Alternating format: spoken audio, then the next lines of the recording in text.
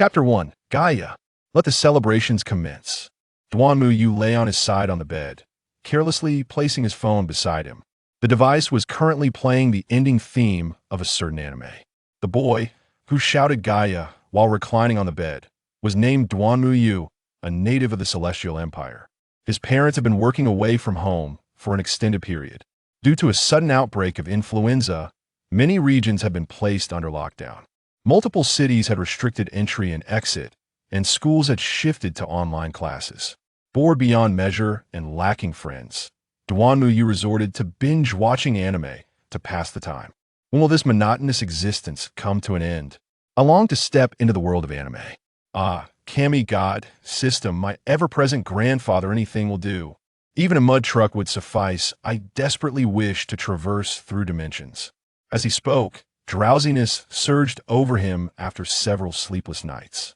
Duanmu Yu succumbed to slumber, vaguely hearing a rumbling sound in the distance. Before he could fully awaken, his hand instinctively searched for his phone to check the time. Moments later, he grasped something hard and unyielding. Realizing the strange texture, Duanmu Yu opened his eyes to find himself holding a flipped phone, his expression one of utter bewilderment. Where's my ultra-large screen titanium smartphone? How did it transform into a flip phone? Which thief is so benevolent as to steal my phone and return it in such a sorry state? The realization of something amiss jolted Duanmu Yu into full alertness as he immediately sat up and scanned his surroundings, only to discover everything was unfamiliar. Where am I? This is not my home. Am I dreaming, or have I been abducted? He quickly reached out and felt reassured that his belongings were still with him. Calming down, he began to scrutinize the room. It was a modest chamber, furnished with merely a table, a wardrobe, and a calendar hanging on the wall. A futon lay on the tatami mat, accompanied by a pillow and the flip phone. Tatami? No way. An implausible thought crossed Duanmu Yu's mind. He got up to rummage through the Drawerno time machine in sight. However, he did find a student ID, a health insurance card, and a bank book. The name on the student ID was also Duanmu Yu, a foreign student from the Celestial Empire as expected. 18 years of age, he was enrolled in Class B of the second year at Titan High School, residing at 220 Minami Mikawacho, Tokyo. Titan High School? Minami Mikawacho? If this isn't a prank, then I must have traversed through dimensions, and I seem to lack any memories from before. Having spent years consuming various anime and fanfiction, Duanmu Yu quickly pieced together his current predicament. After all, he was a genuine fan of Conan and had read countless fanworks related to it, making him intimately familiar with this scenario. Since dimensional travel existed, the presence of a system seemed rather fitting within the realm of Conan. Duanmu Yu attempted to summon his system. Yay! No yay allowed. Is my system present? Can anyone hear me? Could it allow communication with animals? Or perhaps bestow upon him the ability to learn sorcery? Just as he finished speaking, a rudimentary, transparent panel materialized before him. Anime Simulation System. Host, Duanmu Yu Level 1. Function, Random Simulation, Daily Simulation 11. Backpack, Novice Starter Pack Ability, None. Instructions, Expand. This is quite rudimentary. Duanmu Yu imagined clicking on the instructions, which then unfolded. This system lacked any artificial intelligence. The random simulation would occur at random intervals, allowing him to enter various anime worlds as a clone of himself, with tasks, rewards, and penalties all determined randomly. Upon completing a simulated task, he could receive random rewards, essentially acting as a save point. If he were to randomly return to the same world, he could continue the simulation. Dying during a simulation would merely end it prematurely, inflicting no physical harm. He could still receive certain rewards, but if he returned to that world again, he would have to restart. Of course, the likelihood of this happening was exceedingly low. The daily simulation updated its frequency at midnight, and the simulation limit for a level 1 host was 1 occurrence. If used, it would remain at 11 after midnight, effectively wasting a simulation opportunity. Each simulation could only provide a textual representation of the events within a single day. With no rewards as his level increased, the number of simulated days would also increase. What Duanmu Yu found particularly useful was that time in the simulated world would pause, meaning that even if he simulated for years, time in the Conan universe would not progress. Although, given the already chaotic timeline of Conan, it seemed quite reasonable that it could be paused. After reviewing the instructions, Duan Muyu opened the novice starter pack. Deposit increased by 100,000 yen. What? Is that it? This is the most lackluster system I've ever encountered. Duan Muyu was once again reminded of his unfortunate luck, realizing that smuggling himself to Europe was out of the question. With a sigh, Duan Muyu was about to contemplate how to join the main cast in the Conan world when a girl's voice suddenly echoed from outside. Shinichi, time to get up. Otherwise, you'll be late. That voice. Duan Muyu approached the window and peeked out, spotting two girls in school uniforms standing at the neighboring doorway. The previous words had been uttered by a girl with unicorn-colored hair, while the other sported a headband that accentuated her broad forehead. Got it. Why is that annoying girl here today? A visibly irritated Kudo Shinichi poked his head out from the second-floor window, toothbrush in mouth. I think I'm in the same class as them? What a bizarre start. Oh no, I'm going to be late. Upon hearing that he would be late, Duan Muyu disregarded their continued chatter, quickly rummaging through his wardrobe for his Titan high school uniform, grabbing his backpack in preparation to follow them to school. After all, he had no memories of his past. Unfamiliar with the route to school, he had no choice but to accompany Kudo Shinichi and the others. He was still a stranger to everything, so he aimed to avoid causing any trouble. Along the way, Duan Muyu trailed behind the group, taking mental notes of the path as he too donned the Titan high school uniform. When Kudo Shinichi noticed his gaze, he merely shot him a passing glance before continuing to boast about the cases he had encountered to Ran and Sonoko. After all, being a renowned detective, it was only natural for him to be curious about others. Upon reaching the classroom door, Duan Muyu hesitated to enter, wary of mistakenly sitting in the wrong spot. He opted to wait in the restroom stall until the class bell rang, hastily making his way to the classroom afterward. Scanning the room, he found only one vacant seat by the window in the back row and promptly settled into it, beginning to ponder the meaning of life. I can understand Japanese, likely due to the system. By convention, I should have no friends or acquaintances, nor parents, though that may not necessarily be the case. I'll wait to see what arises. Currently, I have no idea when the random simulations will commence, nor do I know when the Conan storyline will begin. I should inquire about the karate tournament date after school. Using the daily simulation before midnight would be most prudent. Time passed as Duan Muyu lost himself in thought, and hunger gnawed at him throughout the day.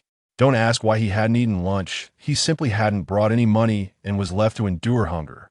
Before long, the school day concluded, and Duan Muyu awoke from his daze as the dismissal bell rang, scanning the room for any signs of the iconic unicorn hair. Oh no, the teacher's voice was so hypnotic I must have dozed off while thinking. I hope they haven't wandered too far. Duan Muyu hurriedly grabbed his backpack and dashed out of the classroom. Just as he exited the building, he spotted Ran kicking Shinichi, inadvertently draping her skirt over his head. This familiar scene instantly awakened Duan Muyu's memories. Turns out the karate tournament has already passed, and the trip to tropical land is tomorrow. Naturally, he was no stranger to this iconic moment from the first episode of Conan. Shinichi's expression at that moment was strikingly reminiscent of Kaido Kuroba. He couldn't help but wonder whether this world Akako was merely an ordinary girl with a penchant for the dramatic or a sorceress with genuine magical abilities. Before heading home, Duan Muyu asked for directions and withdrew a modest sum from the Minami-Mikawa branch of the Shiburi Bank. Upon examining the staff, he found no sign of Hirota Masami, unsure whether she was simply off duty or had yet to arrive. After stopping at a ramen shop to satisfy his hunger, Duan Muyu began to wander the area. He aimed to familiarize himself with his surroundings to avoid any unwanted confrontations, and during his meandering, he stumbled upon the Muri Detective Agency. That evening, Duan Muyu encountered a rather grave issue. He was lost.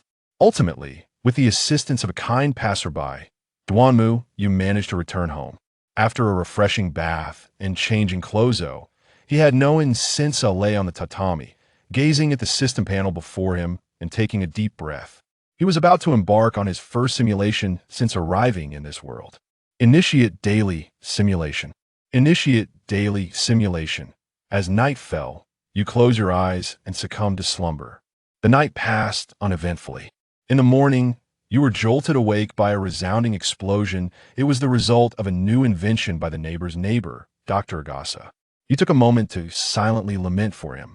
After completing your morning routine, you accompanied Shinichi Kudo and ran to the tropical paradise. However, your continuous presence led Shinichi to harbor suspicions about you. Upon entering the tropical paradise, you inquired about directions and arrived at the site of the mysterious roller coaster attraction, where you endured a lengthy wait at the nearby beverage stalls. As you finished your seventh cup of juice near the enigmatic roller coaster, you spotted the reckless trio attempting to navigate a pipe, as well as the shadowy figures of vodka and gin. Glancing at your phone, you realized that 4 hours had already elapsed. You had no intention of intervening in the impending murder in order to avoid any bloodshed. You chose to wait until Shinichi concluded his investigation. When Shinichi and Ran separated, you decided to familiarize yourself with Ran first. After revealing your identity as a classmate, you pursued Shinichi at Ran's request. While Shinichi was covertly observing a transaction involving vodka, you were stealthily watching him. You witnessed Shinichi being drugged, and a surge of excitement coursed through you. Suddenly, a powerful blow struck your head. You perished. This daily simulation has concluded. I died? Was it vodka? Gin? Could there be others from the distillery involved? Startled, Duanmuyu felt a shiver run down his spine. He had often fantasized about traversing to another world to fulfill his desires. This time, he merely wished to learn from the formidable figures of parallel worlds and witness the iconic scene of Conan's transformation into a child, a scenario many had dreamt of, though he never anticipated the peril lurking within. Fortunately, there is this simulation. Otherwise, I would have been oblivious to my demise. I wonder if I was murdered or poisoned by APT-4869. Hopefully, it's not the latter. Given the toxicity of the situation, he resolved to proceed with caution. Originally, Duanmuyu intended to adopt narrative tropes from novels he had read, aiming to acquire the A drug, undergo transformation, and live a carefree life with Shiho. Now, he could only wait until midnight to refresh his daily simulation count and undertake a safer attempt. Nonetheless, he still wished to document the process of Conan's transformation, as it would prove beneficial for future teasing or threatening. As the alarm on his phone rang, Duanmuyu instinctively silenced it and turned back to sleep. After a while, another alarm sounded, rousing him from slumber. Glancing at the time, he noted it was 11:50 at night. Thankfully, he had cultivated the habit of setting multiple alarms, the story behind which would only evoke tears. After washing his face, Duanmuyu sat on the tatami mat, watching the daily simulation count reset from 01 to 11, and he initiated the simulation once more. Begin daily simulation. Armed with insights from the previous simulation, you approached this one with utmost caution, opting for a more reserved strategy. Awakened by the explosion from the neighbor's neighbor, you decided to venture alone to the tropical paradise to avoid raising Shinichi's suspicions. You first rode the mysterious roller coaster in search of vodka and their transaction site. Despite being too frightened to open your eyes, after several rides, you, pale-faced, successfully located the small grove. You purchased a relatively inexpensive camcorder. Upon finding the grove, you concealed yourself in a hidden spot among the trees and set the recorder to begin filming in 4 hours. While awaiting at the beverage stall, once Shinichi and Ran parted ways, you blended into the background to become familiar with Ran. At her request, you pursued Shinichi, but this time you refrained from following him into the grove, opting instead to hide in a nearby public restroom. Only after hearing a distant scream did you venture into the grove, where you encountered the shrunken Shinichi Kudo. Retrieving the camcorder, you roused the diminished Shinichi, established a semblance of familiarity, and handed him over to the arriving security personnel. You returned home unscathed. This daily simulation has concluded. Hooray! Duanmuyu breathed a sigh of relief, grateful that the camcorder had not been discovered. Having navigated this simulation without incident, all he could do now was await the arrival of tomorrow. With a serene expression, Duanmuyu drifted into slumber. The following day, bang! Duanmuyu was startled awake and, after washing up, made his way to the tropical paradise. After experiencing an exhilarating rush, the pale-faced Duanmuyu purchased another camcorder, muttering complaints under his breath. Damn it! Why does this simulation only provide textual descriptions, lacking specific locations? Yet, despite his grievances, he felt content with the existence of the system. After all, without it, he, as the archetype of a university student failure, would simply be a background character susceptible to death at the hands of a trivial incident orchestrated by passersby. Once his preparations were complete, Duanmuyu thoroughly enjoyed exploring the tropical paradise. After all, he couldn't let the ticket price go to waste. He just wondered if gin and vodka had legitimately purchased their tickets to enter the park, or if vodka had arranged for them in advance. During the wait, he beheld the gin and vodka he had longed for. As Ndiyu cast his gaze upon gin, he felt a constriction in his breathing. An intense feeling of oppression washing over him, his brow furrowing with a subtle ache. His very instinct screamed at him to flee. Jin, as if sensing something, pivoted his head, his eyes seeking out Ndiyu. He dared not meet that gaze, swiftly diverting his own. So, this is Jin, he mused. This discomfort is immense.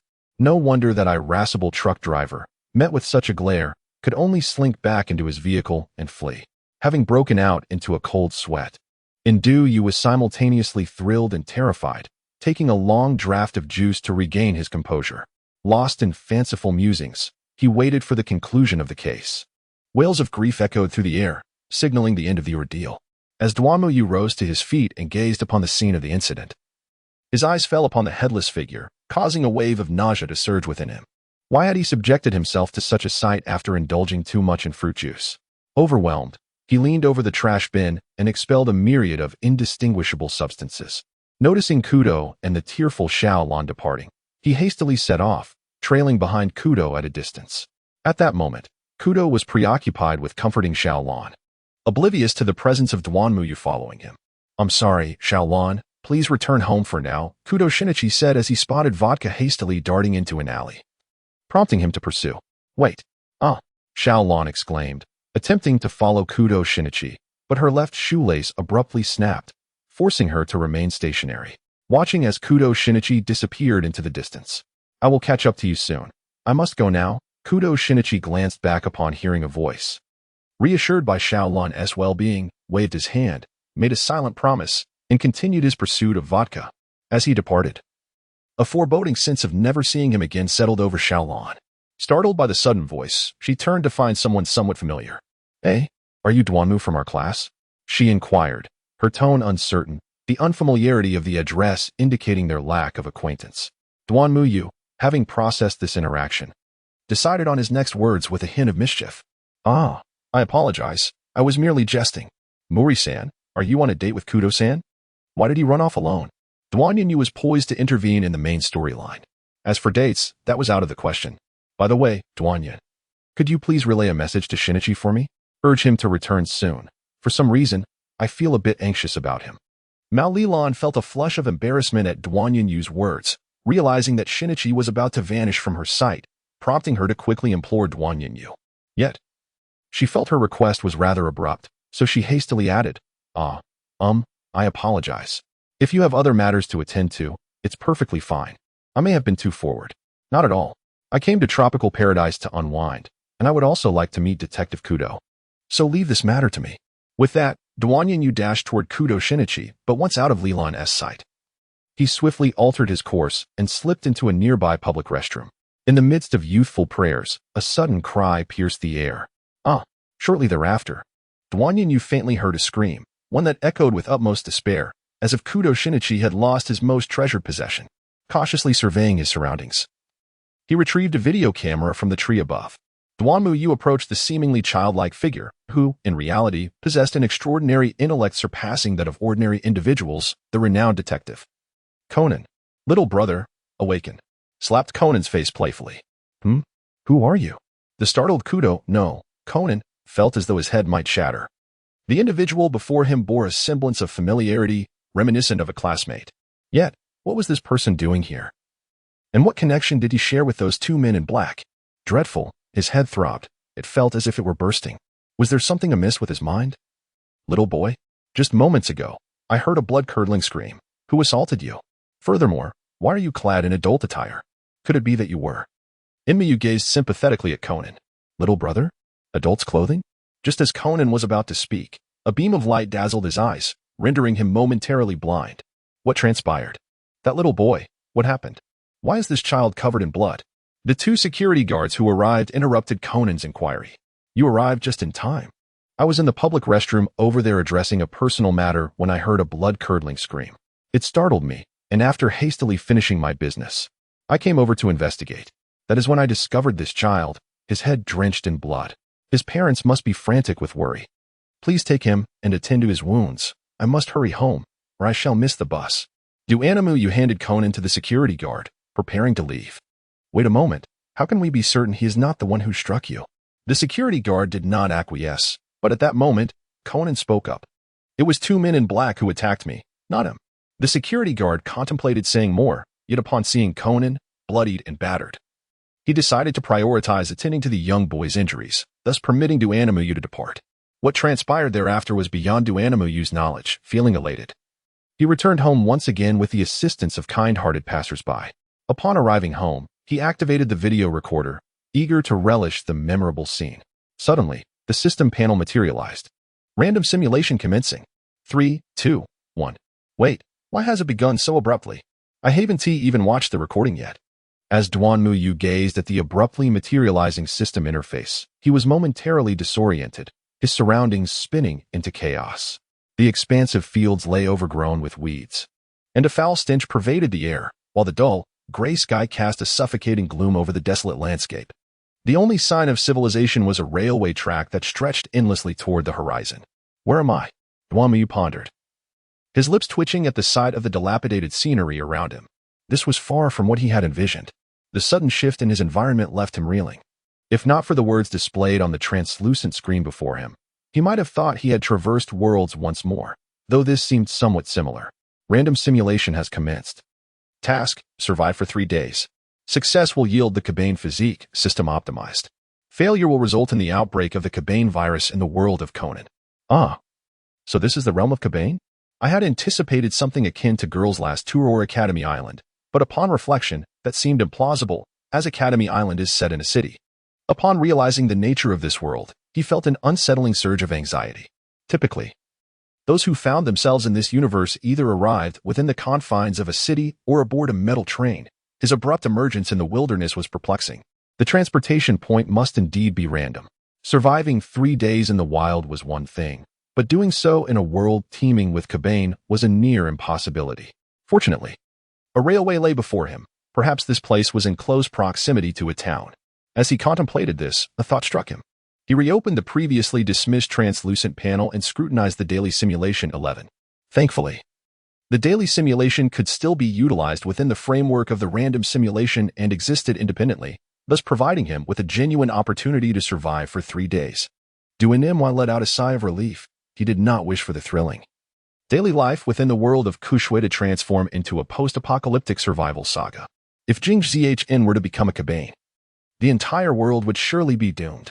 At that moment, a mindless roar from a Kabane in the distance interrupted Duanim's thoughts. Startled by the sight of the Kabane, he immediately commenced his daily simulation. In that instant, everything around him seemed to come to a standstill. Even the distant Kabane's mindless roar ceased. The only entities in motion were the subtitles on the transparent panel and Duanim himself. He had not previously realized that during his daily simulations, time in the world also stopped. He could still move. Was this not akin to smashing Voluto once a day? The thought filled Duanim with excitement. Before the Kabane turned around, he sprinted along the railway tracks, successfully fleeing the scene. After running for a while, exhaustion compelled him to pause. He continued to walk along the tracks, hoping to encounter Iching or Junqing. As he pressed forward, he spotted numerous Kabane, yet managed to circumvent them before they noticed his presence. Along the way, he stumbled upon a somewhat worn samurai sword, which bolstered his sense of self-preservation, inflating his confidence. That evening, parched and fatigued, he discovered a water source nearby, accompanied by a dilapidated wooden cabin. After cautiously exploring the area and confirming there were no Kabane around, he decided to tidy up the cabin. He found a small iron pot and resolved to emulate Bear Grylls, attempting to start a fire by drilling wood to boil water. Unfortunately, his efforts were in vain, and his palms were left raw. Reluctantly, he drank a little river water to ease his dry throat, hoping he would not contract an infection. Overcome by exhaustion, he fell asleep. The night passed uneventfully, and upon waking the next morning, He found himself unharmed and not transformed into a Kabane from drinking the water. The simulation concluded. Woohoo! It seems my luck remains quite favorable, he mused. Realizing that during the time stop, the grass was unyielding, it appeared that he could not move objects during the time freeze and then return to strike a pose. It could only serve as a means of escape. Discovering the system's hidden utility, he quickened his pace, intending to reach the wooden cabin ahead of time. The journey was uneventful, and with the samurai sword in hand, Duin-My arrived at the cabin. Upon entering, he was greeted by a foul odor of stagnant water. The straw strewn across the floor was damp and decaying. Gritting his teeth against the nausea, he cleared the cabin before contemplating how to make a fire. Since using his hands to drill wood would likely fail and cause injury, he decided to craft some small tools. Fortunately, before his journey, he had enjoyed watching Bear Grylls survival videos. Drawing from his hazy memories, Duin-My tore the damp clothes left in the cabin into strips and, using several dry wooden planks he had dismantled from the cabin, began to drill for fire. After a short while, he astonishingly succeeded in igniting a flame. Once the water boiled, he extinguished the fire to avoid attracting the Kabane, covering the embers with ash for future use. After quenching his thirst, Duin-My found a spot in the cabin and fell asleep. The next day, with aches and pains, he awoke and opened the system panel. Noting that the task of surviving 3 days had changed to 13, the number of simulations had also reset, and for prudence, Duin-My decided to simulate remaining in the cabin. Although the mysterious girl outside was enticing, he recognized that in this desolate wilderness, with only 2 days remaining in the task, preserving his life took precedence. He doubted he could achieve much in the remaining time. He began his daily simulation. You resolved to remain in the cabin. By noon, hunger gnawed at you, yet there was no food. Although Kabane roamed outside, you hid within the cabin, remaining undetected. After a while, you sensed movement outside. A Kabane, dressed in samurai attire but lacking a sword, approached the cabin. The Kabane entered, spotting you, and you embarked on a frantic 3-second escape. You perished. The daily simulation concluded. Truly, I cannot last more than 3 seconds. The Kabane wielding the scabbard must have been a former swordsman. Surely, his blade was the one I now held. It seemed he was the previous owner of this cabin and would return. Thus, I must depart before noon, having met his demise in the simulation by afternoon. Duin-My felt a twinge of fear regarding the unknown awaiting him outside the cabin. He bolstered his resolve and, after drinking enough cooled boiled water by noon, left the cabin and embarked on his uncertain journey. Before him lay a desolate expanse, monotonous and devoid of life. This was Duin-My's impression after having walked for quite some time following his departure from the cabin. Along the railway tracks, he encountered numerous Kabane corpses, as well as one Kabane, limbless and writhing on the ground, emitting agonized roars. While he had previously seen headless figures in animated series, witnessing such grotesque remains up close was a first. Suppressing his revulsion, Duin-My approached the limbless Kabane, wielding his samurai sword with all his strength. Aiming for its heart, he fully embodied the notion of tea exhausted to the point of near insensibility in his legs, and with his stomach growling incessantly. Duan-Mu resolved to pause for a moment's respite. He sought out a stunted tree by the roadside and clambered up its boughs with considerable effort. After adjusting his posture to ensure he wouldn't fall, Duan-Mu closed his eyes and waited for nightfall. As evening descended, although the Kabane became more active, the glow from his chest would be more conspicuous, and the cooler night air would prevent him from becoming drenched in sweat. After an indeterminate period, a distant commotion roused Duan-Mu from his slumber. The sky was now completely dark. He checked his interface and discovered that the number of simulations had increased from 01 to 11. Alas, I've overslept again, he sighed. Chiding himself for his carelessness and resolving to correct this undesirable habit. Realizing he had once again slept too long, Duan-Mu felt a surge of trepidation. Knowing he would be defenseless against any Kabane approaching him in his sleep, the commotion grew ever louder. Fortified city. A surge of joy welled up within Duan-Mu as he realized that fate had not entirely forsaken him. On this final day, he unexpectedly encountered the gallant June City. If he could manage to board the city, even if he were discovered and deemed a suspicious character, a mere day's confinement would suffice for him to accomplish his mission. Moreover, it was imperative for him to reach June City, for its resounding clamor would inevitably draw the lurking Kabane along the route. However, as the city sped away, the distance between them only widened, leaving him in a desperate struggle. The insatiable hunger that consumed him rendered him unable to outrun the Kabane that were lured by the city's noise. Startled, Duan-Mu leaped from the tree, dashing towards the railway, contemplating how to sneak aboard the armored train, Junqing. He mused that he mustn't venture too close to the tracks, lest the pressure differential suck him under the wheels, transforming him into a pulpy mess akin to those fearless Kabaneri. Yet, he couldn't stray too far either, or he'd miss his chance to board Junqing. It was then that he recalled his daily simulations, where time stood still, allowing him to slip onto Junqing before the simulation concluded. As for explanations if discovered, he'd cross that bridge when he came to it, amidst the throngs of refugees. Anonymity was his ally, and detection far from certain. As the roar intensified, a steel behemoth hurtled into view, its front stained crimson, rendering Junqing all the more menacing. Initiate daily simulation. As Junqing thundered past Duanmuyu, he commenced the simulation, the howling din abruptly halting, the world seemingly frozen in time. With no time for contemplation, he sprinted towards Junqing, seizing the opportunity afforded by the simulation's duration. Upon reaching Junqing, he discovered the doors sealed shut. He tugged with all his might, only to realize that even in simulation, he couldn't alter his surroundings. The door remained unyielding. Endless was forced to run between two train cars, grasping the surrounding railing to prevent himself from falling, preparing to open the door and enter June City when the simulation concluded. Seizing the opportunity during the intermittent pauses of the simulation, he edged closer to June City. He tugged at the door of June City, only to discover it was locked during the pause. He dashed to the junction of the two train cars. As the simulation ended, he pulled the door open, only to find it empty, save for a pile of boxes filled with unknown items. After resting briefly, he attempted to venture into the rear car to see if anyone was present. Passing through two cars, he stumbled upon numerous weapons but still encountered no one. Upon reaching the last car, he tried to open it, only to find it locked, strange growls emanating from within. Retreating, he, unable to bear his hunger, sought food in the front car. He discovered a compartment stocked with provisions and water. Since it was nighttime, the car was deserted.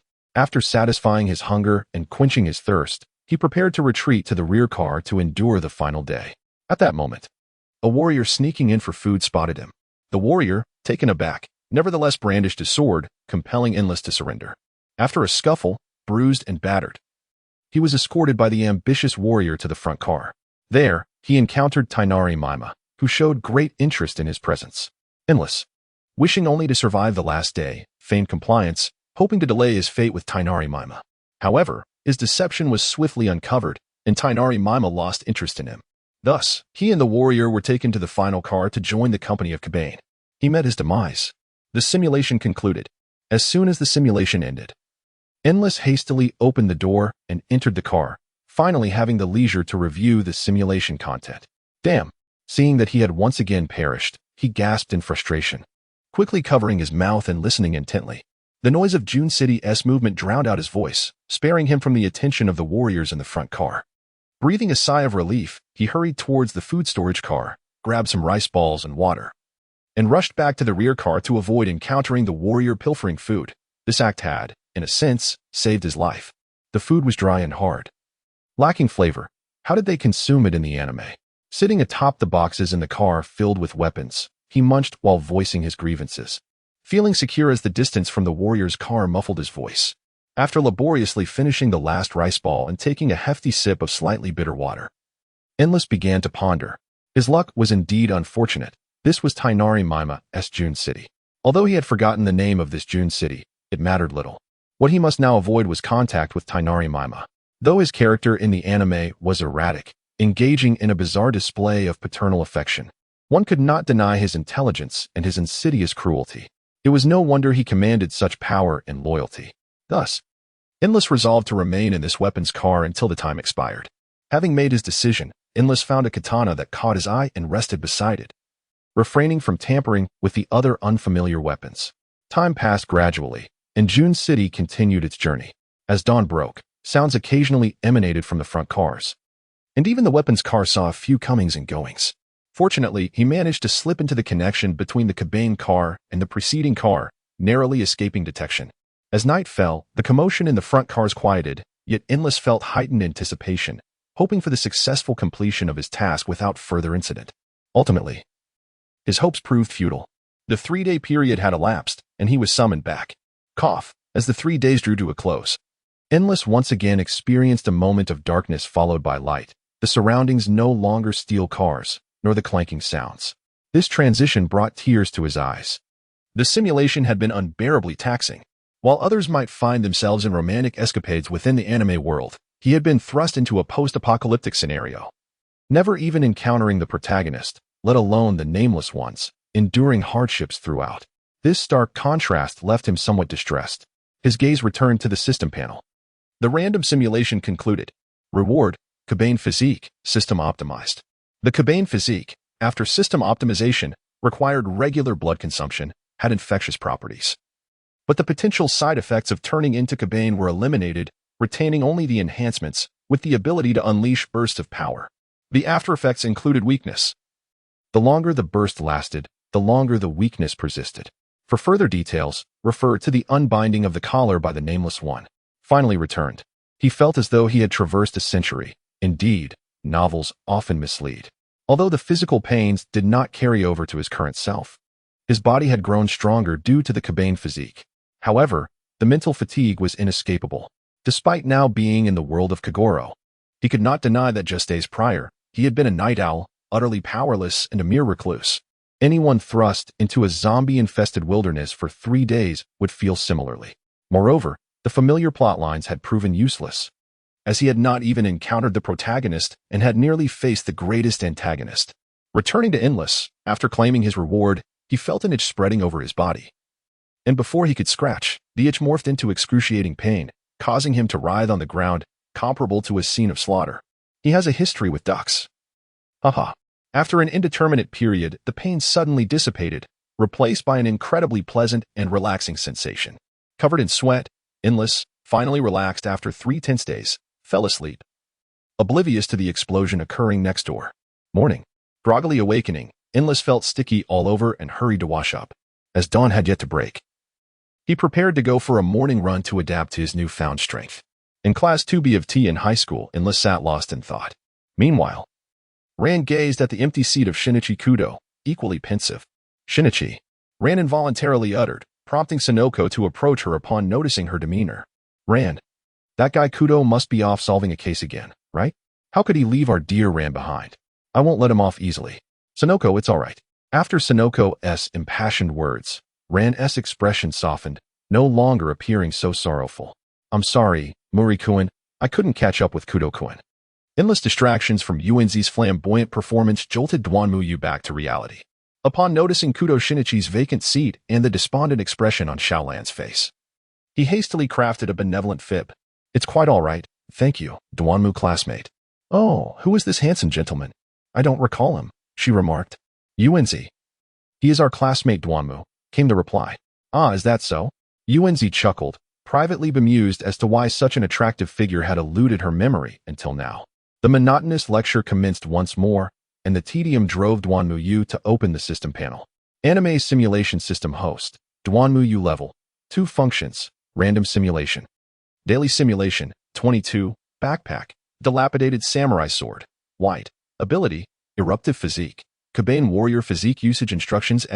Yesterday, the excruciating pain from acquiring the Kabane Warrior Physique had nearly brought him to his knees, only to be followed by a bliss. Duanmuyu resolved that working was an impossibility. He recalled that after Conan had shrunk, he first transformed into a canine knight to rescue a little girl, followed by a case involving a suicide at Yoko Okino's residence, and then the grand heist of 15,000 maple leaves gold coins. As he found himself short on funds recently, he devised a plan to accompany Conan in uncovering the hidden location of the gold coins as the case unfolded. However, he was at a loss for the secret code and had no clue where the coins were concealed. The system offered only vague textual descriptions, leaving him no choice but to follow the plot. As for how to discreetly procure the maple leaves coins in front of Conan and his companions, that was a simpler task. He possessed a system backpack that could store the coins within it. He would simply replace the coins with stones from the backpack, ensuring a flawless execution. Thus, for several days after school, he donned gloves and collected stones by the riverbank, picking them up as he walked and storing them in his system backpack. On one occasion, he nearly aroused suspicion from a passerby who mistook him for a body disposal suspect, prompting a call to the authorities.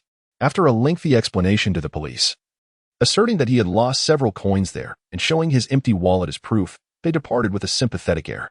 Naturally, he continued to engage in daily simulations with the emulator, yielding the monotonous routine of attending school, collecting stones, being mistaken for a suspicious individual, returning home and sleeping. It felt as though he were cursed. No matter where he went, he was always regarded with suspicion by those around him, some even summoning the police, causing the officers to become almost familiar with him. Was this the essence of Conan's world? After yet another encounter with a passerby who deemed him suspicious, Duanmuyu decided to forego stone collecting the following day, just in time to overhear a discussion about the Maple Leaf's gold coin heist. Ah, how serendipitous! Upon returning home, he took a moment to appreciate the fact that he had finally managed to find his way home alone, after traversing the same path repeatedly for days. Who wouldn't he remember it? He then initiated his daily simulation. The next day unfolded as usual in class, the teacher's monotonous lecture lulling him into a trance. School concluded, and he arrived early at the aquarium. As dusk descended, he successfully spotted the 4 companions. He cautiously followed them from a distance, yet failed to notice the band of thieves. He trailed the quartet as they darted about, eventually observing them enter an abandoned building, at which point he opted to wait momentarily. In just a few minutes, he noticed 3 individuals clad in black also entering the dilapidated structure, prompting him to prepare to follow. With his physique enhanced by Kabaneri, he decided to play the role of the hero. Under the cover of darkness, he stealthily entered through a window on the opposite side, unnoticed by the 3 black-clad figures. The bound trio spotted him, believing they were to be rescued, and joyfully called out for their big brother. However, the black-clad individuals soon detected his presence. Seizing the moment of their astonishment, he was compelled to act swiftly, unleashing his latent strength as he charged forth. He subdued 2 of the assailants, but the third, gripped by fear, drew a firearm and shot him. Enduring the searing pain, he managed to take down the last black-clad figure and retrieved a small knife from his belongings to cut the ropes binding Conan. Just then, he succumbed to unconsciousness. The simulation concluded, leaving him with 12 remaining attempts. Truly, this was the hallmark of a reckless youth, showcasing unparalleled skills and endangering his allies. Upon witnessing his own injury, Duanmuyu couldn't help but express his discontent, realizing that a direct approach was futile. Despite possessing the enhanced physique of a Kabaneri, he merely had strength without the requisite skill. After much contemplation, he decided it would be prudent to wait until they were incapacitated by the gold coins before making his move. Thus, Duanmuyu prepared for another simulation. The advantage of increasing simulation attempts lay in the possibility of retrying until success was achieved. Commencing his daily simulation, the following day unfolded as usual, with him attending classes. He found himself accompanying the 4 companions as they darted about. Spotting them entering an abandoned building, he chose to wait a moment and promptly reported the situation to the authorities. Within minutes, he noticed 3 individuals clad in black also infiltrating the derelict structure, prompting him to follow suit. Upon reaching the entrance, he observed the firmly shut door and refrained from entering until he heard the jubilant cheers from within. Feigning astonishment, he gazed upon the incapacitated figures in black and the scattered bags of coins. The cheers of Yuanta, Bume, and Guangyan faltered as they mistook him for an accomplice of the intruders. However, Conan recognized him, and he deftly employed a pre-prepared excuse to divert suspicion. Freeing Conan and the others, he informed them that he had reported the incident prior to entering. While awaiting the arrival of the police, he curiously reached out to prod one of the bags containing coins. To his surprise, the bag trembled unnaturally, revealing that the coins had been replaced with stones. Conan cautioned him against tampering with the evidence.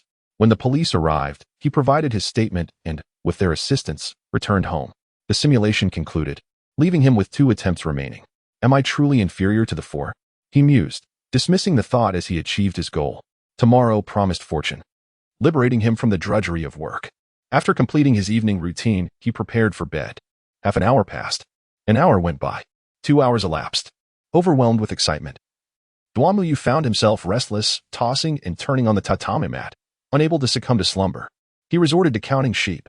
1 sheep, 2 sheep, 250 sheep.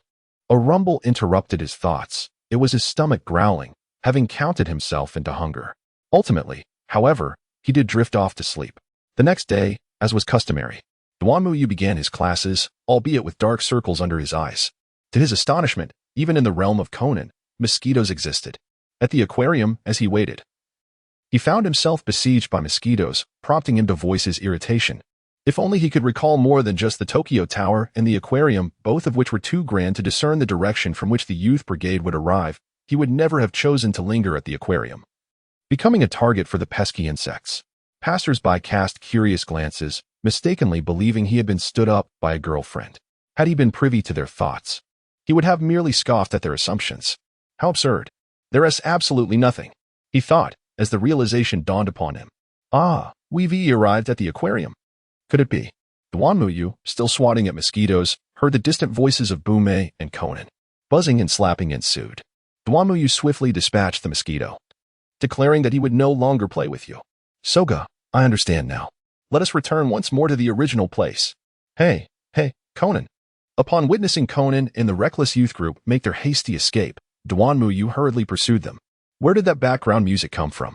Trailing behind the youth group, Duanmuyu felt as if he were experiencing auditory hallucinations. Upon listening intently, the music seemed to vanish, a true reflection of the mysteries of Conan's world. He was unconcerned about losing track of them.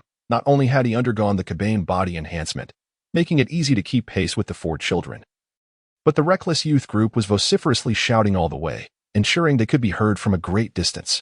As the sky darkened and the number of pedestrians dwindled, he cautiously followed Conan to an abandoned building adorned with neon signs, where Conan and 3 men in black had already ascended.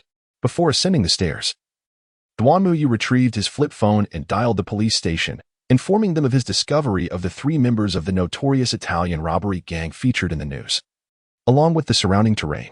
As Duanmuyu reached the entrance, he pondered how to unite everyone's strength. After all, they were merely children. They were the young detectives. Were they not? Stand firm. They must not realize their presence. Standing before the door, he felt his intelligence insulted upon hearing a ruckus from within. With such a loud noise, even he, concealed behind the door, could hear it, while the thieves remained blissfully absorbed in their treasure map, searching for gold coins. Now was the moment. Run. The 4 young ones exerted every ounce of strength to sprint forward, dislodging the tether that connected them, causing the gold coins suspended from the ceiling to plummet. The 3 audacious robbers, clad in black and armed, were startled into weakness by the falling bags of coins, ultimately rendered unconscious by the very treasures they sought. We did it. With the triumphant cheers of the young detectives echoing in the air, Duanmuyu kicked open the door, illuminated by the light streaming in from outside. He beheld the 3 black-clad figures, now unconscious, and the 4 jubilant children who had been tied up. Suddenly, a figure burst through the door, startling them into silence. Bume, Yuenta, and Guangyan were on the verge of tears. While Conan recognized the intruder as a former classmate from his time before shrinking, this was the individual who had uncovered his diminutive state and had handed him over to the security guard, forcing him to sneak away when the guard was distracted. Fear not. I have already alerted the authorities, and they shall arrive shortly. Upon hearing this, the 3 children ceased their tears, although Conan sensed something amiss and inquired of Duanmuyu. Brother, how did you come to be here? I noticed 3 suspicious individuals in black following you on the road, and my concern compelled me to follow. The young ones truly were remarkable. Anticipating Conan's inquiry, Duanmuyu delivered his prepared response. After freeing Bume from her bonds, he affectionately ruffled her hair. You are quite brave, little sister. He proceeded to untie the others and, with the ropes, bound the 3 unconscious figures. During this process, he discreetly brushed against the location of the leader's firearm, a subtle act unnoticed by Conan. Is this the stolen maple leaf gold? While awaiting the police's arrival, Duanmuyu curiously prodded the bag containing the maple leaf gold, which unexpectedly caved in slightly before returning to its original shape. Brother, it would be wise not to touch that bag before the police arrive. It contains stolen goods. Due to the dim lighting in the room, Conan failed to observe the bag's peculiar movement, but felt an unsettling intuition nonetheless. Soon, the police arrived, successfully apprehending the 3 robbers. Although they found it strange that the bag contained only stones, after taking statements from the young detectives and Duanmuyu, the matter was left unresolved. Conan remained deep in thought until he was escorted back to the Muri Detective Agency. Conan, do you comprehend what is truly amiss? How could he coincidentally appear here? What of the maple leaf gold? The bag that fell indeed contained the gold, yet upon opening it, apart from the top layer, it was filled with stones. Could it be that their leader swapped the gold inside? What is the connection between Duanmuyu and those 2 black-clad figures from the tropical paradise? Conan, Duanyanyu, who exactly are you? Conan, were you even listening to me? Upon regaining his senses, he noticed that Xiaolan was glaring at him with an expression of indignation. My apologies, Sister Xiaolan. I truly regret my actions. Seeing the situation was becoming dire, Conan hastily sought to smooth things over. His gaze shifted back to Duanyanyu. He contemplated the heap of maple leaf coins before him and the handgun, his brow furrowed in concern. At that moment, he found himself confronted with a significant dilemma, one that had caught him entirely off guard. The earth had succumbed to slumber, with only a gentle breeze whispering through the stillness. Occasional distant cries pierced the silence of the desolate street, while the streetlights attempted to illuminate their surroundings. However, the pale, feeble glow only served to render the night even more terrifying. In the pitch blackness, an eerie quiet enveloped the scene until suddenly, bang! Ah! A faint scream echoed from a small house nearby. Swish! A pair of hands abruptly drew the curtains shut. Instantly, the darkened room returned to tranquility. Though if one listened closely, a faint sound of breathing could be detected within. Ding! Before long, another sound resonated through the room, crisp and clear. As if something had been toppled, desperately striving to escape the shadowy confines, yet was mercilessly thwarted by the tightly shut windows and drawn curtains. The entire space seemed to be severed from the outside world, forcing the sound to dissipate reluctantly within.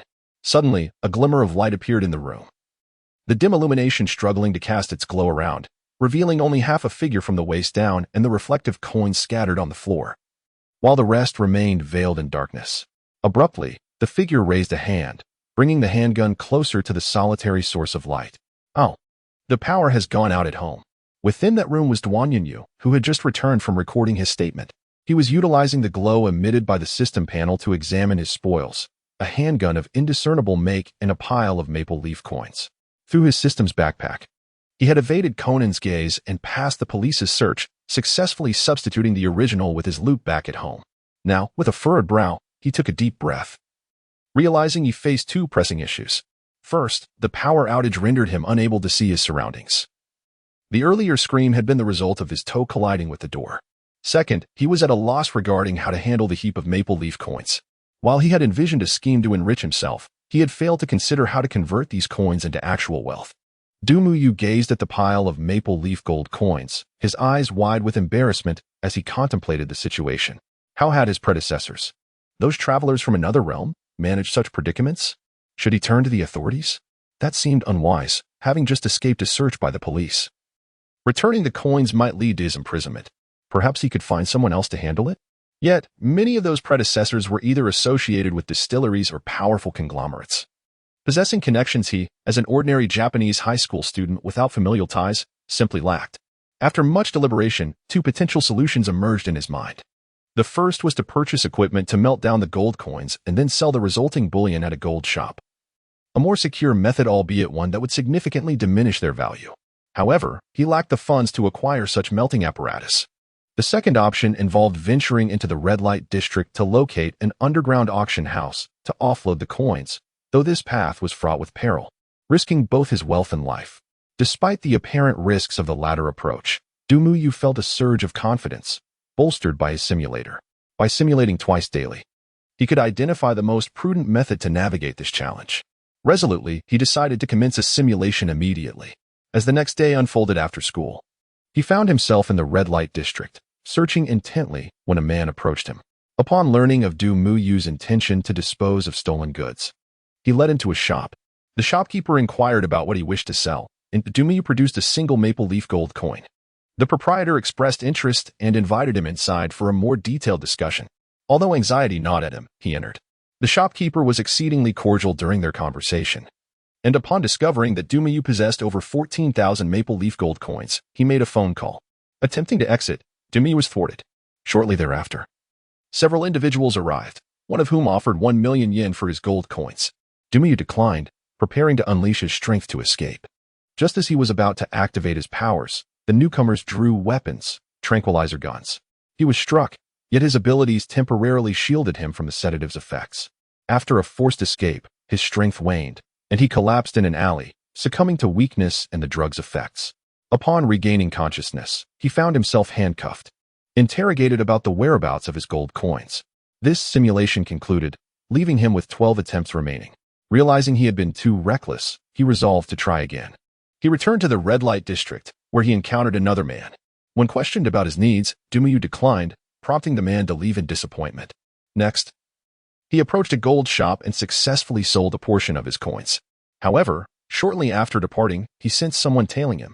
Utilizing his Kabane physique, he eluded his pursuers, only to find himself lost. Seeking assistance, he asked a passerby for directions to the police station, hoping for help to return home. The well-meaning stranger provided guidance. But as he followed, he realized he was straying further off course. By the time he recognized the danger, it was too late. A group of thugs armed with knives surrounded him. Determined to fight his way out, he activated his powers, and after a fierce struggle, emerged victorious, leaving the assailants maimed. Yet, he had scarcely moved before being accosted again. This simulation concluded, leaving him with 2 attempts remaining. Frustration welled within him. The red light district seemed like a cursed place. Observing the unsatisfactory outcomes of his simulations, Dumuyu felt disheartened. Days passed, with Dumuyu maintaining his routine of 2 simulations daily. Yet consistently facing dire outcomes, either death or capture, doubt began to plague him. Was he truly so inadequate, despite his extraordinary Kabaneri physique? Then, on a fateful day, opportunity knocked. His actions caught the attention of an individual who provided him with a phone number and a card indicating an underground auction. With skepticism, he dialed the number and successfully participated in the auction, managing to offload all his maple leaf gold coins. The event maintained an extraordinary level of confidentiality. Once it concluded, it was as though nothing had transpired, and no one dared to pursue trouble. This simulation's outcome invigorated Dumuyu. It was the first time in many days that he emerged unscathed and without complications. Following the simulation's guidance, he obtained the phone number and business card. At a public telephone booth, he dialed the number. On the other end, silence lingered until a cheerful voice broke through, instructing him to arrive at a specified location that evening with the card, serving as his entry pass. After hanging up, Dumuyu felt an eerie familiarity with the voice, yet the memory eluded him. Time passed, and at 10 o'clock that evening, he arrived at the designated location. Clad in black attire and carrying a large bag, gloves in place, and his black cap tightened, he presented his card to the guard at the entrance. The guard accepted it, unfazed by the masked figure before him, and formally announced the procedures. For auction, proceed to the left; for verification; for consignment, descend the stairs where appraisers would evaluate the items. Before he could finish, a burly man appeared, dragging a battered individual down the stairs, their head thumping painfully against each step.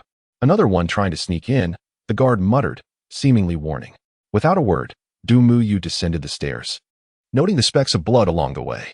As he ventured deeper, the lighting dimmed, prompting curiosity about those who might misstep in the darkness. Eventually, he reached the bottom, where the basement diverged into 2 corridors, both stained with blood, particularly the left one, nearly obscured by the crimson evidence. Before he could deliberate on which path to take, a guard identical to the one at the entrance emerged from the right corridor. Please follow me for consignment. After a brief walk, they reached another door. The guard opened it, inviting Dumuyu inside. Please. Upon entering, he found himself. Dumuyu retrieved a pre-prepared maple leaf gold coin from his person and presented it to the appraiser. Shortly thereafter, the appraiser completed his examination. Before he could utter a word, Dumuyu opened his backpack, revealing it brimming with maple leaf gold coins. Please hold on a moment. The appraiser pressed a button on the table, and soon several individuals dressed similarly to him entered the room, encircling the table and the backpack to commence their evaluation. Do you intend to exchange the coins or sell them directly to us? We are prepared to acquire them for 300 million yen. I prefer to sell them outright. It was evident to all that the voice was deliberately rendered hoarse. Nonetheless, the appraiser remained unfazed, turning to retrieve 3 unregistered bank cards from beneath the table. These are 3 anonymous bank cards, devoid of passwords, each containing 100 million yen. Please accept them. Do you require anything else? Dumuyu shook his head, clutching a bank card and feigning the act of placing it into his clothing pocket. In truth, it was secured within the confines of his system backpack, rendering any potential tracking devices ineffective. After departing from the auction house, Dumuyu took a winding route, eventually taking refuge in an abandoned building until after midnight. Following 2 routine simulations which yielded no issues, he spent the night within the derelict structure. The following morning, Dumuyu conducted another simulation and, finding the results secure, proceeded to several banks to withdraw all his funds, depositing them into his system backpack. He then discarded the 3 bank cards and took a circuitous taxi ride back home. It was only upon his return that he exhaled deeply, overwhelmed by the exhilaration of the past 2 days. This marked his first encounter with the underground auction house, and no measure of caution seemed excessive. Dumuyu had employed every tactic he was aware of, as well as those gleaned from novels prior to his transmigration. Now home, with the simulation results indicating safety, his taut nerves began to relax. Gazing at the stacks of cash in his system backpack, he succumbed to sleep. The creaking entrance door was quietly pushed open, and two shadowy figures entered at a leisurely pace. Their footsteps echoed rhythmically against the wooden floor, until they reached the bedroom door, where the occupant appeared to still be in slumber, oblivious to the encroaching danger. As the doorknob was turned, the door emitted a strained groan under the pressure. This noise roused the slumbering figure, who sat up, rubbing their bleary eyes, seemingly unaware of the unfolding peril. One of the figures outside reached into their dark coat and slowly withdrew a silenced handgun, aiming it at the seated silhouette. A faint gunshot resounded, and the seated figure fell, their wide eyes revealing the depth of their terror. TSK, the shoot Duanmuyu suddenly opened his eyes, sitting upright, his pupils trembling as he gasped for breath. It's just a dream. I was genuinely terrified. After experiencing a nightmare, he remained seated on the ground for a moment to collect himself. It seemed that the past few days had been excessively stressful, resulting in such a frightful dream, particularly involving Jin. How could that even be possible? I haven't even established a rapport with Conan and the others. It's improbable that I would encounter Jin, right? Just as he was lost in self-deprecation, a thought struck him. It must be an illusion. Yes, merely a trick of the mind. He shook his head, attempting to dispel the remnants of the nightmare. Opening his system backpack, he gazed upon the pile of cash, a smile blooming on his face. Suddenly recalling something, he glanced at his phone. Oh no, it's 11 o'clock. What a disaster. I'm late for school. Hastily washing up and donning his school uniform, Duanmuyu rushed to hail a cab to tea in high school. Mom no longer needs to worry about me getting lost. However, upon arriving, he was met with the sight of the closed school gates in the desolate playground, leaving him utterly bewildered.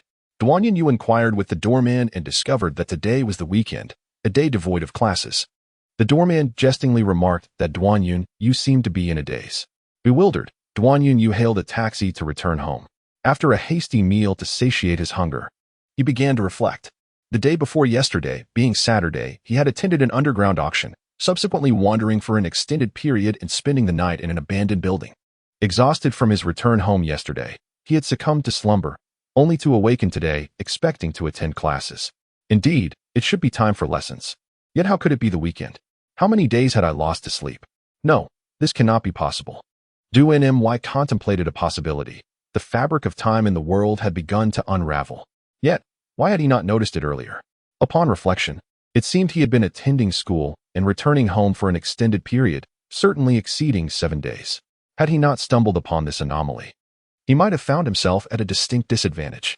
Is this truly the world of Conan? How terrifying. Since it was the weekend, Duanmuyu resolved to visit the mall to purchase a computer, followed by a bed. Sleeping on a tatami mat was undeniably uncomfortable. Previously constrained by financial limitations, he now sought to indulge himself. While wandering through the mall, he noticed a store selling touchscreen smartphones. How is it that upon awakening, the world felt so transformed? He acquired the finest smartphone available, alleviating his concerns about keeping track of time. All he needed to do was check the date after midnight. And to set an alarm, lest he forget. What a clever little fellow I am. Having treated himself, Duanmuyu took a taxi back home, awaiting the arrival of the store's personnel to install his new bed and computer. Thus, on that day, he reveled in the joys of affluence.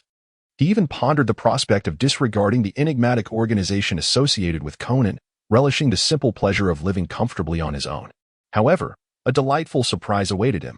The following day, he glanced at the time and thought, Saturday, another day of leisure. He began to embrace this chaotic sense of time, recalling that Conan seemed to enjoy a perpetual vacation. He adored this world.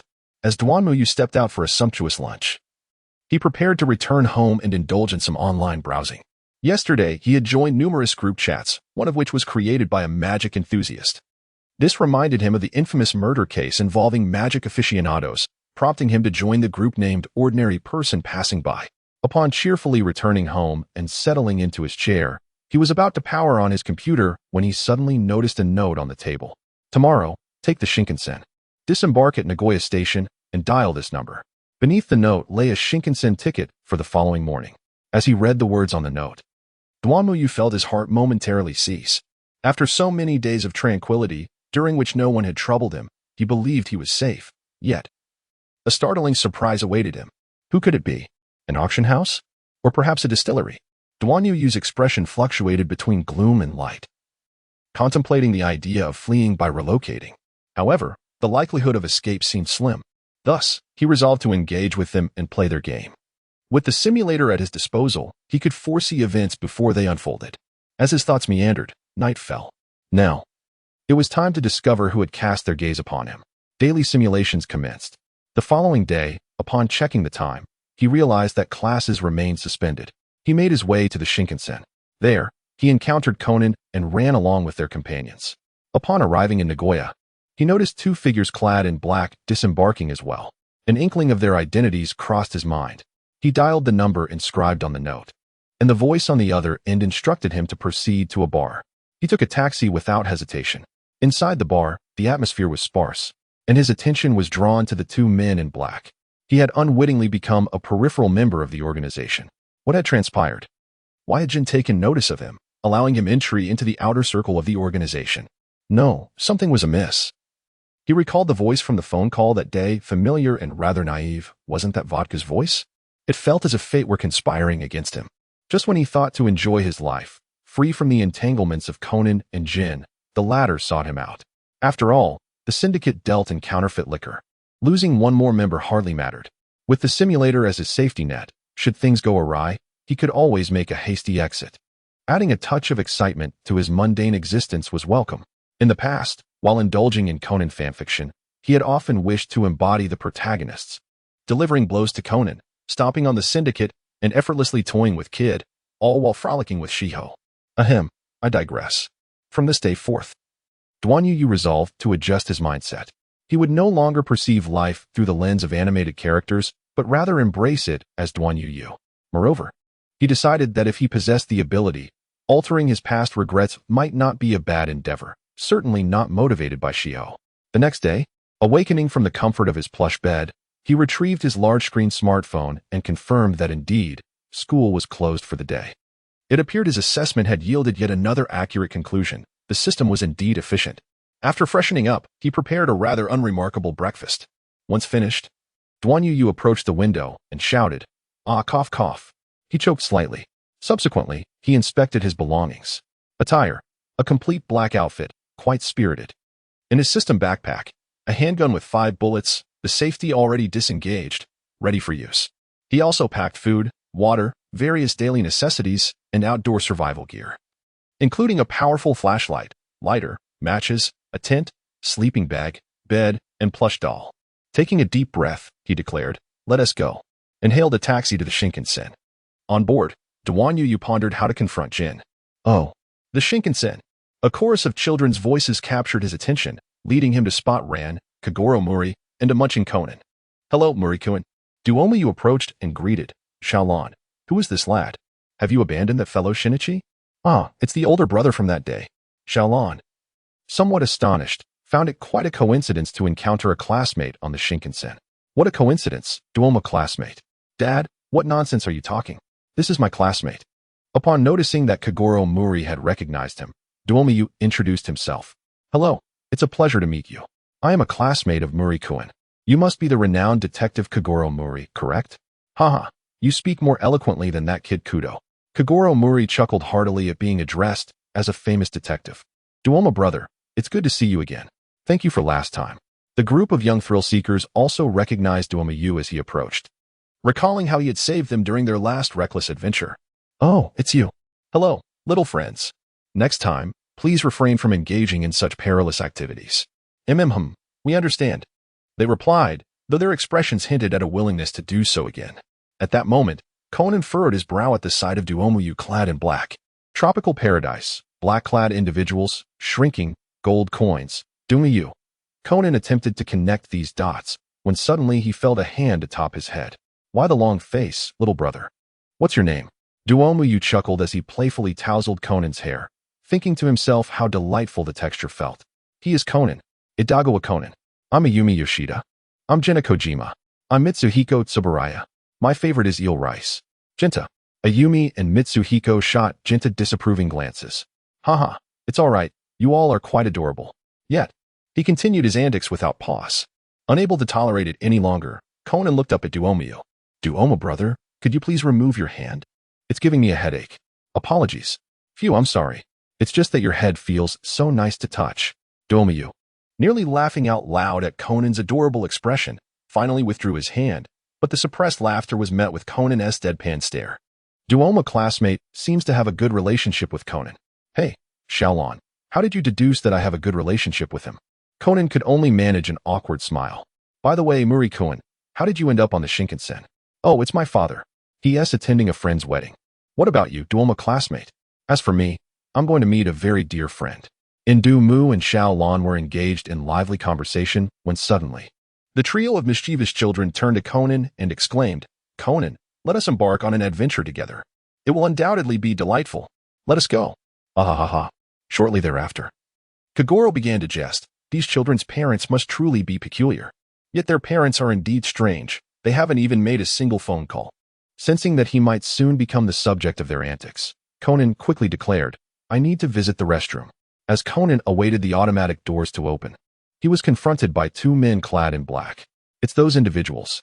Gin and Vodka paid little heed to the young boy, proceeding directly to their seats. As they passed by Indu Mu, Jin cast a sidelong glance, but continued on without breaking his stride. TCH. Dumu Yu had also discerned the presence of Gin and Vodka. With his left hand discreetly gripping the inner thigh, he endeavored to maintain his composure. Yet, the frantic beating of his heart betrayed his tumultuous emotions. How did the characters in those novels confront Jin with laughter and ease? Was I not traversing a counterfeit world of Conan? After considerable effort, Dumu Yu finally quelled his swirling thoughts, simulating a scenario where all would be well today. As long as he refrained from unnecessary actions, such as calling Jin Jinshan or something similar. He wished to let things unfold naturally, not wanting to meet an untimely demise. What are you doing, Conan? Quickly take that down. You truly are a mischievous child. Ayumi exclaimed as she retrieved the gum Conan had stuck under the chair, wrapping it in paper before disposing of it. That had your saliva on it, Conan. Don't you find it disgusting, Ayumi? Oh, I forgot, you like Conan. It's precisely because of annoying brats like you that adults harbor disdain for us. Haha, elder brother, you really lack self-awareness, Jinta. Observing the three youngsters shouting and bickering, Dumu couldn't help but scoff. Perhaps being a source of amusement wasn't so bad after all. Unexpectedly diverted by the trio, the tension within him dissipated. Nagoya Station has arrived. It's time to disembark. Once Jin and the others departed, Dumu approached the train door. He exchanged a brief greeting with Ran, who had detained Conan, before stepping off the Shinkansen, leaving behind a bewildered Conan with trembling pupils. Upon exiting the platform, Dumu found himself devoid of Jin's presence and resorted to dialing the number inscribed on the note. Nagoya Lawang Bar. The voice on the other end was Vodka S, who, after providing the address, promptly hung up. What a charade. Hadn't they just met? Feeling somewhat exasperated, Dumu took a taxi to the Nagoya Lawang Bar.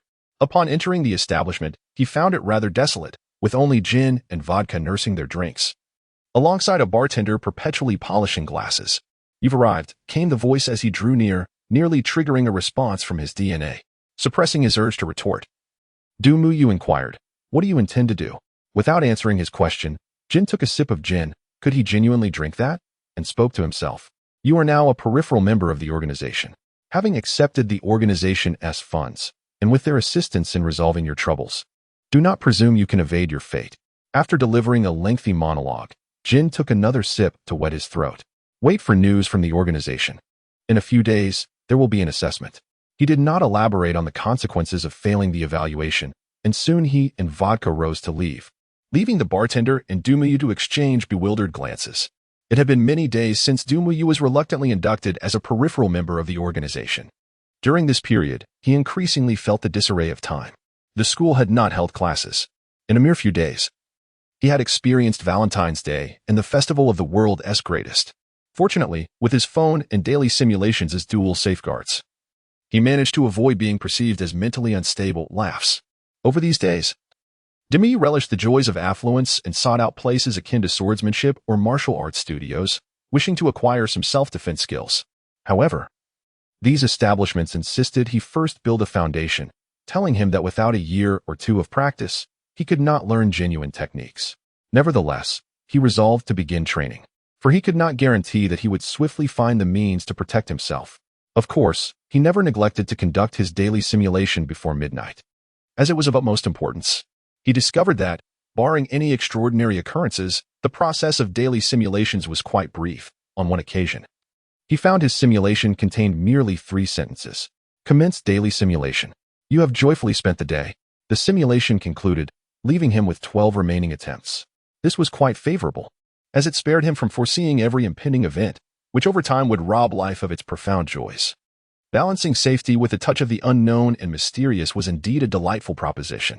Duanyu took a moment to visit an art exhibition, not primarily to meet with Xiaolan and the others, but rather to ascertain whether the painting titled Heavenly Punishment possessed any extraordinary power capable of triggering the random simulation of the system within him. Prior to the occurrence of the homicide, Duanyu disregarded the sign prohibiting entry and entered the exhibition hall to study the painting for an extended period. Despite sensing that the venue was somewhat colder, he found no remarkable power emanating from the artwork and ultimately abandoned his investigation, departing from the exhibition. That evening, while Duanyu engaged in his routine simulation, the content finally deviated from the monotonous "I had a pleasant day" to include a new detail, a phone call from Jiao, informing him of his assessment task. The following day, Duanyu was dozing off in class. Indeed, after a hiatus of several days, it was once again a day for lessons. He found himself nostalgic for such days, as there was nothing quite as satisfying as napping during lectures. Suddenly, Duanyu felt a peculiar vibration emanating from his trousers, a strange, tingling sensation that roused him from his slumber. Stealthily retrieving his phone, he noticed an unfamiliar number. Duanyu stood up to request permission from the teacher to use the restroom and hurriedly answered the call in the corridor. You have 5 days. Moonshadow Island, Kawashima Ifu. Kuroiwa Chikuzu, Nishimoto-kin, eliminate them. Should you fail, you know the consequences. The cold voice of Gio resonated through the phone, revealing his displeasure at Duanyu's delayed response. Without allowing him a moment to speak, the call abruptly ended. Duanyu gazed at the phone that had just been disconnected, contemplating as he saved the contact under the name Qin Jiang. Upon returning home, he began to devise a plan to confront the 3 drug dealers on Moonshadow Island. The assessment task assigned by Qin Jiao aligned perfectly with his intentions. Even without this task, he felt compelled to intervene and prevent Ase Masashi from taking his own life. After all, Moonshadow Island represented a significant regret from his childhood. Initially, Duanyu contemplated accompanying Xiao Lan and her group on their journey to Moonshadow Island, thus commencing the daily simulations. The following morning, he visited the Mori Detective Agency with fine liquor in hand, using the excuse of his abrupt departure from the previous art exhibition to offer his apologies, though his rationale was somewhat tenuous. Kagoro Mori chose not to pursue the matter further, swayed by the allure of good wine. Subsequently, Duanyu inquired about the case that had unfolded during his absence at the exhibition, expressing his admiration for Mori Kagoro. While Kagoro was regaling him with tales of his exploits, the agency received a peculiar letter addressed from Keiji Aso, coinciding with an odd phone call directed at Mori Kagoro. Seizing the opportunity, Duanyu offered to cover a nominal fee for his learning, thereby becoming Kagoro's temporary assistant, and together they set off for Moonshadow Island. Upon arriving at Moonshadow Island, Duanyu found Ase Masashi alone. After an extensive conversation, he ultimately took action against the 3 drug dealers, resulting in their demise. However, Conan, through his deductive prowess, soon discovered the inconsistencies in Duanyu's story, leading to his arrest. As he was escorted back to Tokyo Port, a sniper's bullet claimed his life. The simulation concluded, leaving him with 12 attempts remaining. It appeared this path was futile. After all, he was no professional assassin. Despite his caution, he could not evade Conan's keen observations. Thus, Duanyu resolved to adopt a different strategy. Intending to complete the task before Mori Kagoro's arrival, he began another simulation, concealing his identity and anonymously hiring a boatman to ferry him to Moonshadow Island. Upon finding Ase Masashi, he engaged in conversation and gleaned the whereabouts of the 3 drug dealers. With decisive and astonishing swiftness, he eliminated them, so efficiently that he was taken aback by his own capabilities. Seizing the chaos, he made his escape from Moonshadow Island. The simulation concluded, with 2 attempts remaining. Initially, Duanyu had considered shadowing Conan and his companions, waiting for an opportune moment to stealthily eliminate the 3 drug dealers. However, it seemed wiser to proceed alone. A day later, Duanyu returned home from Moonshadow Island, sitting on his bed while reminiscing about the previous events. Who are you? Ase Masashi inquired anxiously, gazing at the figure clad in black, adorned with a mask. The one who fulfills your desires. Reveal to me the whereabouts of those 3 men, Mr. Ase Masashi. Utterly shocked, Ase Masashi hesitated for a considerable time, but ultimately divulged the location of the 3 drug dealers to the cloaked figure, after which he collapsed, drained of all strength, sobbing on the ground. Click, click, click. API call failed with status code 429, error, code, for 29, message, resource has been exhausted, e.g. check quota. Status, resource exhausted. Duanmuyu glanced at his hands, a peculiar sensation washing over him. Despite it being his inaugural act of taking a life, he felt surprisingly detached at that moment. While the 3 drug traffickers were indeed unworthy of sympathy, upon reflection, he realized that a more significant factor lay in the eruption of his own capabilities. To be precise, this marked the first genuine activation of his explosive powers. Once unleashed, it seemed as though only absolute rationality remained. The dread and anxiety associated with the impending act of murder evaporated, leaving only thoughts of executing the deed efficiently and devising an escape. Moreover, he sensed a tremendous enhancement in his strength, agility, and senses. As he recalled the sensation of his abilities igniting calm and rational, comprehensively empowered, yet eventually leading to weakness, these signs coalesced into a vivid recollection of the notorious figure known as the Blade Azura. A persistent buzzing interrupted his reflections. Snapping back to reality, Duanmuyu answered the call. You have qualified. The bar serves as the temporary base. Do remember to visit when time permits. As the voice of Jinzhou faded, Duanmuyu's system panel unexpectedly materialized before him. Random simulation commencing in 3, 2, 1. Having previously encountered such a scenario, Duanmuyu was not particularly taken aback by this random simulation. He sensed that it seemed anything but random. The random simulation had begun. Task 1. Locate the destined one and ensure her survival. Task 2. Survive. The longer you endure, the greater the rewards. Her? Noticing the character's radical, Duanmuyu endeavored to recall worlds inhabited by spirits where the protagonist was a female. Natsum, Yanemo AI, or perhaps Tsubasa Tokawaji, standing at the center of the sidewalk.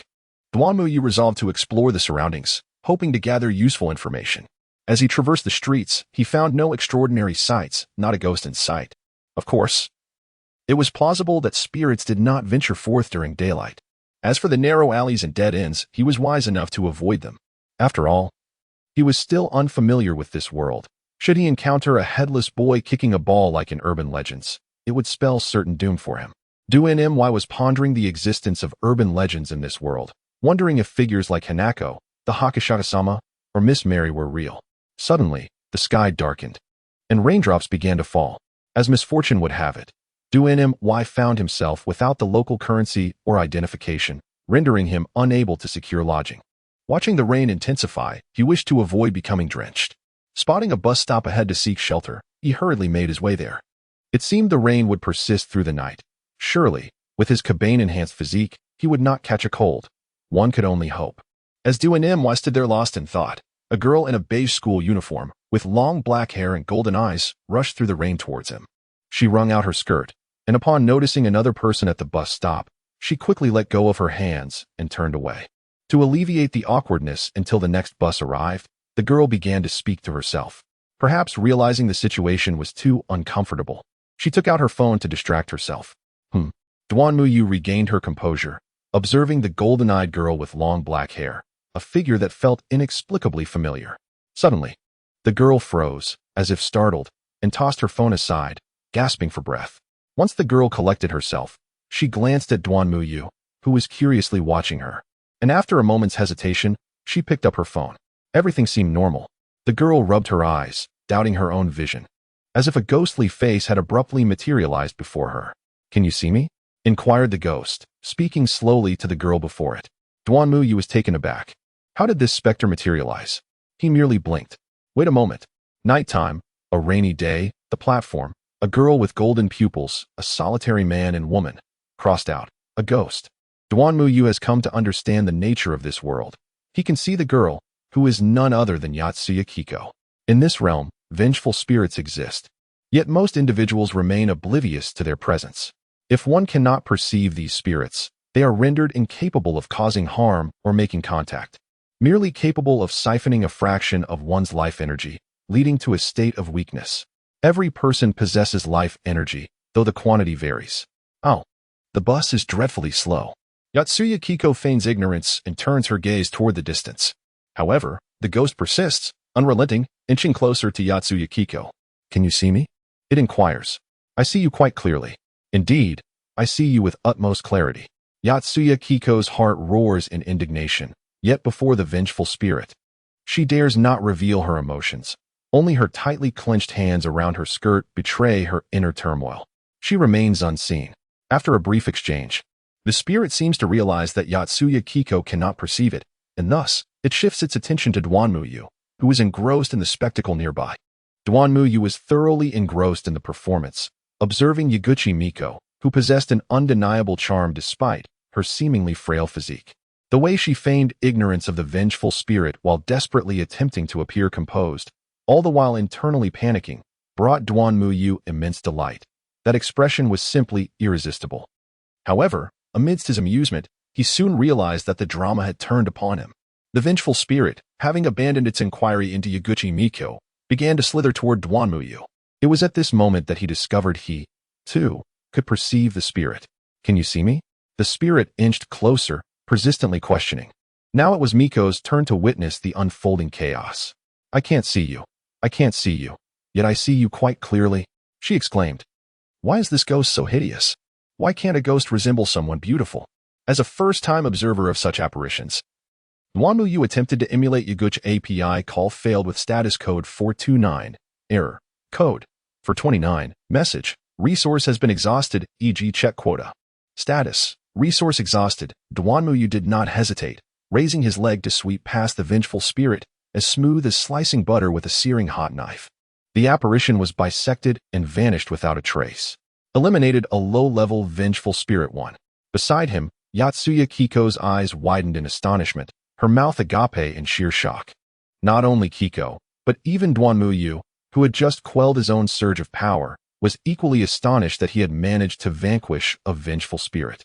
Can you see it too? Kiko blurted out, quickly realizing her own folly and hastily apologizing. I'm sorry, I'm just too surprised. My name is Yatsuya Kiko. May I inquire if you are a Yin Yang master?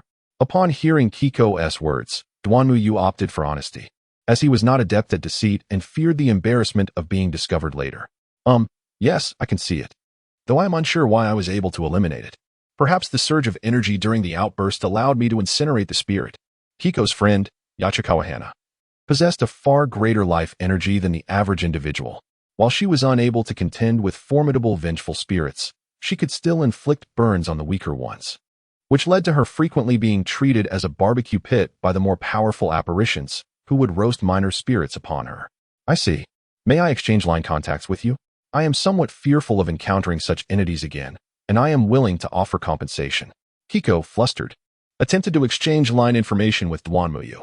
However, Duanmuyu, lacking a mobile phone in this world, replied, I do not possess a phone. But how about this? You can come find me here after school tomorrow. The bus is here. I apologize, but I will definitely come tomorrow. Kiko wished to say more, but as the last bus arrived, she hastily boarded, leaving only a fleeting remark. Watching the bus recede into the distance, Duanmuyu felt a nagging sense of forgetfulness. A glance around the vicinity reminded him that he would have to spend the night at this station. What misfortune!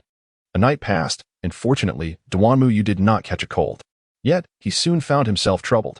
Now that Kiko had witnessed the first task, it was imperative to survive and eliminate as many vengeful spirits as possible. Never mind, I shall eat first. Thankfully, I learned from my experience in the Kabaneri world. I have everything in my system's backpack. Wait, why didn't I take out my sleeping bag to sleep last night? API call failed with status code 429. Error, code, for 29, message, resource has been exhausted, e.g. check quota. Status, resource exhausted, API call failed with status code 429. Error, code, for 29, message, resource has been exhausted, e.g. check quota. Status, resource exhausted. Duanmuyu activated the system panel and commenced the daily simulation. After wandering aimlessly, you returned to the platform, awaiting the arrival of Yatsuya Miko. As midnight approached, Miko had yet to appear. Had she forgotten? The following day, you resolved to actively seek her at her school. On your way, you noticed a news broadcast on a nearby television reporting the disappearance of a girl with black hair and golden eyes near the Meisher Donuts. Mission failed. You perished. The daily simulation concluded, leaving 12 attempts remaining. Duanmuyu hurriedly inquired for directions to Meisher Donuts. Meanwhile, Yatsuya Miko had just finished her classes and was eager to head to the platform to find the individual from the previous day who could perceive and vanquish vengeful spirits. Miko, let us go to Meisher Donuts for some sweet treats. They're half price today. Oh, and the fly agate cupcakes are delectable too. Just as Yatsuya Miko became lost in thought, Baiha Chuanhua ambushed her from behind, and Miko instantly sensed a powerful force behind her. Apologies, but I have some matters to attend to. I need to meet a senior. Does Miko have a boyfriend now? No, it's not like that. The senior helped me yesterday, and we agreed to meet at the platform. Realizing that Baiha Chuanhua had misunderstood, Miko quickly clarified. If you wish to express your gratitude, you should bring a small gift. Fortuitously, the donut shop is on the way. After a moment's reflection, Miko conceded that Baiha Chuanhua's suggestion was sensible, considering she might also require Duanmuyu's assistance later. Thus, she was led along by Baiha Chuanhua. Hey, isn't that our school uniform? It feels oddly familiar. Upon arriving at the donut shop, Baiha Chuanhua spotted a slender girl with gradient-colored twin tails and struggled to recall where she had encountered her before. Oh no. If we don't hurry to queue, we'll miss out. Baiha Chuanhua suddenly realized and rushed to line up. Meanwhile, Miko perused the menu on her phone. What do they have on the menu? What should I buy as a gift? The fly agate cupcakes look delightful, and the scorpion chocolate seems appealing too. Which one could the senior prefer? As Miko absent-mindedly followed the line while scanning the menu, she failed to notice that she was the only living person in line. The others were all vengeful spirits. She must indeed have a boyfriend. Baiha Chuanhua observed Miko, lost in her phone, and became increasingly curious. Abandoning the queue, she stealthily approached Miko from behind, intending to startle her into revealing the truth. Unbeknownst to the oblivious Baiha Chuanhua, a peculiar phenomenon was occurring where she stood, as something had been charred. Miko, come here. Near Meisher Donuts, Duanmuyu spotted Yatsuya Miko. Not only had she lined up incorrectly, but unlike in the original narrative, she had not been led away by Baiha Chuanhua. Duanmuyu called out urgently. Upon hearing the voice, Miko shifted her focus from her phone, but before she could turn around, she realized she was not in line for donuts, but rather amongst spirits. Furthermore, all the spirits were staring in her direction. Oh no. Miko's body became rigid, and Baiha Chuanhua, preparing to scare Miko, turned in confusion to face Duanmuyu. At the end of the line of vengeful spirits, one resembling a large frog lunged at the spirit in front of it, its gaze fixated on Miko's position. Senior, Miko whispered, now placing her hopes on her senior for salvation. Could this be the senior she had mentioned? Baiha Chuanhua's voice erupted from behind Miko, causing her to lose control and cry out, tears streaming down her face. I'm so sorry. Did I frighten you? I didn't mean to. Well, actually, I did mean to. No, wait. Baiha Chuanhua nearly tangled herself in her words, shaking her head and pulling Miko before Duanmuyu. As Baiha Chuanhua and Yatsuya Miko departed, the frog-like spirit withdrew its gaze, opened its mouth wide, and consumed the spirit in front of it, chewing incessantly. The spirits in line began to turn, murmuring. She cannot see. At this moment, Duanmuyu recognized that Yatsuya Miko had escaped and began to observe the assembly of vengeful spirits, preparing to simulate whether he could eradicate them all at once. Initiating the daily simulation, you gazed upon the multitude of spirits, and a notion arose within your mind. Unleashing your power, you resolved to first confront the larger spirit. You charged forward, sprinting into the jaws of the spirit. You died. The simulation concluded, with 02 attempts remaining. Forget them. That is certainly not in Duanmuyu's nature. Miko, is this the senior you wanted to meet? Baiha Chuanhua inquired. Her curiosity piqued as she regarded Duanmuyu. Yes, he is rather handsome. Senior. Miko, what are you doing here? Duanyu feigned surprise at encountering Yatsuya Kyoko here. I was intending to buy some gifts for my senior along the way. This donut shop offers delectable treats. Is there anything in particular that you would like to have? Senior? By the way, what brings you here? Thank you once again for your assistance earlier. Upon seeing Duanyu, Kyoko appeared to breathe a sigh of relief and proceeded to speak at length. Duanmuyu contemplated. Had I not come, you would have already perished. Ah, how amusing. Indeed. I find myself a tad peckish. I was just about to head to the platform to await your arrival when I fortuitously encountered you on the way. After purchasing the donuts, Sojetsu Kiko bid farewell to Yasukawa Hana and then accompanied Duanmuyu to the platform they had visited the previous day. The vengeful spirit that had haunted them yesterday did not reappear, suggesting that Duanmuyu had vanquished it completely. Senior, could you lend me a hand? Sojetsu Kiko initiated the conversation. I am Duanmuyu. You may simply call me Duanmu. Did you encounter any vengeful spirits today? Duanmu, savoring a donut, feigned ignorance, as he could not disclose his awareness of the plot. Indeed, there were more than one. In the presence of Duanmu, who could also perceive and obliterate vengeful spirits.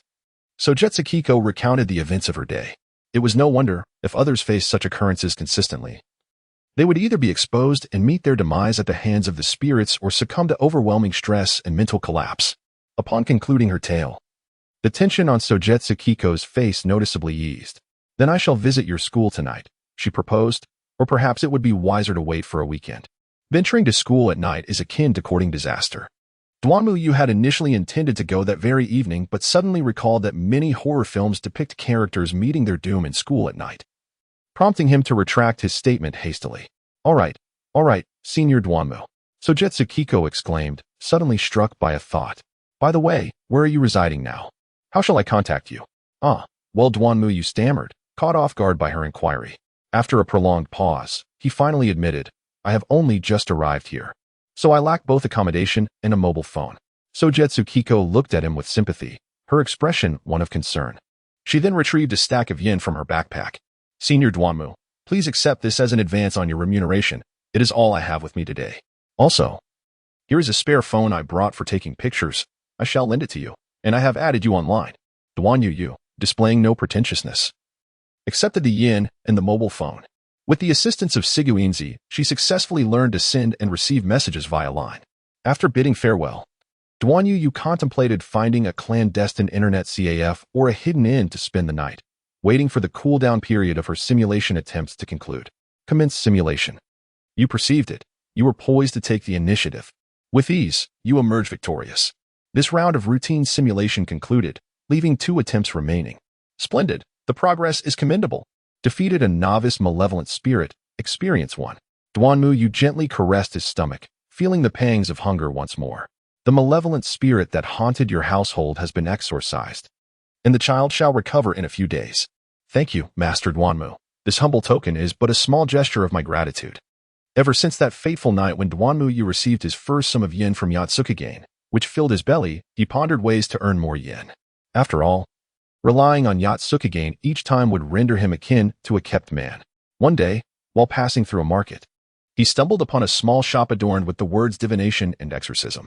A sudden realization struck him. This world indeed had practitioners such as spirit mediums and onmyoji. Should he not embark on a similar path? After all, he possessed genuine abilities, and true gold fears not the flames of scrutiny.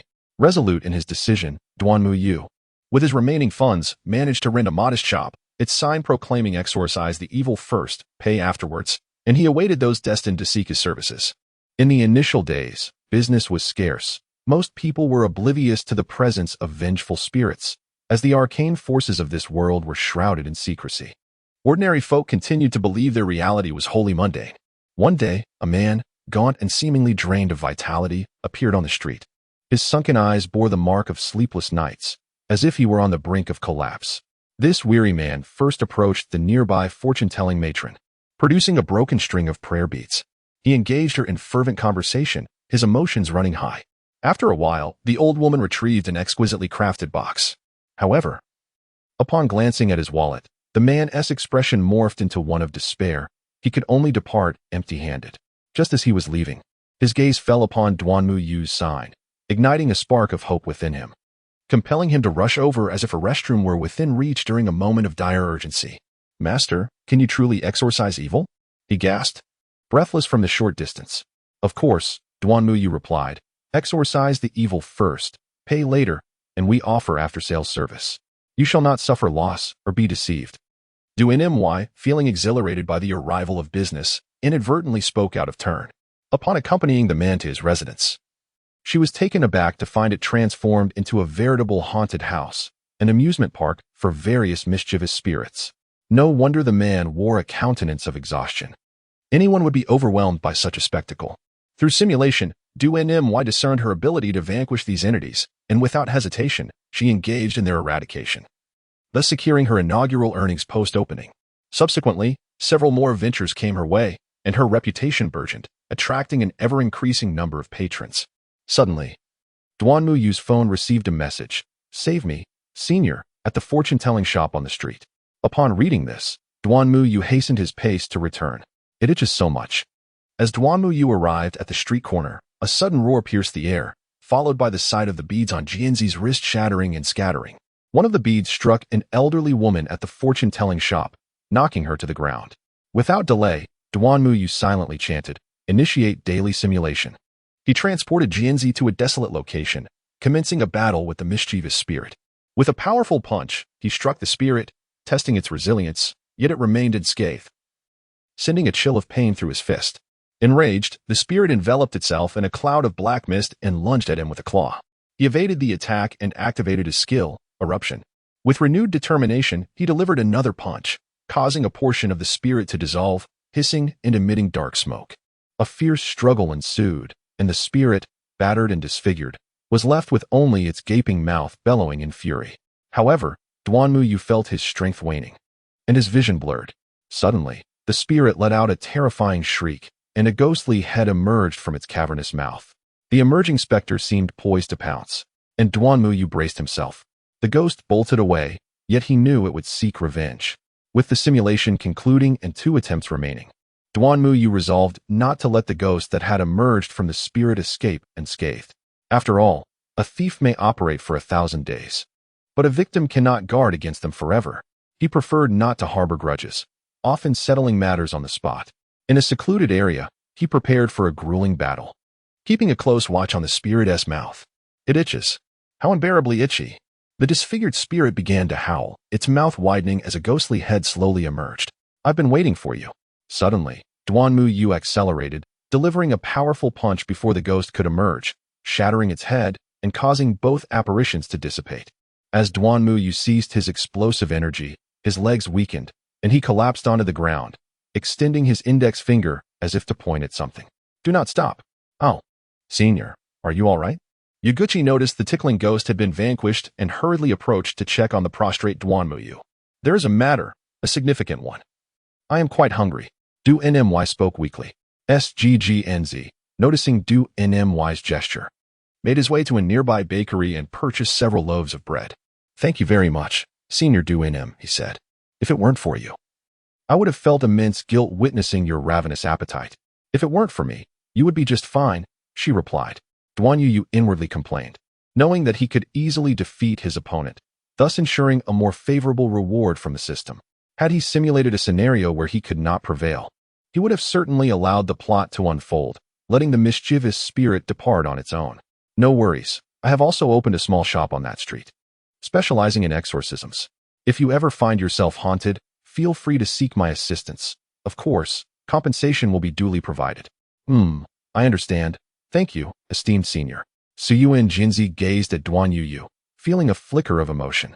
As the sun gradually descended in the west, a beam of sunlight illuminated Duanmu Yu's face, rendering it strikingly radiant. I knew it. Sister has been acting strangely lately. She must have found herself a boyfriend." A small boy suddenly bounded forward, pointing at Suyuan Jinzi. "Kyuk, what are you doing here?" "Stop speaking nonsense. This is my senior, and I am deeply grateful for his help." Suyuan Jinzi looked at her younger brother in astonishment. "I apologize, esteemed senior. My brother has been saying peculiar things. We shall take our leave now." With that, Suyuan Jinzi tugged the boisterous cook away. API call failed with status code 429. Error. Code. For 29. Message. Resource has been exhausted, e.g. check quota. Status. Resource exhausted. Duanmu Yu gazed at the setting sun, murmuring to himself. The air appears remarkably fresh. Indeed, but who is this uncle? Yulia turned her head to Suyuan Jinzi, who, with a face full of exasperation, pointed at Duanmu Yu, seated in the front row. "Uncle." Duanmu Yu felt an urge to explode, yet upon observing Yulia's childlike stature, he decided against it, thinking it unwise to engage in a dispute with a child. Senior Duanmu has assisted me greatly, so I thought to bring him along for this outing." Suyuan Jinzi chuckled awkwardly.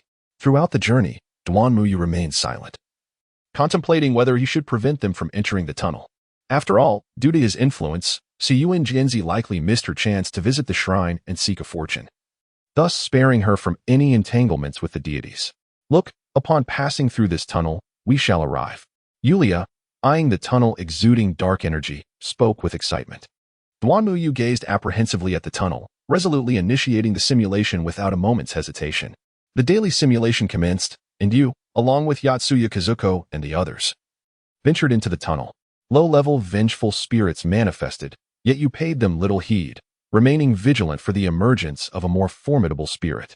Soon, the powerful vengeful spirit made its entrance. At first, it disregarded you entirely, even as you launched an attack. It voraciously consumed the surrounding low-level spirits. Before long, the lesser spirits were entirely devoured, and a crimson iron barrel behind it exploded, revealing numerous heads. The spirits you had once easily vanquished now posed an insurmountable challenge. You prepared to flee alongside Kazuko. Just as it was about to strike, two radiant priestess spirits appeared, uniting their strength to repel the malevolent entity. The priestess spirits cast a fleeting glance your way, signaling Kazuko with a gesture before vanishing into thin air. The daily simulation concluded, leaving you with 12 remaining attempts. What transpired? Why did Yatsuya Kazuko still proceed to the shrine? This situation has become troublesome. Duanyuyu was beset by profound distress. Was it not originally manageable? Had I not preemptively vanquished the lesser vengeful spirits? This time, I had brought an ample supply of provisions. Would it suffice? Duanyuyu felt a handful of chocolate in his pocket. Resolute, he commenced the daily simulation. You and the group led by Yatsuguchi entered the tunnel. A swarm of lesser vengeful spirits materialized, and you swiftly dispatched them. Yulia was taken aback by the scene.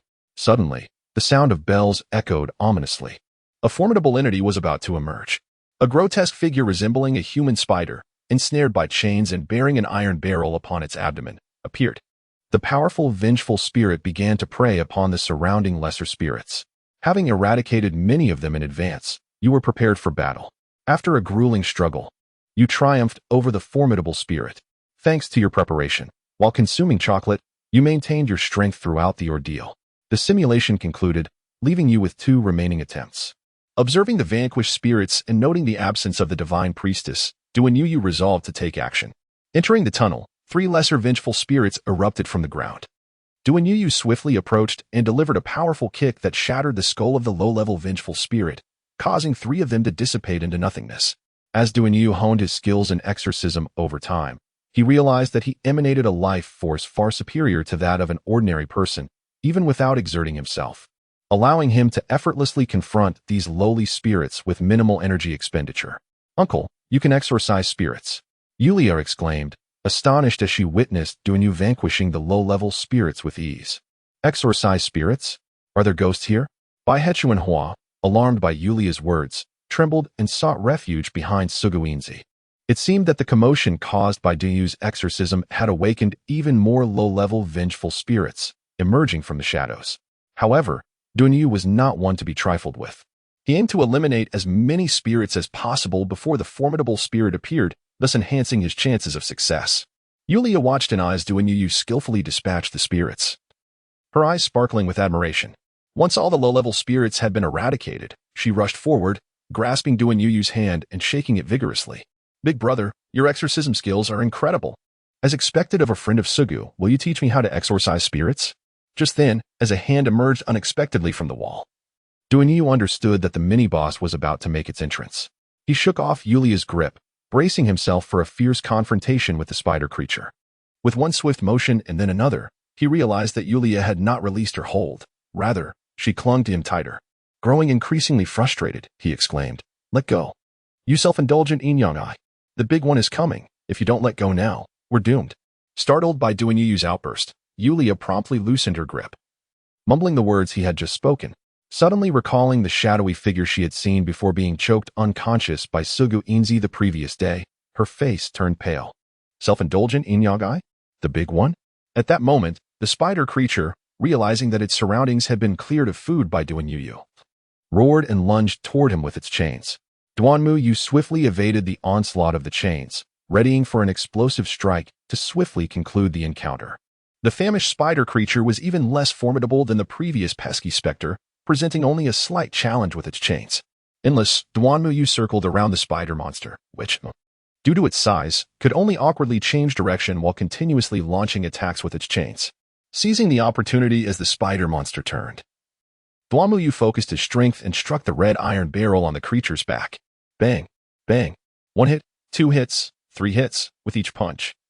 The iron barrel gradually caved in. Crack! The barrel exploded, and the vengeful spirit of the spider monster abruptly ceased its movements, gradually dissipating into nothingness. How remarkable! I am truly formidable. Although I took a shortcut, savoring chocolate, Duanmu gazed at the vanishing spirit with elation. Elimination of a special grade vengeful spirit 1. Big brother, what was that? Exclaimed Jinzi, observing the scene. Wow, what was he just doing? It seemed like he was battling something invisible. Noticing the system notification, Duanmu resolved to explain to them at a leisurely pace. Your name is Yulia, right? Your yin-yang eyes can only perceive spirits you can confront. The formidable vengeful spirits remain invisible to you. Isn't that a self-indulgent form of yin-yang vision? Yulia flinched slightly at Duanmu's words. And you, Jinzi, when did you visit the shrine? You must understand that those so-called deities are merely revered spirits.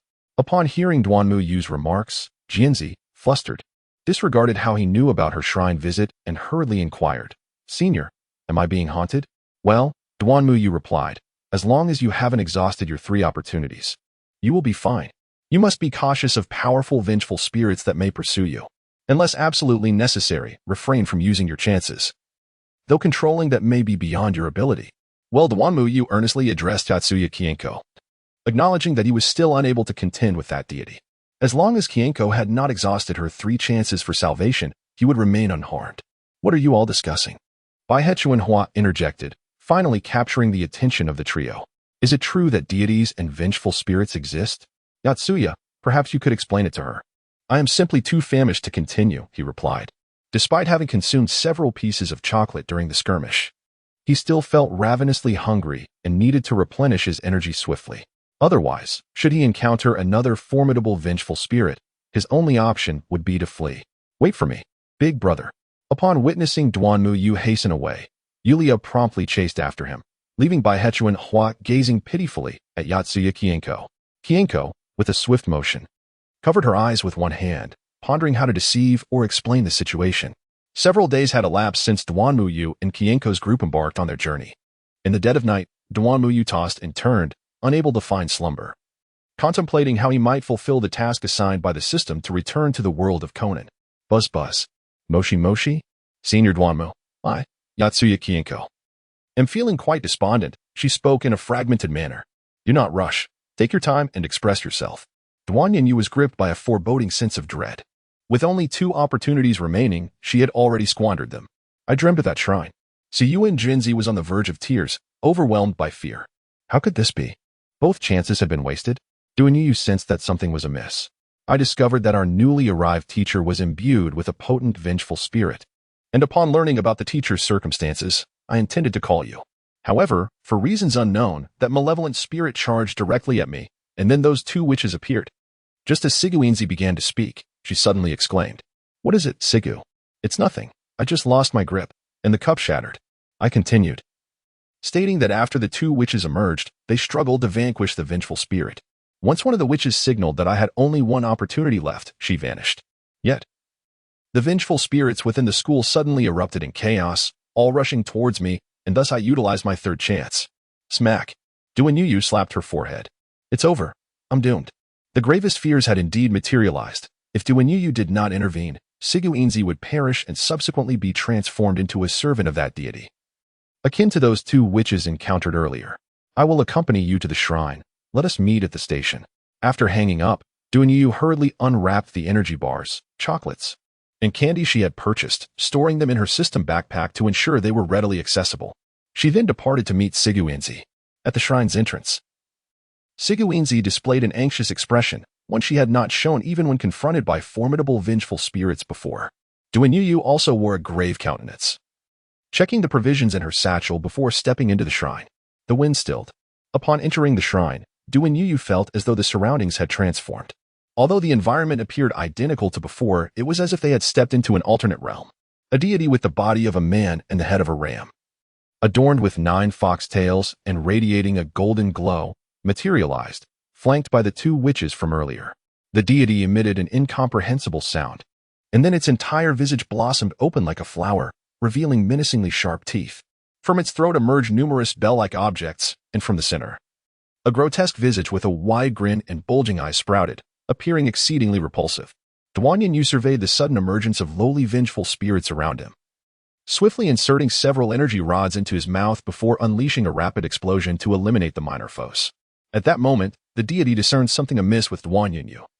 Shifting its gaze from Yatsugami to him, it seemed to pique the deity's interest, emitting sounds that Duan Yu could not comprehend. Subsequently, the witches and lowly spirits retreated, clearing an area for them. Is it seeking to challenge me one-on-one? Realizing the deity's intention, Duan Yu welcomed the prospect. Otherwise, he would be burdened with battling the vengeful spirits while protecting Yatsugami, all while the deity loomed ominously nearby. He lacked the confidence to safeguard her adequately. Thus, Duan Yu took the initiative. He leapt, delivering a kick to the deity's knee, an action that proved ineffective. The deity retaliated, swatting Duan Yu away with a single strike. Duan Yu collided with a pillar and came to a halt, poised to continue his search for the weaknesses of the deity. Suddenly, from beneath his feet, numerous black hands emerged from the ground. As the ghostly hands were about to seize him, he resolutely initiated his daily simulation. Enduring the daily simulation served a crucial purpose for Duan Yu, as it granted him temporal stasis, rendering the world immobile, including the deity impersonating Wraith. With the simulation still active, Duan Yu hastened to scrutinize the transformed god, seeking a vulnerability. He evaded the spectral hand with uncanny agility and positioned himself behind the entity, only to discover its rear adorned with a dense array of bell-shaped eyes. A sweeping blow from its tail sent him hurtling through the air, fracturing his ribs. However, as he ingested sustenance mingled with expectorated blood, he felt the pain subside. His Kabaneri constitution seemed to be undergoing an evolution. After a series of probing attacks, he realized he was incapable of breaching its defenses. Each collision with the god depleted his life energy at a rate comparable to vanquishing a high-level evil spirit, causing his food supply to dwindle rapidly.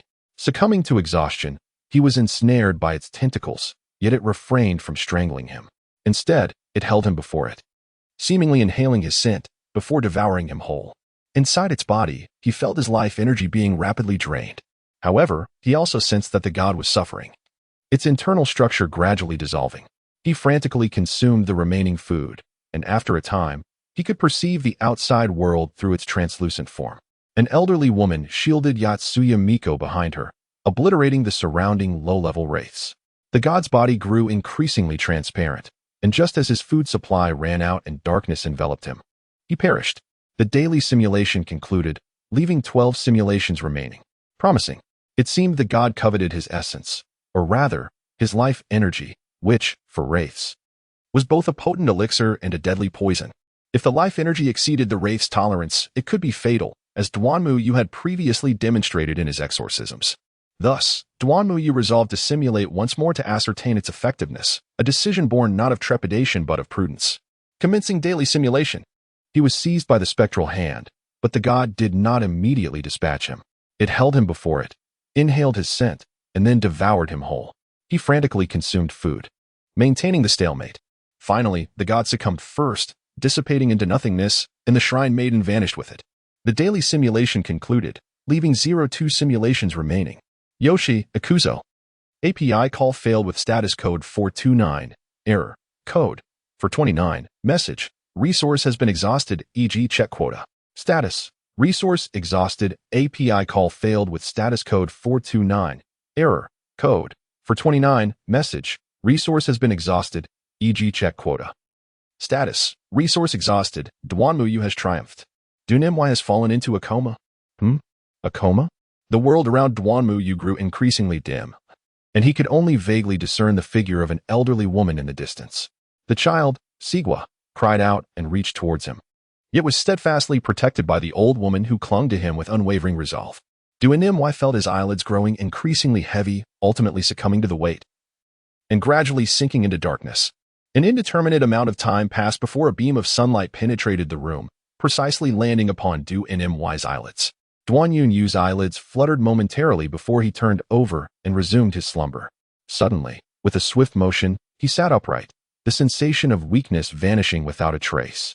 He rose to stretch his limbs. Splendid. His back no longer ached. His legs felt invigorated, and his mind was clear. Even his heart continued to beat steadily. As he surveyed his surroundings, the familiar scene unfolded vividly before him. Am I back? Did I fail the mission? Duan Yu quickly opened the system panel. It detected the disappearance of the specter, marking the successful completion of Task 1. The evaluation read, perfect clearance. Rewards received, incomplete yin yang I unfold. So, the deity perished? And thus it is safe for Sigu Jinzi? Is that why Task 1 was accomplished? Still perplexed, Duanyin decided to set aside his thoughts and delve into the explanation of the yin yang I. He couldn't help but wonder why, despite confronting numerous vengeful spirits, including a deity, he had only acquired this meager, incomplete yin yang I. Incomplete yin yang I ability 1, Spirit Devouring. All things possess a spirit. By activating the yin yang I, one can perceive the souls that arise upon death. Absorbing these souls can fortify both body and spirit and gradually repair the yin yang I. Ability 2, Shadow Manifestation. Existing in duality, one can transform their shadow into a yin form, inheriting all capabilities and attributes of the yang form, endowed with a degree of intelligence. The shadow can be manipulated at will or share vision, with its appearance subject to the imagination. It has a cooldown period of 24 hours postmortem. Ability 3, Unlocked Ability 4, Unlocked Ability, Ecstasy. Upon witnessing this interface, Duanmu Yu was overwhelmed with elation. Truly, this was the reward for vanquishing the deity. Such a progressive ability could be utilized throughout a lifetime. However, the system's naming was rather subpar. Duanmu Yu initially mistook the reward's name for that of a self-indulgent yin-yang vision. Nevertheless, considering the system's lack of intelligence, he chose not to hold it against it. Returning to the system's homepage, Anime Simulation System Host, Duanmu Yu Level, 3 Functions, Random Simulation, Daily Simulation, 33, Backpack, Damaged Samurai Sword, White, Abilities, Outburst.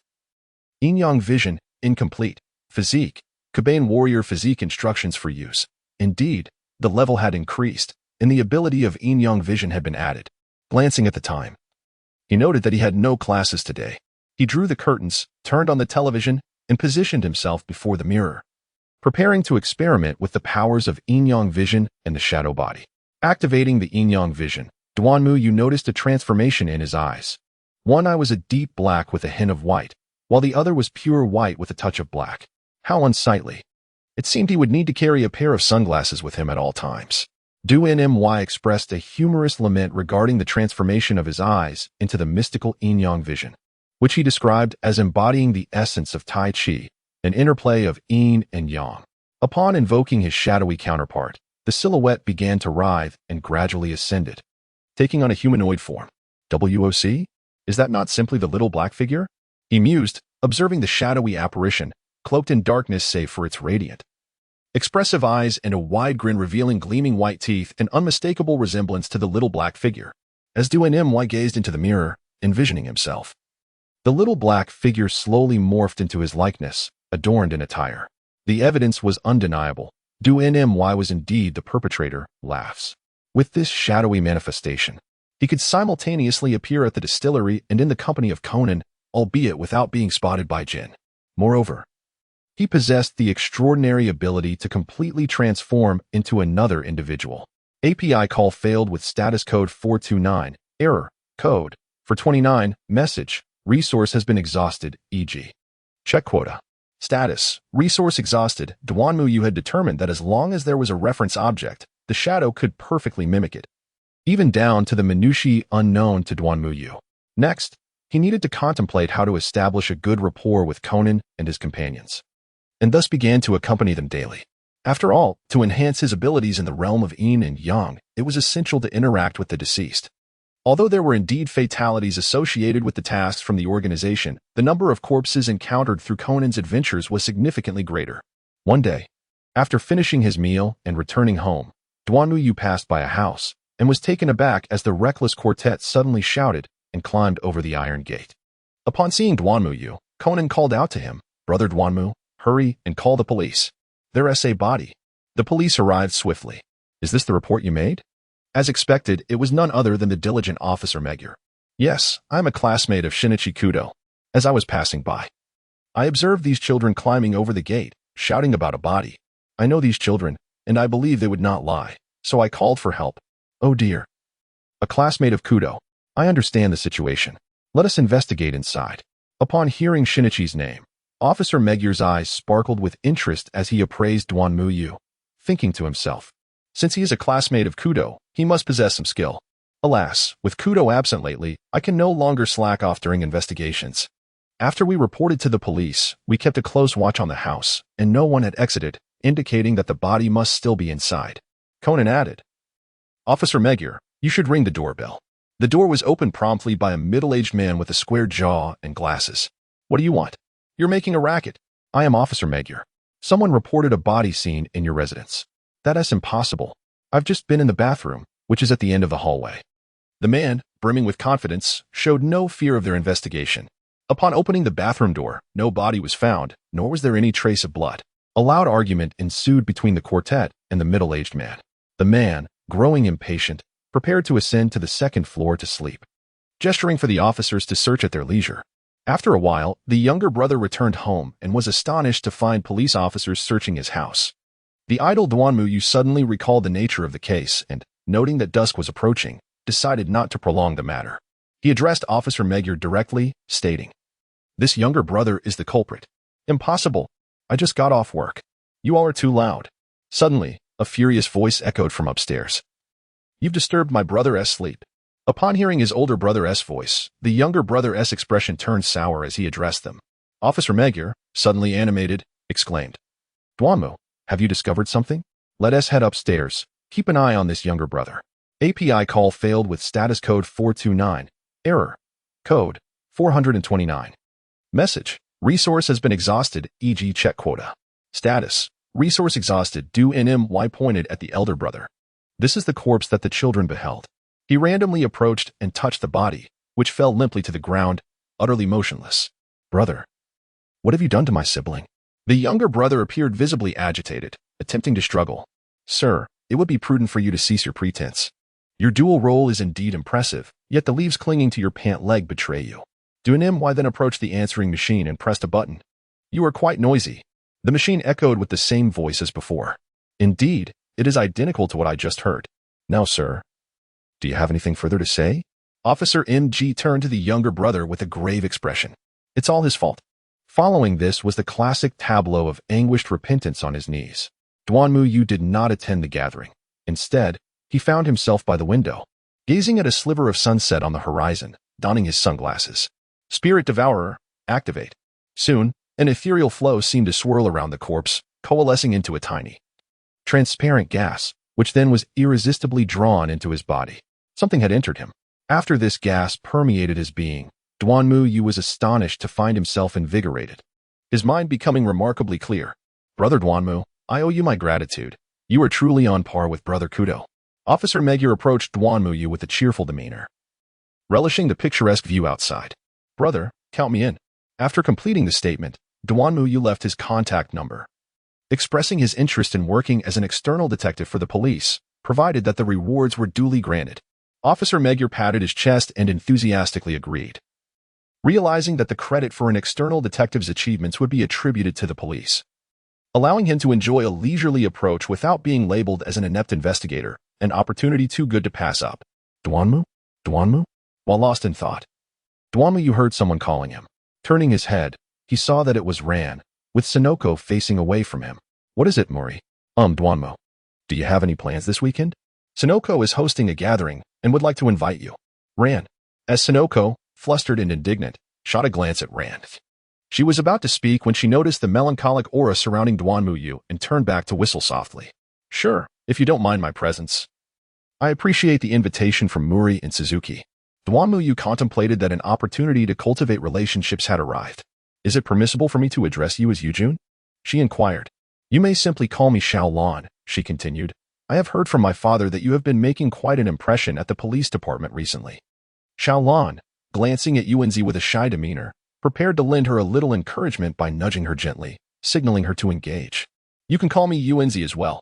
Yuanzi replied cheerfully. You must come to the gathering this weekend. I feel quite insecure when Xiaolon is alone. Yuanzi. It was now Xiaolan's turn to be teased. Yuanzi, embracing the moment, turned around and feigned a carefree attitude, though her shiny forehead nearly blinded Duanmu with its brilliance. This weekend, Duanmu, Xiaolon, and a little imp set out on their journey.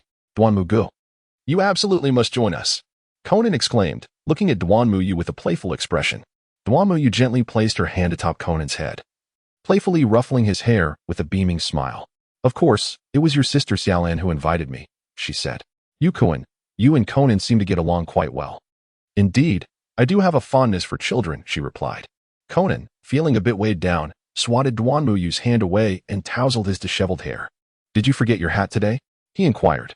After walking for quite some time, the group had yet to spot the villa. Sister Xiaolan, do you think we might have taken a wrong turn? Conan asked. How could we have gone astray? Perhaps we merely took a detour, Xiaolan chuckled in response. It seems there are houses in that direction. Duanmuyu had already located the place in advance using his spiritual presence, guiding them in the right direction. Indeed, let's hurry. We might be late. Upon arriving at the suspension bridge, Duanmuyu gazed at it and remarked, in the depths of the mountains, a villa. And a suspension bridge. This is the quintessential setting for an incident. Yukuin, please don't make such jokes. Xiaolan, feeling a chill at Duanmuyu's words, noticed a figure ahead who turned their head, startling her with their bandage-wrapped appearance. As they reached the door, the garden opened it. Why so slow? Where have you been? Upon seeing Conan, the garden's eyelids drooped immediately as she questioned, Conan, don't you feel the least bit embarrassed? Conan could only manage a few awkward chuckles in response. Once inside the villa, Xiaolan and Duanmuyu prepared to head to their respective rooms to drop off their luggage. Just as Xiaolan was about to open the door, Duanmuyu stopped her. What if someone is inside? He knocked on the door, and a voice responded from within. Someone's here. Thanks to you, Yukuin, Xiaolan said.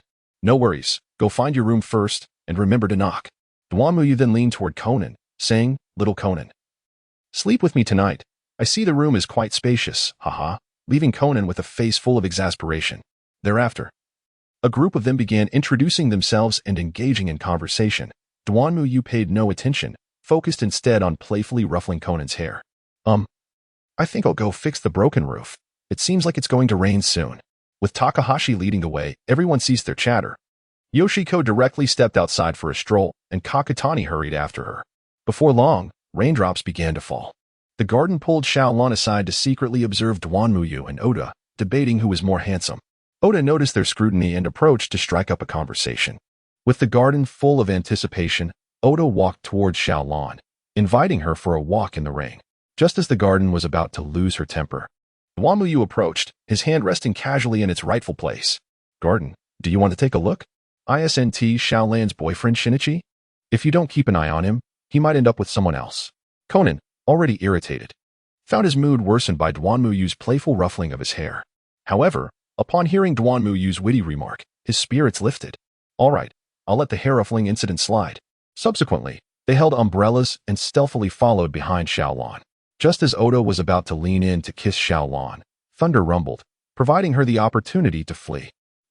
In the next instant, Xiaolan's scream echoed, prompting Duanmuyu and Conan to rush toward the source of the sound.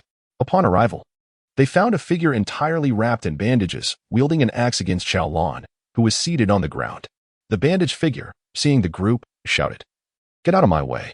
Just as the figure attempted to escape their view, a shadow suddenly approached, delivering a swift kick that sent the bandaged figure crashing into a tree, rendering it incapacitated. That was fast. Conan's pupils dilated. He hadn't even noticed when Duanmuyu had dashed out. After Duanmuyu sent the bandaged fiend sprawling to the ground, he donned his ever-present sunglasses. To onlookers, it appeared as though Duanmuyu was merely posturing, particularly to Yuenzi, whose eyes sparkled with admiration. In truth, Duanmuyu seized the moment to activate his yin-yang vision, absorbing spiritual energy. This particular essence was peculiar. It manifested not as a mere transparent stream, but rather resembled a droplet of water amidst the rain. Had it not been for Duanmuyu's keen eyesight, he might have overlooked it.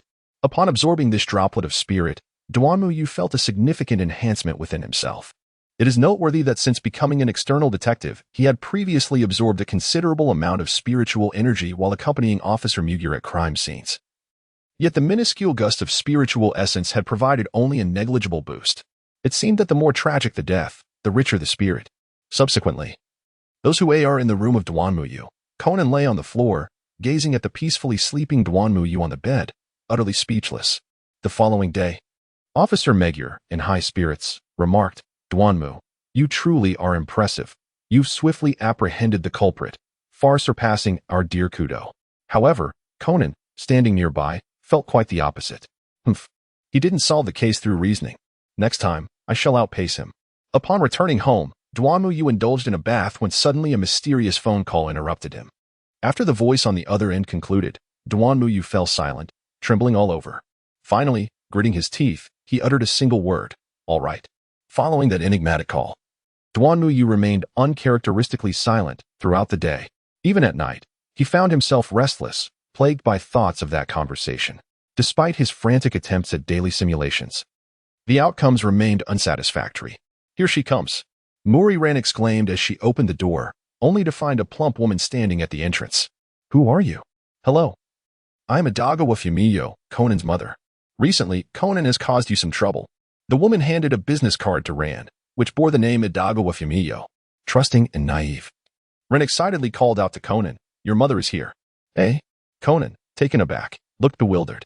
"I'm so sorry, Conan. You must be feeling quite lonely. Come, let us go home with your mother." Before Conan could respond, the woman approached and enveloped him in a hug. "Who are you?" he protested, breaking free from her embrace. "She isn't my mother."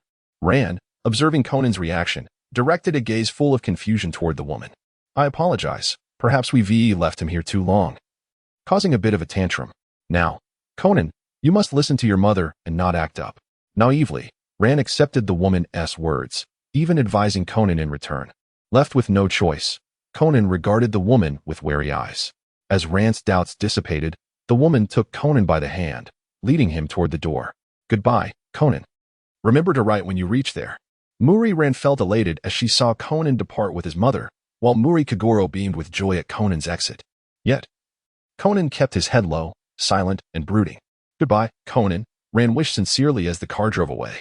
Inside the vehicle, Conan exclaimed, "Who are you?" "You are not my mother. My mother is Kudo Yukiko."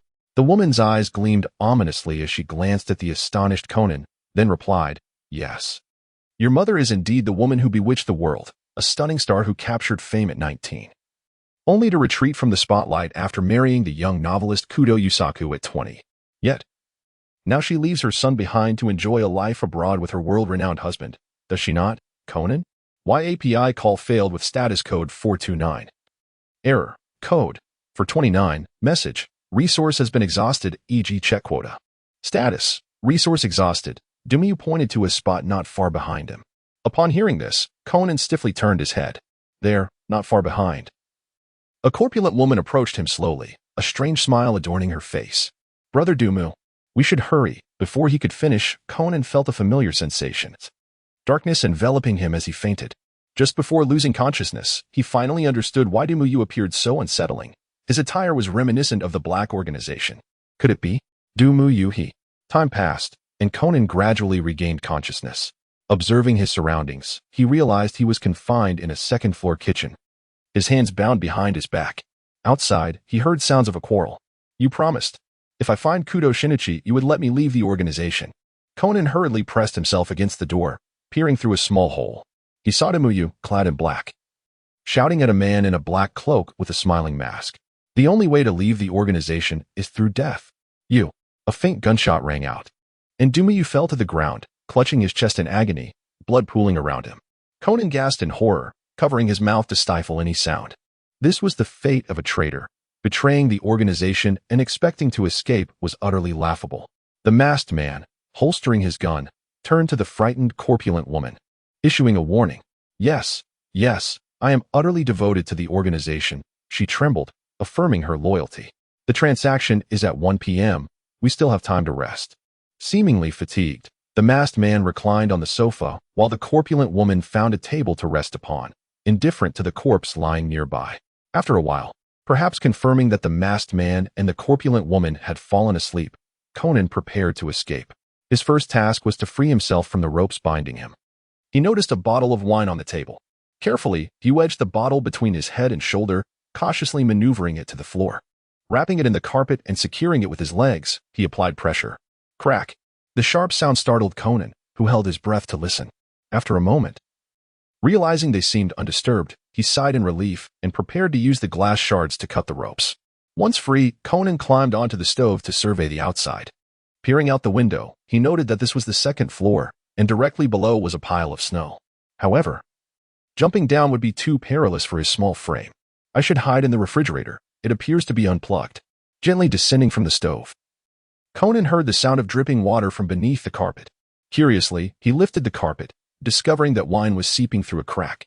What is this? Upon closer inspection, he found a hidden compartment within, just large enough for him to conceal himself. Weighing the conspicuous refrigerator against the discreet compartment, Conan resolutely chose to hide in the latter. The next day, this is bad. That little brat is missing. The corpulent woman awoke, intending to check on Conan, only to find he had vanished, leaving only severed ropes, shattered glass, and the carpet behind. The masked man arrived as well. He must have escaped through that window. There's a pile of snow below to catch him. The corpulent woman gazed at the wide-open window, realizing Conan's method of escape. No, there are no footprints in the snow. He merely wants us to think he has fled. That little brat is still in the room. After the masked man inspected the area, he shook his head. What? The corpulent woman looked around in disbelief. Unable to locate Conan's hiding place, their gazes finally met at the refrigerator. The masked man drew his gun, cocked it, and forcefully opened the refrigerator door. Silence. The masked man slowly retracted his weapon, for it was empty. See, I told you he escaped through the window, but the snow covered the traces. Never mind. That little brat has nowhere to go. We will deal with him after the transaction today. Wasting another bullet is unnecessary. With that, they exited the premises. After a considerable time, ensuring they would not return unexpectedly, Conan emerged from his hiding place. His eyes fell upon the blood-soaked corpse of Dumuyu. A chill ran down Conan's spine. He had not anticipated that the black organization was so close. Realizing they would soon conduct a transaction and likely kill again, Conan resolved to INTE. The child was taken aback, but before he could utter another word, Conan swiftly covered his mouth. Hush, I am not a villain, I am Conan, a cosmic detective who has come to this planet in pursuit of an extraterrestrial evildoer from Blue Star. In a moment of desperation, Conan concocted this elaborate tale to deceive the child, and then he released his grip. You're lying. You're clearly just a child, exclaimed the boy. I transformed into a child to evade the pursuit of the villains, Conan replied, feeling as if his toes were about to dig into the floor in frustration. Then change back so I can see. Conan wished he could return to his original form, but it was currently impossible. You're definitely a thief. The child rushed to the landline, intent on calling the police. Left with no alternative, Conan resorted to using a voice changer to mimic the child's mother, falsely claiming it was his superpower. This ruse successfully convinced the child. Afterward, he obtained a piece of gum from the boy and made a call to the front desk using the landline. Before long, a server appeared, pushing a food cart upstairs. Hello, I have brought the wine and dishes you ordered, the server announced, knocking on room 301. The door opened, revealing a plump woman who looked at the server with confusion. We didn't order any of this, she protested. But we received a call, the server replied, furrowing his brow. Humph, just accept it. I'm hungry anyway. The man in the smile mask scoffed and instructed the server to bring in the food. The server, startled upon seeing him, complied and pushed the cart inside, only to be hastily dismissed afterward. Such a wasteful game, the server muttered quietly as he exited. Bang! The man in the smile mask closed and locked the door. He gazed at the piece of gum he had just removed from the door lock, saying nothing. The plump woman poured some wine and suggested, Shall we toast? Not yet. We need to introduce another guest first. The man in the smile mask produced a handgun from his coat. Another guest? Could it be that the little boy is inside?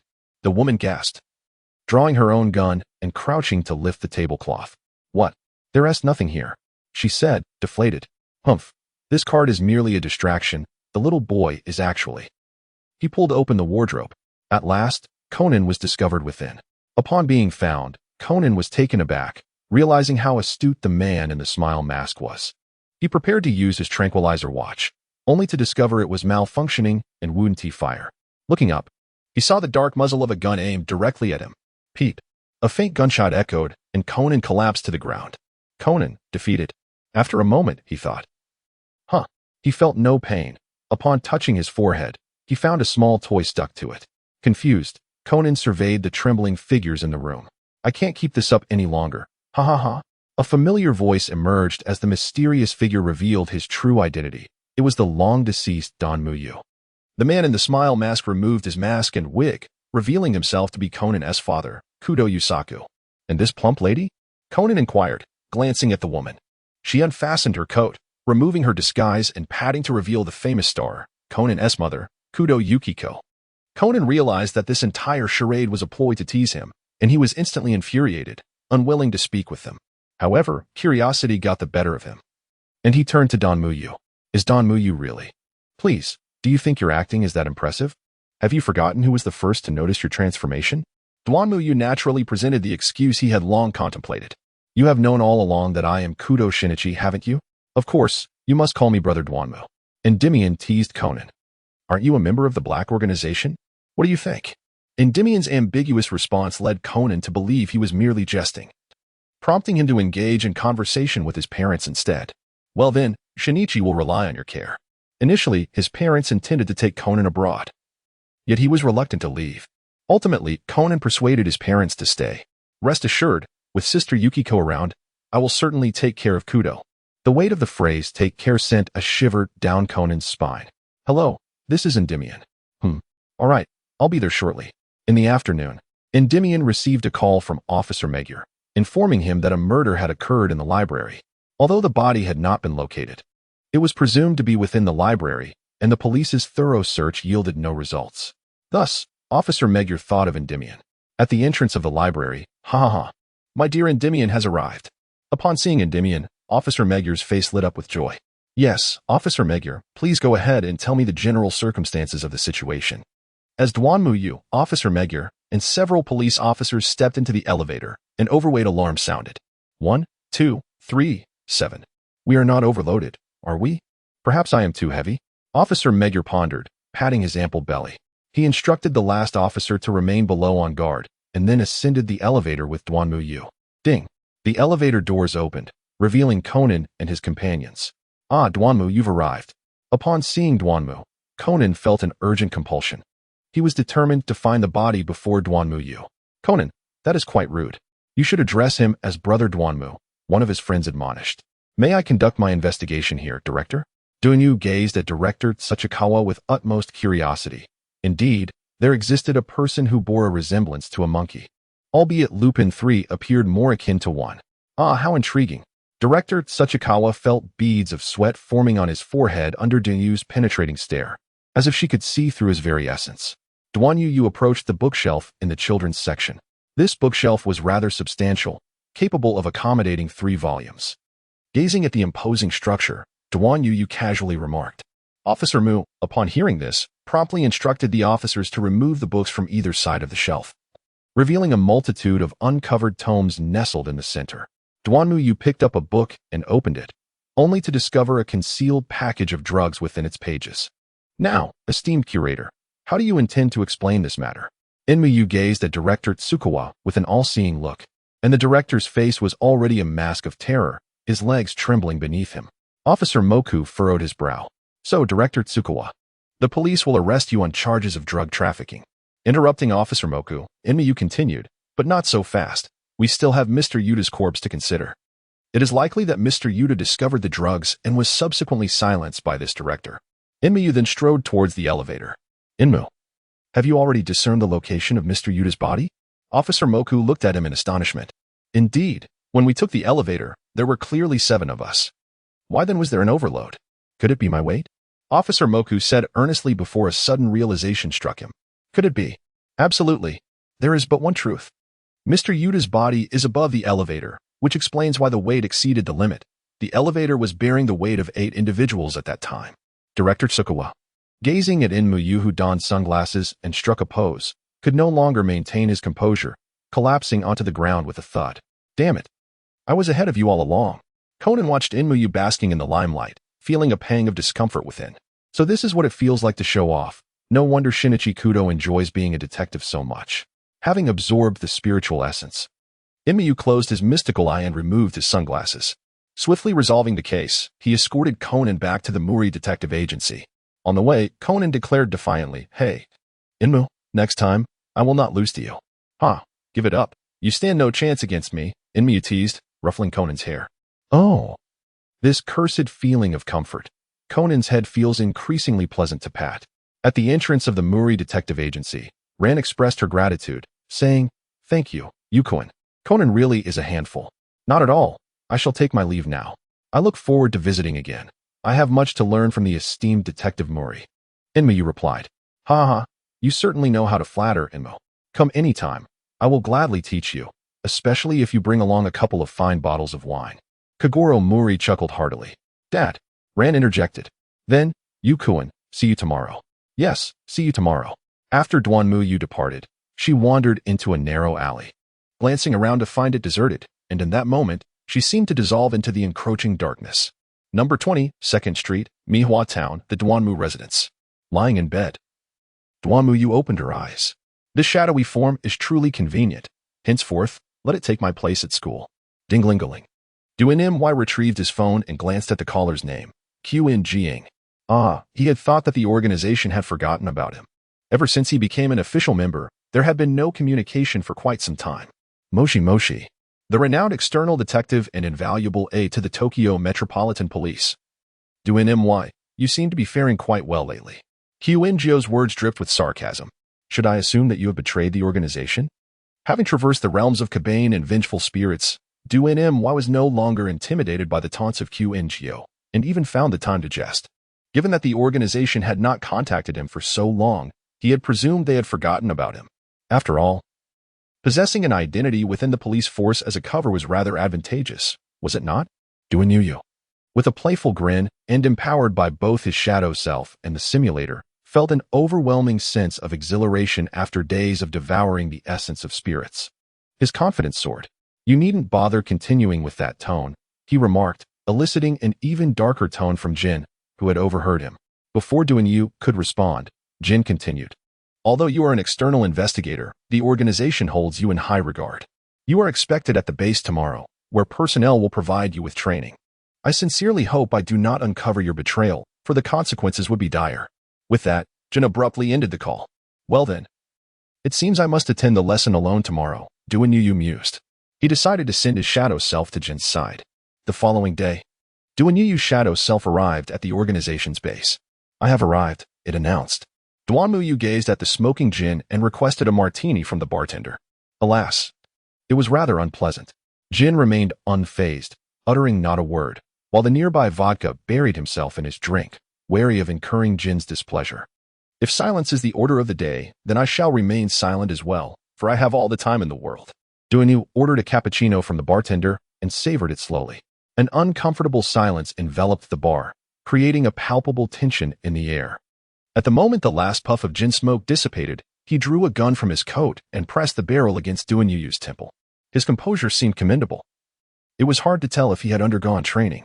Watching Duan-Yu, who remained unfazed while sipping his coffee despite the gun held to his head, Jinjiu spoke in a grim tone. As Duan-Yu shifted his gaze back to the shadowy figure, he realized Jinjiu had a handgun aimed at him.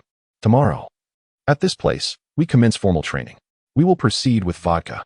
Jinjiu tossed a slip of paper with an address onto the table in front of Duan-Yu and departed with the vodka in hand. Duan-Yu took a swig of his coffee and casually instructed the bartender to charge it to the account of Jinjiu before leisurely making his way home. The following day, clad in black attire, a hat, and dark sunglasses, Duan-Yu arrived at the address inscribed on the note, which led him to a pharmaceutical company. Basement level 2. The guard directed him without waiting for any words from Duan-Yu. In the elevator, Duan-Yu felt a flicker of anticipation regarding his instructor. After all, he had never undergone formal training.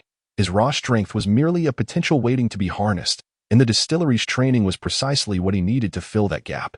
Upon reaching the dimly lit corridor of basement level 2, you couldn't help but wonder if they were so financially strained that they couldn't afford lighting. With a sarcastic remark escaping his lips, he pushed open the door, only to find the diligent Jinjiu smoking in front of him. Here we go again. Duan-Yu could only wait, biding his time until Jinjiu finished his cigarette, for otherwise, Jinjiu would remain silent. Once Jinjiu extinguished the cigarette, Duan-Yu turned to him, anticipating that he would finally speak. To his surprise, however, Jinjiu retrieved another cigarette from his pocket and lit it. Enough is enough. One does not establish dominance in such a manner. Speak. What is it that you wish to train? Duan-Yu felt that Jinjiu was toying with him, so he decided to be forthright. I thought you were more composed. Jinjiu flicked the cigarette he had just smoked onto the floor and gestured for vodka to turn on the lights. With a click, the room was instantly illuminated, revealing its true nature as an expansive shooting range. Despite having already discerned the layout of the room in the darkness, Duan-Yu feigned shock for Jinjiu's sake. After all, having put on such a show, a lack of reaction might provoke Jinjiu's ire, leading him to shoot him without hesitation. Although Duan-Yu was not particularly concerned about that, Jinjiu was pleased with his performance stood up, and began to disassemble a handgun. Today, your task is to familiarize yourself with the use and maintenance of the pistol. Duan Yu approached Jin, taking a handgun into his hands for examination. This marked the first occasion in his life he had ever handled a real firearm, having only encountered one during military training in university. Pay attention. Jin instructed before Duan Yu could fully comprehend, as he methodically disassembled the reloaded pistol step by step, thanks to his experiences mingling with the police on various cases. He had often feigned expertise and solved mysteries inspired by the original narratives.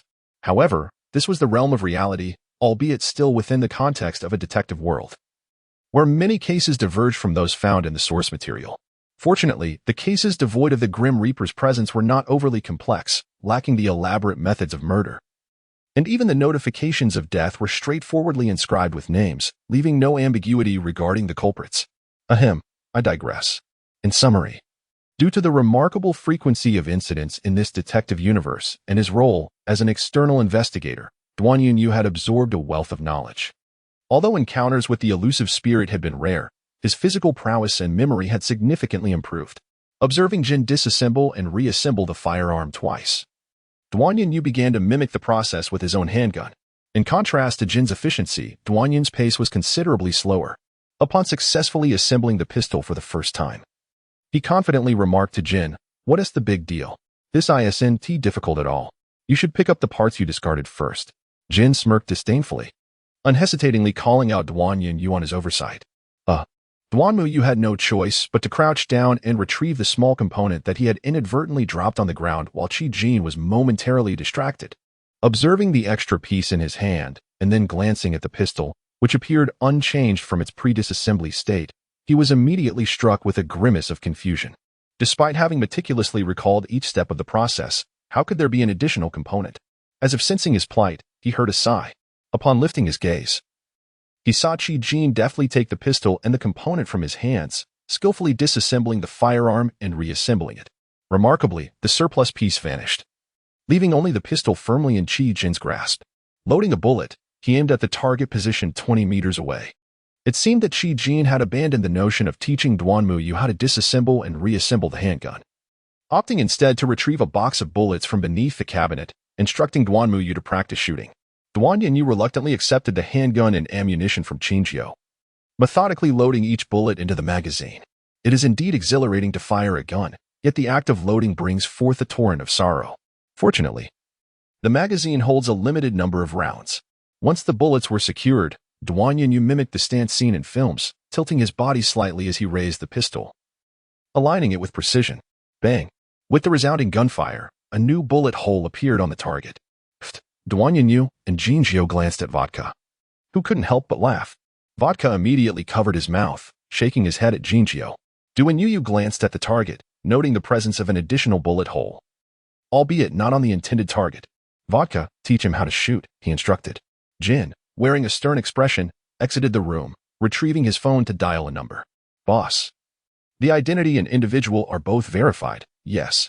After concluding the call, he lit a cigarette, leaning against the doorframe, lost in contemplation.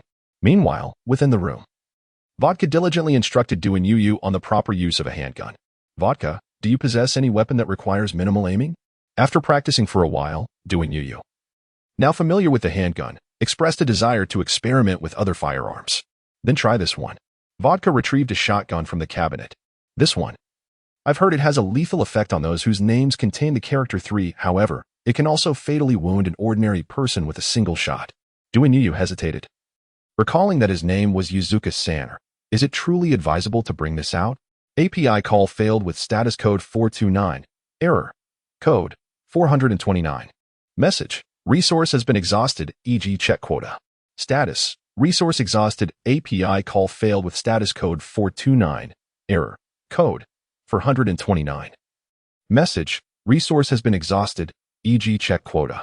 Status. Resource exhausted. Yu set aside the firearm, her brow furrowing in confusion as she stroked her chin. What just happened? Not dwelling on it further, she resolved to head home.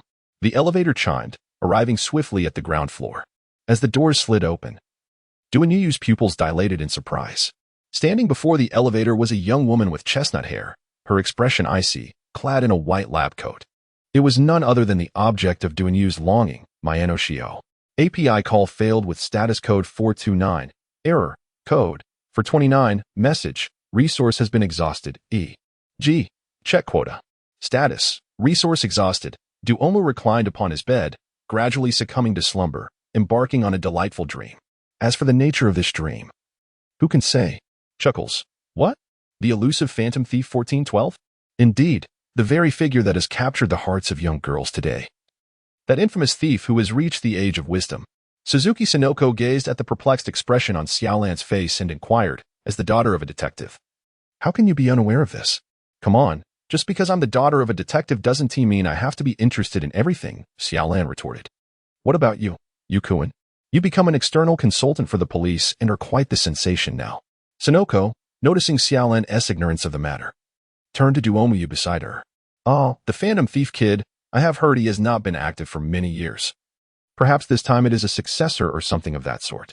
Duanmuyu recalled that the current phantom thief kid was none other than Kaido Kuroba, and she was preparing to make contact. Yukuin, could I trouble you to assist Rant's father in capturing this thief? The anticipation gleamed in Yuanzi's eyes. I shall do my utmost. I have also received a commission from the Metropolitan Police to aid in apprehending phantom thief kid, Duanmuyu replied. However, despite her words, she had no intention of capturing him, as there was no enmity between them, and she might even offer him assistance in the future. The following day at the Mihua Museum, Duanmu, you are here as well, greeted Kagoro Muri upon spotting Duanmuyu. Young Duanmu.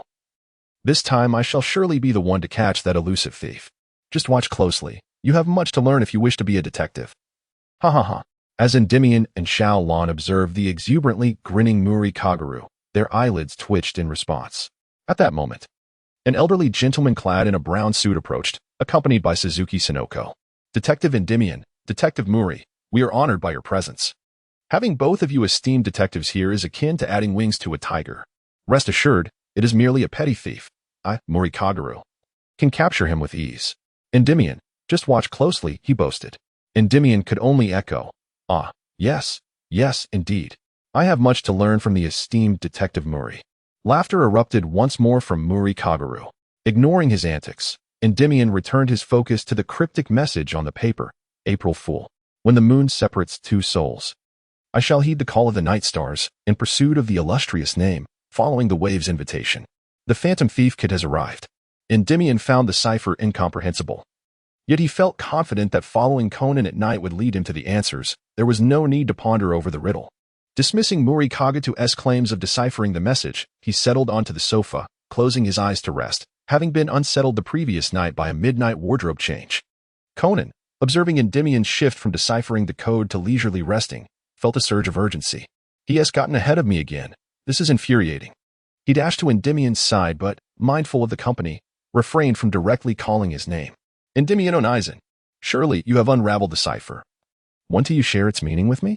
Opening one eye to behold Conan's adorable demeanor, Endymion felt a shiver run down his spine.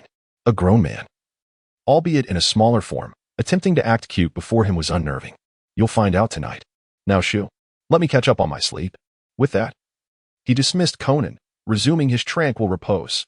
Suddenly, upon hearing tonight, Conan experienced a flash of inspiration. He hurried to the window, raising his watch to the southern direction. His eyes reflecting the light as he muttered, I see now, I understand. You may have won this time, but next time, I shall be the first to uncover the answer. Later that night, Conan gazed at the slumbering Ran, gently closing the door behind him. He reached into his pocket, retrieving a hard object. After calling the professor for assistance in gathering information about the phantom thief kid, he dashed out of the detective agency, preparing to meet the elusive thief. Unbeknownst to Conan, a dark shadow trailed closely behind him. Upon reaching the rooftop of the Cupholder City Hotel, while Conan was on the phone, the phantom thief kid, clad in white, appeared silently a short distance behind him. TSK, TSK, TSK. You certainly know how to put on a show. Who is there? As API call failed with status code 429, error, code, for 129. Message, resource has been exhausted, e.g. check quota. Status, resource exhausted, Enmyu, wearing sunglasses, watched the phantom thief kid's performance with great admiration, particularly captivated by his voice-changing trick. Suddenly, the phantom thief kid set off a flash of light and vanished from their sight.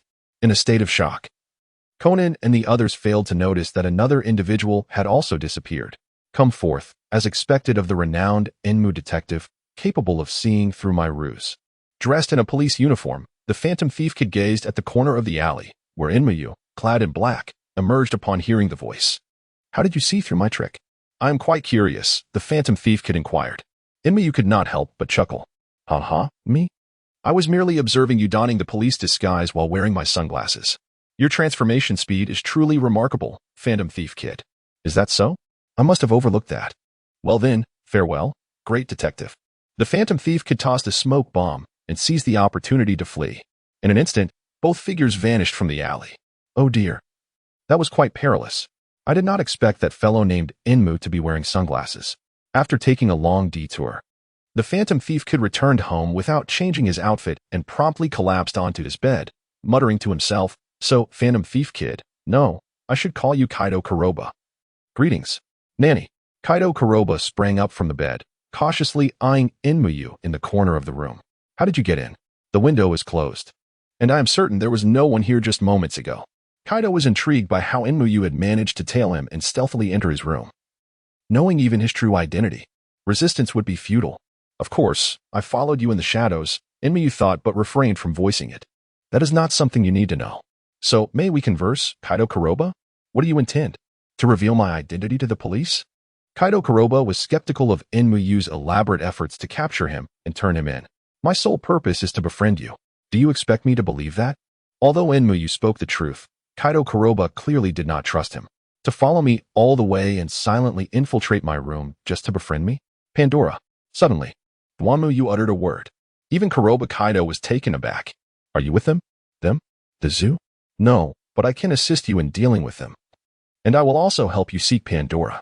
With a chuckle, Kaido remarked, the zoo, what a fitting name. So, what is the price? It was evident that Kaido was skeptical of Dwanmu's seemingly benevolent intentions. Nevertheless, he lowered his guard, changed out of his clothes, and sat on the bed in his pajamas, gazing at Dwanmu. API call failed with status code 429. Error. Code. For 29. Message. Resource has been exhausted. E.G. Check quota. Status. Resource exhausted. Dwanmu recounted the matters concerning the distillery and Conan one by one. That child? I never anticipated he was Shinichi Kudo. Such a significant revelation, and you disclosed it so casually? Kaido Kuroba felt a throbbing headache, knowing so much. He realized he could no longer escape. I am certainly well aware of your character, and I trust you. So, you truly hold me in high regard. Then, we shall meet aboard the ship. API call failed with status code 429. Doc type HTML. If LT IE7, HTML class Node.js IE6 oldie lang ENUS. Indiff. If IE7, HTML class Node.js IE7 oldie lang ENUS. Indiff. If IE8, HTML class Node.js IE8 oldie lang ENUS. Indiff. If GT IE8, HTML class Node.js lang ENUS. Indiff. Head title access denied generative language. Google APIs. Com used Cloudflare to restrict access title meta charset UTF. 8 meta HTTP equiv content type content text HTML. Charset UTF. 8 meta HTTP equiv XUA compatible content, i.e. edge meta name robots content noindex. No follow meta name viewport content with device width. Initial scale 1 link rel style sheet ID CF style CSS ref C DNC GI styles main. CSS script function if document. Add event listener window. XML HTTP request JSON. Stringify var e function a var C document. Get element by ID error feedback survey D document. Get element by ID error feedback success.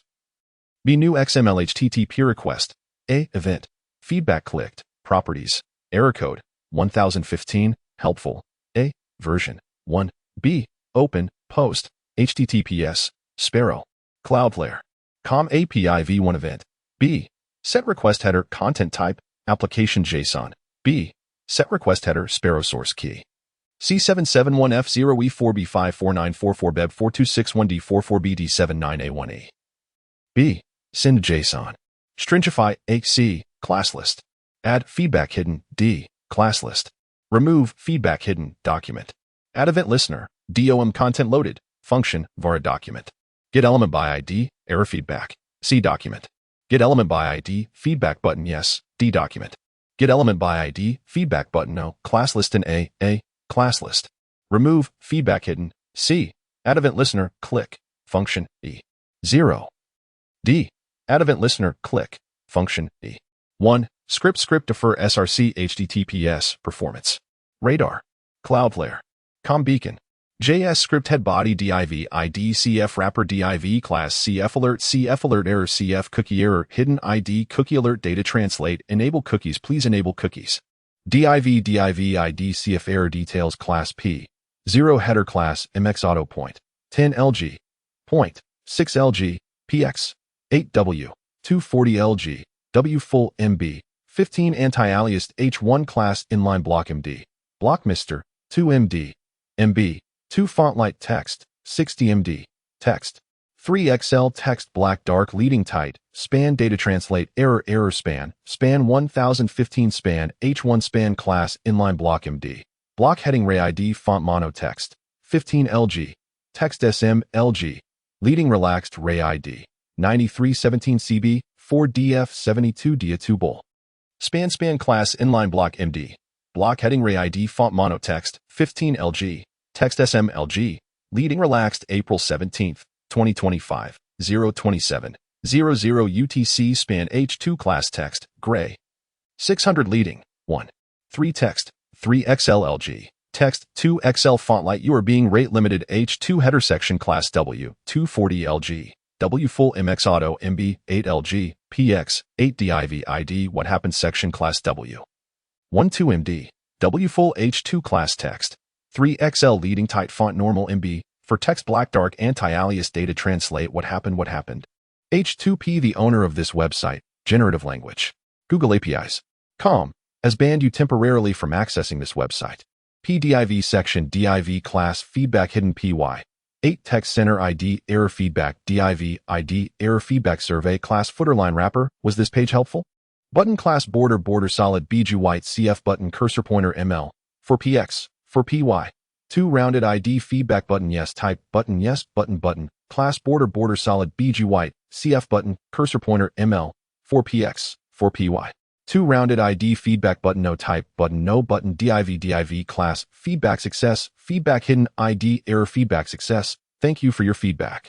div class CF error footer CF wrapper W 240 LG W full PY 10 SM PY for SM PX, 8 MX auto text center SM, text left border solid border, 0 border T border, gray, 300p class text, 13 span class CF footer item SM, block SM, MB, 1 Cloudflare ray ID, strong class font semi-bold 9317 CB, 4 DF 72 dia, 2 strong span class CF footer separator SM, hidden bull, span ID CF footer item IP class CF footer item, hidden SM. Block SM, MB, 1 your IP. Button type button ID CF footer IP reveal class CF footer IP reveal BTN click to reveal button span class hidden ID CF footer IP 43. 164, 133, 114 span class CF footer separator SM, hidden bull, span class CF footer item SM, block SM, MB, 1 span performance amp. Security by span rel nupener nor fur ref https www.cloudflare.com 5xx error landing ID brand link target blank Cloudflare span p script function D var ba get element by ID CF footer item IP CA get element by ID CF footer IP reveal B class list and B class list remove hidden C add event listener click function C class list add hidden A get element by ID, CF footer IP. Class list. Remove, hidden, var document, add event listener, A, add event listener, DOM content loaded, D, script div. Error footer, div. CF error details, div. CF wrapper, script window. CF translation. Script body HTML Dinu gazed at the disconnected call with a grim expression before dialing back again. The call connected, and the impatient voice of Chinjio resonated through the line. What is it? Nothing. Just wanted to let you know that I'm aware. With that, Duanyuyo hung up on Chinjio, feeling a sense of relief wash over him. As for the possibility of Chinjio seeking him out to eliminate him, Duan was confidently assured that such a fate would not befall him. After all, Qingyu was a model worker at the distillery, prioritizing the organization above all else. As long as his mission remained unblemished and he was not exposed as a traitor, Qingyu would dare not lay a finger on him. Upon the successful completion of this task, he would ascend to the ranks of codename members. The question then arose, what weapon would he choose? API call failed with status code 429, error, code, 429, message, resource has been exhausted, e.g. check quota. Status, resource exhausted. Duanmu gazed upon the stage where Suzuki Shiro was delivering a speech, a smile gracing her visage. The Suzuki Shiro on stage, feeling the weight of her scrutiny, was drenched in perspiration yet persevered in his oration. Meanwhile, Suzuki Tomoko distributed counterfeit dark stars, attempting to obscure the vision of the elusive kid the Phantom Thief. What? Father is also at home. Yuenzi, noticing the absence of her sister, made a phone call, only to unexpectedly discover that her father was still at home. Oh no, that person on stage. Upon hearing this, Conan hurried off in search of the disguised kid the Phantom Thief masquerading as Suzuki Shiro, but in the restroom, he only found a set of disguise props. Conan swiftly returned to inform Suzuki Tomoko. By the way, where is Sister Ran? Upon his return, Conan realized he could not find Ran and inquired of Duanmu, who stood nearby. I suspect she must have gotten lost somewhere. She has always been directionally challenged, after all. Yuenzi overheard Conan's remark and seized the moment to interject. Who are you calling directionally challenged? Suddenly, Ran appeared behind Yuenzi. Ah, Ran, you are here. Yuenzi feigned surprise as if she had not just spoken ill of Ran. Duan had been intently observing Xiaoln, attempting to glean some insight from her demeanor. What are you up to, Duan?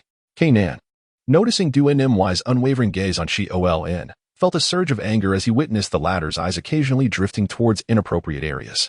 In a fit of indignation, he leapt onto Duan's back and whispered in his ear, "It's nothing. You should get off. Officer CHM is speaking." Duan merely shook Kanan off, stepping back, while feigning interest in the speech being delivered from the stage. Kanan seethed with frustration.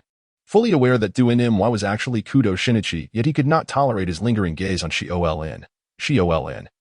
Sensing a persistent gaze upon her, felt beads of sweat forming on her forehead due to the blatant scrutiny.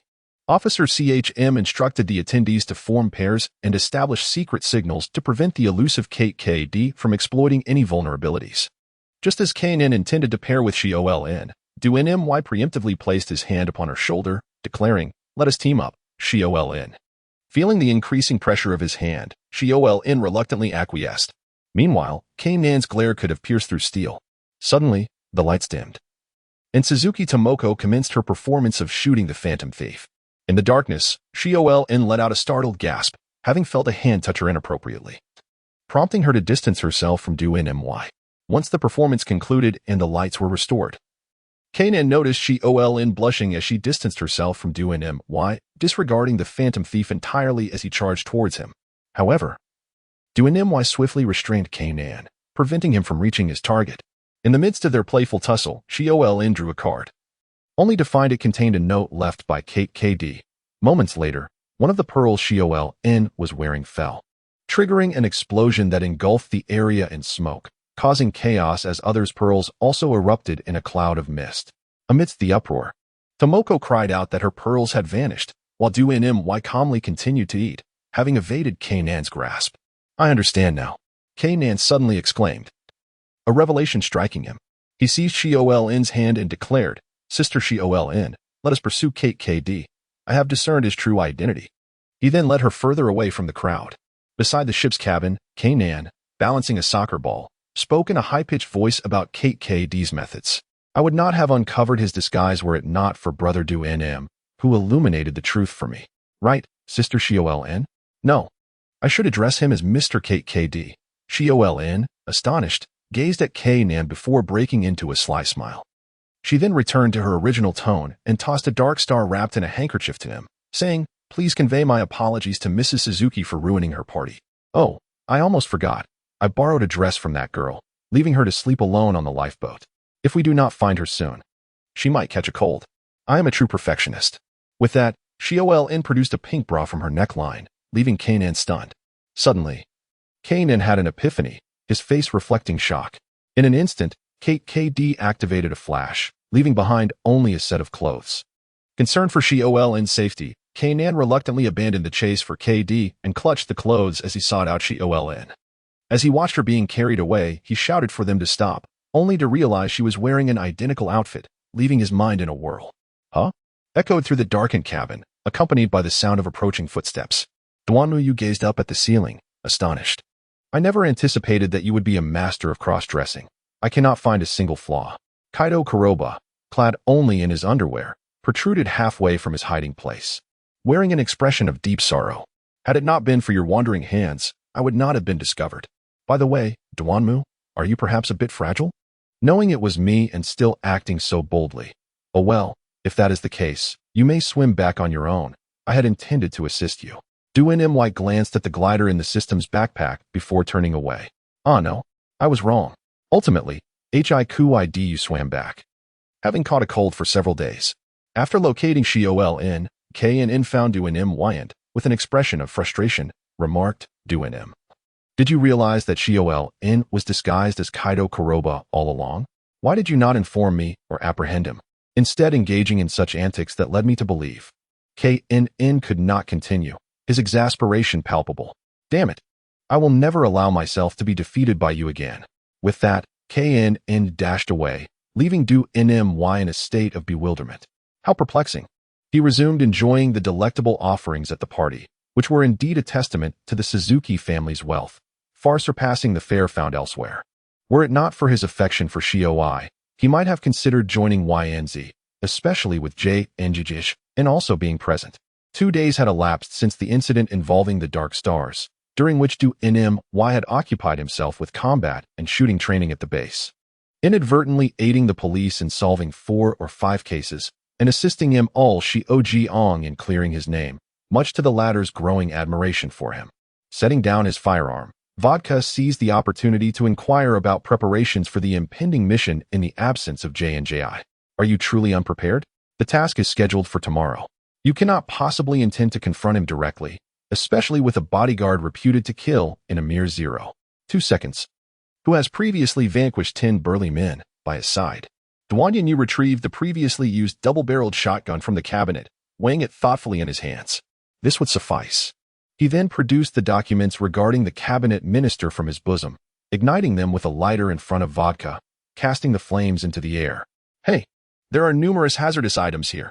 Vodka hurriedly grasped the burning documents, discarding them to the ground and extinguishing the flames. The papers were charred beyond recognition, leaving only a faint glimpse of a photograph and the characters Jing-san. The following day, in Nailing City, Duanyu, having assumed the guise of a life-sentenced fugitive sourced from the internet, arrived at the speech venue, a camera in hand. His target, the disheveled Jing-san, was delivering a fervent address. Duanyu clapped along with the passers-by, feigning the role of an ordinary onlooker. A female bodyguard, found her. API call failed with status code 429, error, code, 429, message, resource has been exhausted, e.g. check quota. Status, resource exhausted. Duanmu decisively fired another shot, and this time, Yanbei Jing-san finally collapsed. Only after the target fell did the bodyguards beside him react. Some rushed to check if Yanbei Jing-san could still be saved, while others sprinted towards Duanmu, attempting to capture him. The so-called female bodyguard who could kill in 0.2 seconds watched as the other bodyguards moved, remaining frozen for a while. It took her some time to comprehend the situation before she hurried to Yanbei Jing-san's side. API call failed with status code 429, error, code, 429. Message, resource has been exhausted, e.g. check quota. Status, resource exhausted, API call failed with status code 429, error, code, 429. Message, resource has been exhausted, e.g. check quota. Status, resource exhausted. Du-In-My could not help but admire the members of this organization. Their capabilities were indeed remarkable. While another doctor might have merely kept him alive, this particular physician had effortlessly brought about his demise without raising any suspicion. Witnessing the target's death, Du-In-My swiftly broke free from his bodyguards and fled, seamlessly merging into the shadows at a nearby corner. This left the pursuing bodyguards utterly bewildered. They scanned their surroundings and, spotting a passerby resembling Du-In-My, apprehended him for questioning. One could only mourn for that unfortunate soul. Du-In-My returned home to await the next day's news reports. To his surprise, the media was quite efficient. By that afternoon, the news of Cabinet Minister Yin's assassination attempt had spread, with the perpetrator already apprehended on the scene. Strangely, while other channels broadcasted this breaking news, one station was inexplicably teaching viewers how to prepare miso soup. Seeing the assailant captured, Duanim could not suppress a laugh. Soon after, his phone began to ring. Without even glancing, he knew it was Qing calling. Moshi Moshi. Ah. I thought you had been caught. I was prepared to come to your rescue. I sincerely apologize for disappointing you. Duanim made a sarcastic remark with a flick of her wrist. She arrived at the base and was tasked with deciding on her codename. Just as Qing finished speaking, Duanim pressed the hang-up button. Ha ha ha. You always hang up on me. Who would have thought I would be the one to end the call this time? She exclaimed. Then her phone rang again. Is Qing still not done? Duan Yunyu re-established the call. A single sound emanated from the other end before the call was abruptly terminated. Was it truly necessary to react with such haste? Was it merely a disconnection of a phone call? Oblivious to the fact that someone had previously felt elated by ending the call first, he arrived at the base, only to find himself once again confronted by the icy demeanor of Jinjiu. Beside Jinjiu stood an array of spirits: vodka, bourbon, gin, pisco, calvados, and Chianti, accompanied by several unfamiliar members. What a spectacle, as if the distillery had convened a meeting, having discovered a few drops of liquor in the water. Oh, and there was a rather dashing young man. Upon Duan Yunyu's arrival, Chianti was the first to speak. Is this the new codename member? I hear he is the fastest to ascend among us, possessing considerable strength. Bourbon surveyed Duan Yunyu, intent on returning to investigate his background. With so many eyes upon him, Jinjiu let out a derisive snort, commanding the attention of the room. Duan Yunyu, choose a name of a spirit. It shall become your eternal codename. Am I truly allowed to select my own name? Duan Muyu inquired. Well, if the existing options are not available, may we select from those who have passed away? Martini? Attempted to mention a name of a liquor, seeking to gauge the reaction of Jinjiu, only to be met with a murderous glare. You dare to speak of a martini, and yet you are unaware? Bourbon, upon hearing the mention of martini, broke into laughter, eager to introduce himself to Duan Muyu, but was swiftly silenced by Jinjiu's fierce gaze. Is that not an option? Very well, let the code name be Simula then. Duanim glanced around, yet refrained from pushing too far. After all, provoking Qing could lead to dire consequences, especially with her hand poised on the trigger. Crown vodka? You truly are audacious, which aligns perfectly with your character. Thus, it is settled. Duanim shall assume the codenames ML. From now on, we shall address each other by our codenames. With that, Qing confirmed Duanim's alias and rose to depart. I am Gint. And this is my partner, Kang. Young man, I have high hopes for you. Gint teased Duanim before leaving with Kang. The other members gradually made their exits as well, some casting disdainful glances at the youthful Duanim, uninterested in forming connections. Duanim remained unperturbed. For a few of the elderly gentlemen would not linger much longer in this world. In the end, only BBN and Duanim remained. Greetings. SML, I am BBN. I look forward to your companionship. BBN approached and gently patted Duanim's shoulder, introducing himself before taking his leave. Duanim discreetly retrieved a listening device from the collar of his coat, promptly crushed it, and departed from the bar. The once bustling establishment was now left with only the sound of the bartender polishing glasses. Snow, unbeknownst to him, had blanketed the earth. Upon waking in the morning, Duanim initially thought he had traversed through time. Just yesterday, the weather had been clear, with no indication of impending snowfall. Yet, overnight, winter had arrived. Upon reaching school, Duanim began to ponder the daily simulations of the system. Despite the increase in the frequency of these simulations, he found himself reluctant to utilize them unless absolutely necessary. Each use of the daily simulation provided a glimpse into the future. Thus, activating it during perilous moments proved immensely beneficial. However, employing it in mundane circumstances rendered the day's events akin to being spoiled, leaving him with an unsettling feeling. He resolved that within the world of Conan, he would abstain from using the daily simulations barring extraordinary situations, thereby honing his ability to confront crises. Although he currently possessed 3 daily simulations, with the possibility of acquiring more in the future, what if all 3 were exhausted without resolving the crisis? Over-reliance could indeed be fatal. When he first arrived in this world, he was merely an ordinary individual, struggling to navigate the realms of Conan and others, necessitating the simulations for every action to avoid untimely demise. Yet now, he not only had the capability to protect himself, but could also thrive within the world of Conan. While this approach might appear somewhat capricious, the daily simulations seemed rather superfluous in ordinary life. Omniscience was not always a boon. For the beauty of life lay in the uncertainty of tomorrow. Why, Conan? Shall we go skiing in the snowy mountains tomorrow? The snowy mountains? It seems I can seize another opportunity for a case. Sounds great. I have yet to experience skiing. Would undoubtedly seize this opportunity, even though the enhancement provided by a spirit is nearly negligible at this point. However, even the smallest of gains can accumulate into a formidable sum over time, especially considering the alarming frequency of incidents in the realm of Conan. In the snowy mountains during winter, one naturally comes here to ski. Haha. After donning the skiing gear, the first thing that reached his ears was the enchanting laughter of. Next, the quest for a Prince Charming began. However, it is worth noting that there were only 5 or 6 men present at the practice area today, each accompanied by their respective girlfriends. Indeed, the number of guests here is rather scarce, chimed in, surveyed the surroundings and sighed in disappointment. The only 2 eligible men were in Conan, the latter being just a child. Although is quite handsome, he has chosen to become an external detective for the police. Speaking of detectives, it irritates me. That guy has left for so long without returning, and I certainly do not wish to date a detective. Yes, I apologize for being a detective. It is rare for Duanmuyu and Conan to share the same sentiment. Shinichi, upon hearing his name, Xiaolan began to feel sorrowful once more. At that moment, Yunzi realized that she had inadvertently spoken out of turn and hastily sought to change the subject. Xiaolan, I envy you for still having Shinichi. Unlike me, after 17 years of existence, I have yet to encounter a single fortunate event. It fills me with profound sadness. Yunzi's lament was indeed heartrending, prompting Xiaolan to set aside her own grief to empathize with her friend, preparing to offer words of comfort. However, unexpectedly, Yunzi's tone shifted dramatically. In that case, today's lunch shall be on you, Conan, she exclaimed with laughter, revealing her true intentions. Huh, why is it me? Wanya and you could not comprehend why the act of enjoying gossip would ultimately lead to her own involvement. Is there any connection? You are a young man.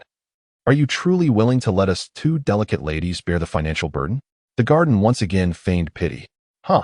A weak woman with dual A abilities and strength and speed, and a wealthy heiress lamenting her own misfortunes. Duanmy could not help but scoff. Oh? 2 adorable little kittens, if you wish, come join us for some skiing. Just as Yunzi and Xiaolin were about to express their irritation, a man, drawn by Yunzi's laughter, extended an invitation to them. Hey, do you not see there is a dashing gentleman here?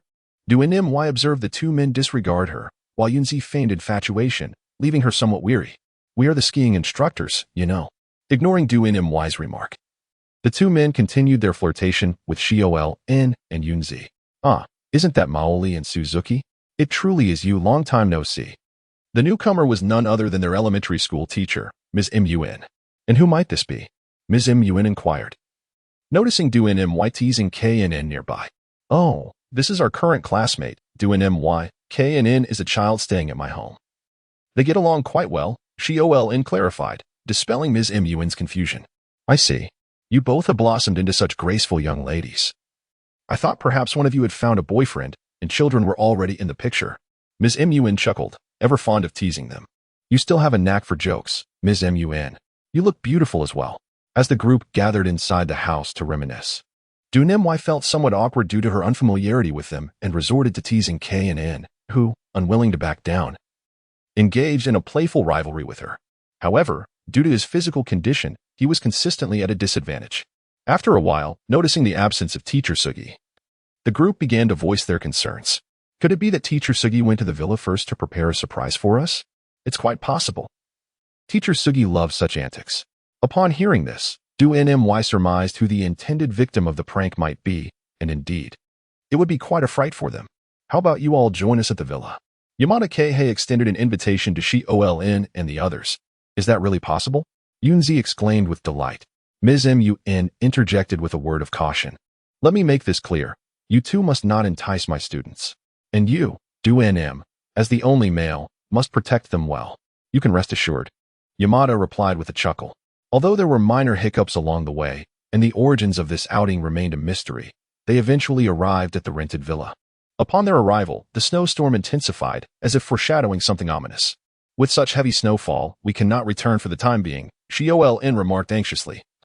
Gazing out at the snow-laden landscape, Ms. Mun approached them.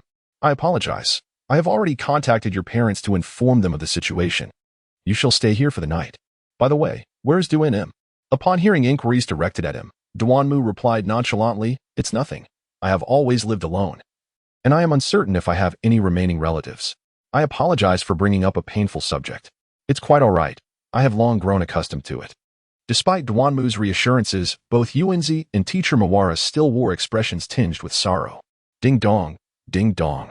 The group assumed that teacher Senyama had arrived and hurried to open the door, only to be met by an unexpected visitor. Humph. I didn't expect to find you all here. A look of terror spread across the faces of the assembly. The figure at the door was not teacher Senyama, but rather an individual with a pointed chin and drooping eyes, exuding an aura of sharpness and malice. Who is this person? Yuanzi inquired, perplexed. You mean me? I am merely a reporter from a passing newspaper. The stranger refrained from revealing their name, instead disclosing only their profession before removing their hat. What are you doing here? I was tipped off by someone. It seems there will be an incident here tonight.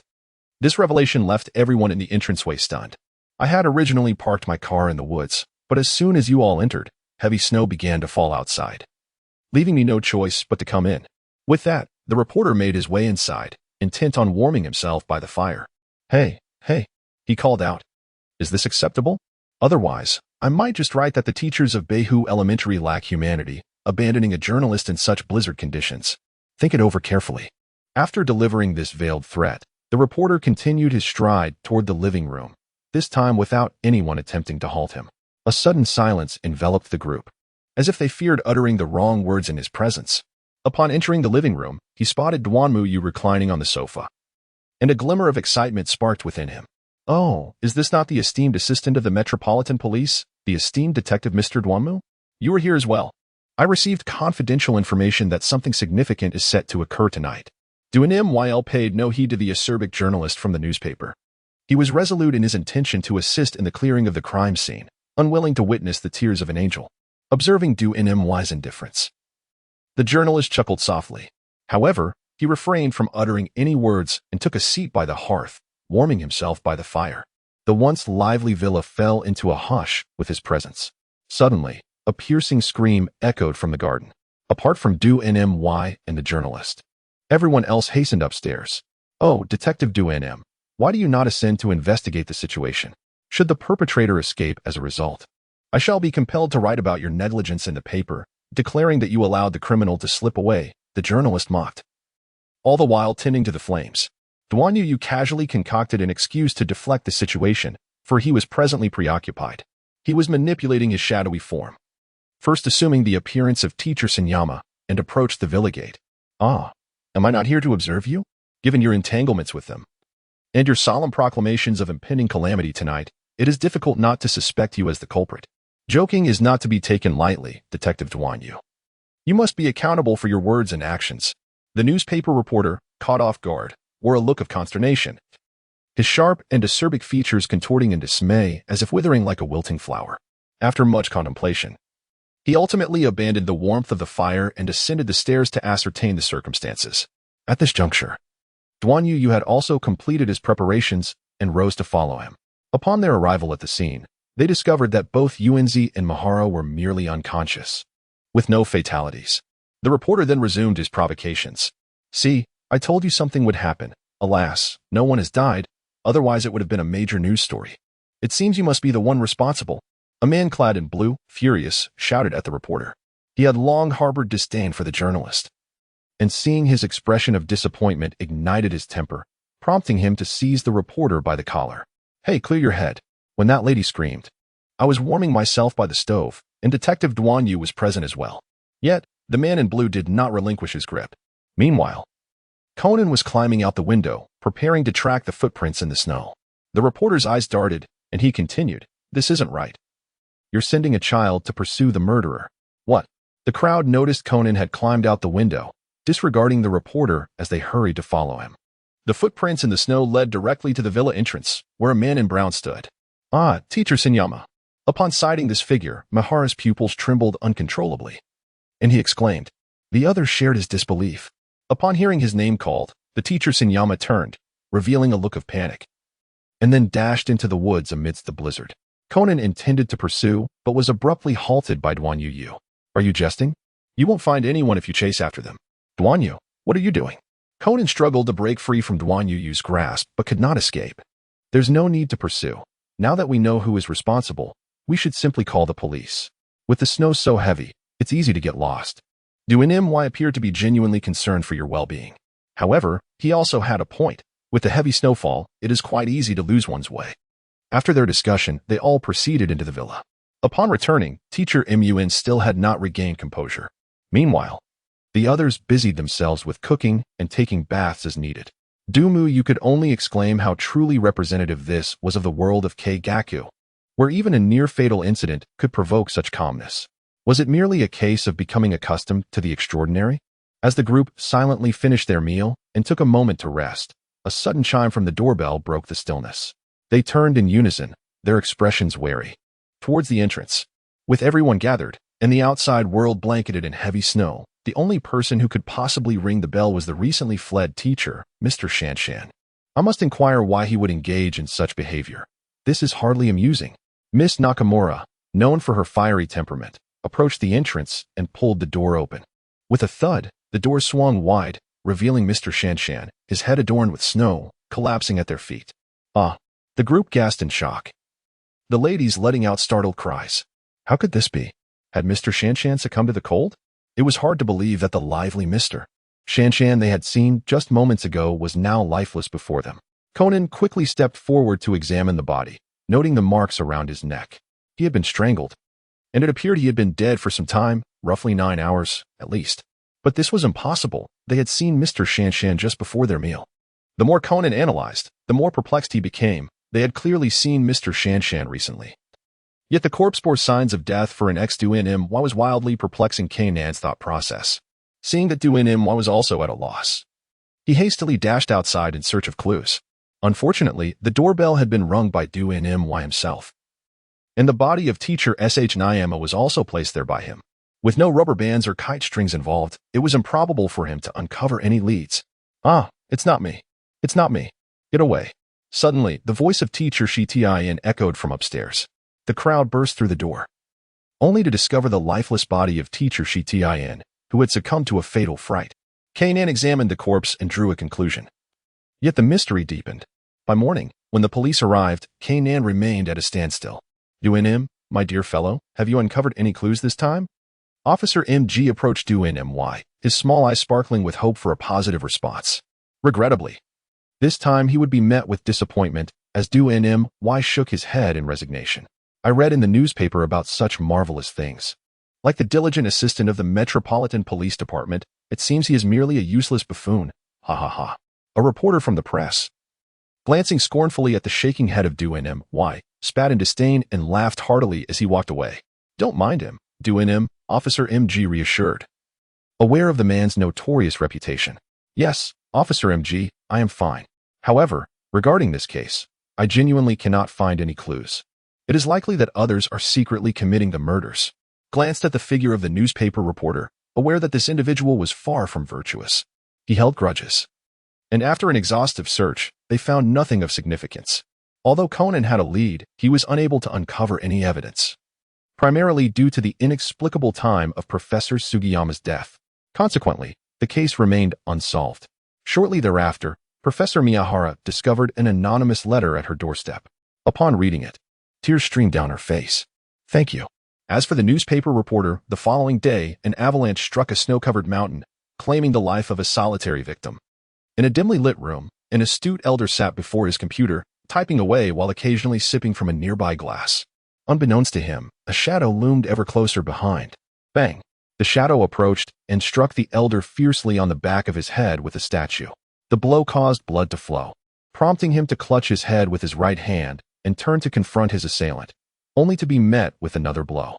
The elder collapsed, and the assailant hastily discarded the weapon and fled. After the assailant's departure, the elder, surprisingly still alive, mustered the last of his strength to press the keys on his keyboard, typing the letters Jun before succumbing. Remarkably, this frail old man exhibited more resilience than Kudo. Soon after, the body was discovered, and the police, along with Kagoro, Conan, and Indomu, conquered Du Nmy in his usual nonchalant manner. Casually brushed off Imul Shiowling. Yet, Imul, unable to resist flattery, grasped Du Nim's shoulder, intent on persuading him to share a drink. No, I must decline. I have matters to attend to tomorrow, Du Nim replied, hastily conjuring an excuse to extricate himself from the situation. Imul, taking his words at face value, seemed genuinely disappointed. Meanwhile, Kn observed the exchange with a twitch at the corner of his eye. Upon returning home, Du Nim received a call from Qin Jing. Hello, the number you dialed is currently not in service. Please. Before Duanmu you could finish his words. He was interrupted. No matter how glib your tongue may be, do not presume that you will see the sun rise again tomorrow. Do not think that becoming a codename member exempts you from danger. There are plenty of rats around. The weather forecast indicates that tomorrow will be overcast. Duanmu murmured softly. Jinjiu did not catch the entirety of his words, yet since they were not of a pleasant nature. Is there nothing to worry about? Another task awaits? Jinjiu realized that he had been led astray by Duanmu, his tone growing colder. On May 1st, we are to retrieve a shipment of explosives. Should that person play tricks, you know what to do. Okay. Esteemed Jinjiu, is there anything else? Jinjiu scoffed and promptly hung up the phone, anxious that Duanmu might sever the call before him. Subsequently, he received a message from that individual, Moriya T2. After finishing the call, Duanmu lay on his bed, talking to himself. May 1st? What day is that? Wasn't it just yesterday, during winter, when they returned from skiing in the snowy mountains? He took out his phone to check the date, which was April 19th, and the weather was clear. Very much like a deduction from Conan. Time for sleep. Sleep? That was impossible. The nightlife of a youth had only just begun. Duanmu resumed his online surfing. In an era where the internet was underdeveloped and computer games were limited to Tetris and Pac-Man, his only leisure was to gossip online and occasionally engage in exhilarating keyboard battles. After all, he possessed the Kabaneri physique enhancement and the yin-yang eye spirit devouring, rendering sudden death a non-issue. Staying up late? No one could rival him. Chuckles. The following day, Duanmu arrived at Dr. Agasa's doorstep. Oh, Conan is here too. As Duanmu entered, he immediately spotted Conan seated on the sofa, engrossed in reading a letter. Duanmu? Are you looking for me? Conan assumed that Duanmu had come to see him. Such narcissism. It is indeed characteristic of you, you washing machine. No, I am here to see Dr. Agasa. I have commissioned some gadgets from him. Duanmu's creativity was indeed remarkable. Inspired by him, I too have invented numerous new products. However, Duanmu, I forgot to inquire last time. Some of these items may be hazardous. What do you intend to use them for? The doctor provided Conan with an explanation, then recalled something and posed a question to Duanmu. Doctor, as a detective, one inevitably requires certain self-defense capabilities. Just look at Conan. He is no different. Duanmu chuckled softly. Are you certain it's merely for self-preservation? He gazed upon an array of gadgets, portable gliding wings, cloaks, multifunctional umbrellas, flashbangs, smoke bombs, stun grenades, hypnotic gas, bulletproof shields, enhanced footwear, strength-augmenting gloves, and grappling hooks. Are you a phantom thief, kid?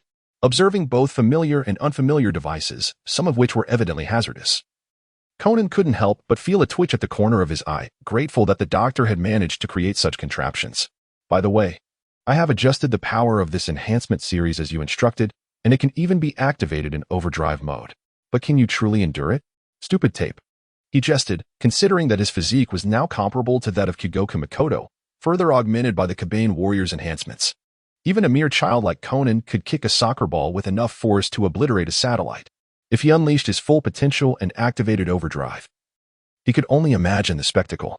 This strike shall pierce the stars. By the way, Duanyu, did you receive the letter? Conan suddenly remembered the matter at hand. Letter? What letter? Here. Conan proudly presented the letter to Duanyu. It seems I am the more popular one. Duanyu can't quite measure up to me. Lost in his own self-admiration, Conan completely overlooked the peculiar expression on Duanyu's face. Morikuni Taichi? Oh, the theatrical version. Duanyu recalled the unfolding plot, observing Conan's sympathetic expression. The poor child remained oblivious to the trap laid specifically for him. However, Duanyu was aware that in her current state, she could not participate. Why don't you go in my stead? She proposed.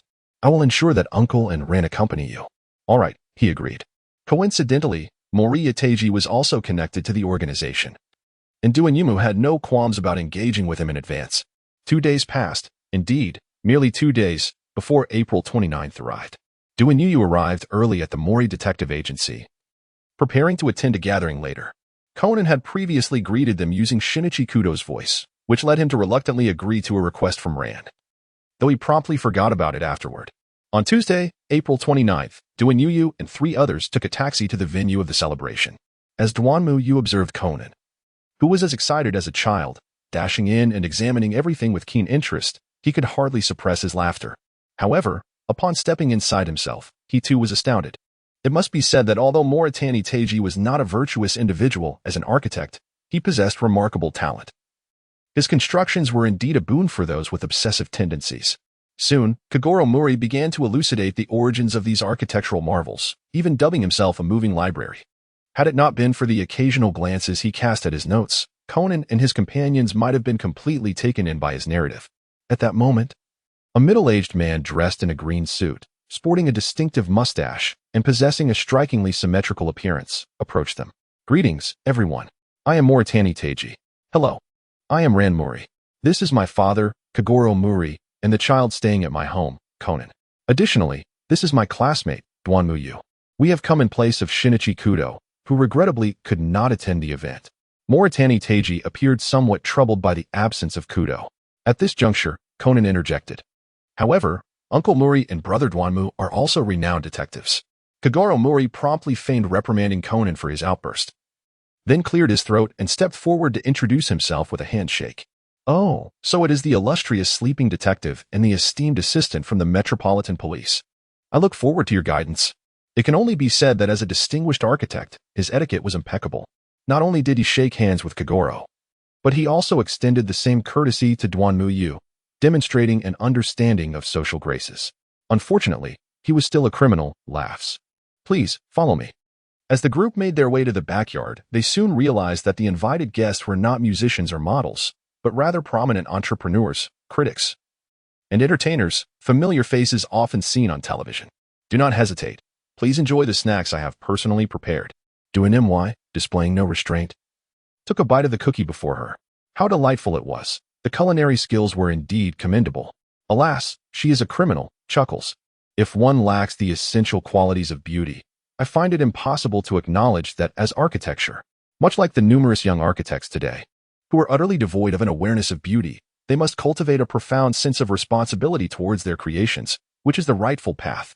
Sengoutier, suddenly incensed, delivered an impassioned discourse that left the audience in shock. The backyard fell into a hushed silence, save for Duanyumu, who remained unfazed, leisurely enjoying her snack. Quite spirited, indeed. Alas, she is a criminal, chuckles. Inside, Duanyumu couldn't help but scoff, continuing to indulge in his meal, tossing a piece into his system backpack after each bite. After all, the thrill of getting something for nothing was undeniably delightful. Calmly, Moriarty initiated a riddle activity, distributing a sheet of paper with information to each participant, with a time limit of 3 minutes. As 2 minutes elapsed, everyone was scratching their heads in frustration, unable to unravel the mystery. Moriarty also noticed Duanyumu, who was still munching away, and the table beside him, which was now significantly devoid of food. Would Detective Duanyumu care to give it a try? He inquired, a smile gracing his lips, though Duanyumu could sense a hint of irritation beneath the surface. Oh, I'm not particularly adept at solving riddles. I think I'll pass. Duanyumu indeed speaks from the heart, although he possesses the ability to articulate and write, and recognizes the nuances of the Japanese language. He remains utterly oblivious to the riddles involving katakana, hiragana, and the unique cultural enigmas of Japan. In his early days of watching Detective Conan, he consistently failed to grasp the essence of the puzzles presented. And let us not forget the doctor's dry humor. Therefore, I hope Detective Duanyumu relishes the culinary delights I have prepared. A fondness for my cooking serves as a form of validation for my efforts. Moriarty, on the other hand, had no choice but to concede, his resentment towards Kudo Shinichi intensifying further. What kind of person is this? He mused. I've got it. The answer is Momotaro. Conan was the first to announce the solution. Well said. Congratulations on becoming an accomplice, Kudo Shinichi. Though food had silenced Duanyumu, He silently scoffed in his mind. Receiving accolades from the crowd, Conan cast a glance at Dumuyu, thinking to himself, this time, I have finally triumphed over you. Dumu. Subsequently, Moria T-Air guided Conan and ran on a tour of his exhibition hall. Ran, true to her angelic nature. Innocently revealed her plans for a date with Kudo, sharing her fondness for Red and other tidbits with Moria T-Air. Once the gathering concluded and everyone departed, Moria T-Air stared at the table, now barren save for plates and decorations, utterly bewildered. On May 1st, at the base, Dumuyu languidly reclined on the sofa, awaiting the arrival of explosives. As time dragged on from day to night without any word, he turned to the sullen Jin beside him. Jin, do you think Moria T-Air has stood us up? Bang.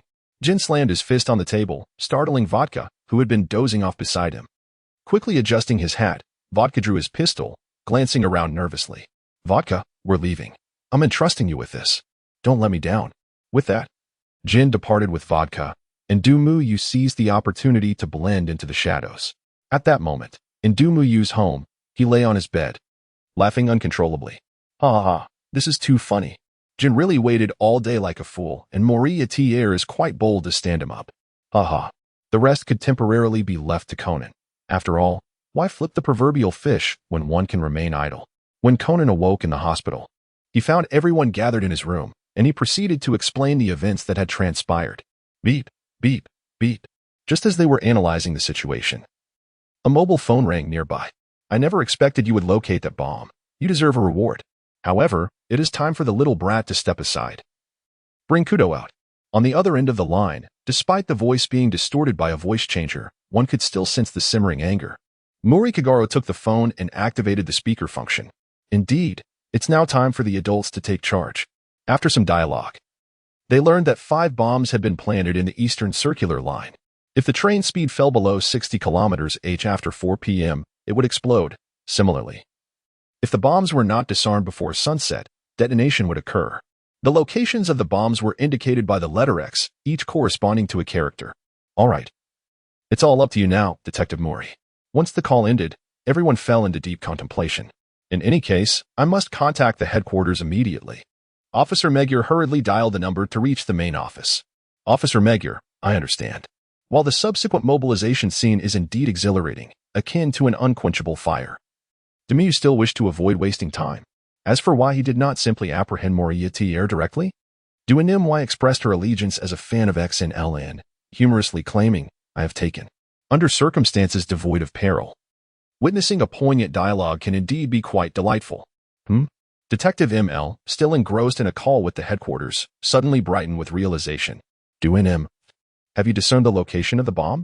Naturally, the answer lies between the railway tracks. After all, I had contemplated the phototropic timer before sunset.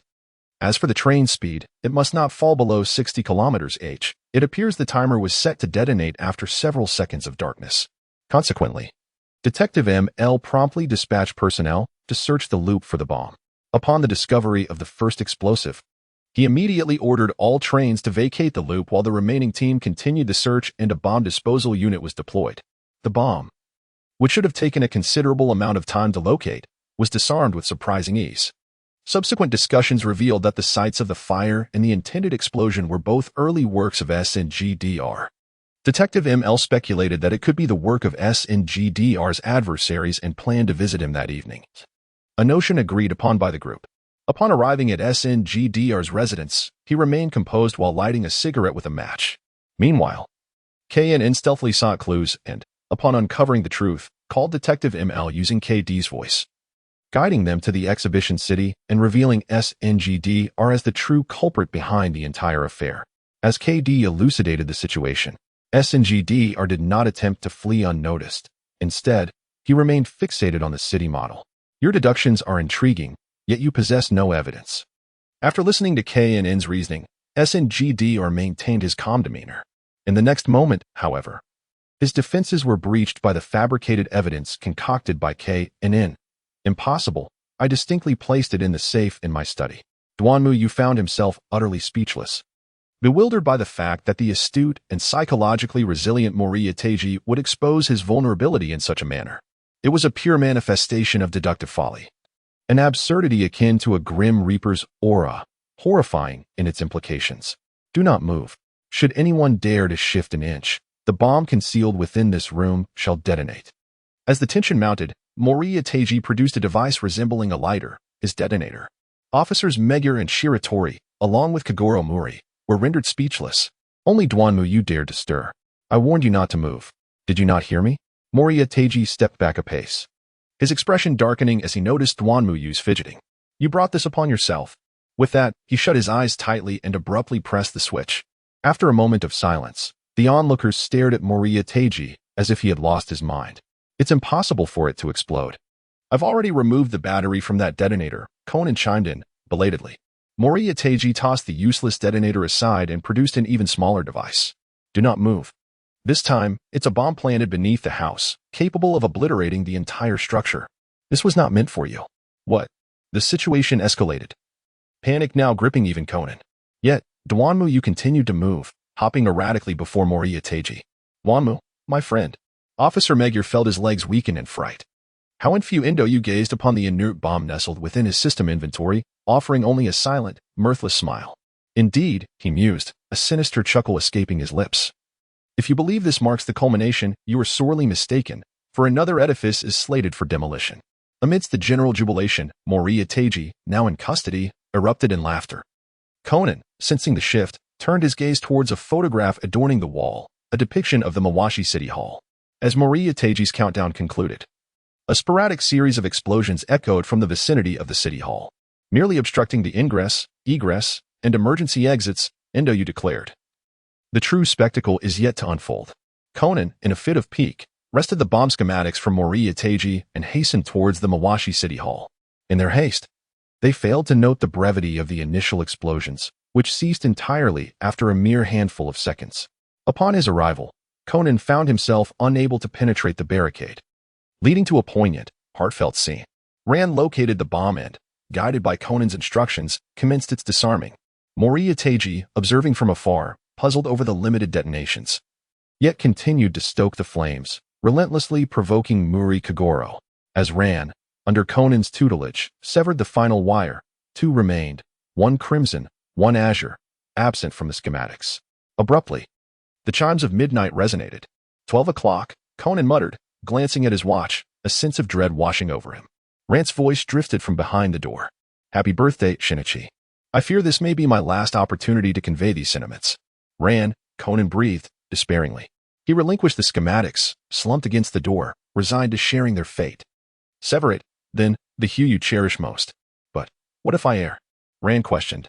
Error if you must, Conan retorted, for detonation is inevitable. Choose your favorite color. Yet, Rand hesitated, her gaze fixed on the dwindling seconds of the timer, her hand trembling. Conan lifted his gaze skyward, a serene smile gracing his lips. Fear not, he reassured, for should you fail to evade this fate, I shall remain by your side, united in death if not in life. Though separated by a mere door, their spirits intertwined. Shinichi, Rand whispered, farewell. With a final sigh, she severed one of the wires as the countdown dwindled to 10 seconds. 5. Muri Kagoro, overcome with grief, lunged forward, only to be restrained by nearby officers. 6. Within the hall, bystanders braced themselves as the scissors approached the wire. 7. Mori Itaiji's laughter reached a fever pitch. 8. Conan pounded on the door, desperate to impart some vital warning. 9. The wire was severed. 10. The second hand reached the apex of the dial. Silence descended, every breath held captive, yet the anticipated cataclysm failed to materialize. What? Mori Itaiji's maniacal mirth abruptly ceased. Impossible. Those trapped within erupted in joyous cries. We're saved. We're saved. Following the rescue of Ran and the others, Muri Kagoro wept openly, eliciting astonishment from the arriving paramedics, who found that the explosions had claimed no lives, nor even inflicted any grievous injuries, save for a handful of minor wounds. Muri Kagoro was promptly besieged by reporters, instantly assuming his role as a self-aggrandizing hero. Ran, pushing through the throng, searched frantically for Kudo Shinichi. Though she failed to locate Shinichi, she spotted Conan. Ran-ichan, Conan began. Kudo Niken was rather peculiar just now, believing you would sever the red wire. Why did you ultimately choose the blue? Ran responded with a gentle smile. Because I couldn't bear to sever it, that crimson thread. Perhaps it is the very thread that binds Shinichi and me. Ran gazed upwards at a film poster, Conan following her gaze. It advertised the legend of the red thread. Subsequently, Moriya Teiji was escorted to a police vehicle. Indomuyu carefully stowed away the camera. Gazing at the receding police car, her head bowed in contemplation. Soon, she would reunite with Moritani Taichi. That night, at the police headquarters, the on-duty officers fought off boredom with yachts. A gentle rustling echoed, the sound of the wind. One officer glanced outside, only to be met with an impenetrable darkness. He nudged his slumbering partner awake. "Wake up, Fat Tiger." "Huh? What is it, Daisuke?" The officer, dubbed Fat Tiger, murmured as he stirred. "I'm heading to the restroom. Keep an eye on things." Go ahead. In our little precinct, there's but a single temporary holding cell. Who would dare attempt a jailbreak?" Once Daisuke departed for the restroom, Fat Tiger succumbed to sleep once more. A sudden splash from the bathroom barely registered in his mind. The night lay enveloped in profound stillness. Moritani Taichi, confined within the temporary holding cell, found himself unable to sleep, staring vacantly at the night sky through the small window, blissfully unaware of the shadow lurking behind him. Click. Huh. The sound of the cell door unlocking jolted Moritani Taichi back to reality. "Who is there?" he whispered, his voice barely above a murmur, but received no reply. Cautiously, he approached the cell door and gently pushed it. Creak. The door opened with a piercing sound, startling Moritani Taichi, who instinctively grasped the half-open door to stifle any further noise. He scanned the surroundings, but no one was in sight to claim responsibility for the open lock. Regardless, he crouched against the wall and stealthily made his way toward the police station's entrance. Peeking over the counter, he spotted one officer asleep, while the other was nowhere to be found. Seizing the opportunity, Moritani Taichi tiptoed out of the police station. After a short distance, he broke into a sprint, his mind fixated on a singular thought. He must find that organization. The organization that could protect him. Moritani Taichi believed he still held value. Thud. In his haste, a strike to the back of his head sent him crashing to the ground, unconscious. At the temporary base of the distillery, in the darkness of the basement, a voice broke the silence. "Simu Liu, what is the purpose of summoning us at this late hour?" Jin, exhaling smoke in irritation, was clearly displeased. "You had better provide us with an explanation, or you won't find yourself in pleasant company." "Huh? What juice? Where's the juice?" Vodka, nearly asleep, was startled awake by Jin's outburst. API call failed with status code 429. Error. Code 429. Message. Resource has been exhausted, e.g. check quota. Status. Resource exhausted in Dimianu. Observing Jin's sudden lucidity, boasted of his extensive efforts. "Very well. I shall inform the higher-ups. I've begun to appreciate you, Smirnov." Jin dismissed him, his gaze upon Teiji Moriya as if upon a cadaver. To dare stand him up, making him wait an entire day. And to betray the organization, Moriya would be taught a lesson in how to conduct himself in the next life. Is there a bonus? Yes. Excellent. Remember to be swift. I must return his corpse there. Having received the desired response, Endymion exited the basement. Before long, muffled screams emanated from within. The following day, news outlets reported the gruesome demise of Teiji Moriya, who was to be convicted in court, within his temporary cell. His death was exceedingly brutal, his body utterly mangled. Fingers and toes severed, multiple bones crushed. Forensic analysis indicated he had been tortured to death, kept conscious with adrenaline injections until his final moments. Endymion switched off the television and opened the system panel. Anime Simulation System Host. Endymion U level. 3 functions. Random Simulation, Daily Simulation, 33. Inventory. Assorted Supplies Abilities. Burst. Yin-Yang Eyes. Fragmentary. Physique. Kabaneri Physique Instructions. Activate Yin-Yang Eyes. Yin-Yang Eyes. Fragmentary. Ability 1. Soul Devour all things possess a spirit. By activating Yin-Yang Eyes, one can perceive the spirits of the deceased, absorbing them to enhance the body and soul, while gradually repairing the Yin-Yang Eyes. Ability 2. Yin Doppelganger. Yin and Yang are twinned. One can transform their shadow into a Yin Doppelganger, inheriting all abilities and attributes of the Yang body. It possesses a degree of intelligence, can be controlled at will, and its perspective can be shared. Its appearance can be altered according to imagination. Upon death, it requires a 24-hour cooldown.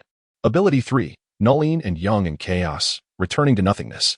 Upon activation, one can employ the power of Yin and Yang to conceal their form, voice, scent, and aura completely. Unless the enemy is far superior, one cannot be detected. The degree of activation can be freely controlled. Ability 4. Unlocked. Indeed, Jin lived up to his reputation. The more gruesome the death, the more potent the spirit. Teiji Moriya's spirit was significantly larger than the droplet-shaped ones he had previously encountered, resembling a torrent of water, instantly upgrading his yin-yang eyes. This was essentially stealth and infiltration. Complete stealth, in fact. A shadow clone and complete stealth, these yin-yang eyes were turning him into an assassin. Regarding Null, Endymion initially thought it meant the absence of ability, only to realize that Null was the name of the ability itself. A truly misleading designation. API call failed with status code 429. Error. Code 429. Message. Resource has been exhausted, e.g. check quota. Status. Resource exhausted. Duanmu took to the streets, shouting at the top of his lungs. Yet the passers-by remained oblivious, neither seeing him nor hearing his voice. He made his way to the Maori Detective Agency, where he stood before Conan, who was engrossed in his reading, pulling faces in vain. Enmuyu gave Conan a gentle tap on the head. Startled, Conan quickly glanced around. Ran was tidying up from a distance, and the uncle was drunkenly slumped over the desk. Neither of them was responsible. What's wrong, Conan? Noticing his unusual demeanor, Ran inquired with concern. Oh, it's nothing, Sister Ran. Conan hastily brushed it off. Duanmu Yusin contentedly stowed away her camera. Just as she was about to exit the Maori Detective Agency, she exclaimed, Father, have you been drinking again? He replied nonchalantly, so what? The commission fee has already arrived. We'll deposit it at the bank tomorrow. I'm in high spirits today. What's wrong with indulging a little? Tomorrow to the bank? Duanmu felt a flicker of recognition. As Duanmu walked along the path, he suddenly felt a wave of dizziness and hurriedly returned home. The sensation of vertigo intensified, prompting him to swiftly deactivate his concealment. Gazing into the mirror, he was confronted with his own reflection and began to comprehend the situation. After conducting a series of experiments, he discerned that the concealment drew upon his mental energy, with varying degrees of consumption depending on the extent of activation. When fully engaged, it could be sustained for half an hour. However, partial activation, such as merely obscuring his presence or form, allowed for a longer duration. The dizziness signified that his mental energy was insufficient to maintain the concealment, yet he could endure a brief period even in this state. Simultaneously utilizing both the concealment and shadow form would significantly shorten their duration, indicating that shadow form also relied on mental energy. However, due to the enhancement from spirit devouring, his mental strength had been considerably bolstered, rendering the shadow form seemingly devoid of any consumption. Once the testing concluded, Duanmu's mental energy was entirely depleted, and he succumbed to a heavy slumber, regretting not having visited the changing room before drifting off. Beep, beep, beep. Duanmu was roused from his slumber by the insistent ringing of the telephone. Upon awakening and reaching for his phone, he discovered that the ringing had ceased. Glancing at the screen, he noted 4 missed calls, all from Chinchio. API call failed with status code 429. Error. Code 429. Message. Resource has been exhausted, e.g. check quota. Status. Resource exhausted. API call failed with status code 429. Error. Code 429. Message. Resource has been exhausted, e.g. check quota. Status. Resource exhausted. Duanmu stifled a yawn. The call was abruptly terminated, and she tossed her phone aside, sinking back into her slumber. A minute passed. 5 minutes elapsed. Half an hour slipped by. Alas, sleep evaded her. All was to blame on the influence of the jinn. Duanmu sat up with a frown, his hands desperately tugging at his hair. Realizing that sleep eluded him, he resolved to visit the bank to deposit some money. Firstly, he recalled overhearing that the Mori family intended to make a deposit today. In his memory, the last time Kagoro Mori made a deposit was during the infamous billion-yen robbery. Secondly, he felt it was time to purchase a few cars, as relying on taxis had begun to wear on his patience. Upon arriving at the four-wheel bank, he immediately spotted the Mori family. Ah, Ran, Detective Mori, and Conan, he greeted. Duanmu first greeted. You June? What a coincidence. Are you here to deposit money as well? Indeed, I recently earned a substantial bonus as an external detective for the police. I came to check my balance and later plan to purchase a car. Speaking of which, why doesn't Detective Maori buy a car? It seems he always rents one. Duanmu, that's none of your concern, retorted Maori Kagoro, visibly displeased by the remark. Haha, Dad usually can't hold on to his money, said Xiaolan, feeling somewhat awkward. Well then, I shall proceed with my deposit. Farewell.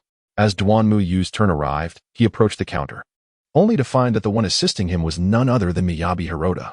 Miss Hirota, I noticed you've been checking the time frequently. Is there something on your mind? Oh, it's just that my shift is ending soon, and I'm a bit anxious to have my meal," she offered as an excuse. "Is that so? Miss Hirota, one must be cautious about believing everything certain individuals say," he remarked.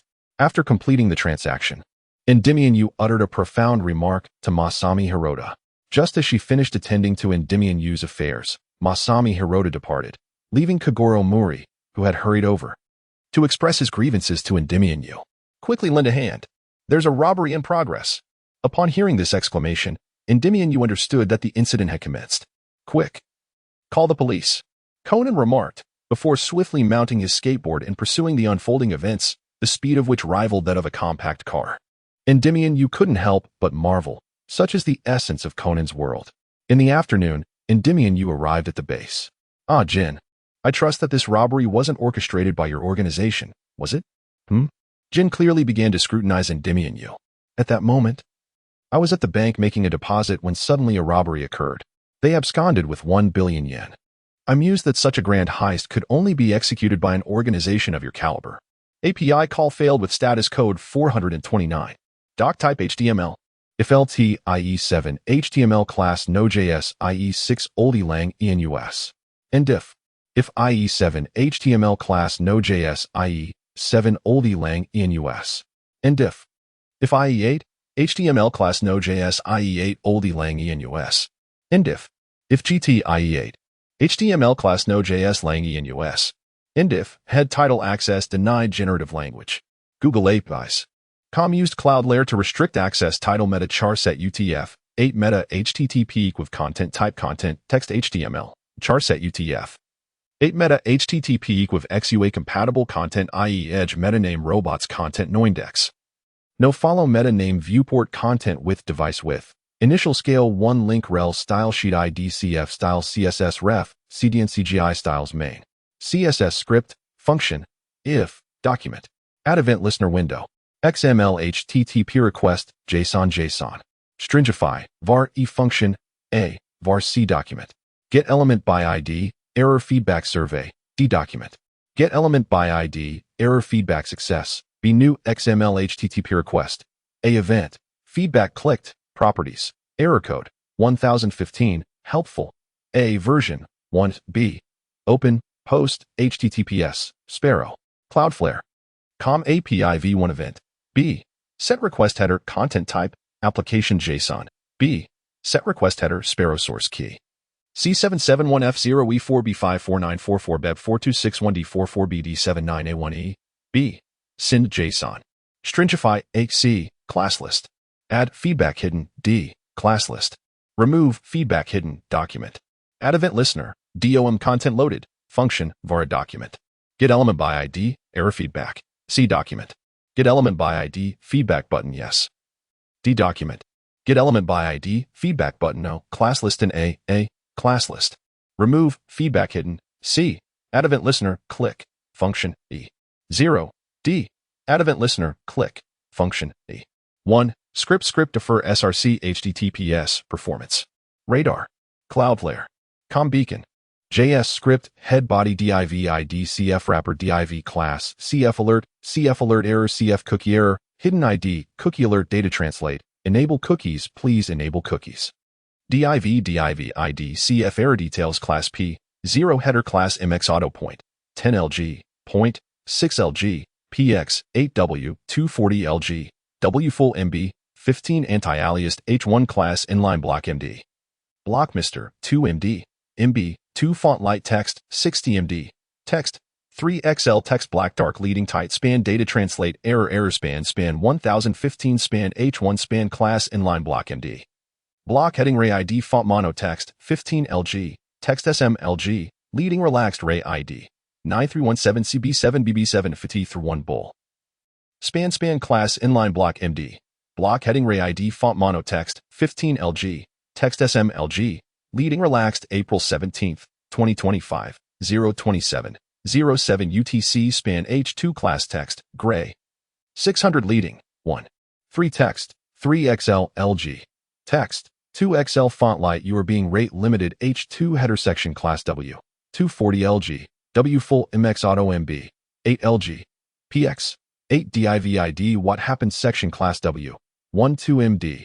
W full H2 class text, 3XL leading tight, font normal MB. For text black dark anti-alias data translate, what happened? H2P the owner of this website, generative language. Google APIs. Com. Has banned you temporarily from accessing this website. PDIV section div class feedback hidden PY. 8 text center ID error feedback div ID error feedback survey class footer line wrapper. Was this page helpful?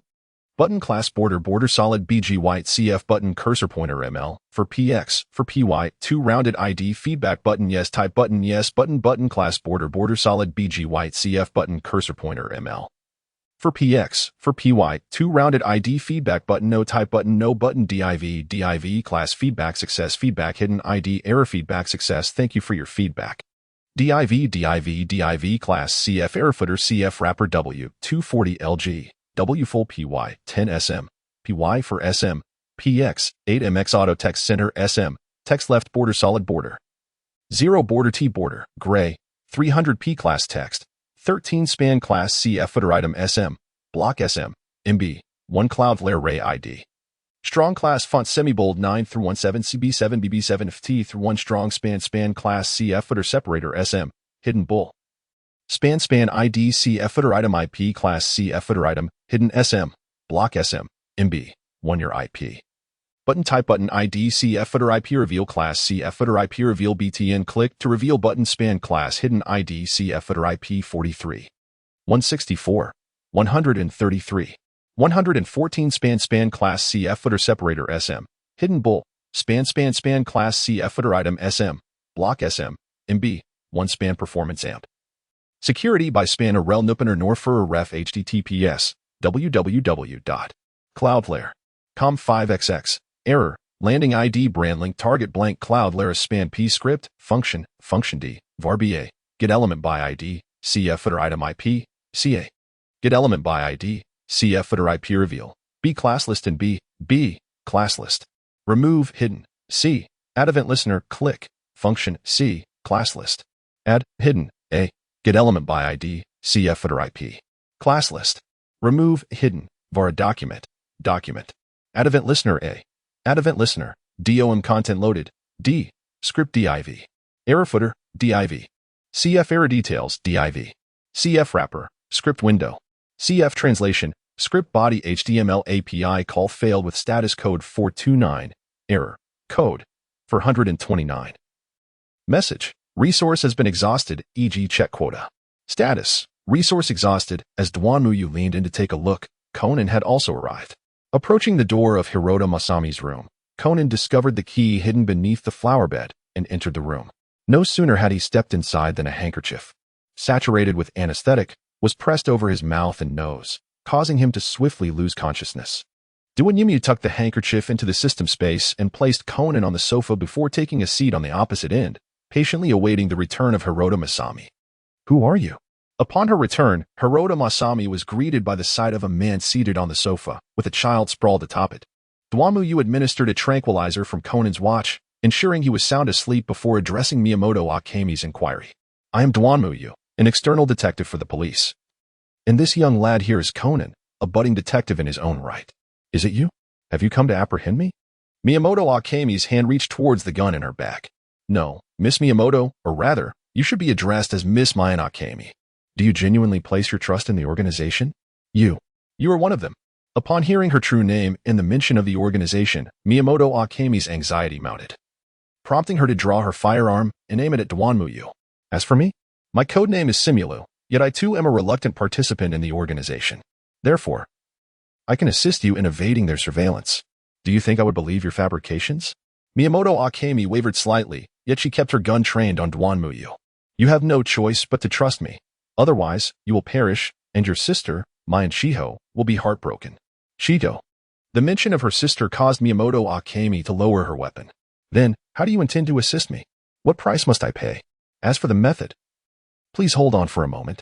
Duanmuyu entered the room, and after a brief moment, emerged a figure strikingly identical to Mayano Akemi. The price? I require that 10 billion yen. After all, no one can ever have too much money. Furthermore, it would suffice if you could speak favorably of me in the presence of Mayano Shiho in the future. Witnessing a figure that mirrored her appearance and voice left Mayano Akemi astounded. Are you Shiho's boyfriend? In the future, Duan Yunyu added. And Akemi Mayano completely let go of her guard, pleading earnestly, I know this is asking too much, but could you please help me rescue Shiho as well? Of course. Came the reply. Your crisis is not yet over, and yet you are already worrying about your sister. Such deep sisterly affection. Well then, please come to my home first. I have contacted someone who can assist you with a disguise. Here's the address. Leave the rest to me. Duan Muyu inscribed the address on a piece of paper and handed it to Mayano Akemi, then exited the room. What about Conan? Akemi inquired. Just leave it there. And you should hurry along. He will awaken shortly. Duan Muyu responded briefly before driving Mayano Akemi's car towards the harbor. Upon arriving at the port, Mayano Akemi alighted from the vehicle and called out into an abandoned warehouse. Where are you? Come out quickly. Thank you for your hard work, Mayano Akemi. As she turned her head, Jin and his two companions emerged by the car.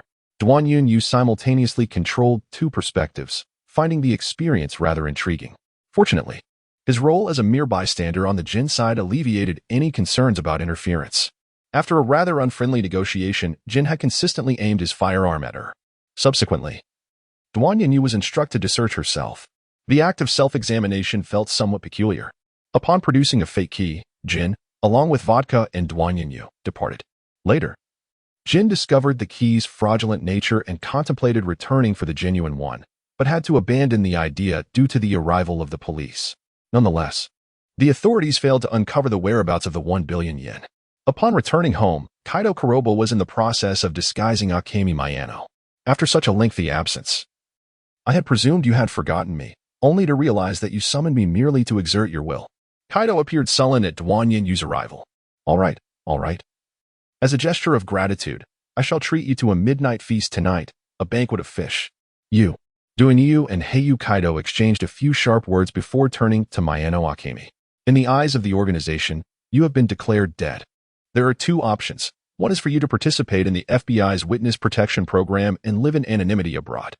The second is for you to temporarily disguise yourself and reside in my home as my maid. The latter was a last-minute addition by Duan Yunyu, as he had grown weary of outside food and had no desire to cook or do laundry himself. Mr. Duan, I am truly grateful for your rescue. I choose the second option, but I am concerned about Shiho. Rest assured, it won't be long before we can rescue her. By then, she will undoubtedly surprise you. Duan My tossed a bag containing 1 billion yen to Mayano Akemi. When you have a moment, please assist me in establishing a detective agency, preferably in proximity to the Muri Detective Agency. You shall be my assistant detective. Otherwise, my sudden acquisition of a maid could raise suspicions. After some contemplation, Duan My resolved to indeed establish a detective agency. It would seem rather dubious if you were to suddenly have a maid. So, have you decided on a name yet? Observing Mayano Akemi, who had transformed into an entirely different person, Duan My marveled at how Kaido Kuroba's disguise was akin to magic. How about the name Hyper AI? Endless amusement flickered in Duan Muyu's eyes as he remarked. Iohara AI? Very well, since it is Mr. Duan Mu's suggestion, I shall henceforth refer to her as Hyohara AI. Despite finding it slightly peculiar, Mayano Akemi accepted the name change. There is no need for such formality, simply call me you, and I shall call you Xiao AI. For some inexplicable reason, Duan Muyu frequently thought of Xiao AI. All right. It's getting late. Xiao AI, please find a hotel to spend the night. Young Master Kaido will see you off. Observing the urgent demeanor of Duan Muyu, Kuroba Kaido felt akin to a servant. Very well, consider this a personal favor owed to you. Should any matters arise in the future, do not hesitate to reach out. Now that's more like it. With Duan Muyu's assurance, Kuroba Kaido departed with satisfaction, while Hyohara AI ventured out in search of accommodation. In an instant, the house returned to its desolate tranquility. Rain, please come soon. For the following days, Duan Muyu eagerly anticipated the arrival of rain. It was not due to the heat, as it was merely a sweltering 40 degrees, laughs, but rather because, following the billion-yen robbery case, Princess AI would finally emerge. During these days of waiting for AI, it seemed as though the world had returned to a state of calm. Remarkably, no cases unfolded, and Jin had not contacted him to assign any tasks. It felt akin to the stillness that precedes a storm. However, Duan Muyu felt no apprehension. With his current capabilities, he should be able to navigate the world of Kaido with ease. At least, that was his assumption. After all, it remained uncertain whether Akako could wield magic. He had inquired with Kuroba Kaido about it, but Kaido was unaware of Koizumi Akako's existence, suggesting she had yet to transfer. Thus, during these days, aside from preparing his detective agency, Duanmuyu found immense joy in shopping at the supermarket for an array of adorable clothing, all intended for Xiao Ai. As for how he knew her size, as Ai's future husband, he had meticulously noted her measurements both before and after her transformation, and he was well aware of her preferences. You see, it proved useful. Doge, naturally, he also purchased several matching outfits for himself and Xiao Ai, rather, parent-child outfits, which were all stored in his system backpack. After all, having wealth allows for indulgence. A couple of days later, the Duanmu Detective Agency was finally established. Duanmu. My dear brother, how could you open a detective agency without informing us? That's rather inconsiderate. API call failed with status code 429. Error. Code 429. Message. Resource has been exhausted, e.g. check quota. Status. Resource exhausted. Duanmuyu gazed at the familiar faces before him, feeling a twinge of embarrassment at having forgotten to inform them. Officer Moku understood that it was due to his detective agency needing to report to the police department. Moreover, as an external detective, he still had to sign some additional contracts. As for how the Maori family became aware of this, it was evident. The newly established Duanmu Detective Agency was not far from the Maori Detective Agency, and even a blind person would have noticed it. Duanmu brother, who is this? He resembles Kudo brother, Conan remarked, observing the recently arrived Kaido Kuroba. Indeed, I almost mistook him for Shinichi, Xiaolan exclaimed, equally startled by Kaido's appearance. Oh. This is a friend of mine, named Kaido Kuroba. His girlfriend bears a striking resemblance to Xiaolan, although there are a few subtle differences. How fascinating. Xiaolan gazed at Kaido with wide-eyed astonishment. Mr. Maori, rest assured, while I accept all commissions, I do not take on cases involving lost pets or infidelity. Hey, do you look down on me? Maori Kagoro chuckled at Duanmuyu's words, amused. How could the illustrious Kagoro, known for his profound thinking, be reduced to accepting trivial commissions involving lost pets? Although, upon reflection, it seemed that most of their murder cases were encountered directly at the scene, and genuine commissions appeared to be rather scarce. Noticing Kagoro lost in thought, bearing an expression of being aptly described, everyone erupted into laughter, filling the agency with a jovial ambience, completely oblivious to the two words uttered by Duanmuyu. Director, all contracts are in order. The agency can officially commence operations now. At that moment, Mayano and Hybra AI emerged, holding a stack of contracts. You even managed to find such a beautiful assistant. How unfair. I also desire a lovely assistant. Maori Kagoro grumbled internally, feeling a sense of imbalance. The Duanmuyu law firm is grander than his own, adorned with opulence, and even boasts beautiful assistants.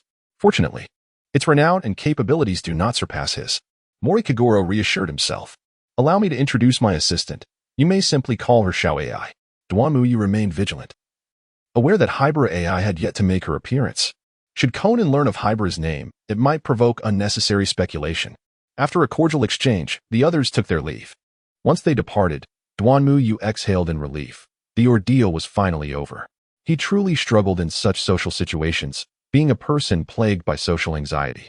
Reclining in his lavish office chair, Duanmuyu gazed out the window, never before feeling time pass so slowly. Tick-tock, tick-tock. It began to rain. API call failed with status code 429. Error. Code 429. Message. Resource has been exhausted, e.g. check quota.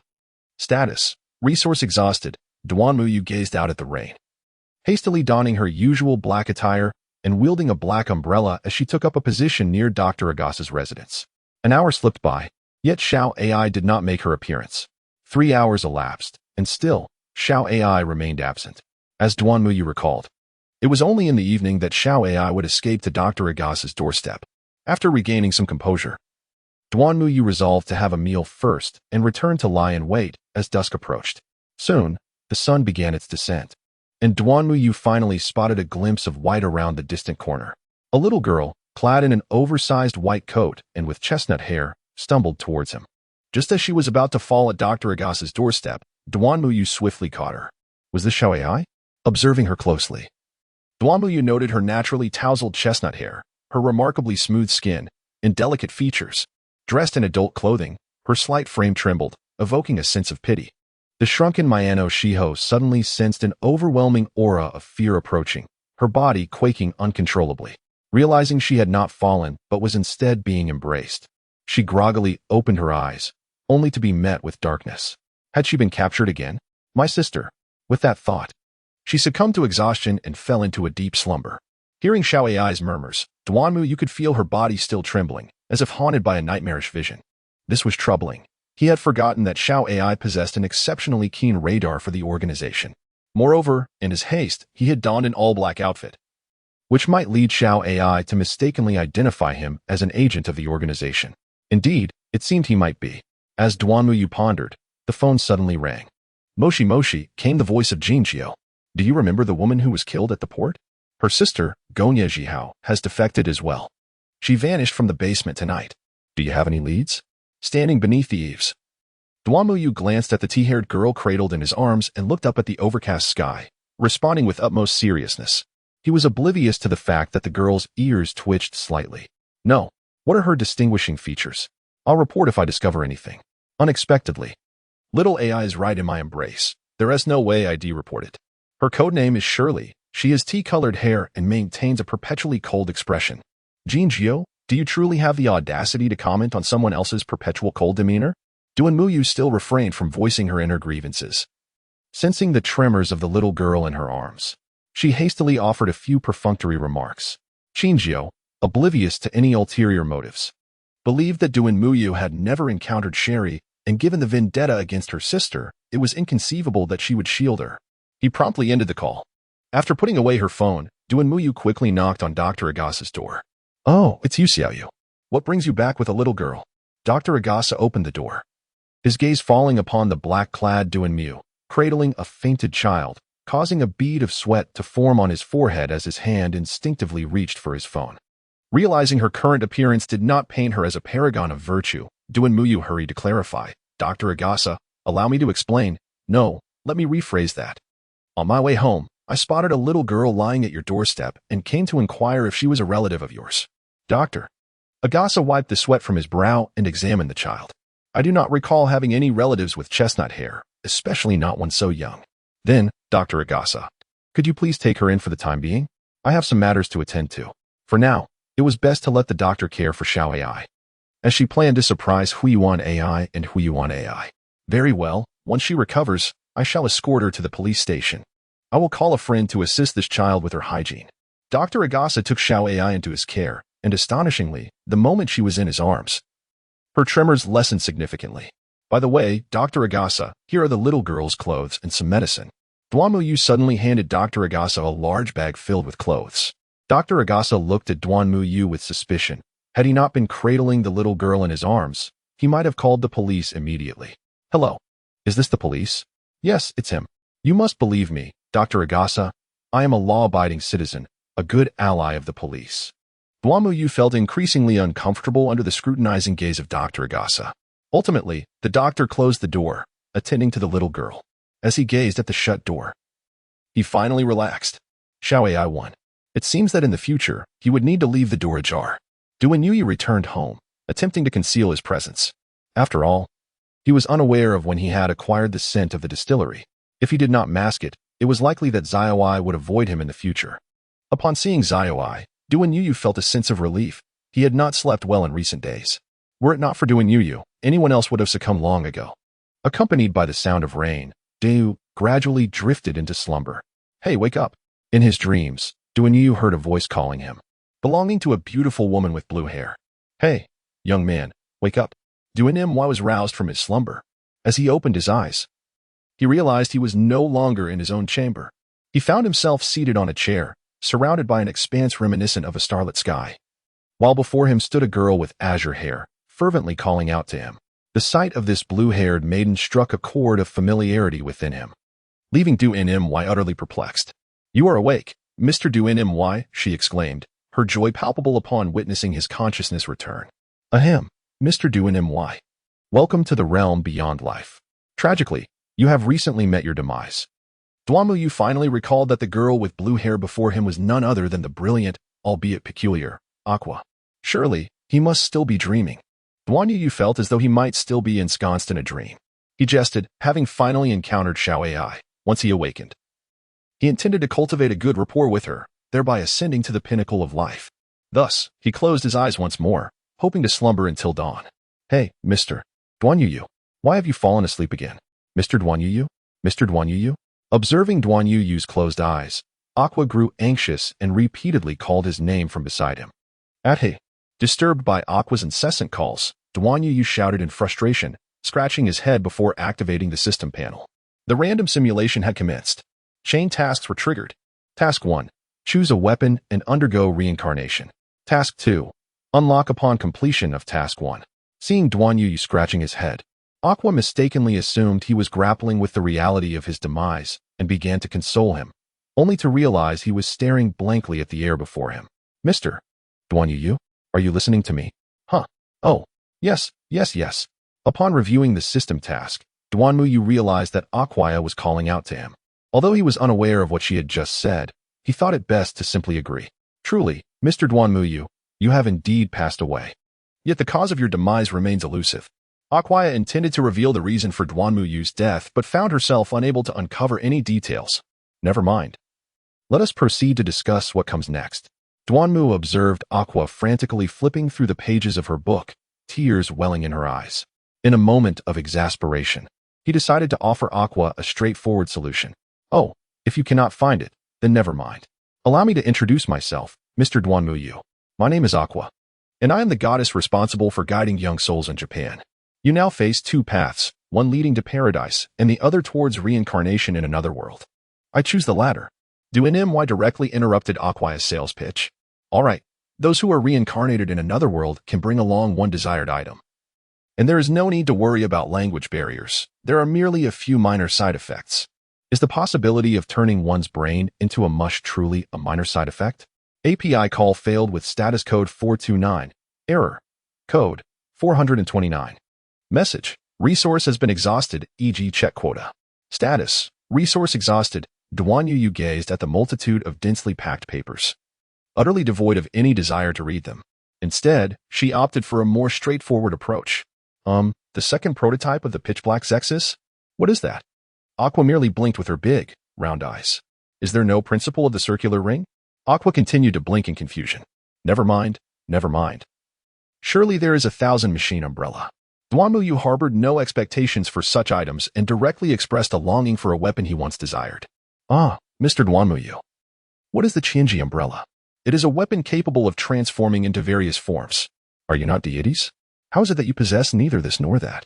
Duan Yu gazed at Aquaria, who appeared utterly bewildered and felt a sense of weariness wash over him. Ah, Mr. Duan Yu, please do not fret.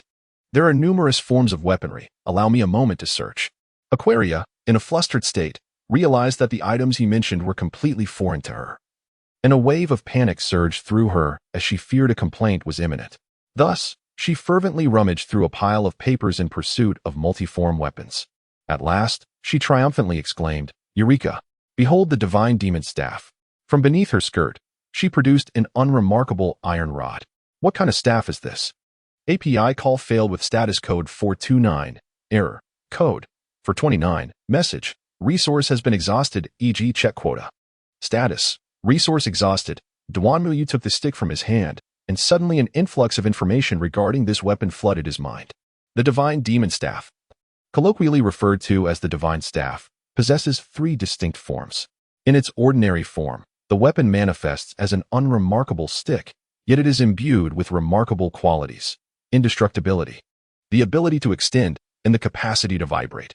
In this state, various recovery abilities are enhanced, encompassing but not limited to stamina, magical energy, mental fortitude, muscular fatigue, and the so-called Sage's Time. The sacred form transforms the weapon into a staff, enabling the wielder to employ all holy and universal magic without the need for incantations. The extent of its magical prowess is contingent upon the magical energy within the user. A gentle reminder, while magic is splendid, one should not succumb to the temptation of excessive power. Otherwise, one may find themselves in a predicament akin to that of an unknown figure whose spell misfired disastrously. In its dark form, the weapon assumes the shape of a sword, which can be adjusted to a one-handed or two-handed variant as per the user's desire. It grants access to all dark attribute magic and universal spells, similar to its sacred counterpart. Just as Duan Yu was absorbing the weapon's information, a teleportation array suddenly appeared beneath his feet. Farewell then. Unbeknownst to him, Aqua had activated a reincarnation spell, promptly transporting Duanmuyu to another world. As the brilliance of the magic circle faded, the space was left solely with Aqua, goddess or human. Who could tell? Aqua gazed at the vanishing Duanmuyu with a proud smile. Do you wish to lodge a complaint against this goddess? Not a chance. It is truly perplexing how her thought process operates. Stretching languidly, Aqua waved her hand, conjuring a chair and a table, then settled sideways on the chair. With one hand cradling her head and the other indulging in potato chips, she awaited the next fortunate soul. Time passed, and eventually, a young man clad in matching attire from the 486 series appeared, startling Aqua into hastily clearing the scattered food wrappers and sitting upright with decorum. Task 1, completed. Task 2, register as an adventurer and join the Kazuma team. Task 3, unlock upon completion of Task 2. Meanwhile, Duanmuyu found himself on a bustling street. Uncertain of his location, he resolved to gather information to determine if he had arrived in the same town as Kazuma. Just as he was about to inquire with a passerby, a man and a woman approached him with excitement etched upon their faces. Welcome to the city of water music hot springs, Alkenrisha. The man exclaimed first. The woman chimed in immediately, are you here for sightseeing, to join our faith? To embark on an adventure, or perhaps for baptism? If you seek employment, do not miss out on the Axis Church. Simply promote the greatness of the Axis Church in other towns, and you can earn a living doing so. Anyone engaged in this work can proudly call themselves a follower of Axis. Come join us. The pair seemed intent on fervently persuading Duanmuyu to join the Axis Church. However, this also provided him with crucial information. He had not arrived in Axel alongside Kazuma, but rather in Alkenrisha, the stronghold of the Axis Church. This church venerates the goddess Aqua, known as the Lady of Wisdom. To put it bluntly, the place is filled with fervent followers of Aqua. How about joining us? They urged again. As Duanmuyu contemplated, the duo continued their enthusiastic pitch. Commence daily simulation. You have joined the Axis Church. You have signed the membership contract. You have become more attractive, able to allure dark beings, yet your intellect has drastically diminished. You are now a zealous follower of the Axis Church, destined to remain here forever. How terrifying. Absolutely, positively, he must not sign this contract. Thus, he had no choice but to reveal his trump card. Eris's bosom is artificially enhanced. API call failed with status code 429. Error. Code 429. Message. Resource has been exhausted, e.g. check quota. Status. Resource exhausted. Do-NMY let out a sigh, realizing there was no alternative. He could not possibly sign the contract for joining the church. If he did not masquerade as a devotee of the Ukshi's faith, he would find it nearly impossible to navigate this city. It wasn't that everyone rejected him. On the contrary, they would greet him with ardent enthusiasm. In the city, from octogenarians to 3-year-olds, all were fervent adherents of the Ukshi's cult. All, without exception. Should he choose otherwise, he would encounter a myriad of unexpected situations. For instance, a beautiful young woman might suddenly stumble before him. If he were to assist her, she would insist on rewarding him by compelling him to sign a contract of faith. Or he might meet a burly man claiming to be a follower of the dark deity Eris, attempting to drag a maiden into an alley.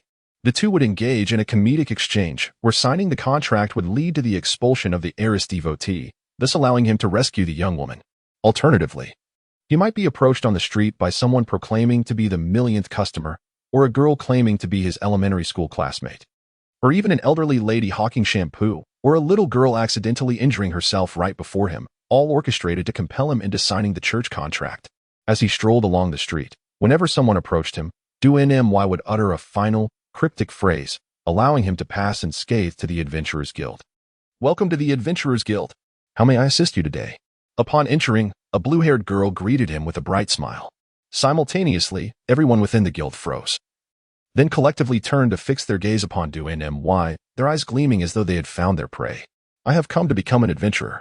Under the scrutiny of such predatory stares, Do-NMY felt uneasy. Resolving to become an adventurer, he planned to leave the city and journey to Axel. For this place was hardly suitable for an ordinary person. Very well, please pay the registration fee. However, should you choose to become a great follower of the Ukshi's faith, the fee may be waived. The blue-haired guide produced a contract of faith, her gaze morphing to mirror that of the surrounding adventurers, fixated upon him. Well, it seems they were all waiting for this moment. Eris's allure is indeed beguiling. Do-NMY once again presented the infallible ultimate secret. Oh, it seems you are also a distinguished follower of the Axis. The service fee will be waived, so please place your hand upon this. Your information will be inscribed onto this card. This shall serve as your certificate of adventure. Duanyu placed his hand upon the machine, as it emitted a radiant blue light. His staff. Do not misconstrue. It is the divine demon staff, manifested itself, transforming autonomously into its sacred form. Upon the completion of the adventure credential engraving, the guide glanced at the values inscribed. Is it Mr. Duanyu? Truly remarkable. Aside from a luck statistic that falls below the average, all other attributes far exceed those of novice adventurers. Particularly notable is your divine attribute. You may transition to a light magus. This is all under the guidance of the goddess Aqua, praise be to Aqua. The guide's excitement was palpable as he beheld Duanyu's statistics, further affirming his belief that Duanyu was a devotee of the Axis Church. Praise be to Aqua echoed throughout the Adventurers Guild as all present reverently repeated the guide's words. A light magus, you say? Duanyu mused, examining the staff of holiness in his hand, pondering if it was Duanyu spoke directly and without preamble. He was acutely aware that among his genuine teammates, there was only the performance-oriented Aqua, the somewhat ineffectual Megumin, and the utterly inept masochistic knight, Darkness. He was confident that as a perfectly normal ally, he would surely be welcomed into their ranks. Oh, what is your profession? What skills do you possess? How many times can you strike? And are you capable of hitting your target? As Jin looked at the arriving Duanyu, he felt a profound sense of disillusionment. After all, considering the caliber of teammates who had joined in the past few days, it was evident that they all had their quirks.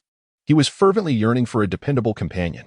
Duanyu directly presented her adventurer card to HZHN. Upon seeing the card, HZHN was so astonished that he rose to his feet. This profession, these attributes, welcome to the team. I am HZHN. This is the fragile Megumin, the masochistic knight Darkness, and the ineffectual priest Aqua, who is currently performing over there. HZHN warmly grasped Duanyu's hand, expressing his hearty welcome. This elicited a retort from Megumin and a gasp from Darkness. Task 2 was completed. Task 3, eliminate the Headless Horseman.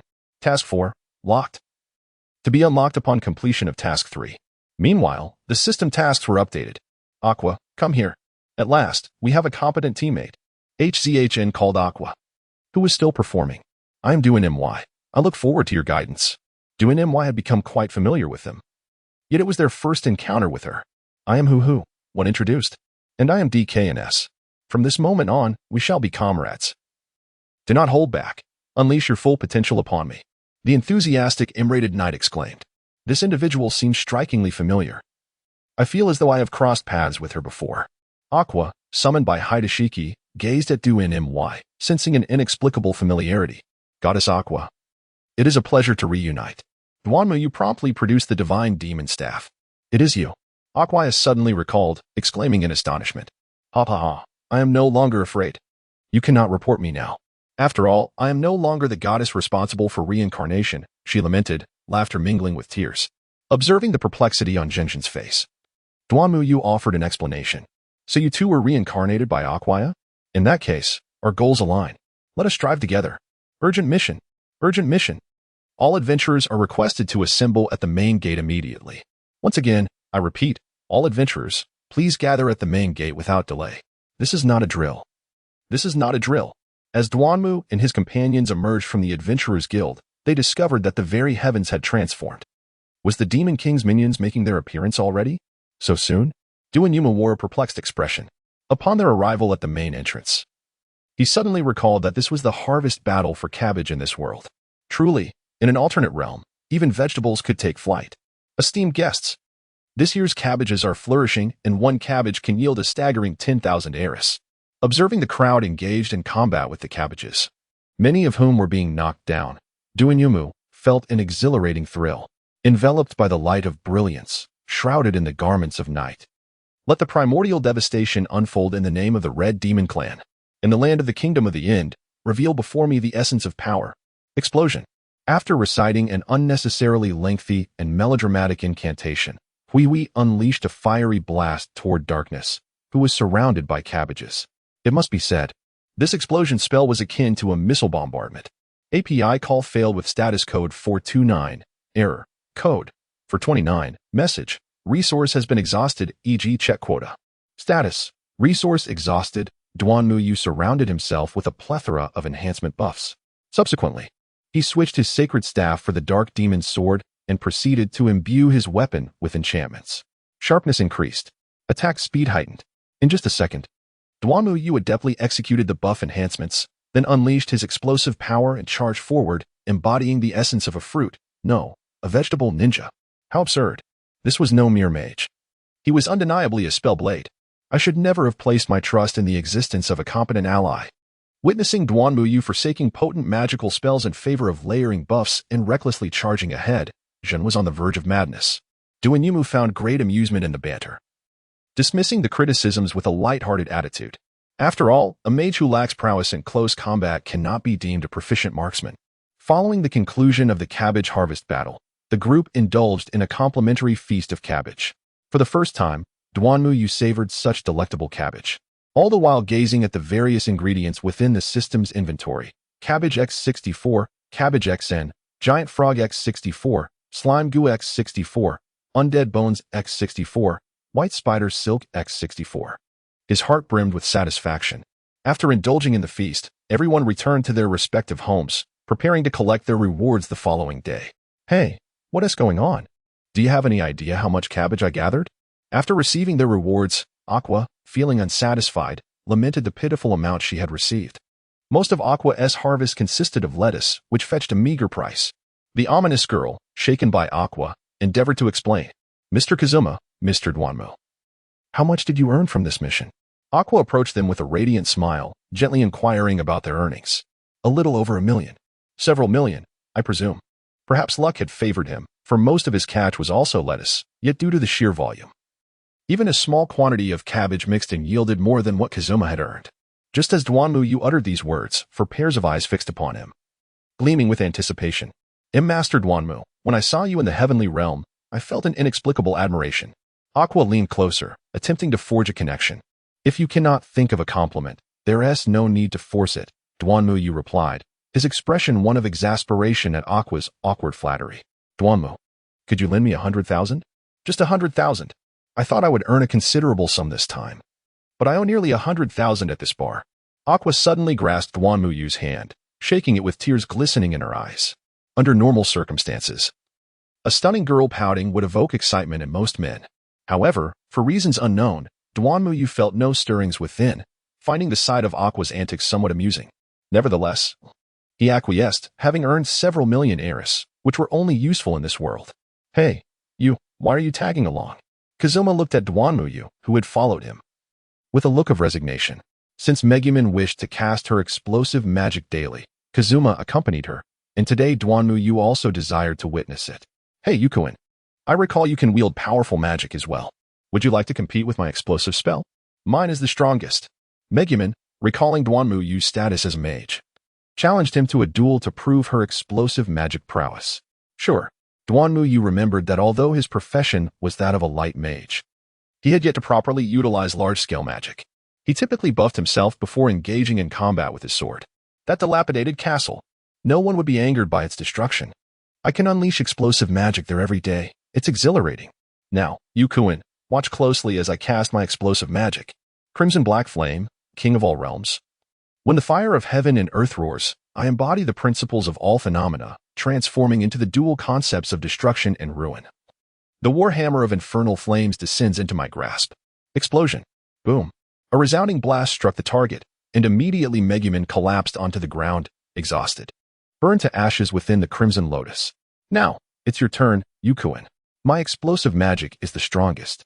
Observing the castle, seemingly ravaged by missiles, Duanmu Yu pondered for a moment before deciding on his approach.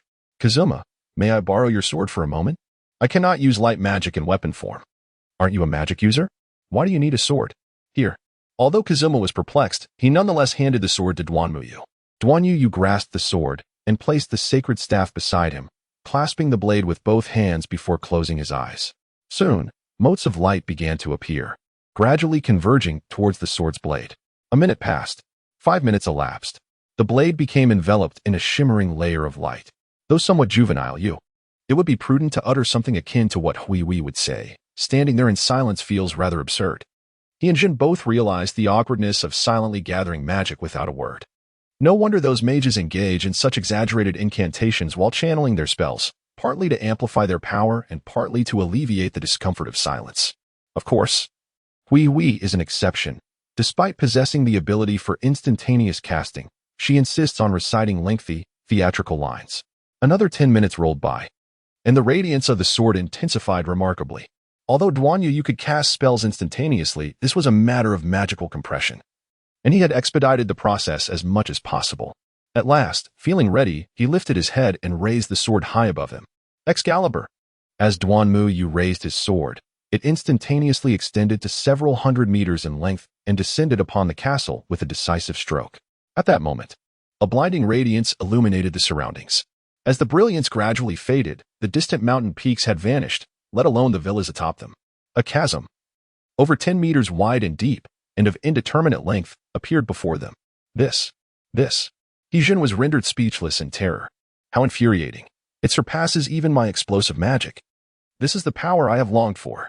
Hui's eyes sparkled with excitement. Plop. Duan Yu also lay down, having exhausted all his magical energy for the first time. However, the power unleashed was astonishing. At the moment the curry stick descended, he seemed to hear a chilling scream. You, why are you lying down too? I have drained all my magic. No. My petite frame cannot support two individuals. Hijin, observing the two prone figures, let out a wail. Soon, Hijin's shadow stirred, gradually morphing into his likeness, and he gave his own shoulder a gentle pat. Do not disturb me, I am in great distress. Who just tapped me? Hijin, gazing at the sprawled Hui and Duan Yu, suddenly felt a wave of confusion. Hijin, you, behind you.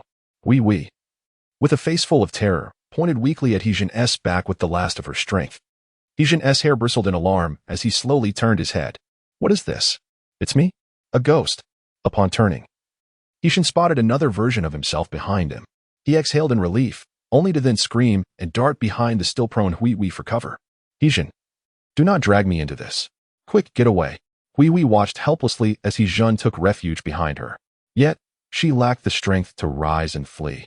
Engulfed in despair. X2. They glanced at Duan Yu lying on the ground, suddenly bursting into laughter, casting puzzled looks his way. Then, Hijin approached them slowly amidst their fearful gazes, transforming back into Duan Yu and hoisting him onto his back. You have gone too far, scaring us with a clone. Hijin recalled how Duan Yu had employed this technique during the cabbage harvest. Is this Yukuin's clone? Hui remained bewildered. Having fainted during the cabbage harvest after casting a spell, thus missing Duan Yu's battle. Subsequently, Hijin carried Hui while Duan Yu bore Duan Yu. Returning to the small town. Several days later, an urgent announcement rang out. Emergency notification. All adventurers are to arm themselves immediately. Assemble at the main gate of the town in battle readiness. The adventurers converged at the main gate. A headless knight, cradling his head and mounted on a headless horse, stood atop a small mound as the sky darkened, accompanied by flashes of lightning and thunder. I am a higher-up of the Demon King's army who recently relocated to this area. Every single day, without fail.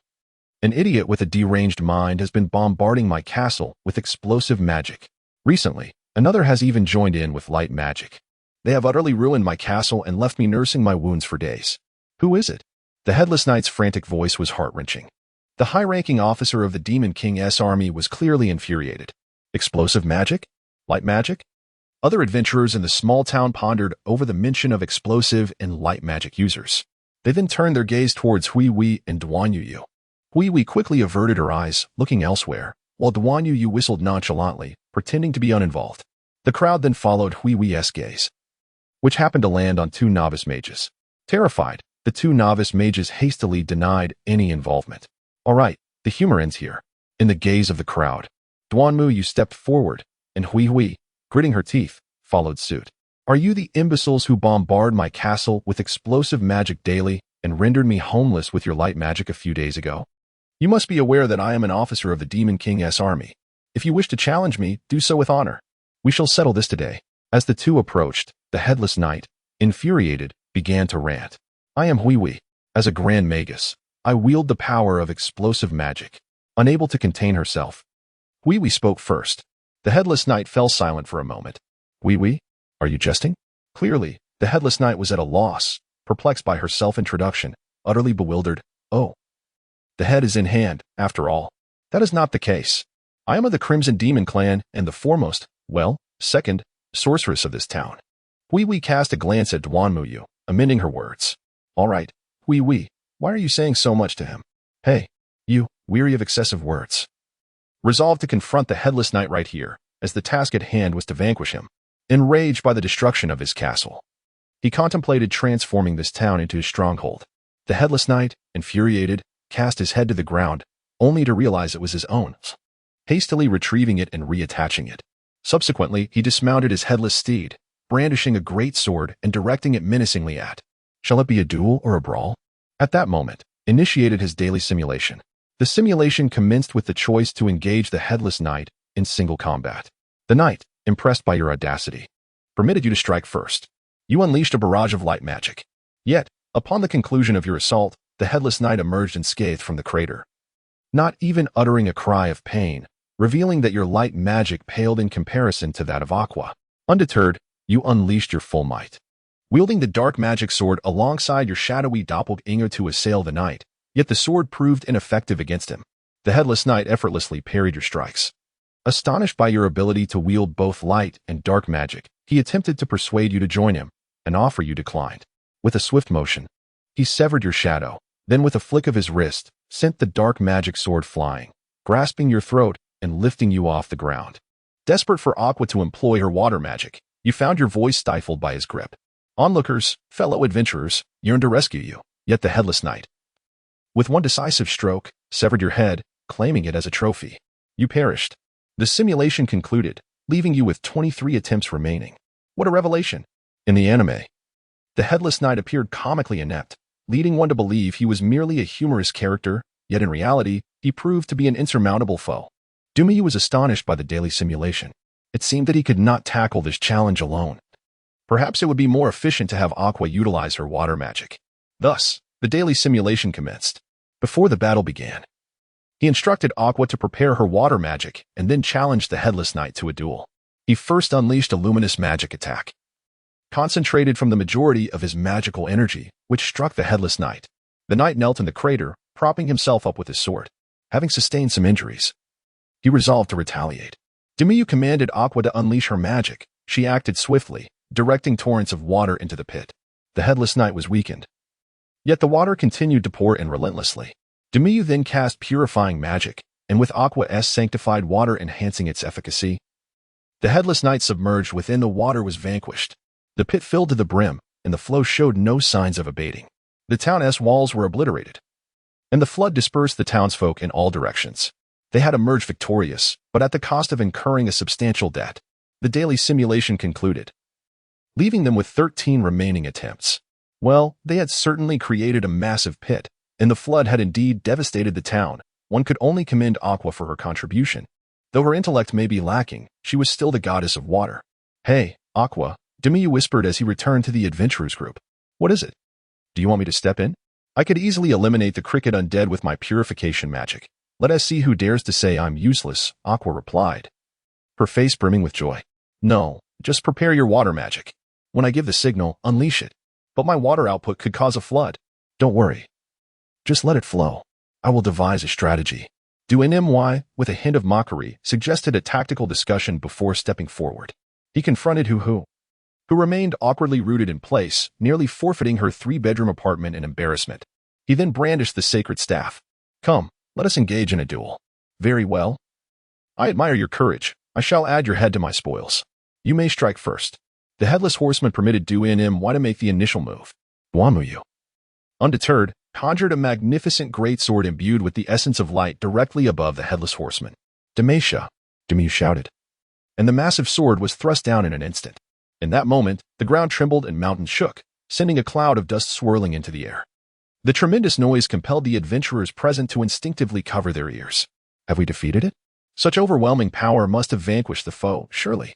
This is merely a fade of smoke without any actual harm. You, quickly deliver the finishing blow. This was directed at Jin. Aqua, Duanmuyu shouted, here. Aqua replied, and then stared blankly at Duanmuyu. Hurry and cast the spell. Why are you just looking at me? When Duanmuyu observed the bewildered Aqua, she wore a look of exasperation. You didn't just shout release. Aqua, with a semblance of logic, retorted yet proceeded to cast her magic. Behold, witness the true power of this goddess. Aqua raised her hands, palms facing the sky. Oh, all my faithful followers in this world, heed the command of the water goddess. Aqua, fulfill my desires, grant my wishes, and manifest your strength to the world. Holy water generation. In an instant, a rift opened in the heavens, and a torrent of water cascaded down as if the flush of a toilet had been activated, precisely targeting the pit below without a single drop spilling outside. Atte, the headless knight in the pit let out a wretched scream. It was at this moment. API call failed with status code 429. Error. Code 429. Message. Resource has been exhausted, e.g. check quota. Status. Resource exhausted. API call failed with status code 429. Error. Code 429. Message. Resource has been exhausted, e.g. check quota. Status. Resource exhausted. Dingu lay on the ground, releasing a long sigh. Task 3 had been completed. A singularity had been detected, surpassing the protagonist's capabilities, thus triggering the selection for Task 4. The choices were as follows. Choice 1. Return to the world of Conan. Temporarily concluding this simulation, with an increased probability of returning to this world in the future. Choice 2. Continue the simulation. Upon seeing this option, Duan Yu fell into silence. He raised his head and surveyed his surroundings. Numerous adventurers were cheering for them. Aqua was surrounded by the crowd, hands on her hips. Her nose nearly tilted to the heavens, while darkness carried Megumin and was genuinely running towards him. Duan Yu gazed upon them and made his choice. I choose, he declared, to return. There seemed to be an unexpected dilemma in this world. Otherwise, how could the system present an option to go back? With no alternative, he resolved to return once he possessed the means to address these issues. He had grown quite fond of this group of companions, though they were not entirely reliable. Their camaraderie brought him joy. The simulation concluded. Task progress was assessed. The detection indicated the host's decision to return, resulting in a reduction of rewards and an increased probability of random simulation in this world. He received the reward of the Divine Demon Staff. Due to the incomplete nature of the task and the inconsistency of the world's laws, the staff was sealed, permitting usage only once per month. The settlement was complete. Upon returning to the world of Conan, all the magical prowess he had acquired in the world of Suhui had vanished, leaving Duan Yu feeling as though he had been hollowed out. He regarded the reward with a sense of resignation, after all. Returning midway through the task meant he could hardly expect to receive everything. Nevertheless, being allowed to utilize it once a month was a modest consolation. In the world of Conan, he felt invincible. Even the magical prowess of Hongzi no longer frightened him. Henceforth, he resolved to strive for greater strength in the subsequent worlds, for only with formidable power could one lead a tranquil life. Glancing out the window, he noted the gentle patter of rain. It appeared that they had only just delivered Sure AI to the doctor's residence. She likely had not yet awakened. Rest is paramount, he mused. Subsequently, he reclined on his bed, closed his eyes, and allowed his spirit to transcend. With a smirk, he let his shadow self emerge. While his physical form rejuvenated in slumber, his consciousness shifted to the shadow, allowing him to stealthily observe Sure AI, undetected. Duan Yu swiftly transformed into a shadow, gliding to the home of the doctor, where he discovered the peacefully slumbering Xiao AI. It appeared that her fever had subsided, and she was nestled in a comforting sleep. From within the shadow, Duan Yu gazed at Xiao AI's tranquil breaths, a smile gracing his face, for her sleeping visage was irresistibly endearing. Sister, murmured Xiao AI in her dreams, a hint of tears glistening at the corners of her eyes. Rest assured, you shall reunite soon, he thought, as he quietly kept vigil over her throughout the night. As dawn broke, at the bar's headquarters, Jinjiu regarded Duan Yu, who bore dark circles under his eyes, with a perplexed expression. Simulu, have you taken the wrong medication or imbibed counterfeit spirits? Shall I assist you in finding relief? Jinjiu raised his firearm. Last night was sleepless. I had no choice, Duan Yu replied, rubbing his eyes. He would not admit that he had spent the entire night watching Xiao AI sleep. How could he resist her adorable charm? Through this night of reflection, Duan Yu realized certain overlooked issues, manifesting his shadowy form consumed mental energy, a fact unnoticed during regular use. Despite his physical body being asleep, the essence of his being had endured the strain, leaving him feeling as though he had been awake the entire night. Today, you are summoned. The organization has a task for you.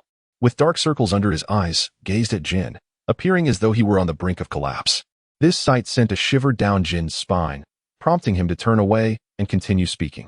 Do not present that peculiar visage to me. The organization has assigned you a mission. A traitor escaped last night, one named Sherry. Although the method of her escape remains a mystery, we cannot afford to let a traitor slip away.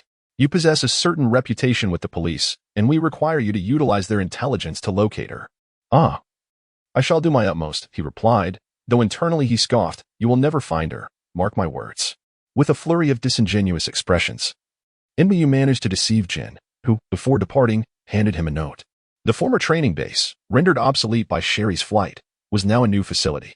With that, he exited hastily, his gaunt visage leaving Jin feeling uneasy. Upon returning home, Inmayu indulged in a much-needed slumber, grateful for the presence of a doppelganger to attend school in his stead. Otherwise, he feared that his perpetually exhausted appearance would soon make him the talk of the school. Indeed, it seemed he had already garnered a reputation as a police consultant. That evening, Inmayu received a call from Conan. Hello, is this Inmu? Ugh, do you realize I am on the verge of speak quickly? He snapped, his annoyance evident as he perused photos of Shiho on his phone. What do you want? Never mind. Just hurry to the newspaper office in front of the Dido station, right next to the police station. They're printing counterfeit money and have kidnapped my classmate's brother. Counterfeit money? Shiho has already joined Conan's class. Tonight, she is set to reveal something, which promises to be entertaining. All right, I'll be there shortly. After Conan hung up, he promptly contacted Officer Megure, adopting the voice of Shinichi Kudo to report the incident. Meanwhile, Conan noticed the trio of troublemakers had entered with Shiho, prompting him to rush inside as well, hoping fervently that Inmayu would arrive expeditiously. Inmayu arrived at the foot of the newspaper office. A loud bang echoed as a gunshot shattered the glass on the second floor. Inmayu, along with the police officer below, rushed upstairs, only to discover a terrified figure clad in black seated on the floor, surrounded by several adults sprawled haphazardly. Hey, Dumu, why did it take you so long to arrive? Conan remarked, his eyes resembling those of a dead fish as he glanced at Dumuyu, who had followed the police. How long has it been since I made the call? I arrived as promptly as I could, Dumu retorted. Oh, my dear Dumu. You're here too? Officer Mugu arrived on the scene. Just before the black-clad woman was escorted away by Officer Mugu, Conan, with an air of pretentious confidence, shoved his hands into his pockets. Such a trivial scene, and you've already turned to jelly. You really are useless. Just confess, including your massive organization lurking behind you. You must have a code name, just like gin and vodka, Conan declared. Seeing Conan's self-assured demeanor, Dumuyu couldn't help but stifle a laugh. Moving to the window to rest his chin on his hand, feigning interest in the shattered glass while suppressing his amusement. Meanwhile, Sure AI, standing beside Conan, observed Dumuyu's silhouette, feeling an odd sense of familiarity. She recalled the plump doctor mentioning that a person named Dumu had found her. Yet, she distinctly sensed the presence of the organization and vaguely heard the code name Simulo. This man warrants caution, she mused. As Officer Mugu explained the situation, Conan appeared utterly bewildered. Click. Dumuyu discreetly hid his phone behind his back upon hearing the sound. Conan was rendered speechless. How could you engage in such perilous activities? Officer Mugu, having learned that the shooter was Sure AI, hurriedly reprimanded her. But, what? QQ Sure AI, seemingly frightened, burst into tears, prompting Officer Mugu to rush to comfort her. Click. Conan and Officer Mugu turned their attention to Dumuyu, who had inadvertently captured their attention. Even Sure AI ceased her feigned crying, gazing at Dumuyu in confusion. Never mind. You all continue, Dumuyu chuckled. Feeling frustrated that his phone's camera couldn't silence its shutter sound, he resolved to request Dr. Agasa to create a noiseless camera for him in the future. Shortly thereafter, Officer Mugu instructed Conan to escort the sobbing Sure AI home, while Dumuyu endured a reprimanding from Officer Mugu, covertly deleting the recently taken photos of Sure AI and Conan under his watchful gaze. Amused, he promptly sent the images to his email, rendering the deletion on his phone inconsequential. Once Officer Mugu dismissed the team, Dumuyu began to follow them home, as it was the most direct route. On the way, Conan impatiently accompanied Sure AI, who continued to feign tears. As they reached a streetlight, Conan said, "You can go home now," without waiting for her response. He added, "Well then, I'm off. See you at school tomorrow." True to his nature, Conan exhibited the traits of a steadfast individual. After Conan took a few steps away, Sure AI halted her act, uttering a series of mixed letters and numbers. Apt 4869. Conan paused, intrigued. Do you know what that is? It's the name of the medication you consume, Sure AI replied, lowering her head, her upper face obscured by shadows beneath the streetlight. Remarkably, even Dumuyu, who possessed keen eyesight in dim environments, found it challenging to discern Sure AI's upper face. Is this the essence of Conan's logic? I admire it, he thought, secretly retrieving his camera. What are you talking about? I've never taken such medication. Conan expressed his confusion. Ah, really? I would never mistake that name. It was the organization that ordered me to personally concoct the drug, Sure AI continued, turning to face him. The implication of her words caused Conan's expression to stiffen, cold sweat beading on his forehead. No way. What could this child possibly concoct? He thought, attempting to regain composure. I'm just like you. I've taken that medication too. Wow. Dumuyu marveled at Sure AI's impressive performance. Thankfully, he had his camera operating at full power, rendering them oblivious to his presence.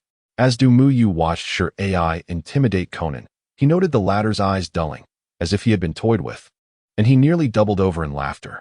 With Conan sprinting towards Dr. Agasa's residence, Dumuyu returned home, satisfied, intending to visit the doctor later to discuss matters and check on Sure AI.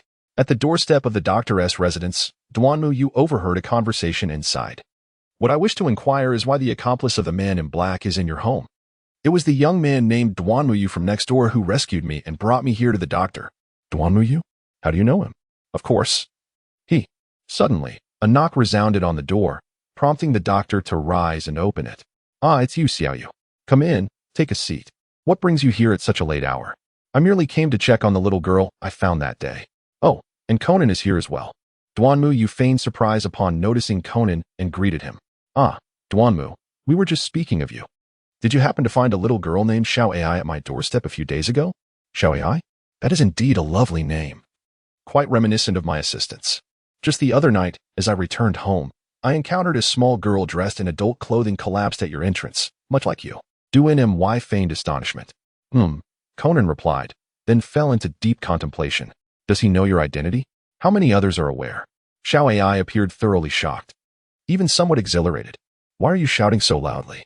Conan exclaimed, startled. Him? His parents, myself, the doctor, and you, those are the only ones for now. Dumuyu responded on behalf of Conan. I believe it is essential to contemplate whether to continue our collaboration in such a short time. So many people have become aware of it. Shiho appeared quite speechless. Ah ha ha. Conan chuckled. What a coincidence. I found Kudo after he had shrunk, and similarly with you. Shito. May I call you that, Shiho?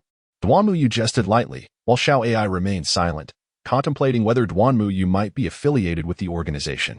However, he bore no trace of their aura and was aware of Kudo's identity, despite Kudo's well-being over the past days. Yet, she distinctly sensed the organization's presence and heard the codename Simulu during her unconsciousness. Reflecting on these thoughts, Xiao Ai resolved to speak with Conan privately after Dumuyu departed. Additionally, your parents should be relocated to a safer place, Dr. Agasa interjected, employing his customary technique to divert Xiao Ai and Conan's thoughts. Following this, Xiao Ai recounted her tragic background while subtly observing Dumuyu's expression. Suddenly, she recalled that she had mistakenly sent a disc containing the organization's drugs. Thus, she and Dr. Conan planned to retrieve it, with Dumuyu intending to accompany them. However, Xiao Ai, still harboring reservations about him, declined his company, citing that it was inappropriate for outsiders to interfere. API call failed with status code 429, error, code, for 29, message, resource has been exhausted, e.g. check quota. Status, resource exhausted, API call failed with status code 429, error, code, for 29, message, resource has been exhausted, e.g. check quota. Status, resource exhausted, API call failed with status code 429, error, code, for 29, message, resource has been exhausted, e.g. check quota.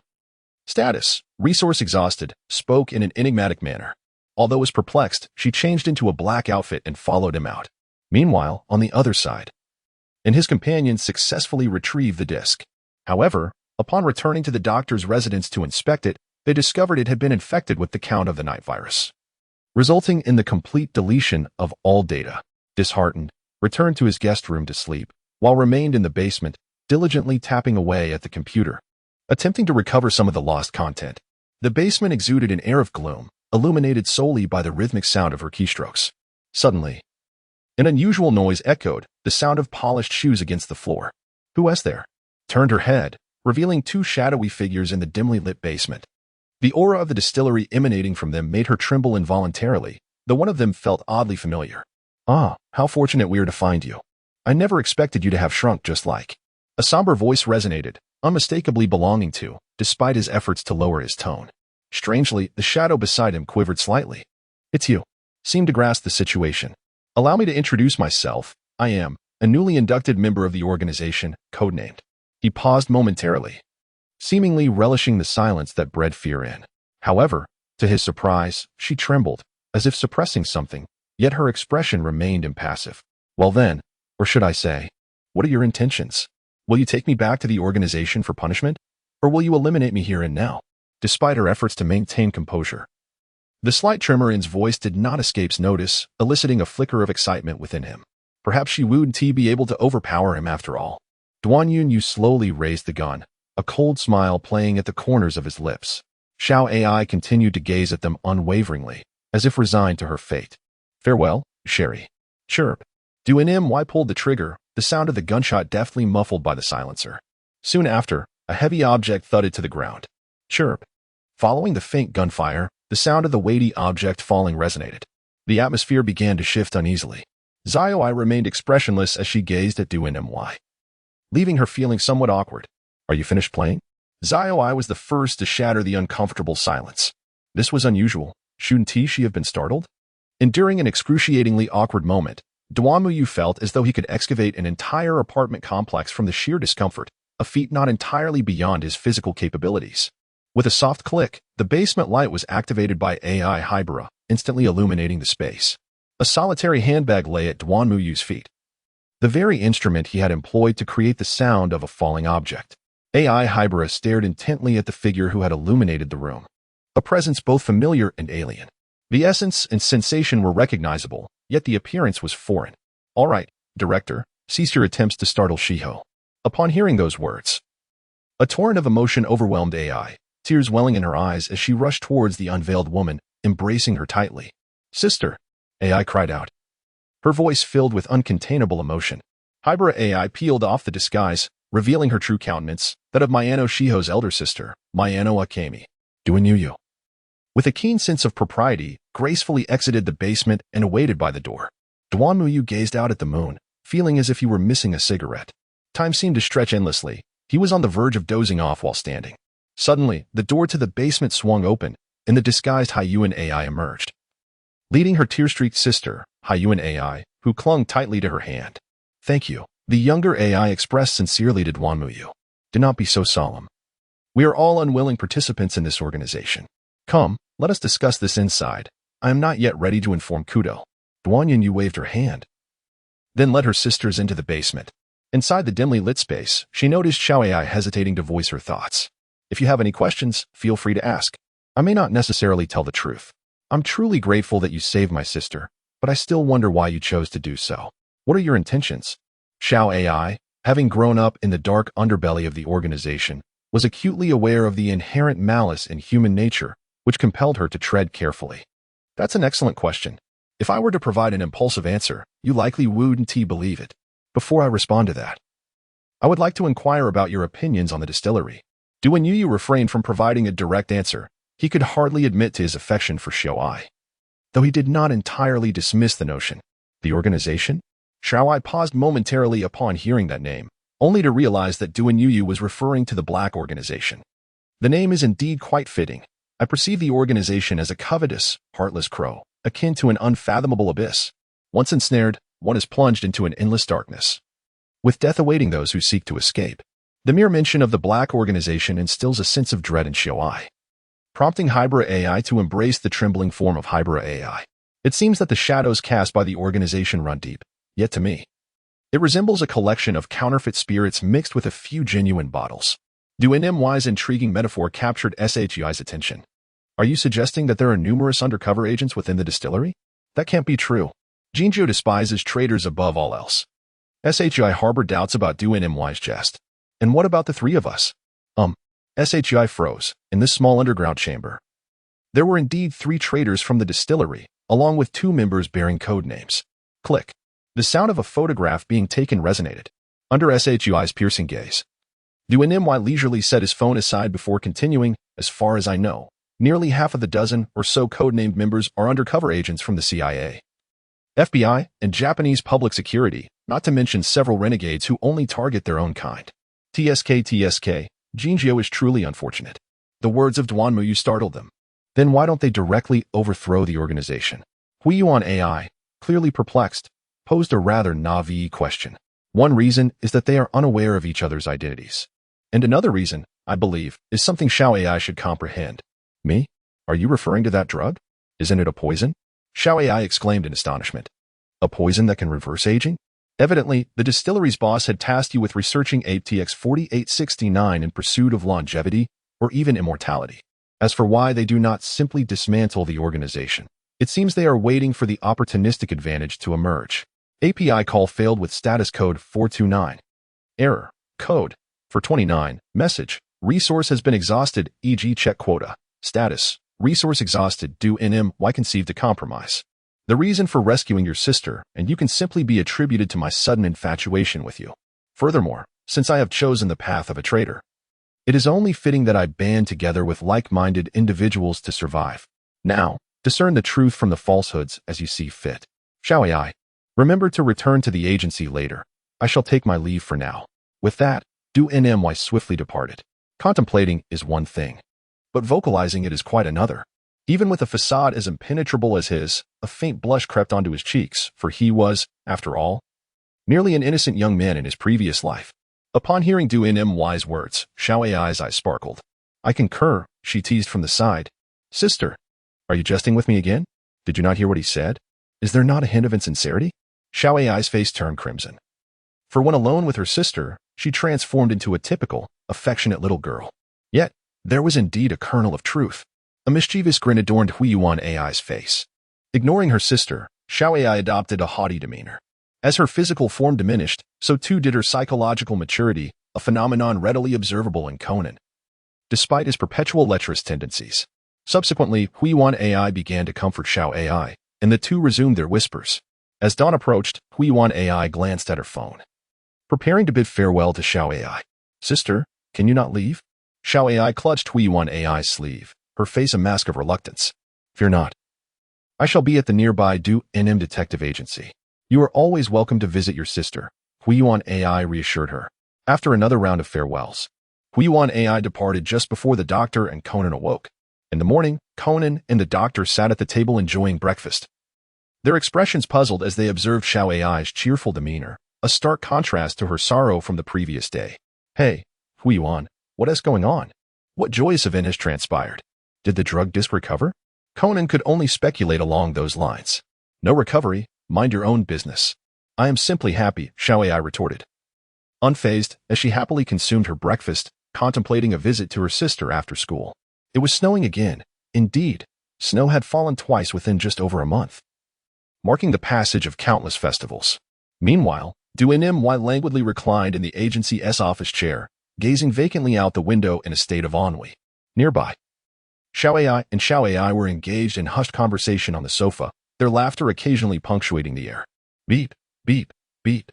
The phone of Duanmu rang. Hello. This is the Duanmu Detective Agency, capable of fulfilling any request. Du NMY spoke weakly, his words exceedingly formulaic. Since the establishment of the Du NMY Detective Agency, despite his title as an external investigator for the police, the number of clients seeking his services has been minimal. Those in search of lost pets were referred to the MOL Detective Agency, while individuals investigating infidelities hesitated to approach him. After all, his affiliations with the police rendered him a potential threat to those harboring secrets. Duanmu found solace in his leisurely lifestyle, as he was not in want of money. Establishing a law firm was merely a fade. He even contemplated arranging some formalities at school, allowing him to follow in the footsteps of Kudo Shinichi and abstain from attending classes. After all, it was manageable most of the time, with his doppelganger attending on his behalf.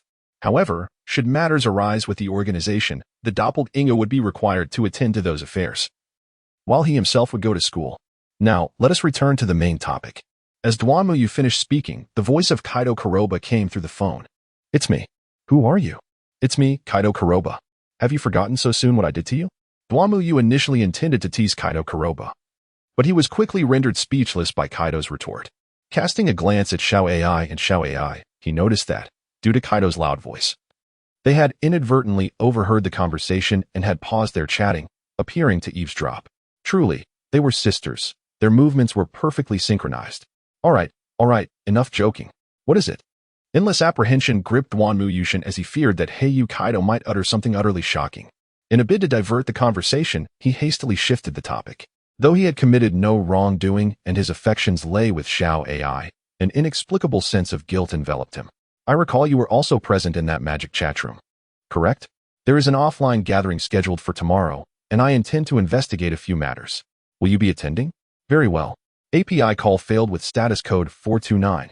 Error. Code 429. Message. Resource has been exhausted, e.g. check quota. Status. Resource exhausted. Do NM. Y activated the hands-free function midway, allowing Shioi and the others to overhear the conversation. Upon hearing Do NMY's inquiry, Shioi promptly declined without a second thought. I will not go. I wish to stay with my sister. Shioi, you ought to venture out more often. You lacked a proper childhood in your earlier years. And now that you have regained a youthful form, consider it an opportunity to compensate for those lost moments of innocence. Your sister is quite envious of you.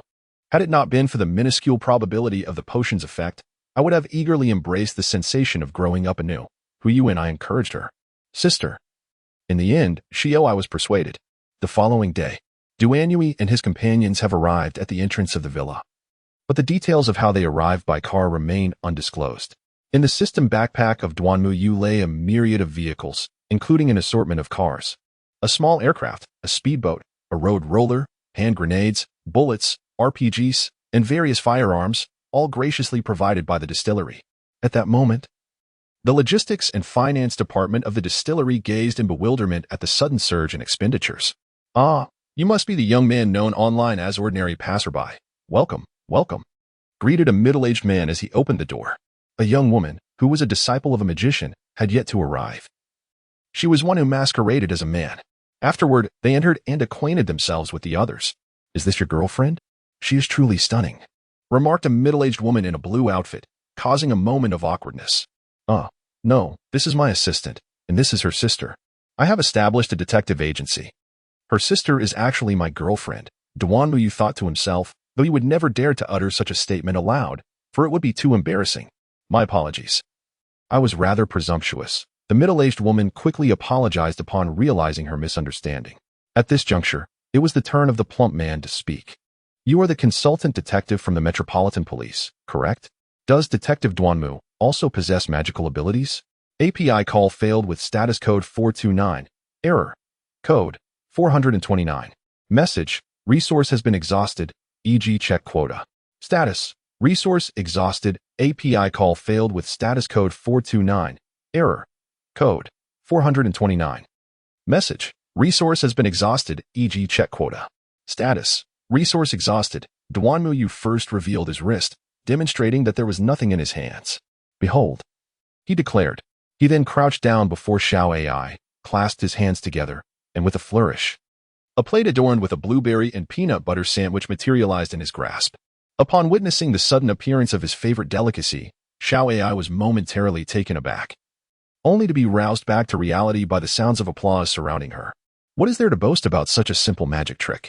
She remarked, albeit reluctantly accepting the plate and scampering over to a nearby sofa to indulge, while Xiao Ai stifled a giggle at the spectacle. The dexterity of Detective Duanmu was indeed remarkable. Amidst the throng, not a single person discerned how he had conjured the plate and food. Indeed, while this magic trick was rudimentary, it demanded the utmost precision and speed from the magician, revealing the profound skill possessed by Detective Duanmu. A chorus of admiration arose from fellow magicians, even the disguised kid, who remained oblivious to the secret. Little did they know, Duanmu was not merely a magician, but a genuine master of sorcery, albeit performing this particular trick through a system backpack. Hello, I'm here for the gathering, came the voice of Yuanzi from outside. A middle-aged man hurried to open the door, and everyone gathered to welcome her. Ah, hello, Yuanzi, Xiaolon, and Uncle Mori, Duanmu greeted as he approached. Ah, Yukuin. You're here too? Yuanzi and Xiaolon exclaimed in surprise, while only Conan stood aside with a twitching eye. Brother Yu, ahem, I'm here as well. Conan chimed in, attempting to catch Duanmu's attention with a high-pitched voice that sounded oddly peculiar due to his cold. Indumayu swiftly took a step back. You have a cold. Do not infect me. Conan stood frozen in place. Yukuin still gets along so well with Conan. Ran, standing nearby, was exceedingly delighted. Ran, how could you tell that I am on good terms with this guy? Conan silently lamented. By the way, has Kuroki not arrived yet? Yoko scanned the surroundings, puzzled by the absence of any handsome men aside from Induyu. Hello there, I am the red herring. Upon discovering that the handsome man she had yearned for was merely a portly fellow, Yoko's dreams were dashed. Well then, I shall take Conan and depart. Indumu, you must take good care of these two young ladies. As for Indumuyu, she felt a measure of confidence in Kagoro Mori, who held the title of a detective contracted by the police department. Though his deductive skills might not surpass her own, they were still commendable. And he surely was a good person. The members of the organization chimed in. Ah, indeed. Conan wished to remain. But Kagoro Mori scooped him up and began to walk back. Conan's sparkling eyes were filled with anticipation as he looked at Indumu, hoping she would intercede on his behalf and allow him to stay. Click. As Duanmuyu lifted her phone to take a photograph, Conan's hopes were utterly extinguished. He immediately wore a glum expression. Soon after, Yuanzi and Xiaolan entered the room, spotting the demurely sandwich-eating Shiho. Ah, Shiho, you are here too, Xiaolan exclaimed, eager to express concern for this child, a relative of Professor Agasa. However, Shiho continued to nibble delicately at her sandwich. Shiho, her sister nudged her, signaling her to respond. But it was Duanmuyu who spoke first. Xiaolan, Shiho might be a bit shy. I apologize for that. In reality, Shiho was not shy. Rather, she was overwhelmed by Xiaolan's exuberance, unsure how to respond and thus resorting to silence. Although she had distanced herself from the organization, having spent a considerable amount of time within it, the presence of such an angelic girl made her hesitant to engage too closely, fearing she might tarnish her purity. It's all right. Duanmuyu truly gets along well with children, Xiaolan remarked with a hint of envy. Subsequently, someone noted the absence of the Shadow Mage, and upon failing to reach him by phone, they settled down to engage in casual conversation. In the living room, everyone shared their fondness for their favorite magicians. API call failed with status code 429. Error. Code. 429. Message. Resource has been exhausted, e.g. check quota. Status. Resource exhausted. Du-In-Im heard Conan's voice, and S.H. Lon also sensed something amiss. What's wrong, S.H. Lon? YKO expressed her bewilderment at S.H. Lan's sudden action of turning and opening the window. I felt as if someone was calling my name, S.H. Lon replied. Was this the telepathic connection between lovers? Even Du-In-My, whose senses were significantly heightened, could only catch a faint sound, yet S.H. Lon managed to perceive it. Who would call you in this remote mountain? YKO was about to suggest that S.H. Lon had misheard. No, I heard it too. It was Conan's voice. Upon hearing Du-In-My's affirmation, S.H. Lon hurried to the door, opening it to find Conan collapsed in the snow outside. She quickly scooped him up. S.H. Lon, quickly escape this place and find Du-In-My. Conan, momentarily regaining clarity, neglected to address her properly before his head drooped. Conan had succumbed once more. Regardless of S.H. Lan's desperate calls, he remained unresponsive. Ultimately, she had no choice but to lay Conan in an empty room, waiting for him to recover a bit before administering some fever-reducing medicine. Meanwhile, Emery Koger was on the phone with Officer Magyar, reporting the situation. Officer Magyar stated that given the late hour, the mountain, the villa, the broken bridge, and the heavy snowfall, it was a typical blizzard scenario, and they would not be able to dispatch anyone until the following day. This infuriated Emery Koger, causing him to pace in agitation. The only silver lining was that Du-In-My was also in that location. At this moment, the group, cut off from the outside world, remained unaware of the unfolding events, preoccupied with magic as they chose their respective tasks, seizing the opportunity amidst the flurry of activity. Du-In-My followed the plump fellow into a dimly lit small room. How's the investigation coming along?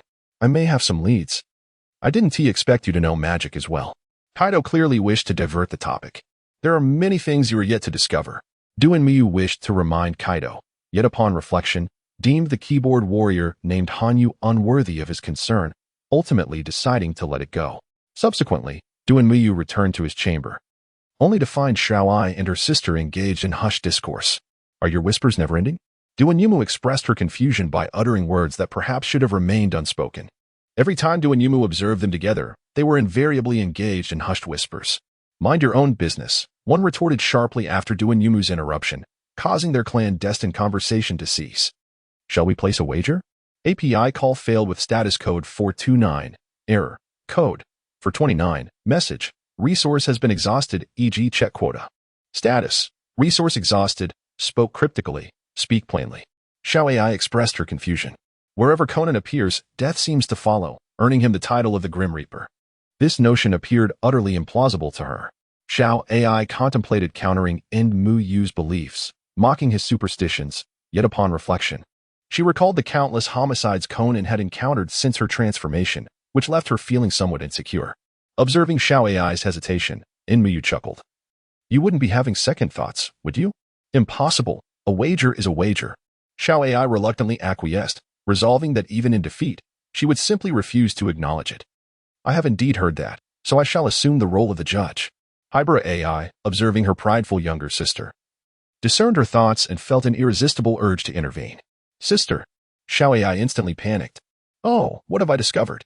A stubborn little tsundere. API call failed with status code 429. Error.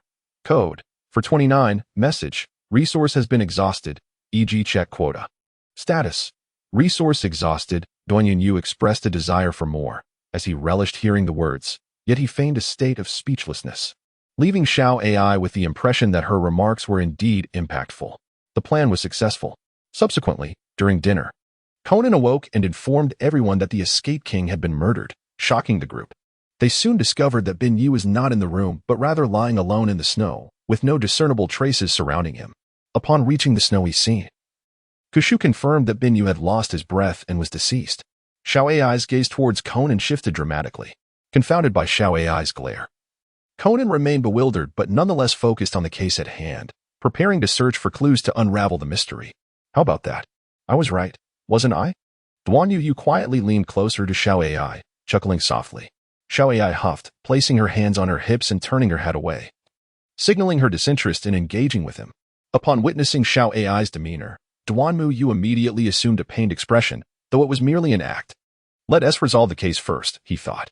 Were it not for his keen hearing, he might have missed Xiao AI's whisper, as delicate as a gnat's voice. All right then. Duan Yu chuckled, preparing to hasten the investigation.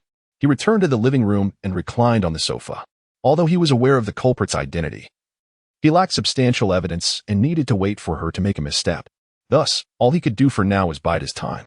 As the others gathered around the dining table, engaged in discussion, Conan joined in, eager to uncover any clues. Suddenly, he noticed Duan Yu lounging on the sofa, neglecting to participate in the discourse. Anger surged within him, and he rushed to Duan Yu's side. Brother Duan, are you not a detective? Hurry up and solve the case. Conan deliberately raised his voice to draw the attention of the others. Endless exasperation enveloped Duan Yu, who, despite his identity as a detective, found himself compelled to take action. In a fit of frustration, he rose to ruffle Conan's hair vigorously. Achoo! Conan suddenly sneezed, and fortunately, Duan Yu managed to evade the spray. Ah, Conan, I apologize. I shall take him upstairs to fetch an additional garment, said Xiaolon, rising to lead Conan up the stairs. Indeed, the temperature was somewhat chilly. I too would like to don another layer, so I shall join you, remarked a woman named Tianzhong.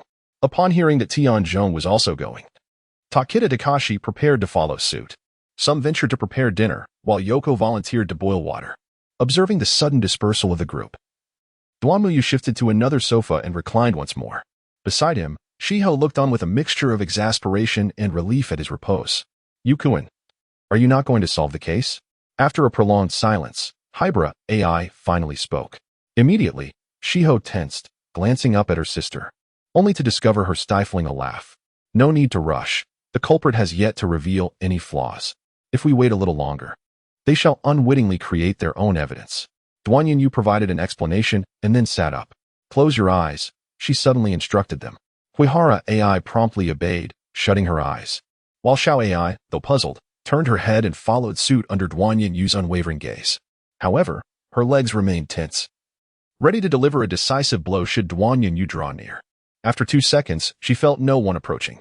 Just as she was about to crack her eyelids open for a furtive glance, she heard Duan Yu's voice. All right, you may open them.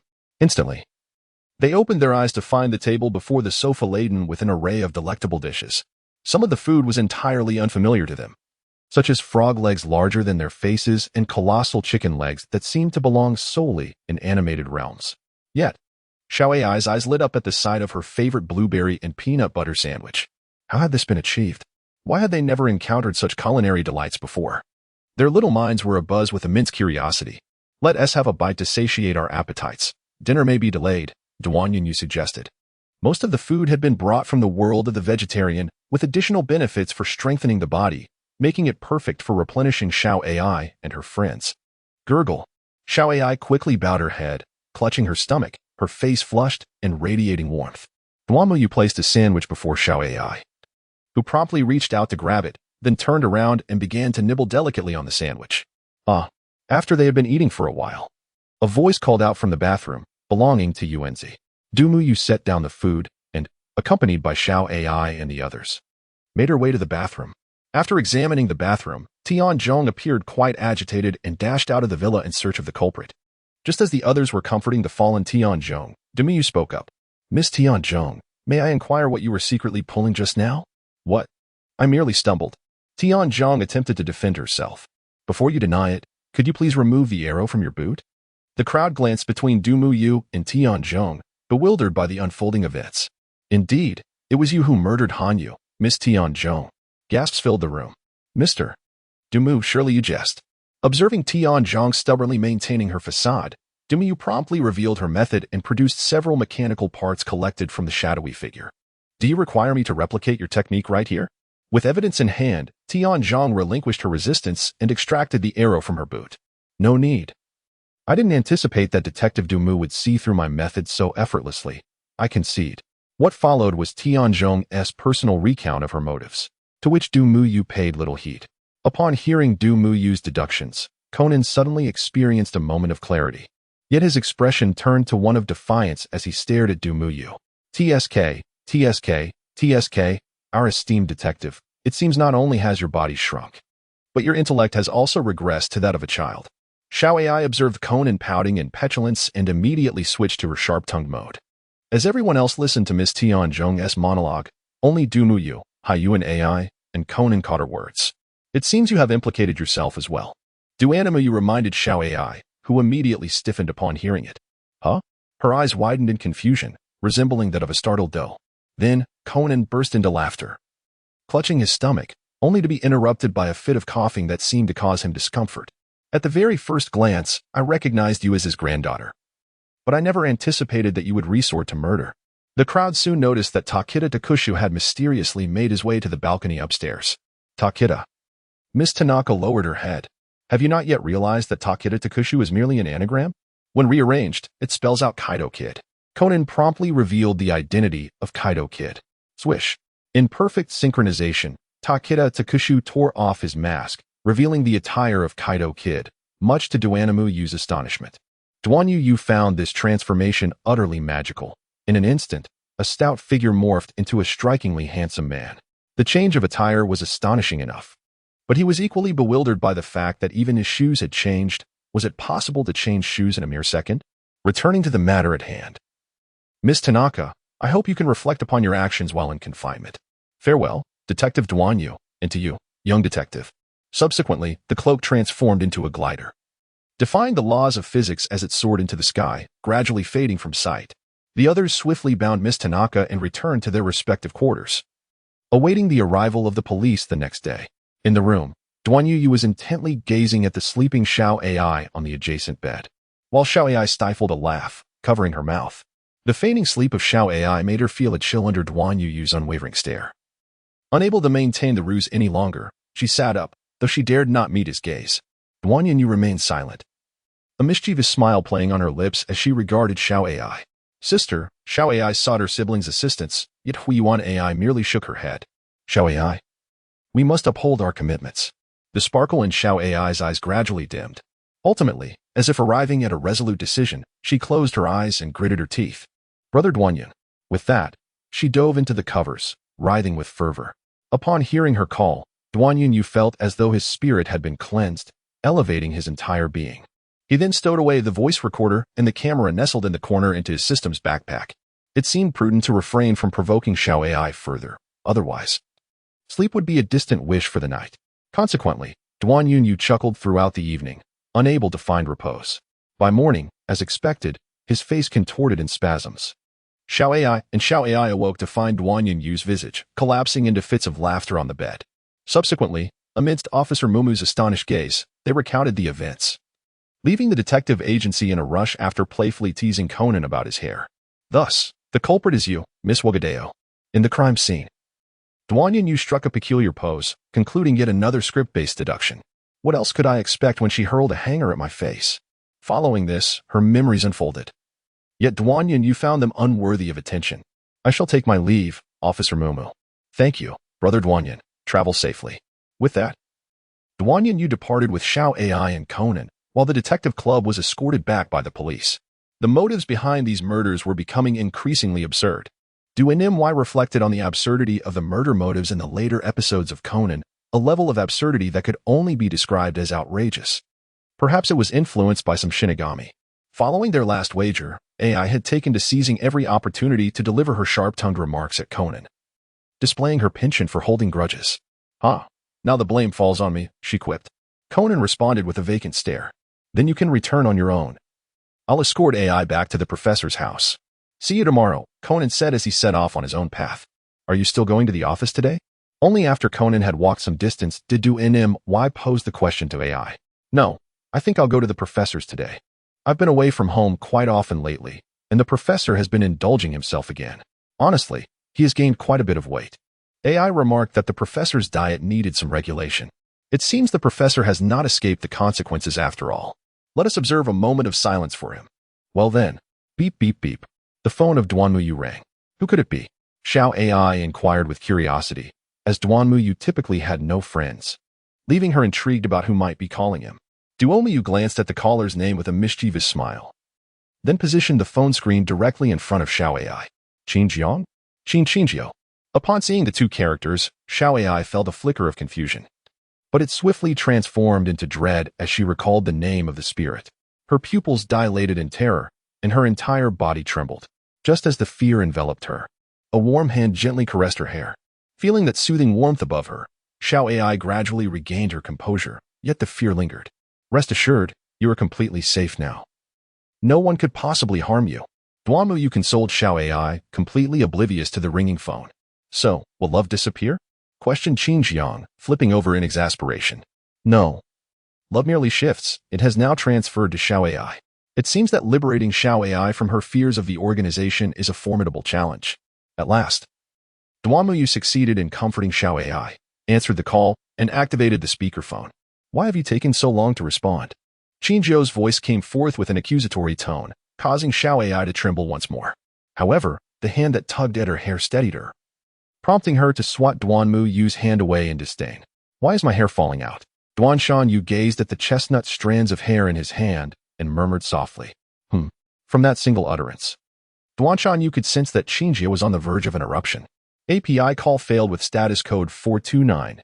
Error. Code 429. Message. Resource has been exhausted, e.g. check quota. Status. Resource exhausted. Duan Muyu felt a sharp pang as if someone had stepped on her foot. A sensation that was oddly delightful. She could endure it 100 times over. Observing the flustered Xiao Ai, she would have captured the moment on her phone had she not been engaged in a call. Ahem. What are you up to now? Qinjia squinted, sensing that something was amiss. She had just been caught off guard. It was nothing serious. Was there something important regarding the call? A task perhaps? Duan Muyu held the phone in one hand while gently pressing his other hand against Xiao Ai's head, preventing her from stepping on him once more. Duan Yuyu, you have changed. Xiao Ai glared at Duan Yuyu with a puffed-up expression. Mirmon has arrived. Be cautious of that woman. Additionally, in the near future, you are to attend a memorial service and oversee Pisk's completion of the task. Duan Yuyu appreciated the straightforward manner of speaking characteristic of Jin. Oh dear, that was close. I nearly got bitten. So, is there anything else on your mind, Jin? Upon realizing she could not kick Duan Yuyu, she seized his hand, poised to take a bite. Fortunately, Duan Yuyu's quick reflexes spared him, leaving Xiao Ai to miss her mark and produce a sharp sound. Meow, she exclaimed, then, covering her mouth with her hand. Tears glistened at the corners of her eyes as she crouched down. Upon seeing the urgency in Duan Muyu's demeanor, he hastily extended his hand in an attempt to offer comfort, only to have it evaded by Xiao Ai. The rustling sounds emanating from Duan Muyu's end of the line caused a frown to form on Qinjiao's forehead, compelling him to abruptly terminate the call. fearing that continuing the conversation might provoke Duanmu to a state of apoplexy. "Boss, what did Simulus say?" Vodka, seemingly oblivious to the atmosphere, innocently approached with his inquiry. "Silence, Vodka." "Oh," Vodka replied, feeling aggrieved. Upon hearing the call disconnect, Duanmu swiftly tucked his phone into his bag and hurried to check on Xiao Ai's teeth. Duanmu crouched before Xiao Ai, poised to remove the hand she had placed over her mouth. Suddenly, Xiao Ai bit down on Duanmu's hand with a playful growl. Given Duanmu's reflexes, he could have easily evaded the gesture, yet he restrained the impulse to withdraw his hand, allowing Xiao Ai to nibble at it. To his surprise, he felt no pain. Her teeth merely grazed his skin before retreating. "Thank you," Xiao Ai said, lifting her head with a smile, tears glistening at the corners of her eyes. She understood that Duanmu's words and actions were intended to alleviate her fear. "No need for thanks," he replied with a chuckle. They fell into a silence as they continued walking, and Duanmu felt an air of awkwardness enveloping them. He desperately sought a topic to discuss, but was continuously interrupted by Xiao Ai's brief responses of and "oh," which he excused as the behavior of a straight man unaccustomed to romantic relationships, just as Duanmu was on the verge of wearing out the soles of his shoes. They arrived at the doctor's residence. "Well, I won't be coming in. See you tomorrow." Duanmu turned around and let out a sigh of relief. One must be cautious during the organization. Behind her, the gentle reminder from Xiao Ai came. "Rest assured, the Tsiutu brewery cannot do anything to me. I shall not wash this hand, ha ha ha." With a hearty laugh, Duanmu waved the hand that had been gently bitten by Xiao Ai and dashed back to her home. Xiao Ai, watching Duanmu's retreating figure, couldn't help but smile knowingly before stepping into the doctor's abode. "Doctor, are you indulging again?" "No, please," came the doctor's anguished cry from within the room. "Duanmu, the doctor is taking us camping tomorrow. Will you join us?" That evening, as Xiao Ai and Duanmu savored the dinner prepared by Xiao Ai, she casually inquired, "Tomorrow, who else will be going?" "It will be me, Conan, and a few other kids." "In that case, what's the point? You're all just a bunch of little brats. Why should I tag along?" As Duanmu finished speaking, he heard a creaking sound and turned to glance at Xiao Ai, whose chopsticks had already begun to warp. "Oh, haha, I truly have matters to attend to tomorrow. Do enjoy yourselves thoroughly. I am full now, so I shall take a stroll outside." Upon noticing the unsettling atmosphere, Duanmu hastily finished his meal and exited the premises. As he departed, Xiao Ai lowered her head, her expression tinged with disappointment. "Oh, wait," Duanmu abruptly turned back, prompting Xiao Ai to adopt a stern demeanor. "Here, take this. Listen to me carefully. Wherever Conan goes, a crime is sure to follow. You must be vigilant during this camping trip. Trouble is bound to arise." Duanmu handed Xiao Ai a black bracelet.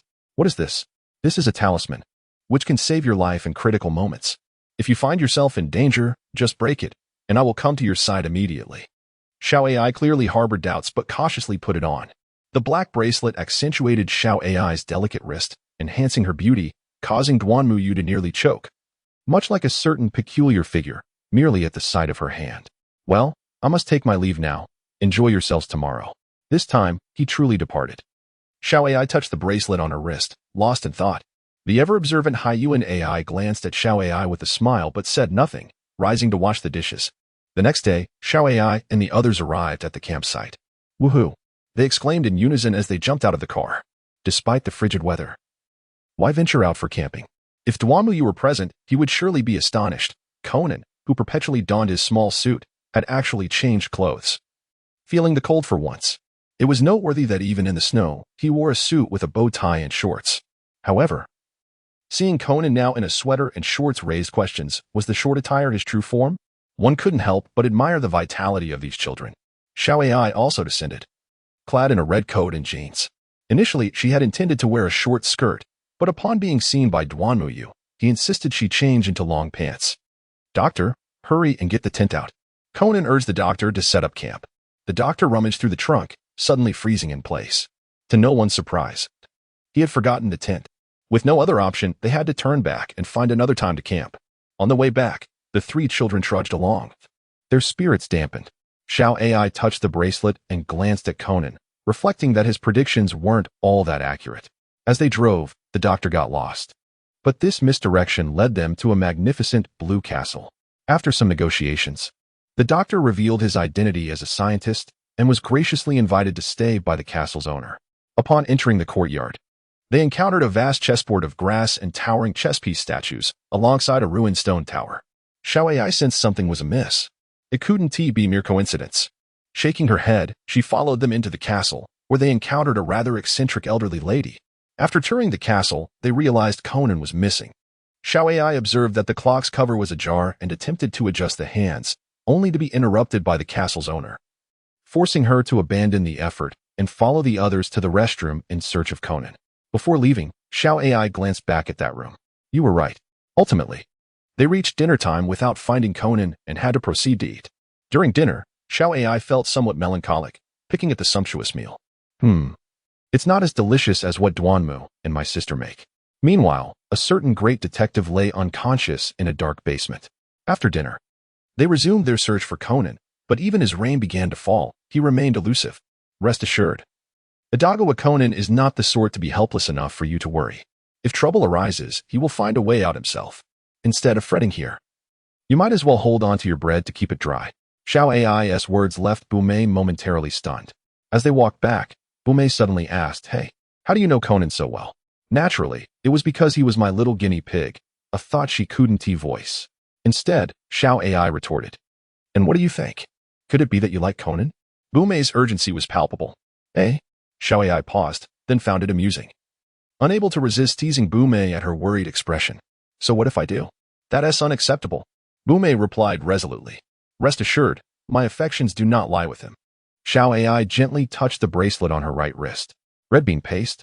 How delightful. Upon hearing Xiao Ai's remark, Bumei beamed and dashed back joyfully. Today's children are quite clever, Dr. Agasa commented as he approached. Xiao Ai and Dr. Agasa returned to the castle, where Xiao Ai immediately shifted into deduction mode. Conan was either trapped and unable to escape or had already met with misfortune. This line of reasoning startled the doctor.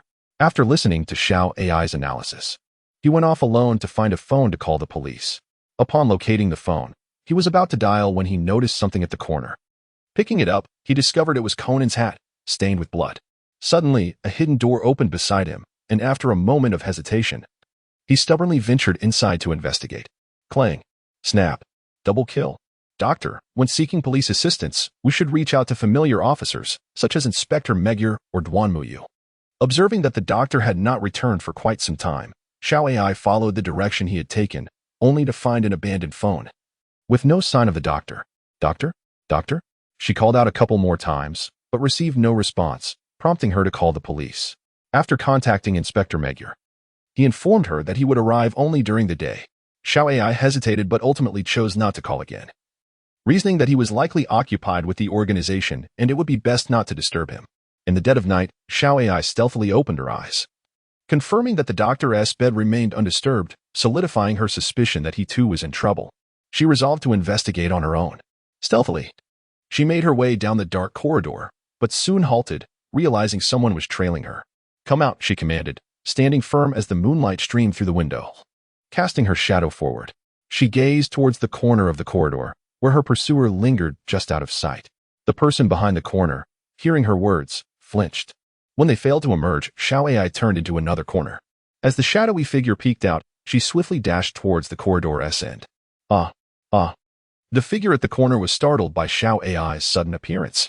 I knew it, she exclaimed upon recognizing the trio of children hiding there, her expression one of bemusement. Hee, they chuckled, attempting to play innocent. What are you all doing hiding here? Xiao Ai, oblivious to her own late-night escapade, pressed on. We're all worried about Conan. The doctor hasn't returned either. We can help you with the investigation. Each of the three chimed in synchronously, as if rehearsed. Suit yourselves, but if something happens, I won't take responsibility, Xiao Ai warned. Little Ai found herself at an impasse, compelled to allow them to accompany her. Thus, they pressed onward, and at a subsequent corner, a toe peeked out. The individual hidden behind the corner, hearing their voices gradually fade, revealed a terrifying grin, utterly oblivious to the dark figure lurking further down the corridor, silently observing her. Upon reaching the room where Conan had vanished in daylight, Ai turned the dial, unveiling a secret door. They then activated their watch-shaped flashlights and ventured inside to investigate. Within the dark passage, they stumbled upon still fresh bloodstains and an inscription etched long ago.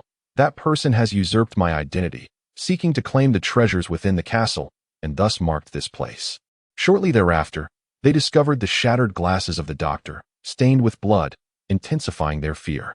It felt as though eyes scrutinized them from every corner. As they continued forward, they unexpectedly emerged from a hidden door, only to find Jinta trapped inside.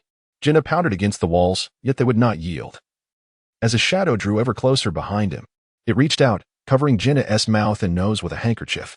In moments, he ceased to struggle. Dragged away by the shadow to an undisclosed location, where he was placed beside two other dark figures. Meanwhile, Mitsuhiko discovered Conan's glasses lying on the ground, prompting yet another reckless soul to search for him. It must be said that none of them were particularly reassuring. Unsurprisingly, Mitsuhiko also found himself sprawled beside the three dark figures. Quadra kill. Little AI and Ayumi arrived at the burning stone tower. AI instructed Ayumi to remain outside while she ventured in to investigate. Ayumi, you still wish to bring those buns to Conan, do you not? Surely, you do not wish for him to starve after being found. Ayumi insisted on joining, but AI's firm words kept her obediently outside, counting down from 300 seconds. Yet, as the countdown concluded, Hibara had still not emerged. Standing at the threshold, Ayumi felt little left to fear. She set a mental flag for encouragement and stepped into the darkness, reminiscent of a certain senior. However, after just a few steps, she was successfully knocked unconscious, leaving only little AI standing among the young detective group. Pinnacle. Legendary. In the darkness, AI heard footsteps approaching and quickly concealed herself. As the steps drew nearer, she felt her wrist. To her dismay, her bracelet was missing. Panic seized her. With no time for contemplation, she prepared to spring forth when the footsteps suddenly ceased. The surrounding silence was oppressive, marked only by her own breathing and heartbeat. After a lengthy pause, with no sound still, AI realized she could not remain idle. Taking initiative, she stepped out, directing her flashlight towards the direction of the vanished footsteps. To her astonishment, she saw no one. Instead, a black bracelet lay quietly on the ground, the very one she had lost. The bracelet. A trap? AI surmised that the individual had intended to lure her closer using the bracelet. Cautiously observing her surroundings, she moved slowly towards it. As she crouched to retrieve the bracelet, her entire body tensed, prepared for an imminent ambush. Yet, upon securing the bracelet and adorning it on her wrist, no assailant came. With great care, AI made her way back to the entrance of the stone tower. Ayumi was nowhere to be found. AI could only hope that Ayumi had managed to escape. Returning to the room, bracelet in hand, she awaited the arrival of the police in silence. Before long, Officer Magyar arrived at the castle, only to find AI alone. Just as he was about to question her, an officer suddenly called out, "Officer Magyar, we have made a discovery." Magyar and AI approached, only to find the lawn strewn with the unconscious forms of Conan, the doctor, and the three children, with an elderly woman bound and slumbering nearby. As Conan and the others regained consciousness, the former housekeeper, who had undergone a transformation into the elderly woman, was unveiled. Conan revealed the location of the treasure that the housekeeper had long coveted. Upon hearing this, the housekeeper, undeterred by her bound hands, sprang up and dashed towards the treasure, using her shoulder, teeth, and head to propel herself forward, disregarding her bloodied mouth and scraped shoulder. Ultimately, she flung open the last glowing door, only to discover nothing but the view outside. On the adjacent wall, an inscription read, "I shall grant this castle and this scene to the first who finds this place." With the housekeeper arrested, the group prepared to depart after a night's rest. Yet, Conan remained troubled, pondering who had bound the housekeeper and transported them to the lawn. Was there a third individual in the underground passage? Despite police searches, the elderly woman's corpse was located, yet no one else was found. Could it be that the corpse had moved of its own accord? On the journey home, Conan remained perplexed. AI touched her wrist where the bracelet lay, lost in thought. Unexpectedly, she encountered a vengeful spirit. In the darkness, a shadowy figure paused, its black and white eyes watching with an unsettling intensity. This figure was none other than Induyu. API call failed with status code 429. Error. Code. For 29. Message. Resource has been exhausted, e.g. check quota. Status. Resource exhausted. Do NMY endeavored to activate the Soul Devourer, causing the vengeful spirit to be compressed into a droplet of water, which he subsequently absorbed. Remarkably, this single droplet bestowed upon him a faint sense of enhancement. If there were a progress bar to gauge his improvement, it would indicate an increase of 0.01. It appeared that the only way to elevate his abilities was to await the random simulations to traverse other realms. This marked Du NMY's inaugural encounter with a vengeful spirit in the world of Conan. However, he remained oblivious to the implications.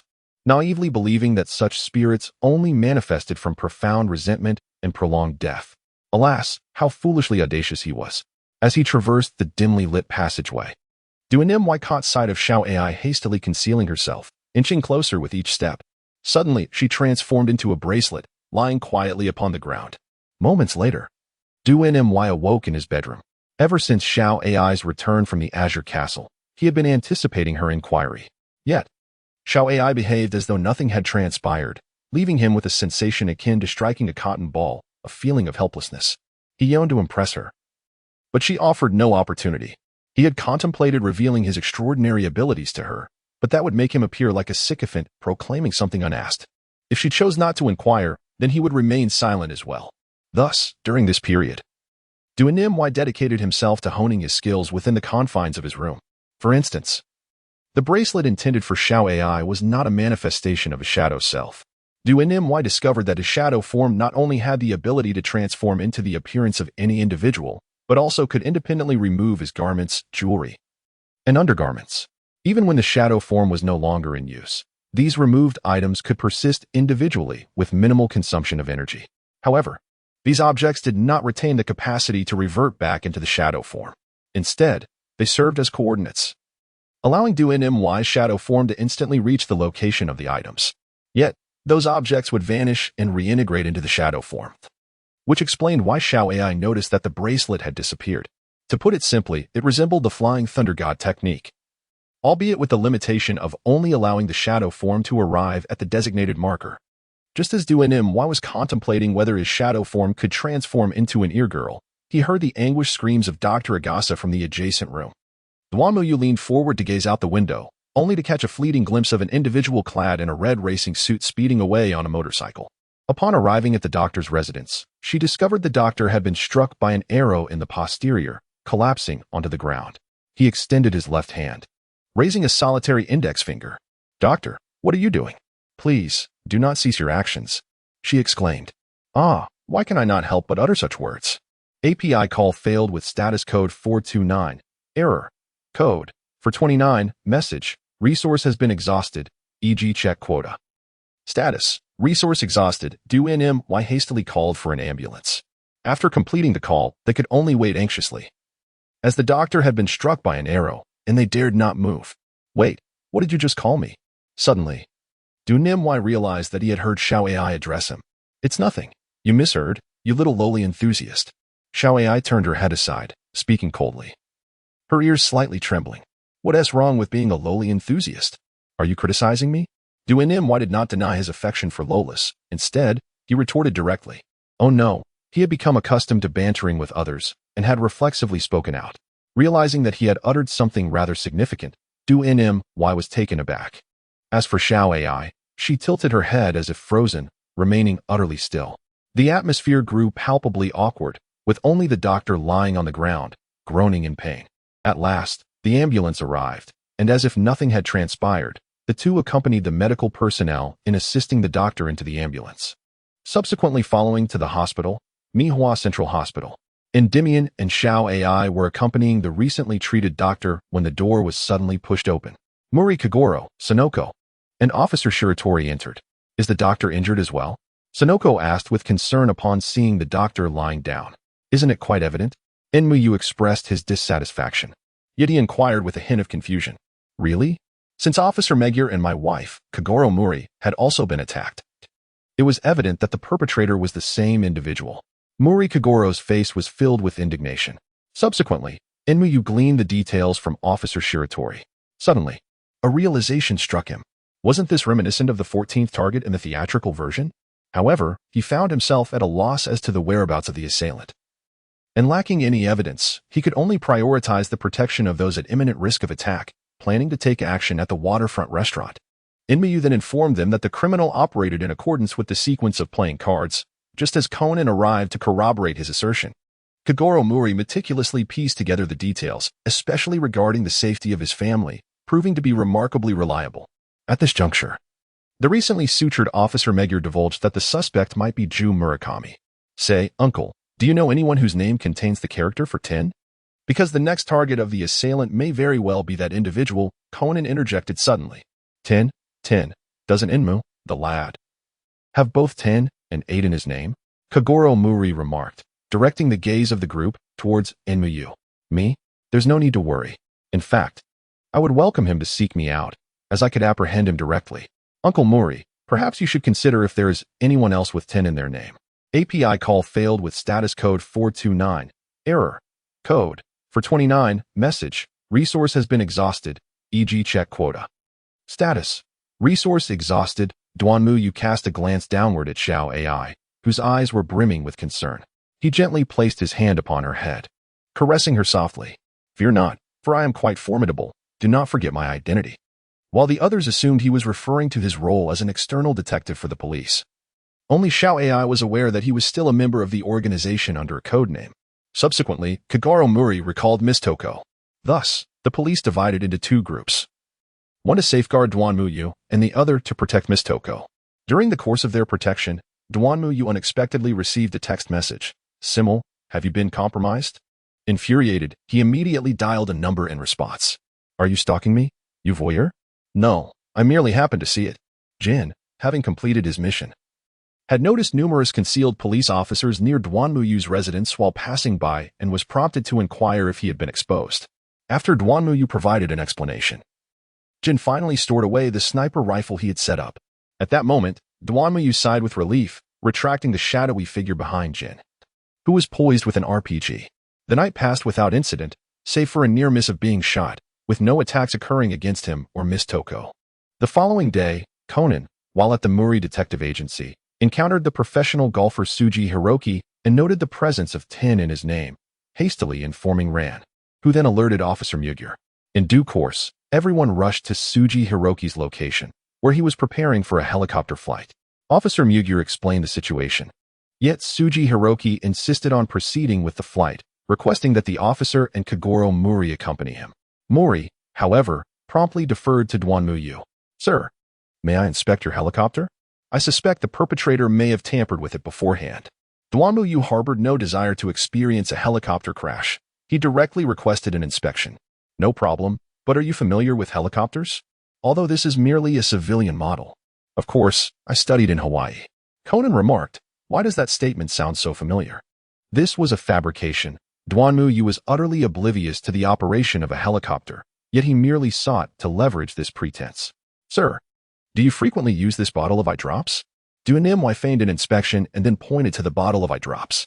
Sir, do you frequently use this bottle of eye drops? Ah, indeed. I usually apply a few drops while driving or piloting a helicopter. Is there an issue? At this moment, NGSH was still oblivious to the gravity of the situation. Is this habit known to anyone? My friends who often ride in my car or helicopter are aware of it. Then there should be no problem. This bottle of eye drops must have been tampered with. How is that possible? NGSH finally began to sense the looming crisis. Officer MG, please take this bottle of eye drops to the forensics department for examination. And also check for fingerprints on the bottle, though I hold little hope.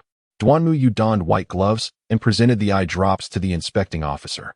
However, I had reported my flight this time, and canceling it would be quite troublesome. Sujihiro still had a slight inclination to pilot the helicopter. Then go ahead. I will sit in the back with Conan. Uncle Mori, are you coming? Mori Kagoro quickly shook his head. Ah, really? Conan, suddenly mentioned, appeared somewhat puzzled.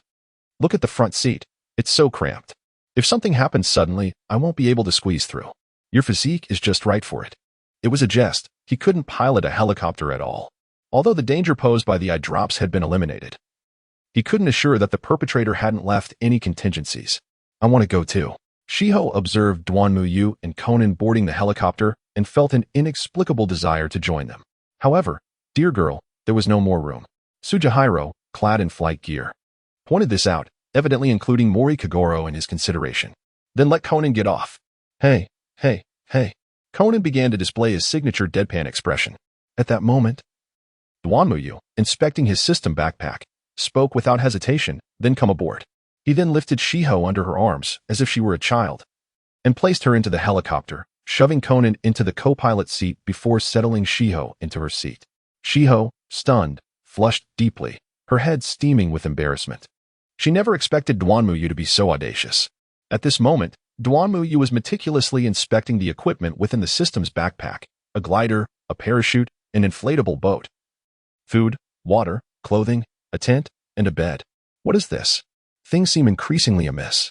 Nevertheless, Duanmuyu was absolutely certain that as long as the helicopter did not explode midair, he would ensure that Xiao AI returned to the ground unscathed. As for Tsujihiro and Conan, they would have to fend for themselves. Upon regaining his focus from the system's backpack, Duanmuyu noticed that Xiao AI was beside him. Her head bowed, her body trembling incessantly. A fear of heights? That shouldn't be the case. The helicopter hadn't even taken off yet. Are you ready? We're about to take off. Tsujihiro cheered, oblivious to the atmosphere. As the helicopter ascended, Muri Kagoro let out a sigh of relief. Is this wise? Leaving Duanmu and the two children up there? Officer Megure expressed his apprehension. Fear not. Duanmu is quite dependable, and Conan is also present. Though he may be a bit mischievous at times, he is still very trustworthy, Muri Kagoro replied nonchalantly. Fortunately, the helicopter did not encounter any malfunctions. And once they landed back at their original position, Officer Megure approached Duanmuyu with the results of the eye drop examination. The eye drops contain not vitamins, but rather a mydriatic agent known as red cyan, specifically designed to treat pseudomyopia. This substance causes the pupils to dilate and typically takes effect within 5 minutes, with a swift recovery. However, this particular formula would not take effect for several tens of minutes, and the recovery would be notably slow. In other words, if administered on the helicopter, the sunlight could induce temporary blindness, resulting in a potential crash. Tsujihiro, upon hearing this, was filled with dread and repeatedly expressed his gratitude to Duanmuyu. Thank you, Detective Duanmu. I owe you one. Duanmuyu felt somewhat disheartened, as there were none of the dramatic incidents one might expect from a novel, such as a helicopter losing control and crashing on a deserted island. The helicopter piloted by Tsujihiro was remarkably steady, devoid of any turbulence. Xiao AI remained fixated on the view outside, disregarding anything he said. Overall, Duanmuyu found this flight utterly disappointing. However, upon reflection, he realized that the helicopter would not crash near Tian Elementary School, ensuring that Conan would not be unable to attend classes due to any calamity at school. In light of this, he concluded that he had indeed done a good deed. Conan exclaimed, Duanmuyu, I thank you. Upon returning to the hospital, Dr. Agasa was still slumped over the bedside, but this time both of his hands were extended outwards. After thorough deliberation among the group, Kagoro Mori could not recall anyone with the number 9 in their name. Yet, Hachi suddenly thought of Sakaki Kohei and Duanmuyu. 9? Duanmuyu pondered quietly, wondering if the jin could be considered as the 9th. Laughs, subsequently. They paid a visit to Zaimu Gongping, from whose lips they heard the name Suxingyi, prompting them to prepare for a trip to the seaside restaurant. Upon their departure, all the red wine in Zaimu Gongping's residence mysteriously vanished. Upon arriving at the restaurant's entrance, they were greeted by the presence of numerous distinguished individuals, all drawn there by Suxingyi's invitation. As they entered the restaurant via the cable car, Duanmuyu subtly leaned towards Xiao AI, whispering, Be cautious, hold my hand tightly. Although Inshin had already gone off to search for the bombs, he could not guarantee the discovery of every explosive device, nor could he defuse them. He could only throw them a safe distance away. As for why he did not place them in the system's backpack, it was primarily because these were remote-controlled bombs, and without the remote, he could not utilize them. Furthermore, the backpack was already filled to capacity with explosives, and he was hopeful that the organization could procure some missiles or the like. Xiao AI was uncertain as to why he expressed such concerns. But after a moment of hesitation, she extended her small hand and grasped the future. Grasped the hem of Duanyu's clothing. However, it seemed that no one among them possessed the number 1. They discussed those whose names contained the numbers 2 through 8, yet number 1 was conspicuously absent. No. Number 1 is right here. Enduringly, Duanmuyu and Xiao AI cast their gazes towards Conan. Shinichi, Sala mused, her thoughts drifting to Shinichi, causing her spirits to plummet once more. Could it be that Kudo Shinichi would arrive here? Officer Megure hurriedly inquired, pondering the safety that would ensue if both Kudo and Duanmu were present. It seems unlikely, yet I am inexplicably overcome by this sensation. Demi was once again astonished by the bond between Xi and Lan, further solidifying her belief in their eternal connection. She cast a sidelong glance at Xiao AI, thinking to herself, I shall take Xiao AI away with me. Suddenly, a chill ran down Xiao AI's spine, prompting her to grip even tighter. Following this, the group engaged in conversation and prepared to venture into the wine cellar in search of a drink. Du NMY had been attentively observing ZMG and GPing. Following closely behind him, Kanan spotted a concealed arrow trap and warned ZMG and GPing of its presence. He could have narrowly evaded it, but suddenly tripped, causing him to lose control and tumble forward. With a soft thud, he exclaimed, "Ah!" An unexpected sensation of exhilaration surged through ZMG and GPing, as if he had unlocked the door to an entirely new realm, eliciting a moan of rapture from his lips. However, that was swiftly followed by an intense sting of pain.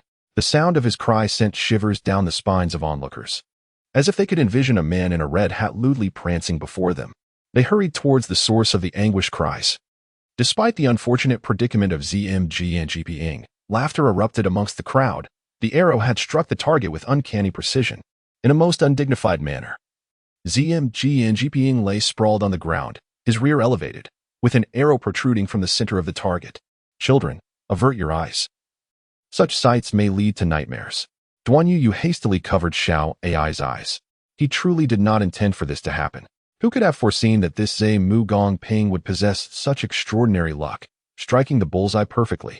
He is innocent. Please grant him a pair of eyes that have never witnessed this scene. Subsequently, the crowd fashioned a stretcher from available materials and a tabletop, carefully relocating Zhe Mu Gongping to the sofa. Throughout this process, Zhe Mu Gongping emitted pitiful sounds reminiscent of a pig about to be roasted. How peculiar. The door has been shut? Officer Mugier prepared to step outside to summon the police for an ambulance, only to discover that the door was locked. A lady, intending to retrieve her coat from the chair, suddenly let out a shriek. Ah! The onlookers, having been astonished numerous times, turned their gazes toward the screaming woman. Before her, in the water tank, lay the body of Asahi Katsuyoshi, moving with the shoal of fish, while sharks circled ominously around the corpse. A playing card. The 9 of hearts was caught in the collar of his shirt. Indeed, Murakami-ju had made his move. To this day, Officer Mugier remained convinced it was Murakami-ju's handiwork. Officer Mugier, this door has been secured with an electronic lock and cannot be opened. Officer Shiratori also discerned the predicament. Officer Mugier attempted to call for assistance from the officers outside, only to find that his mobile phone was receiving no signal. Goodness, there is even a signal jammer. However, Duan Yu had not noticed where the jammer was located. It could very well be on the perpetrator. Muri Kagura picked up the landline, only to discover that the phone line had been severed. The landline meant a tragic fate in a situation of siege. The landline is invariably the first to have its wires cut, followed closely by the suspension bridge. Landline, suspension bridge, we are in dire straits. Muri Kagura then went to inspect the emergency exit, which was also sealed with concrete. The group found themselves completely trapped within the seaside restaurant, with no other options. They huddled together to discuss a plan, but as the conversation progressed, they began to complain amongst themselves. The lady, Miss Nana, was compelled to reveal that 3 months prior, she had accidentally struck a motorcyclist while driving her sports car, and in her fright, she had fled the scene. Thus, she should have no connection to the current case. What we ought to focus on now is how to escape. Muri Kagura, with a serious expression, analyzed the situation. That is indeed the case, Officer Mugier concurred. Goodness. Has the hit-and-run incident been so easily overlooked? Duan Yu expressed her confusion, yet was profoundly shaken. Thus, we shall separate and explore for alternative exits. This suggestion was immediately met with unanimous agreement from everyone present. Subsequently, Miss Nana, Xiao Lan, Conan, Duan Yu, Xiao Ai, and Zhe Mu Gongping remained in the restaurant, while the others hurried off in search of an exit. Before long, the power to the seaside restaurant was abruptly severed, plunging the entire establishment into darkness, with only the luminous glow of Miss Nana's nails standing out vividly against the shadows. Duan Yu immediately crouched down to shield Xiao Ai while observing Yumuki Kohei. In the darkness, Yumuki Kohei, enduring the excruciating pain from his heart, gradually rose to his feet, brandishing a knife that seemed to have appeared from nowhere. Step by step, Miss Nana crouched in place, clutching her head and screaming as Yumuki Kohei approached slowly.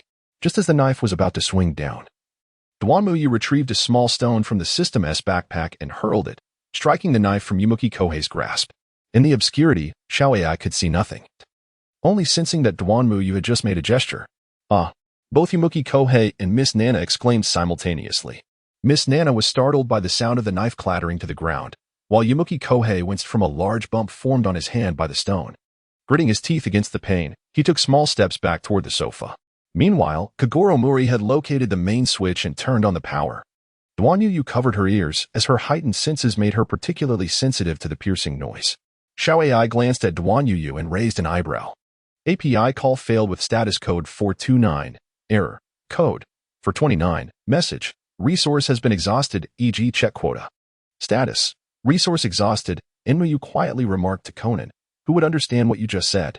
Conan expressed his confusion. That shouldn't be the case, he thought. Recalling how characters in anime and novels easily comprehended such matters, leading him to conclude that perhaps he was simply too naive, blaming the misunderstanding on Conan. Enmuyu reiterated the plan to him, who then eagerly dashed off to the kitchen. Just as everyone was offering comfort to Miss Nana, Conan approached with a tray, laden with glasses filled with water. Haha, the water is here. You must all be parched. Come, drink up, he exclaimed, distributing the glasses one by one. The water in Japan is truly delightful, a middle-aged man, who had spent many years abroad, remarked as he downed his glass in one go. A look of satisfaction crossing his face. Duan Yu detected an oddity in the water and swiftly intervened to prevent the unsuspecting Xiao AI from drinking. He then seized Conan, inquiring, "Where did you procure this water?" Conan, with an expression of innocence, replied, "I couldn't reach the faucet, so I filled it from the toilet." The author purely indulges in whimsicality. The content is fictional, or perhaps not. Who can say for certain? Chuckles ensue. Duan Yu nearly lost his grip on the cup, discreetly setting aside both his and Xiao AI's cups as he observed the others downing the water with gusto, a sensation of nausea churning within him. "Come now, uncle. It's time to drink," Conan said, handing the last cup of water to the pained Zimu Gongping, who lay on the sofa. "Thank you, young lad." Zimu Gongping responded with great effort. Why does uncle seem to struggle with speech? "No, I'm merely a bit parched. My throat is dry," he explained before consuming the water. Noticing that Zimu Gongping exhibited no adverse reaction after drinking, Conan's lips curled into a smirk as he lowered his gaze, his glasses reflecting a mysterious light. The culprit must surely be him. Duan Yu observed the jarring incongruity of Conan's demeanor and, feeling disinclined to offer any further critique, resolved to unmask the culprit directly, for the evidence was irrefutably conclusive. "The murderer is you, Mr. Yamaki Kohei." Suddenly, Duan Yu struck a JoJo pose, pointing his index finger at Zemuka Kohei. The others were drawn to Duan Yu's unexpected declaration, their expressions turning somewhat peculiar upon witnessing a stance that few could replicate. Noticing this, Xiao AI took a few steps back, turning her face away, feigning unfamiliarity with him. Ahem. Duan Yu resumed his normal movements. And had it not been for his numerous reinforcements, he might have strained his back. How is this possible? Detective Duan, you cannot spout nonsense. I am also a victim. Look, the arrow is still lodged in my, behind. Zimu Gongping panicked momentarily, but then realized that given his own injuries, he could easily adopt the victim's perspective to shed suspicion. Then may I inquire, Mr. Zimu Gongping, why did you scream in agony when the power went out? I accidentally bumped my hand against the table. See, it's still red and swollen. With that, Zimu Gongping raised the hand that Duan Yu had previously struck with a stone. While pouting, Duan, my dear brother, could it be that you have misjudged the situation? Seeing Zimu Gongping in such a wretched state, Officer Magyar began to doubt whether Duan Yu's reasoning was indeed correct. Even as a ploy of self-sacrifice, which criminal would go to such extremes? The location of Duan Yu stepped aside to retrieve the stone she had just thrown. If I had not thrown it, how could there be a stone here? Officer Mumu and the others began to accept Duan Yu's reasoning. Miss Nai was about to unleash her vocal talents once more, but was interrupted by Duan Yu raising her hand in a gesture to halt her. At that moment, Miss Nai felt as if a lump was lodged in her throat, making her exceedingly uncomfortable. She could only cough incessantly and rinse her mouth with the half-finished water she held. Moreover, Mr. Zimu Gongping, if you have remained stationary, may I inquire why the blood on your, posterior has soaked through your trousers? Indeed, such an arrow typically does not cause bleeding unless removed. Officer Bainyao, who possessed a modicum of medical knowledge from first aid training, also interjected. Well, that was due to my hand striking something, causing me to rise and inadvertently exacerbate the injury on my rear end. Fabrication Duan Yu firmly grasped Xiao AI's hand. Stand still, to prevent a secondary collapse. We must await helicopter rescue. Officer Mu hurriedly intervened to quell the unrest among the crowd. Ha. Yet, Yamaki Junpei paid no heed, instead meandering about, laughing while expressing his pain aloud. With a sudden crack, a steel bar fractured, triggering a chain reaction that shattered the supporting pillars of the waterside restaurant, causing it to collapse once more, plunging into the water. It is over. It is utterly disastrous. API call failed with status code 429. Error. Code 429. Message. Resource has been exhausted, e.g. check quota. Status. Resource exhausted. Duanmu steadied himself and handed a small oxygen tank along with a connected respirator to Xiao AI, equipping himself with one as well. Meanwhile, seawater began to inundate the seaside restaurant. The encroaching water made contact with Zemu Gongping's backside, prompting an anguished scream from him. Quickly. The seawater has shattered the glass. Swim out immediately. Those who cannot swim, find someone to assist you. Blood may attract sharks. At this moment, Mori Kagoro appeared remarkably composed. Oh no, Xiaolan. Conan realized that Xiaolan had yet to surface and promptly dove underwater, discovering that her leg was trapped beneath a red vehicle. He attempted to lift the car, only to find his own foot ensnared as well. Nearing unconsciousness, Xiaolan sensed Shinichi's approach, mustering her remaining strength to realize that Conan was also trapped and on the verge of drowning. She prepared to extend her last breath to him. Just as Xiaolan grasped Conan's fa, Dumiyu grasped the underside of the vehicle and effortlessly lifted it, gesturing for her to take Conan and swim away. He had already spotted several sharks approaching. Having freed herself, Xiaolan pulled Conan's trapped foot and swam upward with all her strength. Halfway up, she too noticed the sharks drawing near and quickly glanced back at Dumiyu, who urged her to ascend swiftly while positioning himself between them and the predators. Xiaolan wished to assist, but glancing at Conan in her arms, she could only turn and swim upward. Gasping for breath, they finally emerged on shore, utterly exhausted. Even Zemu Gongping was pulled ashore, now lying on the ground, his life uncertain, only the occasional twitch of his body betraying that he was still alive. Soon after, Xiaolan, cradling Conan, surfaced as well. Where's Dumiyu? AI Xiao removed her breathing apparatus, realizing with growing anxiety that he had not surfaced. He just came to rescue us. He is still underwater. And there are sharks in the sea. Xiaolan felt a surge of panic. Those sharks must have been attracted by Zemu Gongping's blood, and I even saw a few in the restaurant's aquarium. At that moment, someone pointed toward the dorsal fins of several sharks not far away. Dumiyu, hurry up. Yukuin. Dumu, my brother. Detective Dumu. The group called out, urging him to swim to safety, but there was no sign of him on the surface.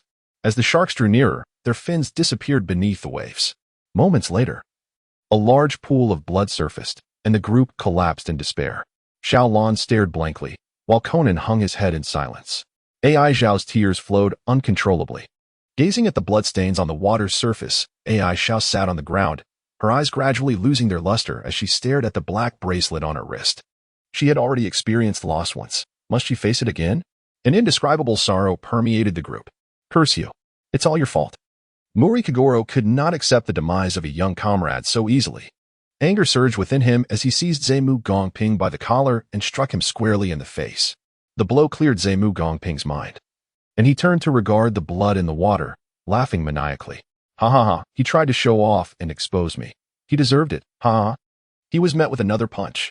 No one intervened as Mori Kagoro continued, each person bowing their head, engulfed in sorrow. Did I just hear someone calling for me? Are you looking for this shark in my left hand, or this one in my right, or perhaps me? Upon hearing that familiar voice, AI Xiao shot her head up. And there stood Dumiyu, one hand gripping a shark's carcass, bloodied and emerging from the sea, climbing the steps. AI Zhao's eyes sparkled once more as tears streamed down her cheeks. Dumu, you're alive. Officer Meguer exclaimed in delight, and the others raised their heads in shock. Mori Kagoro stood up, tilting his head back to hold back his tears, while Zemu Gongping, unable to catch his breath, fainted again. Seeing Dumiyu safe and sound, Xiaolan felt a wave of relief wash over her, but her vision dimmed and she collapsed, leaving Conan to catch her. Don't worry, I'm quite strong. A few sharks are nothing to worry about. By the way, these aren't protected species, right? It's all in the name of emergency. API call failed with status code 429. Error. Code. For 29, message. Resource has been exhausted, e.g. check quota. Status. Resource exhausted. Duanyu found himself overwhelmed by an unpleasant stench, which he could no longer tolerate. After Mori Kagoro ran from Conan's arms, Conan approached Shiho. Hey, are you not going to speak? Shiho, displaying her reluctance to engage, gazed at Duanyu's retreating figure, the corners of her lips slightly curling upward. Conan could only chuckle awkwardly in response. Subsequently, The necessary arrests were made, injuries tended to, and statements recorded. Thus, this matter reached a temporary conclusion. In the days that followed, Duan Yu remained at the office, while Shiho seemed to be deliberately avoiding him, even refraining from visiting her sister. Xiaoai, do you think Shiho is intentionally avoiding me? What should I do? Despite Duan Yu's straightforward demeanor, he was not oblivious. He sensed that Shiho was purposefully keeping her distance. Yujun, I cannot assist you with this matter. Only the one who ties the knot can untie it. The solution lies solely within you. That evening, Shiho even called her, urging her not to offer any suggestions to Duan Yu, to which she readily agreed. Duan Yu listened to Shiho's rambling musings, feeling a surge of frustration as he scratched his scalp in bewilderment. He simply could not fathom the intricacies of a girl's thoughts. After much contemplation, he decided to take a chance. As he exited the office, visibly troubled, Hu Yuni retrieved her phone and dialed a number. Xiaoai. Why? Conan is on his way, she announced. Yes, I understand, sister, came the cheerful response from the other end of the line. Duan Yu first returned home, where she skillfully prepared a sandwich with blueberry jam and peanut butter, followed by brewing a cup of coffee. After arranging the plate, she carried it to the doctor's residence. Knock, knock, knock. The door swung open, revealing Conan, leaving Duan Yu momentarily speechless. Duan Yu? What brings you here? Conan inquired, his expression reflecting his confusion at her unusual demeanor. I was about to ask you the same thing. What are you doing here? Duan Yu felt that things were not looking good. Surely, there wouldn't be too many guests at the doctor's residence. Previously, while underwater, my foot had been caught by a vehicle, damaging my shoe in the process.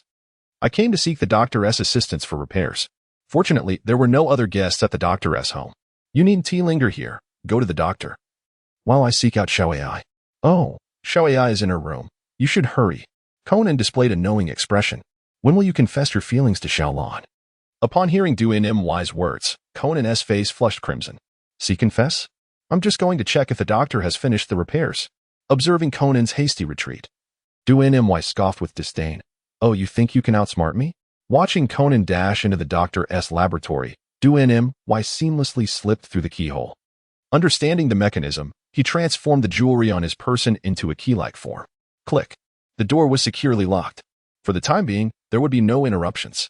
Doctor, bear with me. I shall release you shortly. Regaining composure, Duan Yu approached Xiaoai's door and knocked gently. Xiaoai, come out for a snack. Silence ensued. I've made your favorite sandwich with blueberry jam and peanut butter. After waiting a moment longer, a voice emerged from within the room. I'm not eating. Duan Yu sensed an unusual disturbance in the air, the sound too close for comfort. I apologize, Xiaoai. Driven by concern, he stealthily entered Xiaoai's room, cloaked in shadows, only to discover that she was but a door away. At that moment, Xiaoai leaned against the door, a smile gracing her lips. Withdrawing from his ethereal form, Duan Yu felt reassured and finally exhaled in relief. If you don't come out soon, the coffee will grow cold. Hurry, let us eat. And afterward, I shall accompany you to purchase the latest Fuzi handbag. The code was correct. No sooner had he spoken than the door swung open, revealing Xiaoai. Her expression still somewhat frosty. There's also the latest product collection. Let us buy them all, Your Highness. Seeing Xiaoai emerge, Duan Yu realized that this perilous encounter had been successfully navigated. With a sense of relief washing over him, he inadvertently voiced his thoughts. Your Highness. Xiaoai's cheeks flushed a delicate pink as she repeated his address. She then made her way to the sofa and settled down to try my handmade sandwiches and freshly brewed coffee. Though he had previously been a recluse, he had learned to cook. For nothing satisfied his palate quite like his own creations, despite often opting for takeout due to laziness. Xiaoai picked up a meticulously crafted sandwich, her lips parting slightly as she took a genteel bite. Delicious. Though the flavor mirrored that of sandwiches she had savored before, she found this particular one to be exceptionally delightful. Observing her contentment, Duan Yu felt a swell of pride within him. Although the bread and jam were store-bought, he had artfully combined them, and by all accounts, it was his creation. As Xiaoai savored each bite of the sandwich alongside sips of coffee, Duan Yu remained patient, quietly watching her. In that moment, he truly comprehended the meaning of beauty that is a feast for the eyes. As the last morsel of sandwich was consumed and the coffee cup reached its bottom, Xiaoai delicately wiped her fingers and the corners of her mouth with a napkin, exuding the grace of a true princess. Let us go. Very well, let us set forth. Duan Yu ventured out with Xiaoai. leaving the dishes and coffee cups for the doctor to wash. A sense of forgetfulness lingered, but it mattered not. The vastness of the world paled in comparison to the joy of accompanying Xiao Ai on a shopping spree. However, to her surprise, the door was locked. The key was clearly left outside. Duanmu Yu drove Xiao Ai to the shopping mall, where the matter of driving licenses was effortlessly resolved by the distillery, which provided counterfeit documents with astonishing authenticity, be it a driving license, disability certificate, marriage certificate, or even a death certificate. Upon arriving at the clothing section of the mall, Xiao Ai gazed at the dazzling array of garments before her. Though her face remained expressionless, her eyes furtively darted towards the clothes. No woman can resist the allure of shopping, and Xiao Ai was no exception. After all, she was merely a youthful maiden, and despite her current diminutive form, her essence remained unchanged. Having lived a life of confinement, Xiao Ai yearned for the world beyond her restricted existence. Due to the organization's constraints, she had never had the opportunity to meticulously select garments she fancied, often hurriedly purchasing a few ill-fitting items before being forced to depart. Moreover, within the confines of the laboratory, she was condemned to wear an unnaturally stark white lab coat. Now, however, circumstances had shifted. Her sister was alive. She had successfully escaped the organization, and she had someone like Duanmu Yu who genuinely cared for her. This sense of fulfillment was almost surreal. Yet, in the stillness of the night, she would occasionally awaken in terror from nightmares, haunted by the fear that all of this might be an illusion. Dreading the moment she would awaken to find herself in the dark confines of a basement, staring down the ominous barrel of a gun. Du-My sensed her mood shifting from initial joy to a state of dejection, tinged with a hint of sadness. She quickly stepped forward and offered a gentle pat on the head. "Do not worry, I am right here. Feel free to choose whatever you like. All the clothes here are designed for adult figures, and they would not fit me." Xiao Ai basked in the warmth above her head, regaining her composure, and then spoke a simple truth. She had initially thought Xiao Ai was lost in a dream, fearing that it might not be real. However, it turned out that she had misjudged. Xiao Ai was merely saddened by her current form, which rendered her unable to wear adult clothing. Observing Du-My's bewildered expression, Xiao Ai suddenly adopted a sly demeanor, feigning confusion. "What's wrong? Did you think I was troubled by something?" "No, nothing at all. Come, let us proceed over there." Duanmu Yu accompanied Xiao Ai to the children's clothing section. A sales assistant approached them and inquired, "Sir, may I recommend some suitable garments for your sister?" It was surprising that she did not mistake her for a daughter. Duanmu Yu pondered, perhaps it was my youthful appearance that misled them? Indeed. The melodramatic plots of television dramas are mere fabrications. It is quite troublesome to assist her in selecting appropriate attire. "Certainly, sir. Your sister is truly beautiful. I shall undoubtedly find the most suitable garments for her." Initially, Xiao Ai was somewhat reluctant regarding the clothing, yet she gazed longingly at the women's section nearby. However, after trying on several outfits, she gradually began to take the initiative in selecting garments that she found appealing. At this moment, Duanmu Yu was racking his brain, desperately pondering how to compliment Xiao Ai on her beauty, yet his meager vocabulary had reached its limit. Is that not Duanmu's young lad? What a coincidence. Just as he was struggling to find the right words, the voice of Mori Kagaro interrupted him. "Oh, Uncle Mori, what brings you here?" API call failed with status code 429. Error. Code. For 29. Message. Resource has been exhausted, e.g. check quota. Status. Resource exhausted. Dumayu exchanged a few words with Mori Kagoro, suddenly sensing something amiss. Why had Xiao Ai not yet emerged? She had always changed her clothes promptly before. "Dumu, what are you doing in the children's clothing section? Are you purchasing something for someone?" Indeed, something felt off. Dumu distinctly recalled seeing Xiao Ai pull aside a small curtain only to swiftly close it again. Why had she not come out when she had clearly changed into her outfit? After all, she had only taken one set of clothes inside. API call failed with status code 429. Error. Code. For 29. Message. Resource has been exhausted, e.g. check quota. Status. Resource exhausted. Duanmu Yu contemplated a possibility. Previously, Jin Jiao had mentioned that Belmode had recently returned. Had Belmode disguised himself as Mori Kagaro? Indeed. I was purchasing clothes for Xiao Ai. By the way, where are Xiao Lan and the others? Should I select some for Conan as well? Is she the little girl with chestnut hair? In that case, I shall take my leave. Do not divulge this to Xiao Lan. Suddenly, upon spotting Xiao Lan in the distance, Mori Kagoro changed his words and fled. Without hesitation, follow him. Duanmu Yu issued a simple command to her shadowy self before approaching the changing room. Xiao Ai, it's all right. You may come out now. Only then did Xiao Ai, her complexion pale, draw back the curtain. I sensed the presence of an organized group. Could it be that the one who just arrived is Bill Maud, disguised as Uncle Mori? Attempting to test me? There's no need for concern. Everything is fine. It's her. She cannot harm you. Trust me. Duan Muyu gazed earnestly at Xiao Ai. You Kuan. You're here too. Have you seen my father? I asked him to come and buy clothes for my mother, but he has inexplicably wandered off. At that moment, Xiaolan approached with Conan in tow. I apologize, Xiaolan. I just rushed to the restroom due to an urgent need. Before Duan Muyu could respond, Muri Kagoro ascended the escalator from below, casually sliding a black box into his coat pocket as he walked. Father, honestly, why must you rush downstairs just to use the restroom? Xiaolan lamented with dissatisfaction. Duan Muyu glanced at Xiao Ai, remaining unresponsive. Indeed, this was the truth. What do you mean, Duanmo? Locking me and the doctor in a room? Fortunately, I managed to escape through the window and found the key. Otherwise, I would have been utterly doomed by your actions. Not long after Conan had freed himself from his imprisonment, he returned to the Muri Detective Agency, only to be taken shopping by Xiaolan, his mind ablaze with frustration. Duan Muyu suddenly recalled that she had forgotten to let Doctor and Conan out before heading out with Xiao Ai. This simply wouldn't he do. She needed to concoct an excuse to slip away, for if Conan latched onto her, their shopping expedition would be utterly ruined. Xiaolan. The clothes here seem quite suitable for Conan. You could certainly purchase a few for him. They would look splendid. I shall take Xiao Ai to explore other places for now. We shall meet again shortly. Duan Muyu hastily settled the bill, took the packaged garments, and departed with Xiao Ai. Conan cast his gaze upon the attire Duan Muyu had mentioned, which consisted entirely of diminutive dresses and charming frocks. How could I possibly wear these?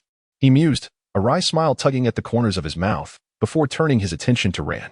To his astonishment, there was a flicker of interest on her face. Could it be? A cold sweat broke out on Conan's brow.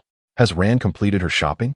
If so, we should return quickly. Miss Yoko is still awaiting my presence, urged Kagoro Muri, though his hand lingered in the pocket of his coat. Father, how could you act this way? Mother grows upset because of your behavior. Ran snapped back to reality, feeling an overwhelming sense of fatigue. She then continued to guide them in selecting attire for Kagoro Muri's former wife, Rei Furuya. Behind Ran, Conan let out a sigh of relief. Well done, uncle. Duan Muyu escorted Xiao Ai to the luxury goods district, embarking on a shopping spree. Subsequently, amidst the astonished gazes of the staff, Xiao Ai, with a Prada bag slung over one shoulder and a Fendi bag in hand, departed the mall alongside Duan Muyu, who was burdened with a large bag of clothing. I am heading to my sister's tonight, she announced. In the car, Xiao Ai was in high spirits, her words laced with an irrepressible joy. All right, Duan Muyu replied. And then he took Xiao Ai to the Duanmu Detective Agency. After bringing all the purchases inside, Duan Muyu prepared to leave. Be careful. Xiao Ai cautioned from behind the door. API call failed with status code 429. Error.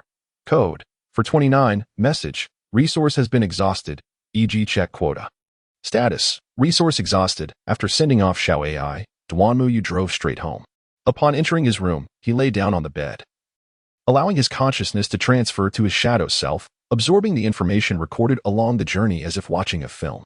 After hastily departing in disguise as Muri Kagoro, Belmont first entered the men's restroom, where she transformed into a slightly overweight man before emerging in the basement of a shopping mall. She subsequently entered a gray sedan, within which she again altered her appearance, this time becoming a middle-aged woman with a slightly flat nose.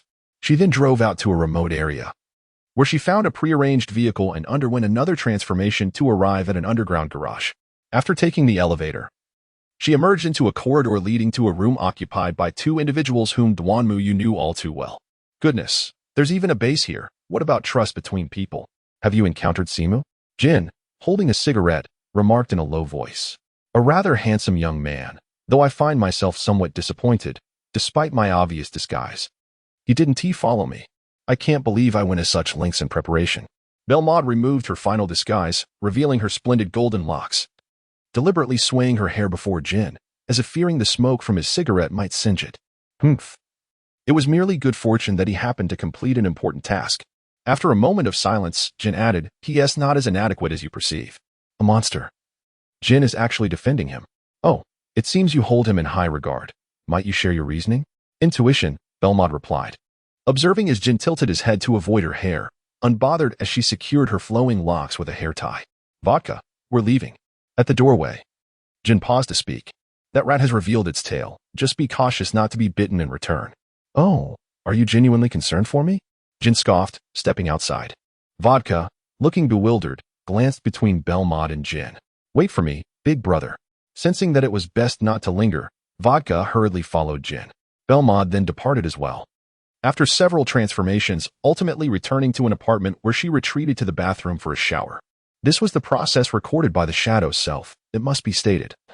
Belmod certainly possessed an enviable figure. Ahem. API call failed with status code 429. Error. Code. For 29. Message. Resource has been exhausted, e.g. check quota. Status. Resource exhausted. API call failed with status code 429. Error. Code. For 29. Message. Resource has been exhausted, e.g. check quota. Status. Resource exhausted. Duan Yuyu, feeling somewhat exasperated, resolved to rise and directly knock on the bathroom door. API call failed with status code 429. Error. Code. For 29. Message. Resource has been exhausted, e.g. check quota. Status. Resource exhausted. Duan Yuyu was indeed taken aback. Although he had not employed any defenses, it was evident that Belmod had stealthily approached him from behind. It seemed he had indeed been lax of late. Who are you? Came Belmod's voice from behind him. We met not long ago. Have you already forgotten me? I assure you, I shall not disappoint. Upon finishing her words, Duan Yuyu turned to face Belmod. Simulu. At this moment, it was Belmod's turn to be astonished.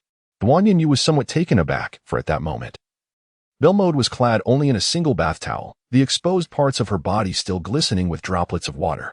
Her fair thighs and ample skin were almost tantalizingly visible, prompting Duan Yuyu to hastily take a seat to mask her embarrassment.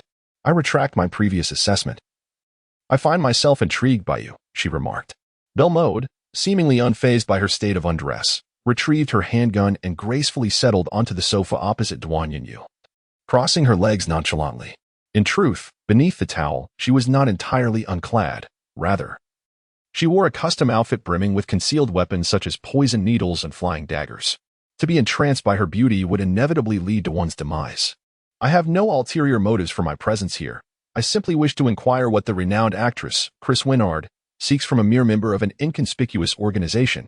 Duan Yuyu tilted her head, yet her gaze fervently darted towards her. You are not merely a minor member of the organization. You are, in fact, the one who ascended to become a codename member the swiftest. Many are eager to make your acquaintance.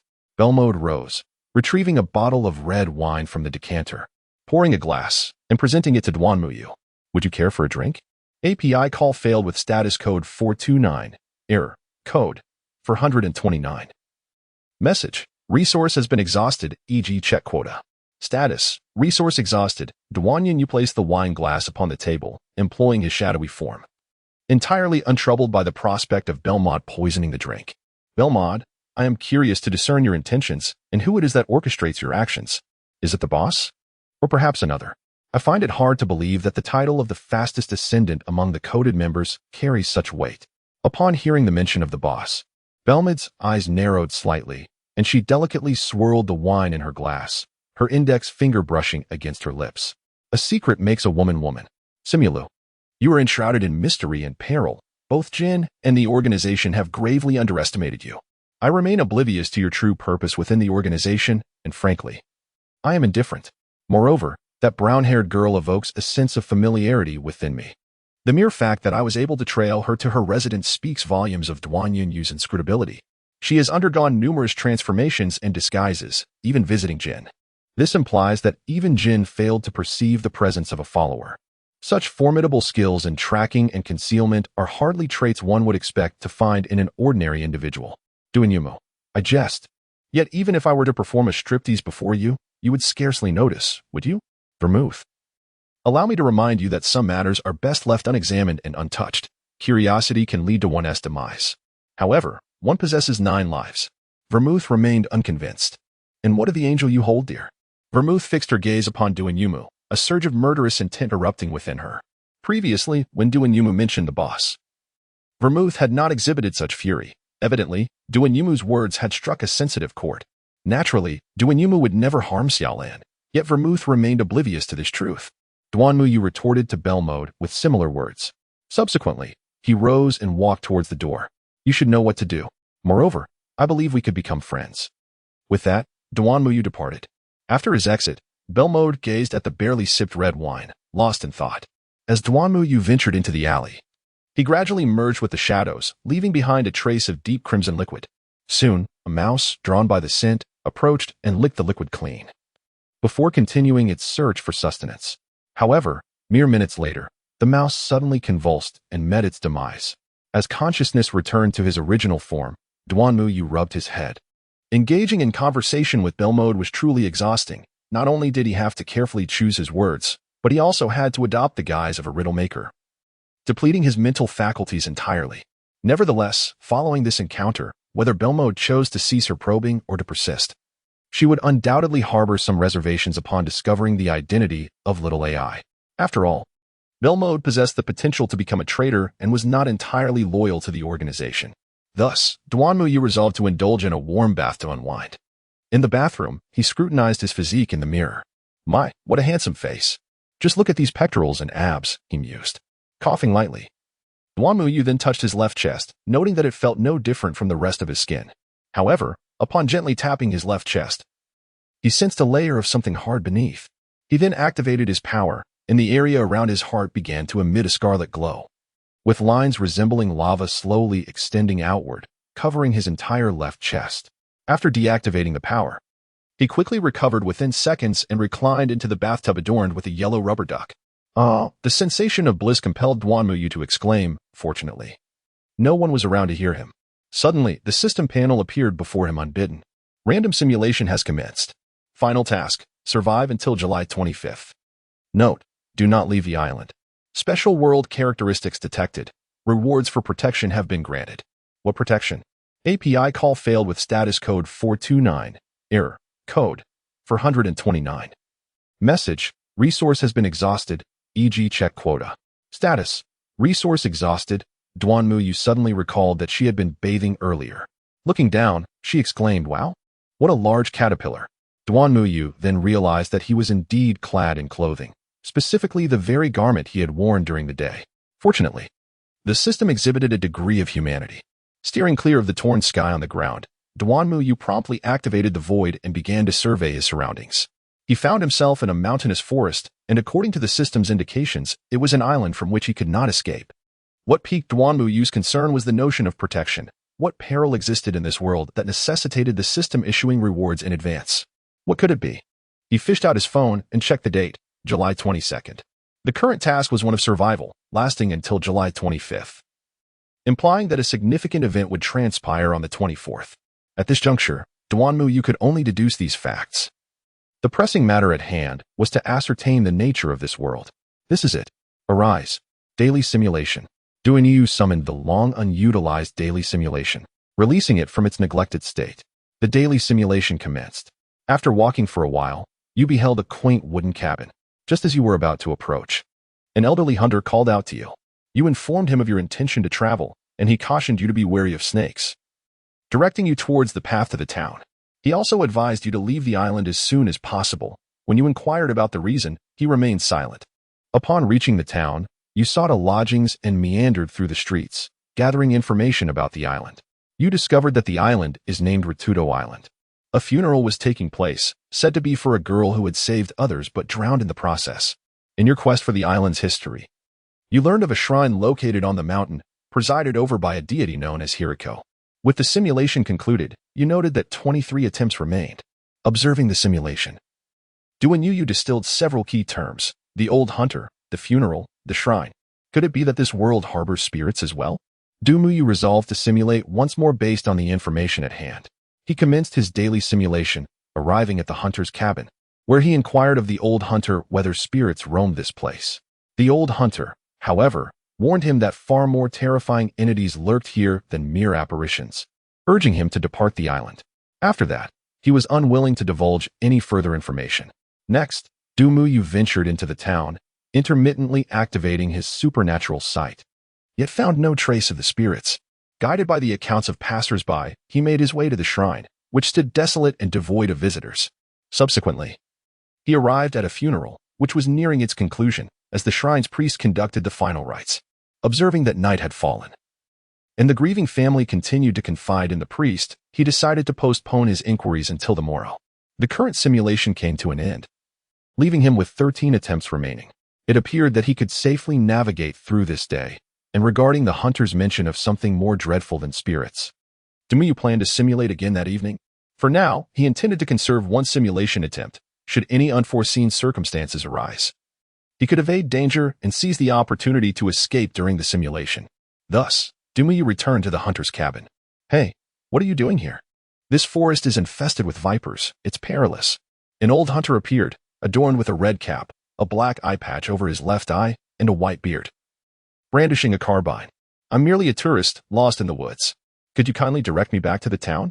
API call failed with status code 429. Error. Code 429. Message. Resource has been exhausted, e.g. check quota. Status. Resource exhausted. Duanmuyu was perplexed by the demeanor of the old hunter, feeling a tense readiness to unleash his own power at any moment. He soon noticed that the old man was on high alert, fixating on the empty ground before him. Casting a sidelong glance, Duanmuyu observed that the space was devoid of anything unusual, save for a few ants slowly traversing the earth. Suddenly, with a sigh of relief, the old hunter relaxed, sheathing his firearm and indicating the path to the town. "What were you so wary of just now? Was there a monster lurking nearby?" Duanmuyu chose to speak of monsters rather than spirits, as the term monster is a broad concept, often overlooked by the speaker but keenly noted by the listener, potentially revealing significant clues. Indeed, they are monsters, thus it would be wise for you to depart from this island at once. The old hunter imparted yet another piece of advice to Duanmuyu. "What kind of monsters? This is not for you to know. You merely need to understand the urgency of leaving this island. Furthermore, be cautious of venomous snakes that emerge after dusk." With that, the old hunter retreated into the wooden cabin, unwilling to engage in further conversation. API call failed with status code 429. Error. Code 429. Message. Resource has been exhausted, e.g. check quota. Status. Resource exhausted. Duanmuyu walked along the bustling street, occasionally activating his third eye. The absence of wandering spirits left him somewhat perplexed, as the most unfortunate circumstance had befallen him. He realized that he had entered an unfamiliar realm, devoid of any narrative advantages, and could only traverse the treacherous waters with caution, akin to stepping delicately from stone to stone. First, he inquired about any recent significant events on the island, gathering information from enthusiastic passers-by who informed him of a festival scheduled for the evening of the 24th, clue acquired.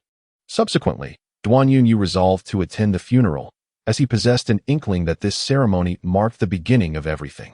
Duanmuyu arrived at the funeral site, dressed in black, and was mistakenly recognized as a participant in the mourning. As he blended into the crowd, a squinting-eyed priest emerged from a room and approached the coffin. "It is time for the procession, SHNPing. Could you lend a hand?"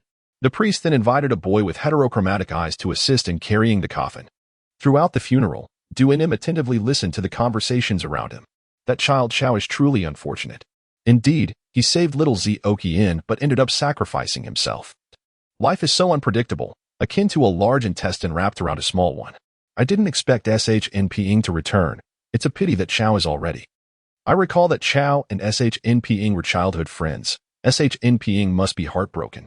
The murmurs gradually ceased as the coffin was loaded onto the vehicle, destined for the hospital morgue, where it would be cremated the following day. Duanmuyu believed that the protagonist of this world must be the young man named SHNPing. After all, the boy had returned after many years. Yet his childhood friend had already departed. It felt reminiscent of a battle god returning only to find his daughter residing in a doghouse, ready to issue a command. Ahem. Observing SHNPing's despondent demeanor, it seemed too abrupt to inquire at this moment. Such matters could wait until tomorrow for further observation. Subsequently, Duanmuyu continued to wander outside, hoping to encounter the monsters described by the old hunter. He needed to at least understand the nature of the danger. The unknown was indeed the most terrifying. After wandering for a while, Duanmuyu noticed that nothing had changed in the town. Thus he resolved to venture into the forest. Duanmuyu ascended the mountain path, determined to reach the pinnacle of the highest peak. Along the way, he stumbled upon an old, dilapidated house bearing the inscription Diamond Hospital, which appeared to have been forsaken for quite some time.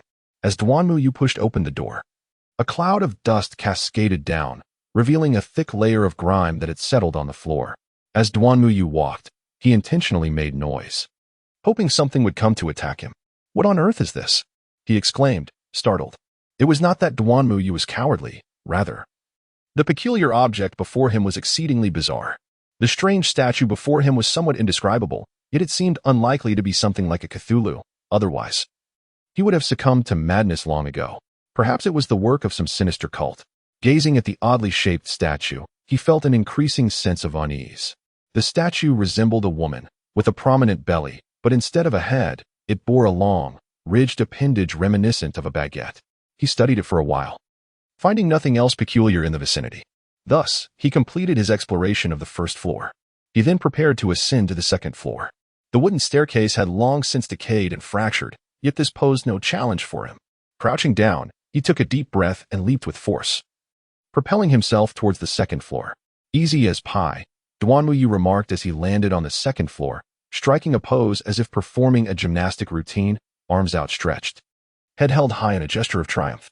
However, he miscalculated his landing, causing one leg to slip, but he managed to regain his balance just in time. Well, it seemed no one had witnessed his blunder. After his little display, Duanmu continued to explore the second floor. There, he stumbled upon some patient medical records. However, they contained only mundane illnesses, nothing particularly strange. What is this? Duanmu arrived at a medicine cabinet and discovered that some of the medications had yet to be removed. He gazed at a label inscribed with mercury. His expression one of bewilderment. Can mercury also serve as a remedy? Forgive his ignorance. Mercury is notoriously toxic. How could this hospital possess such a substance? Flaunting it so brazenly in the cabinet? Pondering this conundrum yielded no answers, compelling him to continue his exploration.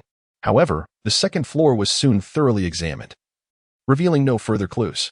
Thus, he withdrew his ethereal form, noting that the hour was approaching midnight. Duanmu prepared to engage in his final daily simulation. The daily simulation commenced.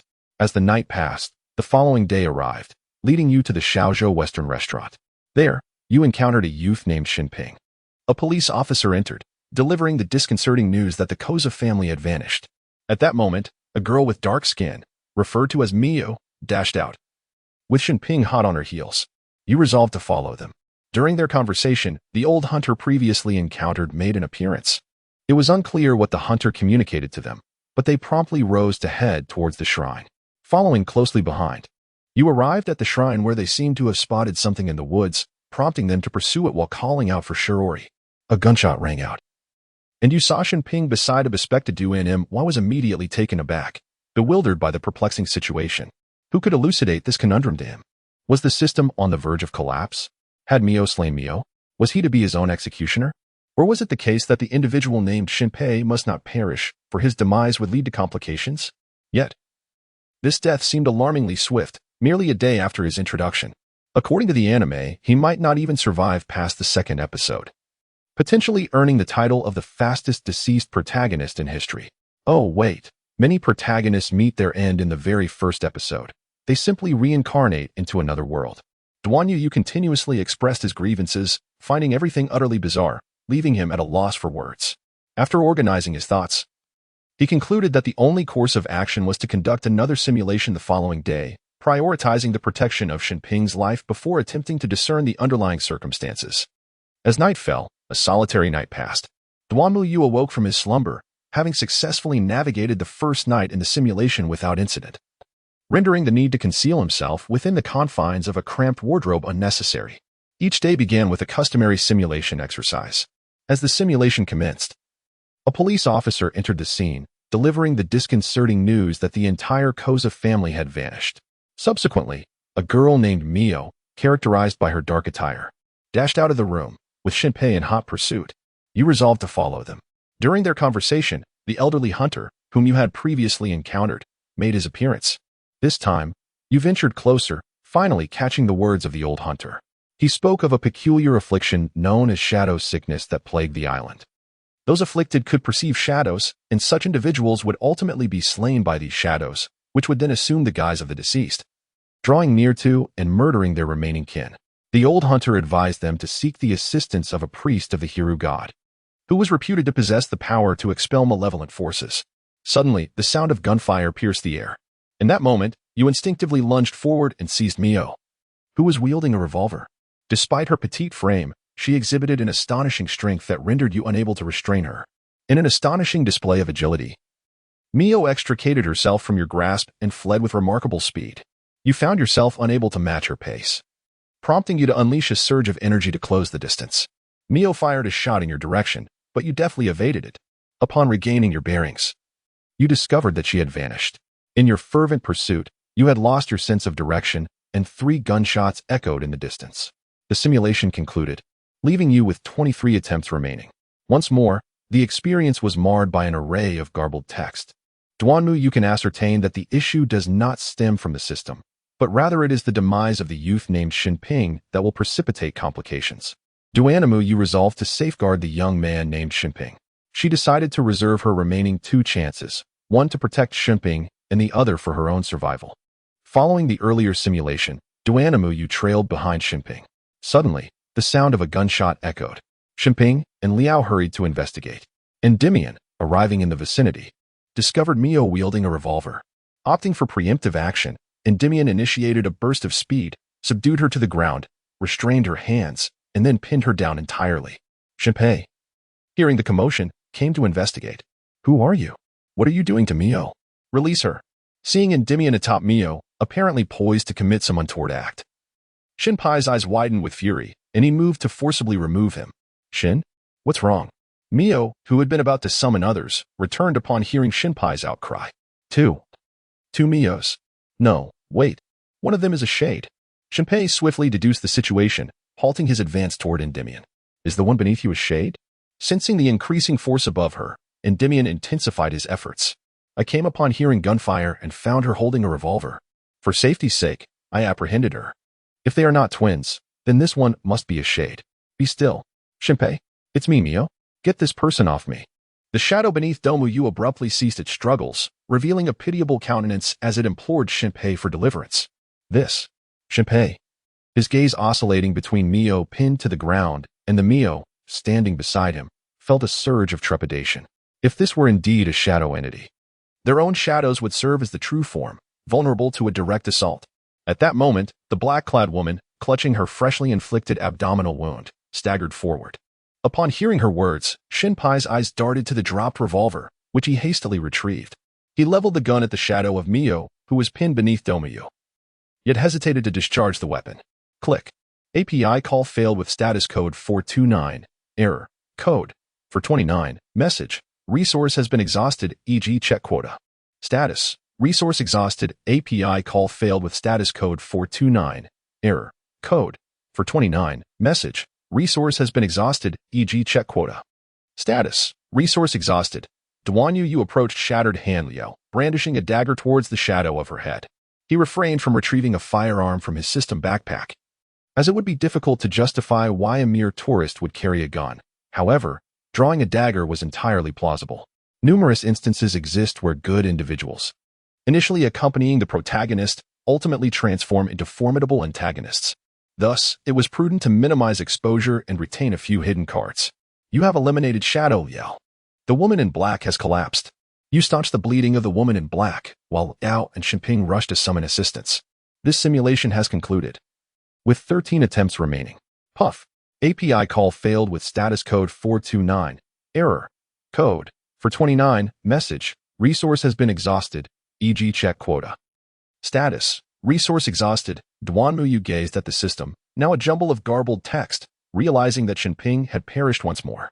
A sense of agitation washed over him. The monsters here possessed both intelligence and formidable speed and strength, and there was more than one of them.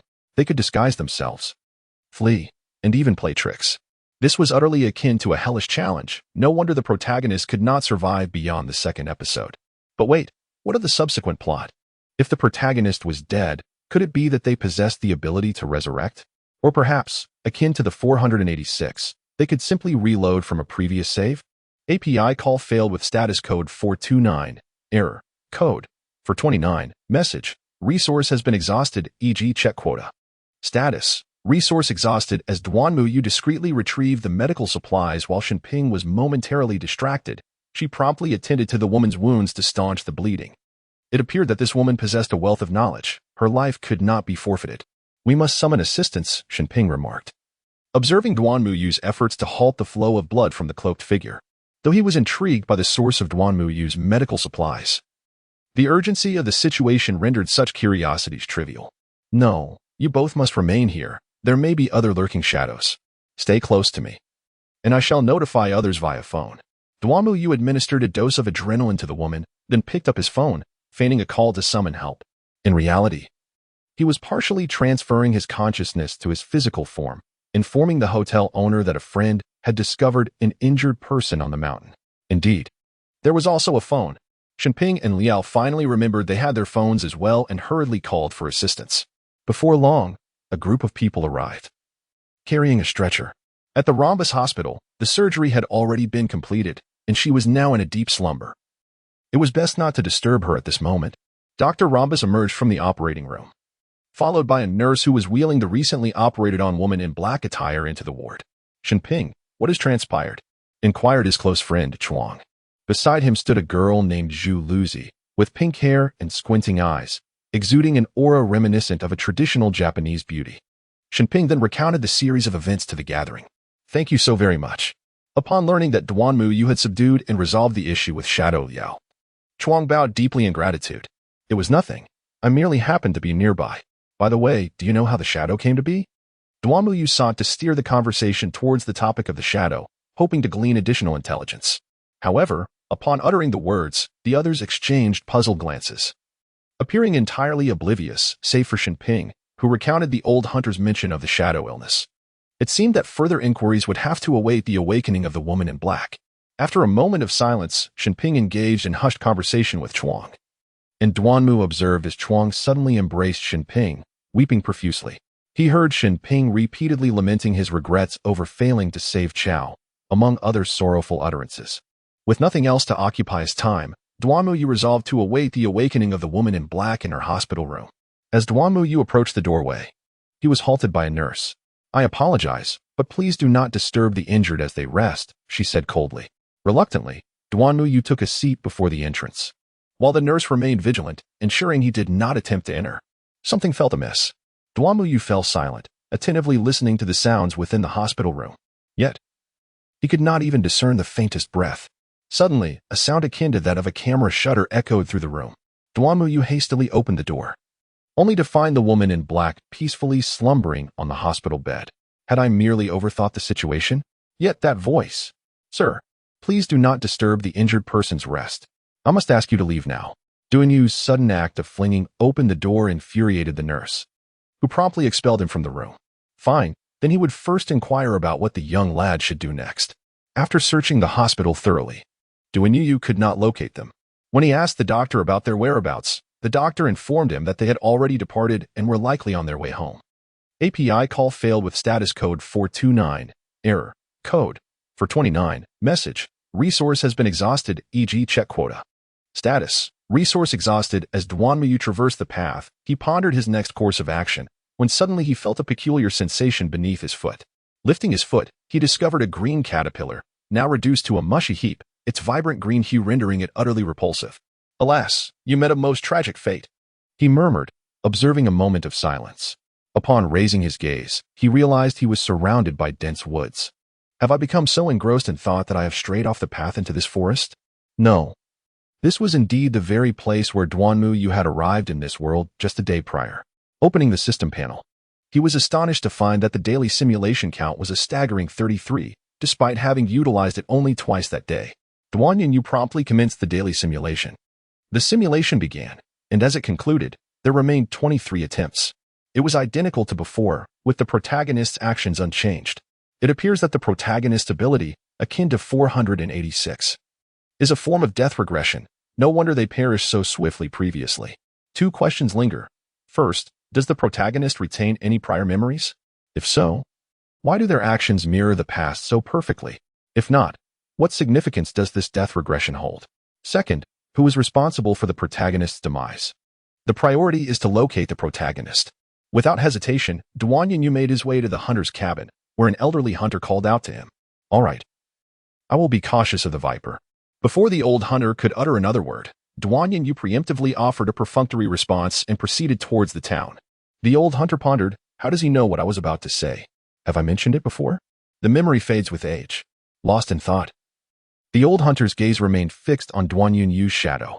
It was only when the shadow passed over an insect that he exhaled in relief and returned to his abode.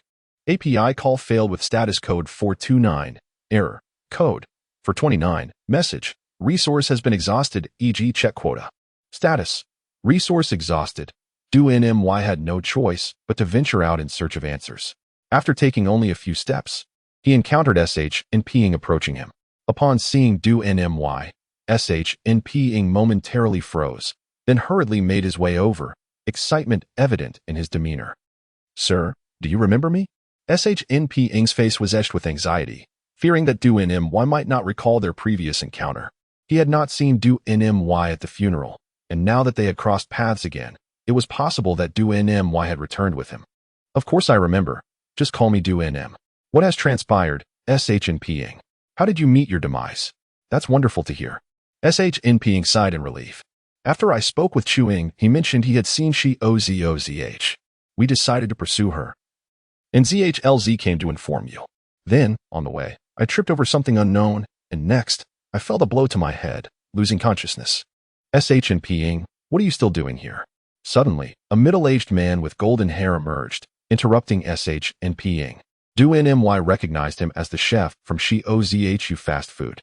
The father of both ShiOZHUL and ShiOZHUCHO, named ILN. It was quite normal for a man with golden hair to have a daughter with the same hue. Yet it puzzled him why his other daughter had black hair and dark skin. Apologies, let us discuss this in detail after the funeral. Wait. You haven't informed me how to reach you. Never mind.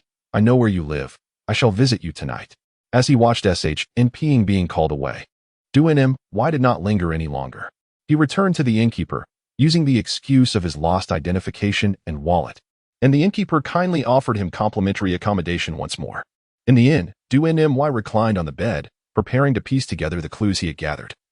While awaiting the conclusion of the funeral to seek out SHNPing, first, the protagonist possessed the ability of Death Return, which could serve as a double safeguard alongside his daily simulations. Second, the number of shadows remained unknown. Based on the earlier performance of YingZL, they exhibited intelligence, great strength, and remarkable speed, proving to be formidable foes. Fortunately, the fact that the shadow was a mere projection of the original body was a critical weakness. Encountering shadows in the future would suffice. Third, regarding what would transpire during the ceremony, the lack of information left him in the dark for the moment. However, considering the difficulty posed by the first monster to appear, the final boss was likely to be even more formidable. Unbeknownst to him, nightfall approached, and estimating that the funeral had concluded, DuNMY prepared to seek out SHNPing. The evening air was refreshingly cool, with a gentle breeze carrying the distinct briny scent of the sea. Were it not for the presence of such monstrous shadows, this locale would indeed be a splendid tourist destination. As he strolled along the path, DuNMY suddenly felt a spark of recognition. Hey, what are you doing here? This area is known for its vipers. It's quite perilous. All right, I shall leave immediately. The seasoned hunter, perplexed, watched as DuNMY deftly navigated his way back to the funeral site, waiting for SHNPing at the same spot as before. Mr. DuNM, I feel nauseous. SHNPing began, but as memories of his final moments flooded back, he succumbed to dry heaves. Thankfully, he had already purged himself earlier, and this time, only bile emerged. Take your time, speak slowly. Why did you perish this evening? DuNMY was beset by a foreboding sense of dread. Previously, he had engaged in a cyclical pattern during the initial hours. Yet this time he found himself at the hunter's cabin. What would the next occurrence entail? After attending the funeral last night, I realized that I had forgotten to exchange contact information with you. Disturbed by the first death, I stepped out to the seaside for a breath of fresh air. It was then that I witnessed Shadow Ling slaying the police officer from TCUN beneath my building. Following a brief flash, a shadow emerged from behind Shadow Ling, assuming the form of the TCUN officer. He then obliterated the officer's corpse. I was inadvertently exposed when HH called me through the window, and subsequently, I was killed by Shadow Ling. SHNPing sought to expeditiously summarize the entire affair, yet as he reached the latter part, he could no longer contain himself and paused to catch his breath before continuing. SHNPing, what are you still doing there? Alan reappeared. Mr. DuNM, this. SHNPing found himself at a loss for what to do. You go ahead to the funeral. I will come to guard your building early. Demiyu instructed him to attend the funeral first while she prepared to return and engage in daily simulations. Upon returning to the inn, she was relieved to see that the number of simulations had reset to 33. She commenced her daily simulation. That evening, she arrived early at Shinping's residence, where Shinping was discreetly placing his phone into a flower pot to record evidence. They lay in wait by the roadside. Shadow Mio appeared downstairs at Shinping's house, staring blankly at the building. She approached her stealthily, once again eliminating Shadow Mio. The simulation concluded, leaving 23 attempts remaining. Indeed, Shinping's death and his daily simulations combined formed a comprehensive strategy for success. Later that night, Demiyu arrived at Shinping's home. Mr. Du, I have already called the police in Toku Village to divert their attention. What should we do next? Shinping, having concealed his phone, noticed Demiyu approaching. Let us first set up an ambush. If we were able to eliminate her once, we can certainly do so again. Demiyu then advised Shinping to keep a safe distance while she activated her stealth mode to wait patiently. Around 9 o'clock that evening, a girl clad in a JK uniform approached Shinping's house, gazing quietly at the building. Shadow Mio had indeed arrived. API call failed with status code 429. Error. Code. 429. Message. Resource has been exhausted, e.g. check quota. Status. Resource exhausted. Duanyan, you unleashed an explosive strike. His blade slicing through the air with precision. Shadow Yao turned his head stiffly, gazing at Duanyan Yu in bewilderment. When did this happen? Moments later, he transformed into a mass of black mud, erupting into the air before vanishing without a trace. Was there truly a delay? Observing that Shadow Liao did not immediately explode and managed to utter a half-formed sentence, Duanyan Yu realized he needed to exercise greater caution in the future. If Shadow were to capitalize on this delay and strike back, the consequences would be dire. Mr. Duanyan, has the Shadow perished? Shinping inquired, having emerged from his hiding place upon witnessing the explosion of Shadow Liao. Isn't that an obvious question? Mr. Duanyan, why did you disappear just now and then suddenly reappear? Ah, I apologize. I shouldn't have asked that. Shinping quickly rectified his mistake upon realizing his blunder. Not at all, Duanyan Yu replied. My stealth techniques were learned from a seasoned assassin. Unfortunately, I have yet to master them to their fullest extent. It is said that this assassin once infiltrated a city, strolling casually down the street without a single soul noticing him. Duanyan Yu was relentlessly deceiving. Has that senior already mastered the art of eluding everyone's gaze? Such a feat must surely be considered a special ability. Shinping seemed to envision an assassin clad in black, strolling nonchalantly down the street, invisible to those around him. No, it was because the inhabitants of that city were all deceased. Oh, in an instant, Shinping felt his fantasy shatter. Ha ha ha, well then, it appears this evening should be uneventful. Let us return for now and deliberate on our next steps tomorrow. Just moments ago, Duanyan Yu had executed 2 more daily simulations. One involved closely following the protagonist, and the other entailed seeking out a woman in black. As a result, there were no garbled messages throughout the entirety of the following day. At this juncture, Shinping also sensed a burgeoning fatigue. Despite having experienced a return from death, his spirit had yet to rejuvenate, and nearly 24 hours had elapsed since his last slumber. The following day, July 23rd. Thus, it transpires that Mr.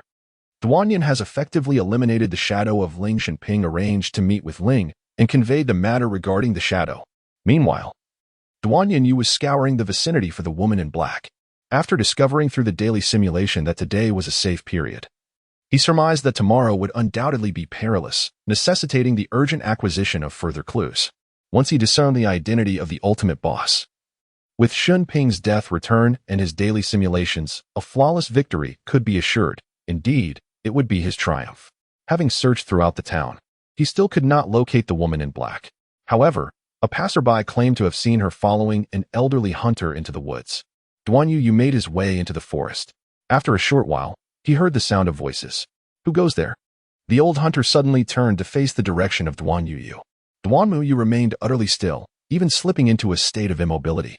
In such moments, it was imperative not to venture out prematurely.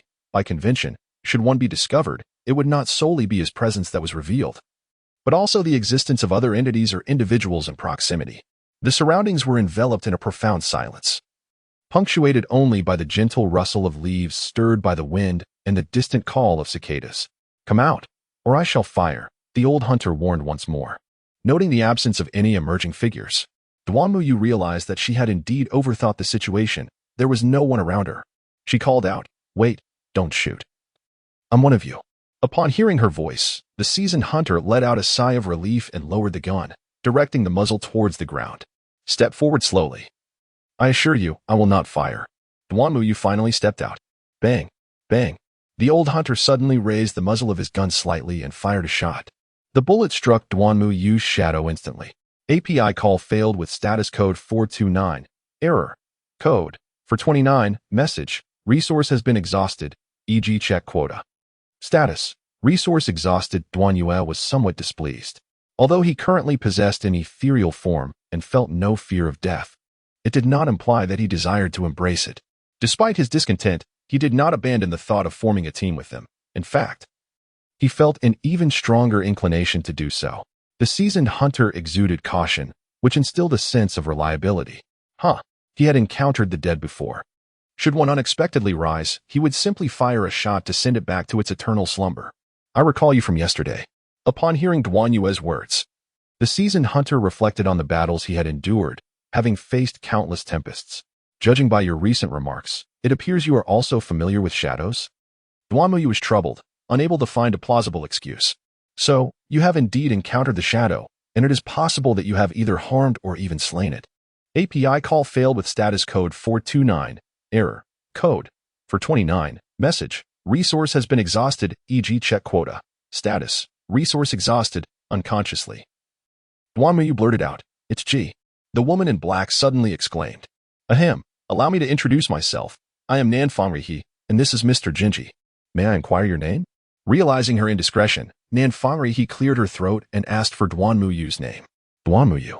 I wish to know more about the shadows. Can you enlighten me?" Nanfangrihi exchanged a glance with the old hunter, who then spoke. "You do not seem to be from this island.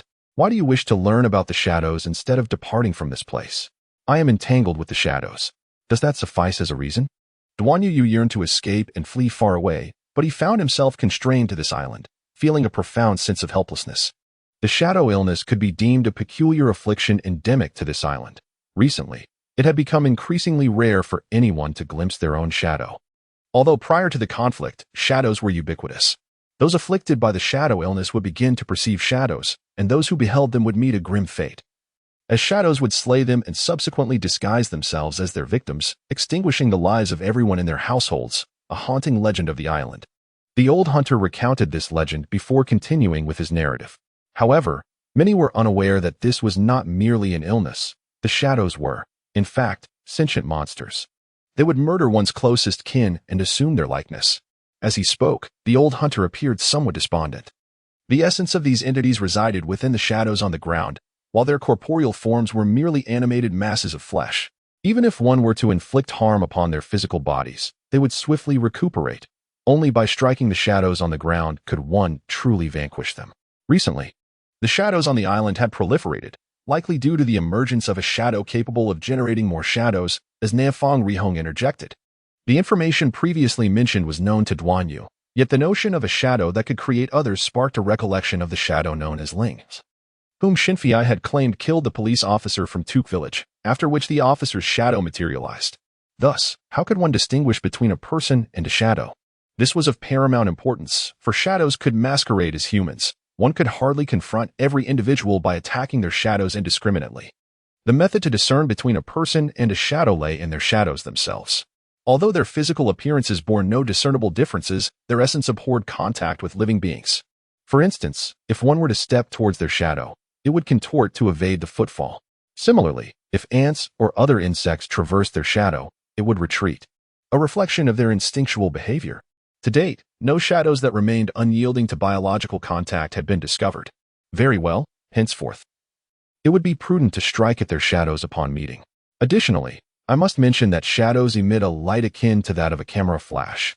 This phenomenon occurs when they are scanning a target, rendering them immobile for several seconds. During this time, they can transform into the scanned individual's likeness, complete with all their memories. Subsequently, they would devise every means to eliminate and erase the existence of the scanned target, explaining why one meets their demise upon encountering their own shadow. The old hunter and Nanfangrihi divulged all the knowledge they possessed. According to Nanfangrihi's conjectures, Duan Yu was also capable of inflicting harm upon or slaying shadows. Since he had been drawn into this perilous situation, it would be wise to exchange information and form a coalition to bolster their combat efficacy. Receiving such a deluge of information, Duan Yu found himself with a newfound understanding of shadows. Having discussed so much, do you harbor any lingering questions? Furthermore, we require you to share any information you might possess. Duan pondered for a moment and posed several inquiries. The shadow exhibited remarkable strength and speed, and it could also delve into its own essence to traverse swiftly. Was this a facet of their abilities? The shadow could disguise itself as its target, yet its velocity and power were significantly amplified based on the physical attributes of the individual it emulated. If the target's physical prowess was rated at 1, the shadow's imitation would ascend to 10. Did the shadows experience pain? Indeed, they did. Upon mimicking a human, if the human sustained injuries, the shadow would also feel the agony. Previously, witnessing the shadow named Elling sever its own hand with such ease, he had assumed shadows were devoid of sensation. Much like the super beasts, what transpired when a shadow was slain? It seemed you had encountered this scenario before. NNF adjusted his glasses thoughtfully. Upon the demise of a shadow, the individual it had mimicked would no longer be subject to its guise, a form of immunity. With all questions articulated, Duan released a sigh of relief. Subsequently, he shared some information he possessed, revealing that he had indeed vanquished L-Ing's shadow. However, he prudently refrained from mentioning SH-NPing's return from death. Oh, L-Ing and SH-NPing, are they? The old hunter clearly recognized these two individuals. SH-NPing. NNF-ing are H's pupils constricted upon hearing the name. His head bowed in contemplation as if a realization dawned upon him. After agreeing to convene at the mountain entrance the following day, Duan made his way back to the inn. He intended to seek out a few passers-by to encounter their shadows, but serendipitously, he came across SH-NPing and his companions along the way. Ah, Mr. Duan. Ah, Mr. Duan. SH-NPing waved energetically upon spotting him. You are Mr. Duan, correct? We are immensely grateful. Zhuing bowed deeply, exhibiting a sense of gravity. Zhuing mused, why does this feel somewhat familiar, as if I have engaged in similar gestures before? By the way, Mr. Duan. Today, I visited the Keizawakawa residence, and SHZH is also a shadow. She infiltrated the funeral. Duan Yu conveyed all pertinent information regarding the shadow, including its vulnerabilities and currently known abilities. However, one must remain vigilant, for the number of shadows that might be created remains uncertain. Mr. Duan Yu, if one possesses memory, does that render our designated code obsolete? I seem to recall being scanned by Shurji this morning, expressed Shinping with some concern. In theory, yes. But if the scan occurred prior to your establishment of the code, then he would be unaware of it, allowing for the code to still be set. Therefore, if you were indeed scanned this morning, establishing a new code is quite essential. In that case, if the window states mountain, we shall respond with river. API call failed with status code 429, error, code, for 29, message, resource has been exhausted, e.g. check quota. Status, resource exhausted, API call failed with status code 429, error, code, for 29, message, resource has been exhausted, e.g. check quota. Status, resource exhausted. Duan Yu deliberately made a mistake to tease them. It is the Mesopotamian civilization. Upon hearing Duan Yu's blunder once more, Liu's little face puffed up in response. All right, the Mesopotamian civilization. API call failed with status code 429, error, code, for 29, message, resource has been exhausted, e.g. check quota. Status, resource exhausted, API call failed with status code 429, error, code, for 29, message, resource has been exhausted, e.g. check quota. Status, resource exhausted. Duan returned to the inn, inspecting the bedroom for any signs of disturbance. Gradually, his shadowy form melded into the darkness, while the true Duan opened his eyes within the wardrobe. How curious it is that my shadowy self bears such resemblance to a shadow itself, capable of disguise and infiltration. Yet, while the shadow is merely a manifestation of my true self, I have become the shadow. This cannot be good. I have transformed into a mere specter. After a moment of self-reflection, Duan prepared for the simulation scheduled for tomorrow. Aware that encountering a small adversary would lead to a grand confrontation, an experience he had not faced before. With 6 simulation attempts available tonight and tomorrow, he resolved to make the most of them. First, he intended to observe the outcome should he choose not to intervene.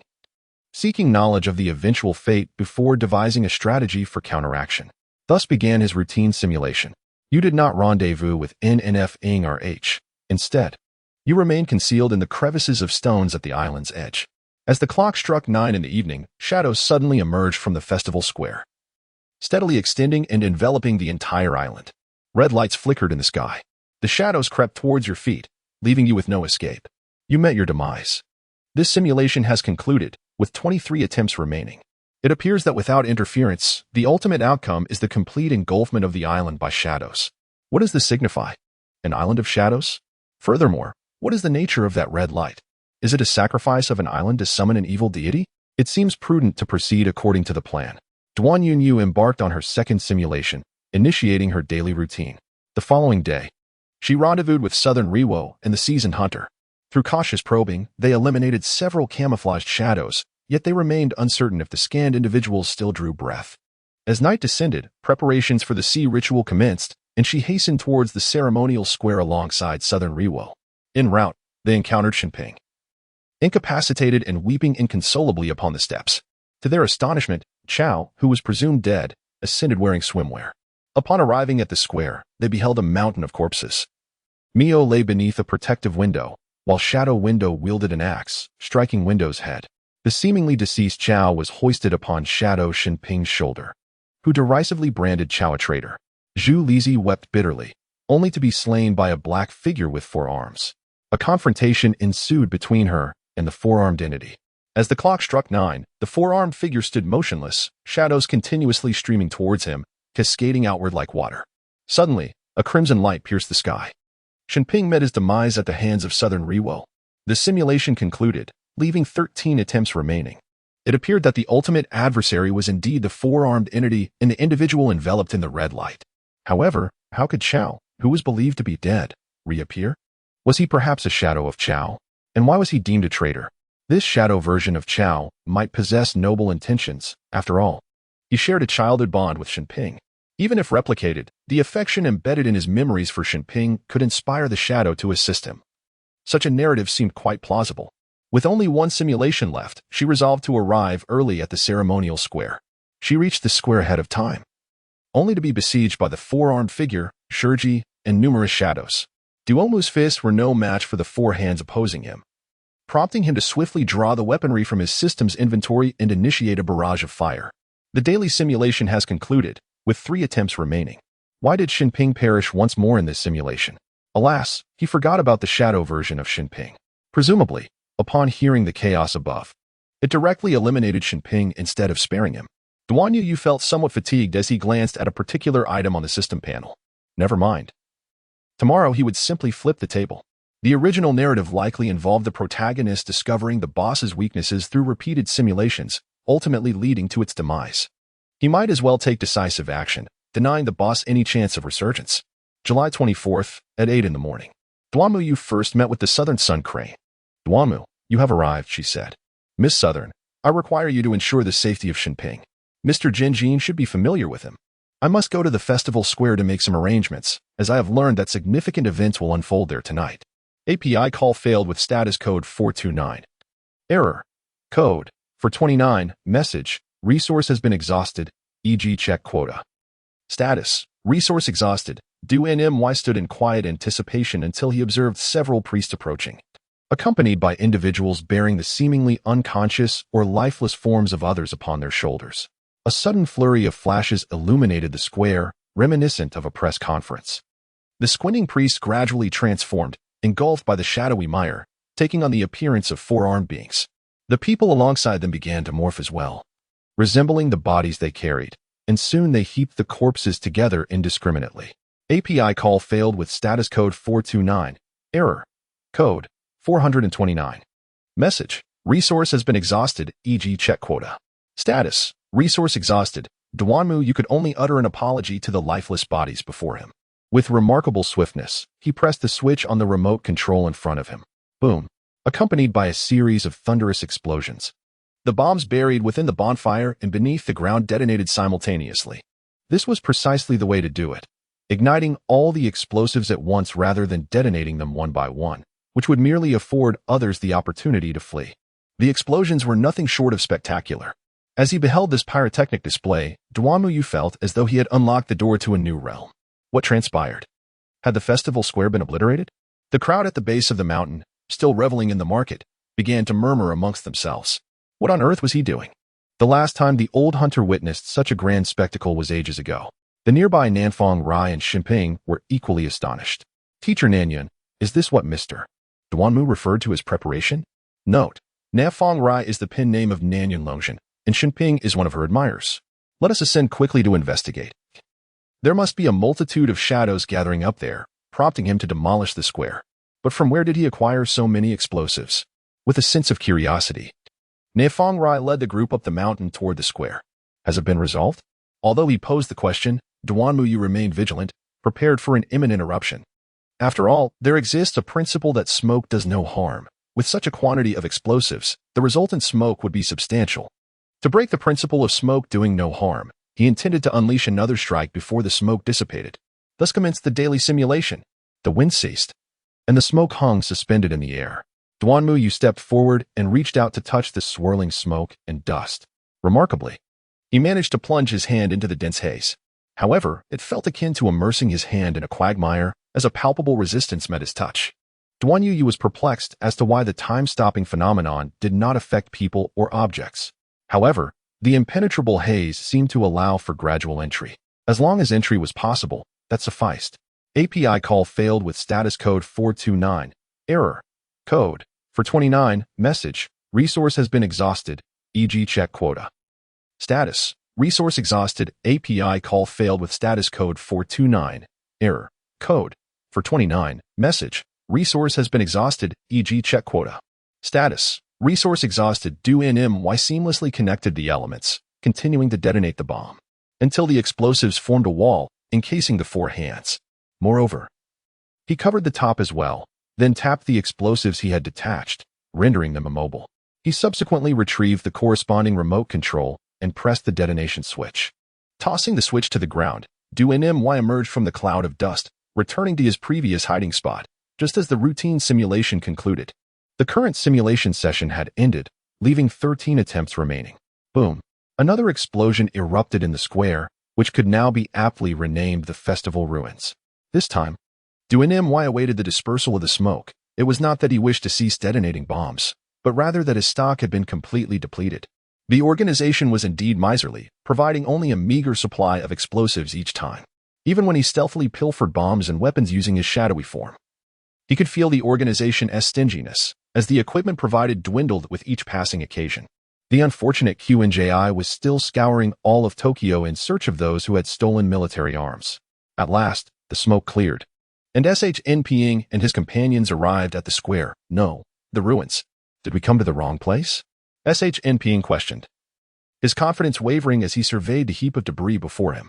The once flat and expansive square was now shrouded in smoke, the ground transformed into a pockmarked surface, shifting from cobblestone to gravel. Phew, surely there's nothing left now. Duanmuyu wiped away the non-existent cold sweat from his brow. Under such an assault, unless one possessed an extraordinary resistance akin to that of a witch, survival would be nearly impossible. Mr. Duanmu, Xinping approached him, yet dared not draw too near. Be cautious, Nanfang. Even though I have employed this considerable amount of explosives, I still fear the creature may possess health regeneration. Nanfang understood that this was not the moment for inquiries. He proceeded to cautiously survey the surroundings for any lingering shadows before preparing for a decisive strike. Fortunately, apart from the scattered rubble, the area was marked only by a few minute black mud specks, likely remnants of the dark sludge that had clung to the four-handed creature. Duanyumu gathered them together and set them ablaze, watching as the black clay gradually melted away beneath the flames. Once the black clay had completely vanished, Duanyumu finally let out a sigh of relief. He hadn't even resorted to his trump cards, and yet the boss was effortlessly defeated. It seemed that he had been overly anxious. How peculiar. Duanmuyu initiated the final daily simulation. As the simulation commenced, you incinerated the last remnants of black sludge. A commotion seemed to erupt at the foot of the mountain. Upon arrival, you discovered numerous colossal, infantile shadows wreaking havoc upon innocent bystanders, transporting the lifeless bodies to an unknown destination. As you fought your way through the monstrous shadows, you followed them to a cavern. Inside the cave, a massive silhouette loomed. At its base, a small girl with white hair and crimson eyes was receiving an intravenous drip, though her right eye was shrouded in bandages. The Southern Sun Crane uttered the girl's name, Bodeo. Bodeo revealed the secret of Shinping's ability to loop time, disclosing that his right eye had originally belonged to her. Imbued with the power of time itself, the enormous shadow extended a dark hand towards Shinping. You suppressed the shadow with your firearm. Yet more colossal infantile shadows emerged relentlessly around you. This simulation has concluded, with 3 attempts remaining. He sensed that this ordeal would not conclude swiftly. The immense shadow within the subterranean cavern was, in fact, the true entity. Moreover, Shinping's power stemmed from Bodeo's right eye, such a familiar trope of a shared origin between adversary and ally. One could only ponder whether Shinping would ultimately succumb to despair. Let us descend quickly, you urged. The group, having just ascended, glanced back at the lengthy staircase, their expressions darkening. There are still numerous shadows below. I will go down first. You all must follow swiftly. With that, Duanmuyu, emulating the martial heroes from film, leaped over a significant portion of the staircase, hastening towards the mountain's base. Upon arrival, he witnessed the crowd in disarray, fleeing in panic as many colossal infantile shadows mercilessly attacked the surrounding populace, each grasping a corpse in hand as they retreated into the distance. It was evident that Bodeo was eager to regain her strength, and thus, time was of the essence. Quickly, come this way, and watch your step. Suddenly, Duanmuyu heard a girl's voice. Turning, he beheld a golden-haired girl in a swimsuit, diligently evacuating the crowd, even as the colossal shadows lunged at her. She nimbly evaded their assaults, deftly knocking one over to buy precious moments for those around her to escape. API call failed with status code 429. Error. Code 429. Message. Resource has been exhausted, e.g. check quota. Status. Resource exhausted. As Duanmuyu advanced, he fired his weapon with fervor. Showtime. With a sharp crack, he dispatched a dozen shadowy giants, yet both of his desert eagles fell silent. Undeterred, he discarded the guns and feigned retrieving 2 double-barreled shotguns from his coat, executing close-range kills on one shadow after another. Die. Die. He resembled a reaper, harvesting shadowy foes with ruthless efficiency. Suddenly, the roar of aircraft echoed across the sky. API call failed with status code 429. Error. Code 429. Message. Resource has been exhausted, e.g. check quota. Status. Resource exhausted. Upon hearing this, Duanmuyu was immediately filled with rage. He harbored a profound disdain for those who intruded uninvited. Releasing the middle-aged man, Duanmuyu promptly retrieved a formidable weapon from his system backpack. Behold, how sturdy and robust it is. This is Duanmuyu's prized possession, a big sniper, the FIM-92 Stinger surface-to-air missile. He opened the lens cap and aimed the barrel, the muzzle at the aircraft soaring above. Taste my Armstrong spiral acceleration jet Armstrong cannon. With a resounding boom, the missile struck the aircraft with flawless precision. Watching with satisfaction as it plummeted into the sea, a sense of gratification washed over Duanmuyu. It appeared he had accomplished another noble deed. Clearing his throat, he observed Shinping and his companions hastily descending to assist in the evacuation of the crowd, while Nanfang Rihe and the old hunter engaged in combat against the shadows. Duanmuyu followed the retreating figure of the colossal shadow, making his way towards the cave. Upon arriving at the cave, he beheld the enormous shadow alongside a petite girl with white hair and red eyes at its base. You bad person, you disrupted my meal, Hoda exclaimed in a high-pitched voice, chastising him. Weary of idle chatter, recognized that villains often perish through excessive verbosity. Delay invites peril. Without hesitation, he retrieved a formidable aircraft-mounted Vulcan cannon and positioned it upon the ground, unleashing a relentless barrage upon. The cavern reverberated with the thunderous gunfire, almost rendering deaf. The area where stood was engulfed in a massive cloud of dust and debris, and as he observed the wildly writhing shadow gradually succumb to stillness, it appeared the foe had perished. Yet, he did not relent. The Vulcan cannon continued its cacophony, while he intermittently hurled a couple of grenades toward that very spot. Amidst the cacophony of gunfire, a faint sound emerged. Bang. This noise, though subtle, prompted to cease fire, clutching his chest. Ah, it seems I have found my opportunity. From the depths of the shadow, the seemingly deceased figure reemerged, though this time, it could aptly be referred to as, indicating that the black sludge he had previously incinerated had indeed served a purpose. API call failed with status code 429. Error. Code 429. Message. Resource has been exhausted, e.g. check quota. Status. Resource exhausted, and Dimian Yu arose, his countenance etched with a sardonic grin. He extended his hand, revealing the bullet that had been aimed at his heart, now a flattened mass of copper, through the aperture rent in his garment. It was evident that his chest remained unblemished, save for a pallid mark upon his skin. "What manner of being are you?" Two Hands exclaimed, his astonishment palpable. "A monster accusing another of monstrosity? How droll! Not only have you disrupted the resurrection of my mother, but you have also condemned me to this singular corporeal form. Your transgressions are beyond redemption." Two Hands, consumed by ire, conjured forth a spear of solidified black mire, its tip honed to a deadly point. "Melee weaponry, you say? I, too, am versed in its arts." API call failed with status code 429. Error. Code 429. Message. Resource has been exhausted, e.g. check quota. Status. Resource exhausted. Duanyu beckoned with both hands. Snap. Snap. Suddenly, the cave was filled with a brilliant white light, and Duanyu instinctively closed his eyes. When the brilliance subsided, he opened his eyes, realizing that his hands remained still. How peculiar. The scan was incomplete, and much of the information appeared as gibberish. At present, this body felt as ordinary as any other. Duanyu sensed that he was not as formidable as he had been during the battle, even to the extent that he could easily vanquish foes with 4 hands. "You have been given an opportunity, yet you proved to be ineffectual." Duomiyu, wielding the weapon that would unbeknownst to him transform into the sacred staff, thrust it into the ground, unleashing the latent magic within. Radiant magic. The grand sanctuary. In an instant, a resplendent sanctuary adorned in gold and jade materialized within the cavern, enveloping even the colossal shadow of Bodeo. The sensation was unbearable, excruciatingly so. Bodeo reverted to her form of white hair and crimson eyes, writhing in agony upon the ground, as an unseen force within the grand sanctuary relentlessly suppressed and purified her. What is this? Why is it that, in this moment of panic, he gazes around in distress, sensing the dark sludge upon him gradually becoming inert? Why is it that Shinping has not yet perished, and the cycle of time has not yet commenced? Duanyu interrupted the words that Liang Shou was about to articulate. Why were those individuals, who should have been incapable of withstanding the onslaught, faltering? Liang Shou and Bodeo dispatched the remaining shadows. After all, unlike Duanyu, the Southerners and the old hunters would tire under the relentless wheel of battle, and their ammunition would inevitably dwindle. "Ah, since you have sincerely inquired, I shall not divulge the answer. Let it vex you. Ha ha ha."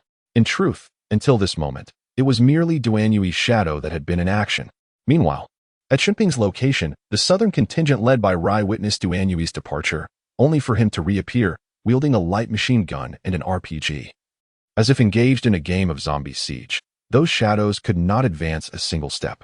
They stood behind Duanyu, rendered numb by the spectacle, with even the window pane lying down to rest, while only Zhu Luzi incessantly apologized, weeping and lamenting. Thus, let it all come to an end. Duanyu gathered the radiant power of the great sage Hall behind him, forming a colossal golden vortex. "Embrace the baptism!" he exclaimed, laughter echoing through the air. Duanyu stood atop a street lamp, emitting a delightful laugh. As for the origin of the street lamp, he remained oblivious. He simply retrieved it from his system backpack upon noticing its presence. Behind him, a golden vortex continuously unleashed weapons forged from the essence of light. This is impossible.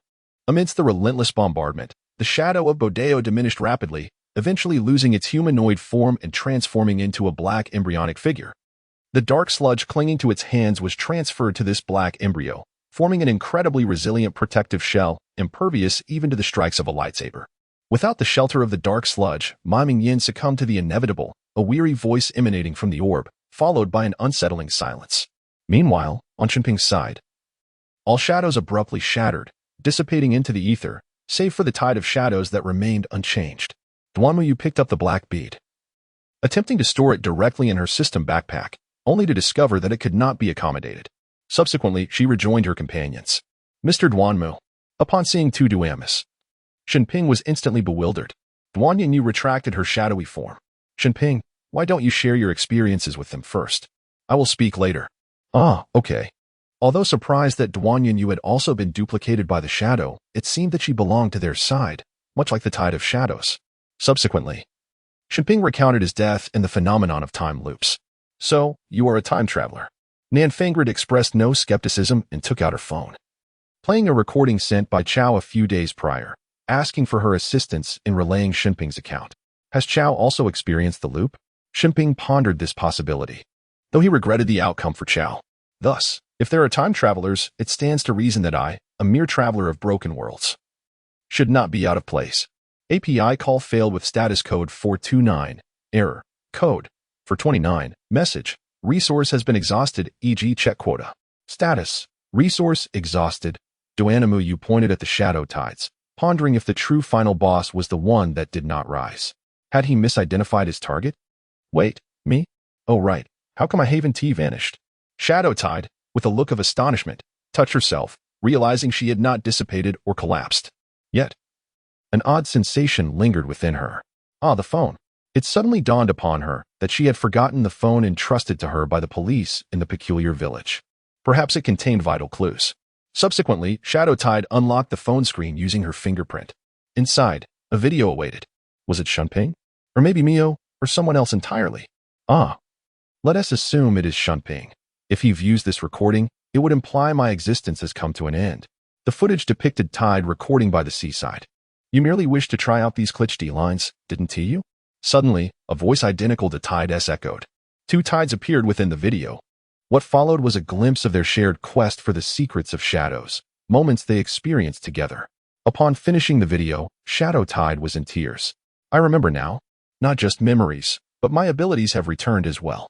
Abruptly, Shadow Tide waved her hand, and the scenery transformed. It was Tide showcasing her recollections. Specifically the moment she endeavored to save the drowning Shiori, only to be slain by the shadowy Shiori. Hidden quest triggered, a beautiful tomorrow. Quest, deliver the black orb containing an embryo to Shadow Tide. Reward?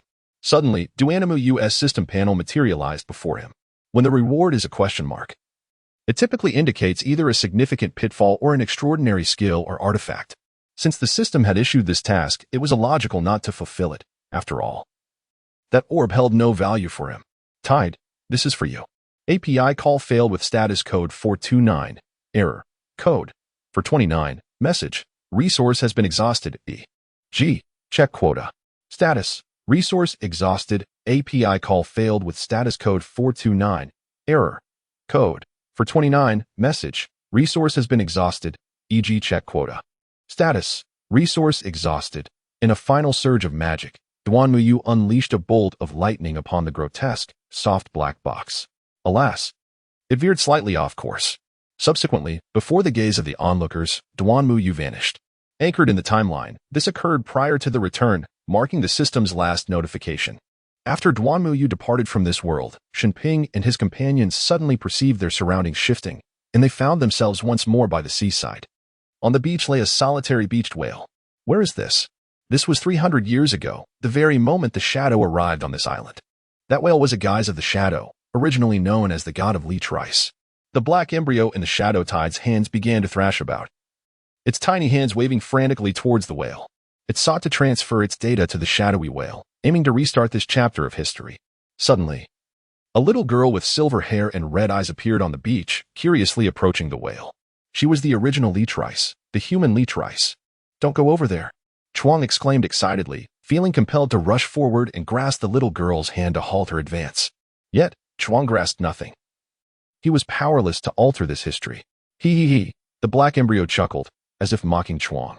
As long as the leech rice approached the whale, she would be able to recommence this history, armed with memories that would preemptively snuff out Shinping and the others. Shinping covered his right eye, seemingly having made a decision, and stepped forward to seize the little girl's hand. Miraculously, he succeeded. Don't approach the divine being. Quickly call for an adult. Shinping spoke gently to Leech Rice. Ghost. In Leech Rice's eyes, she was suddenly seized by the hand. And then Shinping appeared before her so abruptly that she was terrified and dashed homeward. Shinping felt a bit awkward, scratching his head. It was Shinping's right eye, imbued with the power of time, that allowed him to transcend temporal barriers and encounter those from the past. Shadow Tide explained to the group. What a remarkable feat. History has been altered. They marveled in astonishment. Now I understand why I did not vanish. What the shadow brings can only be taken by the shadow. Shadow Tide entrusted the black embryo to Shinping, then approached the shadowy whale, reaching out to touch it. Crack. The shadowy whale was thus erased, and the embryo in Shinping's hand gradually shattered and disappeared. However, Shadow Tide's body began to exhibit a mosaic-like distortion, increasing in intensity. Tide. Shinping discerned something. feeling a twinge of reluctance. I have matters to attend to. I shall prepare a grand surprise for you all. Subsequently, Shadow Tide was entirely covered by the mosaic and vanished, after which the entire world emitted a blinding light. Shinping could not help but close his eyes. On July 22nd, when he next opened them, he found himself back at the moment he first arrived on the island. Shinping. Mio was still riding her bicycle to greet him. Shinping followed Mio back home, harboring a suspicion he dared not articulate. Ah, Shinping is back. Tide. Shinping has returned. Aileen shouted joyously to Tide upstairs. The sound of footsteps descended from above. Shinping watched as Tide approached step by step and then enveloped him in an embrace. Shinping, I am back. Shinping returned the embrace, tears streaming down his face. What about me? What about me? Shinping heard another voice, slightly more juvenile, and turned to the side. A version of Tide, a touch younger, appeared behind him. Oh, Shinping, you are unaware, but after you left the island, we had another daughter who resembles Tide remarkably. Her name is Shadow Tide, Little Boat Shadow Tide. In the forest, at the hunter's cabin, old man, be careful on the road, and remember to return early. Fear not. My dear, must you nag so? Do you not trust me? The old hunter retorted as he stepped out, yet his face was filled with joy. On July 23rd, sister. We have returned to Nichido Island. A handsome youth stood at the harbor, surveying the island's scenery, feeling both familiar and strange. Let us go, Ryan-O-Suk. Tomorrow is the festival, and we should check on Shinping and Tide. On July 24th at 9 p.m., during an unfamiliar priest sea offering ceremony, Shinping, Tide, Shadow Tide, Mio, Chuang, Julizi, the old hunter, Southern Sun Crane, and Southern Ryan-O-Suk gathered together, watching the fireworks ascend into the sky, relishing this tranquil reality. Thank you, Shinping, for taking care of Mio. Tide gazed at the fireworks, tears flowing freely as she feared she would never again see Shinping or savor his curry rice. We owe our gratitude to Mr. Duanmu. Without him, we might still be in dire straits. The others nodded in agreement. Shinping lifted his gaze to the heavens, pondering whether they would meet again in the future. The end. Anchored in the timeline. Anchoring successful. Return to the primary world, the world of Conan. Rewards have been distributed in advance. Time Sanctuary. Time Sanctuary. Protection from time. Detected that the host has absorbed remnants of the spirit of the god of leech rice, Pseudo. Gaining a new ability, Unfold. Ah, delightful.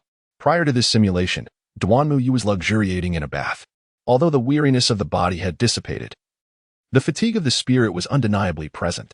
Upon returning, the delightful sensation of being enveloped by warm water compelled Duanmu Yu to emit an embarrassing sound. Fortunately, there was no one else at home. Otherwise, the embarrassment would have been considerable. After a moment of bliss, Duanmu Yu finally found the time to examine the system panel. What a surprise it was to behold. Duanmu Yu gazed upon the introduction of the Time Sanctuary. Although the description was somewhat lacking, its fundamental purpose could be inferred from its name. With this ability, it seemed that powers associated with time would no longer affect him. While uncertainty lingered, it was at least reassuring that he would not suffer the humiliation of being halted in time like a certain Time Lord. He activated the new ability, Mirror. This ability allows for the scanning and collection of information from an individual. The more comprehensive the gathered information, the higher the degree of replication. Upon reaching a certain threshold, the shadowy form can completely mimic the scanned individual, encompassing not only their physical appearance but also their memories and abilities. Furthermore, it grants an enhancement of 1 to 5 times. The stronger the scanned individual, the longer the scanning duration, the lesser the power augmentation received. The extent of the host's consumption is determined by the strength of the scanned individual. Currently, the scanning storage capacity is limited to 1. Note: please refrain from scanning opponents whose strength vastly exceeds that of the host, as this will result in a depletion of attempts and a failed scan. Is this not akin to the ability of that shadow? Remarkably, it can fully utilize the capabilities of the scanned individual and even surpass them. What does this imply? A pirated version that outshines the original? However, it is currently limited to a single use, yet another hidden gem of an ability. Once the scan is complete, even foes previously deemed unbeatable could be turned into opportunities. Particularly, he envisioned a brilliant application that could ensure a 100 success rate for the scan. Duanmu Yu opened the system panel. Anime Simulation System Host. Duanmu Yu level. 4 functions. Random Simulation, Daily Simulation, 44, Bag, Several Supplies Abilities. Outburst. Incomplete Inyong Eyes Protection. Time Sanctuary Physique.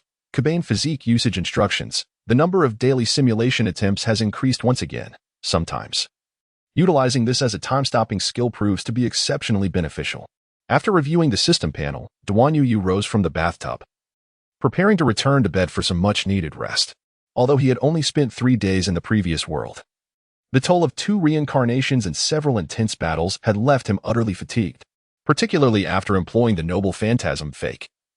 Coupled with a thunder strike against the American black box before his return, he felt as though every last ounce of energy had been wrung from him, leaving his body achingly sore. He yearned for 3 days and nights of uninterrupted slumber. In the stillness of the night, he couldn't help but hum a tune. In any case, no one should disturb his much-needed rest.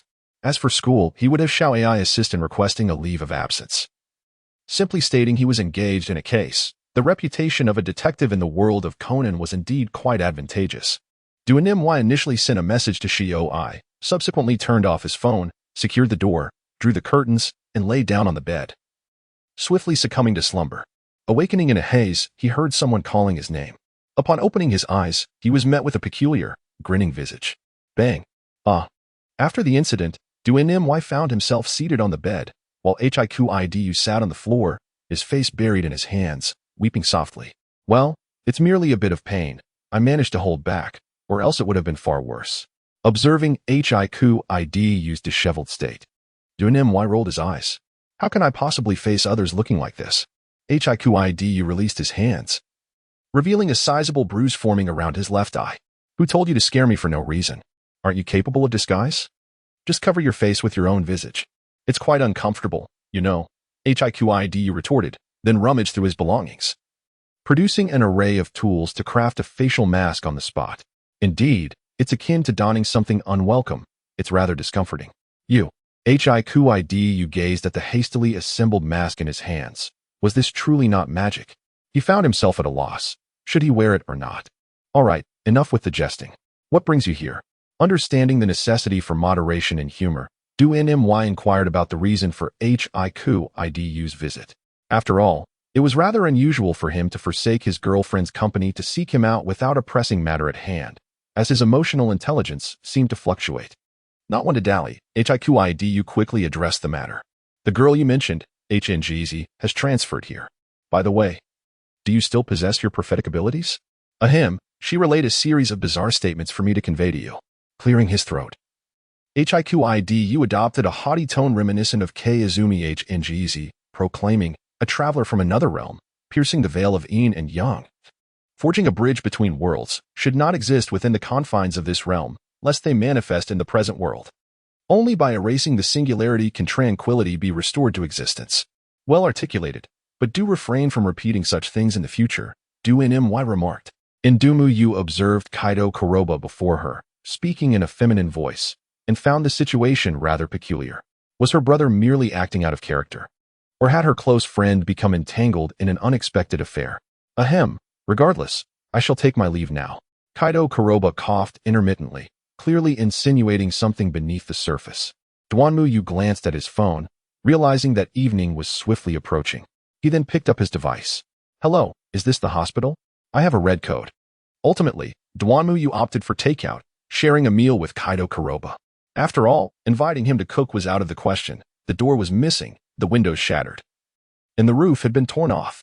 Once they finished their meal, Kaido donned a disguise, suppressing his discomfort, and prepared to depart. Thank you for everything today, he expressed as he was leaving. Duanmu Yu then resolved to ponder the message that Hongzi wished to convey, especially fixating on a particular term that intrigued him, singularity. He had previously abandoned his mission in the SW world due to this so-called singularity, and now he encountered the term once again. Could it be that the world of Conan faced impending doom? That seemed unlikely. API call failed with status code 429. Error. Code 429. Message. Resource has been exhausted, e.g. check quota. Status. Resource exhausted. Duanmu Yu's phone buzzed with a message from Xiao AI. Yu Jun. Are you free tomorrow? Miss Xiaolan has invited us to the beaches of Aizu. Would you like to join? The rest was a jumble of characters. Aizu tomorrow? Duanmu Yu recalled that it was during their first visit to Aizu that she had encountered her Black Horse Prince, Kyaga Kimikoto. Naturally, he would want to join in the merriment and observe whether he had grown stronger after numerous enhancements, or if the renowned Kyaga Kimikoto, hailed as one of the top forces in Conan's world, surpassed him. Aizu. Click. I've captured a shot. exclaimed Yuanzi with a beaming smile, camera in hand. Come on, Yuanzi. What are you photographing? Xiaolon questioned, puzzled by Yuanzi's exuberance, which bordered on the inappropriate. Why, it's you adjusting your swimsuit. That moment was undeniably striking. Upon hearing Yuanzi's words, Xiaolon blushed and hurriedly inquired about her reasoning. What on earth are you taking these pictures for? Need you even ask? When Shinichi returns, I plan to show him. That guy will surely find it hilarious. Whether or not he would find it amusing was uncertain to Duanmuyu. But observing Conan spinning around Xiaolon, his eyes swirling like a mosquito coil, made it clear just how thrilled he was. Xiao AI, aren't you joining us? Asked Hybera AI, who was lounging beneath a sunshade, clad in a school-issued swimsuit and a cover-up, perusing a fashion magazine. Sister, I'm not a child anymore. Yet you certainly appear to be acting like one, retorted Hybera, leaving Xiao AI at a loss for words. Yuanzi, something seems off. Have you been teasing me this whole time? Xiaolon noticed the oddity. Oh, don't take it to heart. I'm merely feeling a tad jealous. Yuanzi replied with a hint of resentment on her face, leaving Xiaolon bewildered. You truly don't understand, Xiaolon. Yuanzi then unveiled her grand plan for their 3-day, 2-night journey to the Isa seaside, which she whimsically dubbed the Rich Young Ladies Fishing for Men scheme. As Yuanzi and Xiaolon chatted, a man in yellow approached them, striking up a conversation. Yuanzi initially assumed he was merely trying to flirt with Xiaolon and lost interest. However, his next words made her blush. Actually, I wanted to invite you. It was inconceivable. There was no way someone could be interested in Yuanzi. Something must be amiss. Conan, upon hearing that someone would actually invite Yuanzi, immediately deemed the man suspicious. One must admit, Conan had hit the nail on the head. Hey, aren't you going to see what they're up to? Hybera nudged Wanmuyu, who was sunbathing, as she observed Xiaolon being approached by the man. It's nothing. That guy is just a weirdo. Duanyu cast a glance before resuming his leisurely sunbathing. His purpose for the day was to witness the emergence of yet another fated couple, as well as to engage in a friendly contest with Jingjingxin. Before that, he intended to thoroughly unwind, as he was often embroiled in cases or embroiled in battles in other realms. The man was unlikely to take action in the short term, so he seized the rare opportunity to relax. You can tell at a glance that man is problematic. Xiao AI was utterly unconvinced. Shall we place a wager? No bets. Humph. Xiao AI recalled the last betting incident and was resolute not to engage in another wager with him. Subsequently, the man invited Yuanzi and the others to order drinks and sit down for a chat. Yuanzi also called Duanyu and his companions over, which caused the man's complexion to pale slightly. Xiaolan, Yuanzi, and the man shared a table, while Duanyu, Xiao AI, and Xiao AI occupied another. The man then began to introduce himself and struck up a conversation with Yuanzi. Goodness, this woman constantly clamors for male companionship, yet she lacks the courage to act on her desires. While the man conversed with Yuanzi, Xiaolan sat quietly beside them, yet Yuanzi persistently steered the topic toward Xiaolan. Even Conan, the quintessentially straightforward male, recognized Yuanzi's lack of courage despite her apparent intentions. By the way, Mr. Daoxia, what brings you to this seaside? Yuanzi inquired curiously about Daoxia's reason for visiting the coast. I came to travel after a heartbreak. My girlfriend callously ended our relationship. In a moment of despair, as I gazed vacantly at the sea, I spotted a remarkably beautiful angel. If my intuition is correct, I believe you are the goddess destined to save me. Daoxia, convinced of his own charm, closed one eye and made a gesture mimicking a gunshot, implying that Yuanzi had struck a chord in his heart, igniting his emotions. Puffed cough. Cough. Suddenly, Duanmuyu spat out the juice he had just consumed, drawing the attention of those around him. Are you all right, Yukuin? Xiaolon inquired with concern. I'm fine. Cough cough. I just remembered something joyous. It was not that Duanmuyu couldn't help himself. Rather, the statements made at this gathering were utterly representative of a typical scoundrel's rhetoric. After being jilted by his girlfriend, he fell into despair, only to encounter someone who stirred his heart again at the beach. When, one might wonder, would his heart remain unmoved? Nevertheless, Xiaolon remained blissfully innocent, failing to discern the insipid nature of such remarks, while Yuanji beside her appeared somewhat bashful, leaving Duanmuyu astonished for an entire year. Was this what it meant to be infatuated? Yet, the man spoke a semblance of truth. His girlfriend had indeed heartlessly abandoned him, while he languished in sorrow. Staring vacantly at the sea, he had found his heart fluttering at the sight of Yuanji. The essence of the situation was largely intact, though the implications might diverge somewhat. Yukuin, you were quite right. This man is indeed a cad, Wei Wan AI murmured to Duanmuyu. Trust and brother you, and you shall attain immortality. Humph, Xiao Ai. Sipping her orange juice while perusing a fashion magazine, let out a soft huff. Xiao Ai, you're holding your magazine upside down. It was only after Huiyuan AI's prompt that Xiao Ai realized her mistake. Clearly, Xiao Ai held a keen interest in such matters. Girls cannot resist gossip, especially about those close to them. The juicier the tidbits, the more delightful they are, she jested. Thud. Your draft beers have arrived, announced the bespectacled, dark-skinned man, placing the drinks heavily on the table. Thank you. Although Dao Xie felt a surge of irritation, he maintained his composure in front of the ladies, graciously feigning gentlemanly politeness. Truly deserving of the title Dao Xie. Even Xiao Ai's gaze towards him was filled with disdain. He coming, and he wearing an apron. This dark-skinned man was none other than the formidable Kyaga Kumikoto, reputed as one of the top powers in the world of Conan. Sir, please refrain from dropping your cigarette ash on the floor. It would be quite troublesome during cleanup, Kyaga Kumikoto warned, his expression stern. Oh, Dao Xie replied reluctantly, extinguishing his cigarette in the ashtray. Just as Kyaga Kumikoto was about to step into the room, he suddenly turned back, casting a profound glance at Duan Muyu. Did he truly sense my strength? Truly worthy of being one of the elite in the world of Conan. What Muyu remained unaware of was that Jingjing had indeed forgotten to remind him not to splatter juice everywhere. As he was about to step into the room, Jingjing felt it somewhat inappropriate to return solely for that reminder, and thus cast a glance at Muyu. The attitude of that attendant was quite poor. It was only after Jingjing had walked away that Dao Xie picked up a pint of draft beer and voiced his complaint. Do you not feel as though you have seen that attendant somewhere before? Xiao Lan remarked, observing the receding figure of Jingjing, sensing a hint of familiarity. Of course we have seen him, Yuanzi responded to Xiao Lan's earlier inquiry. He is the proprietor of the inn where we are staying. Ah. So you are lodging at Waluin. I reside nearby. He continued, how about this? Let us dine together tonight at that lovely restaurant by the seaside. I shall come to pick you up, and the friends over there can join us as well. Dao Xie referred to Muyu and his companions. He then added with emphasis, but do remember, do not forget to bring your camera. Duan Muyu shook her head in disbelief. The intent was exceedingly apparent. What could possibly be captured within the confines of that camera? Even Xiao Ai discerned that this man was deliberately targeting the camera. Duanmu, will you not intervene? There is no need for haste. At present, we lack the evidence to act. Thus we must remain vigilant and wait for him to reveal his true colors. This is precisely why justice often arrives belatedly. Du Nimwai shook his head. Although he was aware that the Taoist society had murdered his girlfriend. Some time had elapsed since that tragic event, and no clues pointed to him. It was rumored that in the photographs taken at that restaurant, the victim had transformed into a peculiar specter, appearing within the frames. The Taoist society continued to frighten Shi Oln and Yunzi with an expression of sheer terror. Such nonsense. Those who could see it were already on the brink of death. Muyu listened to Dao Xie's words with considerable disdain. Well, sir, I have only heard these tales from the locals.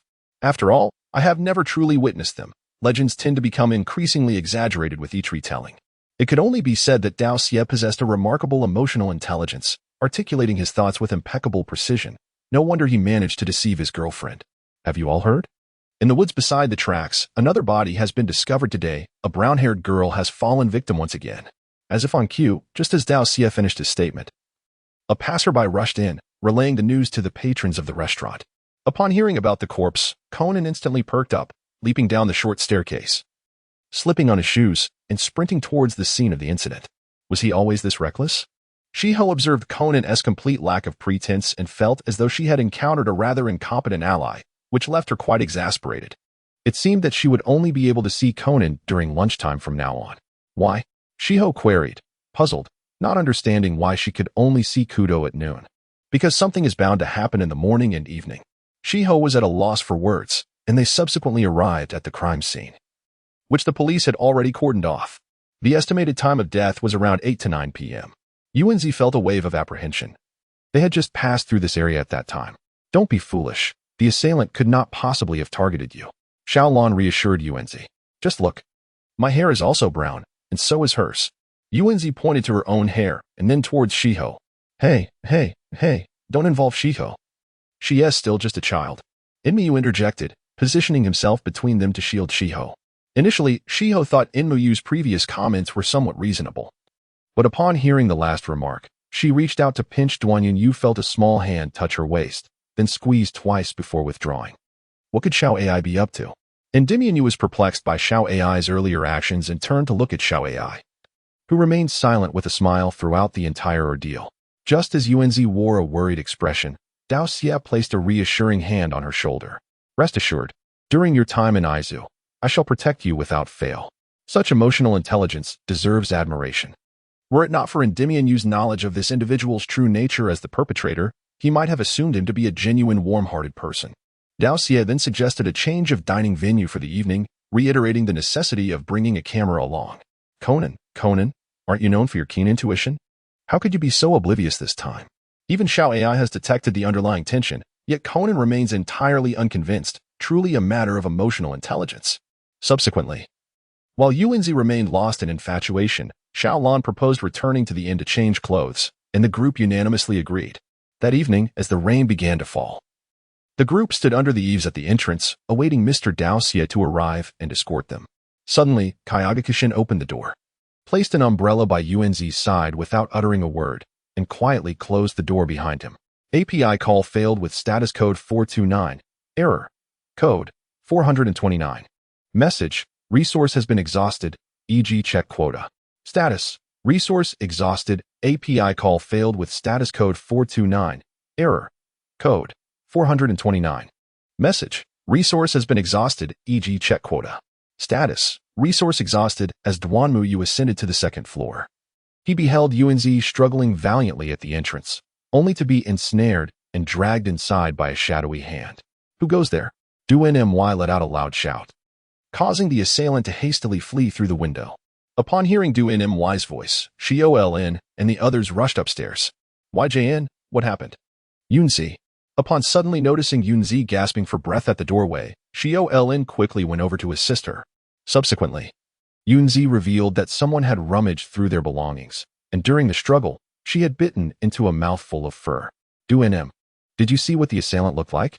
No, it was too dark to discern anything. Xiaoi cast a skeptical glance at Duanmy. However, Duanmy truly could not see clearly. Despite being able to perceive his surroundings in the darkness, the assailant's appearance strikingly resembled that of Xioi. Leaving him in a quandary, cursed deductions. What's wrong? Don't you turn on the lights in your room? Suddenly, a drenched Deoxy appeared at the doorway, having materialized out of nowhere, and switched on the lights. Deoxy brother, could you take off your shirt? I just want to see your arms. Seeing Deoxy soaked to the skin with mud splattered on his pant legs, K&N began to harbor suspicions about him. I'm not sure what you intend. What do you want to see my arms for? This request was one that no reasonable person would agree to. Yet, Deoxy complied, removing his shirt to reveal his upper body. Children shouldn't look. It will cause them to develop needle eyes. Duanmu stood resolutely before Xiao AI. Let me take a look, Conan said, carefully examining Mr. Dao Xie's arm, only to discover, much to his astonishment, that there were no bite marks from the garden. Just then, Kayagaka Jin reappeared at the doorway, and quite coincidentally, there was a bandage wrapped around his arm. API call failed with status code 429. Error. Code 429. Message. Resource has been exhausted, e.g. check quota. Status. Resource exhausted. Umayu has grown weary of lamenting. The illustrious powerhouse of the Kishiue world, capable of catching bullets barehanded and shattering a pillar with mere fists, Jingjingshan, has somehow been bitten by a drunken patron. This individual is truly terrifying. However, I suspect it is not he, for the assailant bore long hair. Yuanzi shook her head. Subsequently, Jingjingshan secured the doors and windows. I had previously stated the necessity of ensuring they were properly shut. Furthermore, at this hour, wearing an outfit that exposes your midriff seems rather inappropriate. Does it not invite unwarranted attention? I hardly think such attire suits you. Yuanzi, upon hearing this, felt a twinge of irritation. What nonsense! This is my favorite outfit. Do not mind him. You look splendid in whatever you wear, including yukata and swimwear. Dao Xie, noticing Yuanzi's displeasure, hurried to console her. Duanmy was diligently jotting down notes in a small notebook, capturing the sayings of both honest individuals and scoundrels for future reference. In this exchange, the scoundrel emerged victorious. Ultimately, they remained at the inn for a meal, planning to visit the restaurant mentioned by Deoxy the following day. The next day, the group drove to the seaside restaurant, where Deoxy intentionally parked in front of Duanmy's vehicle.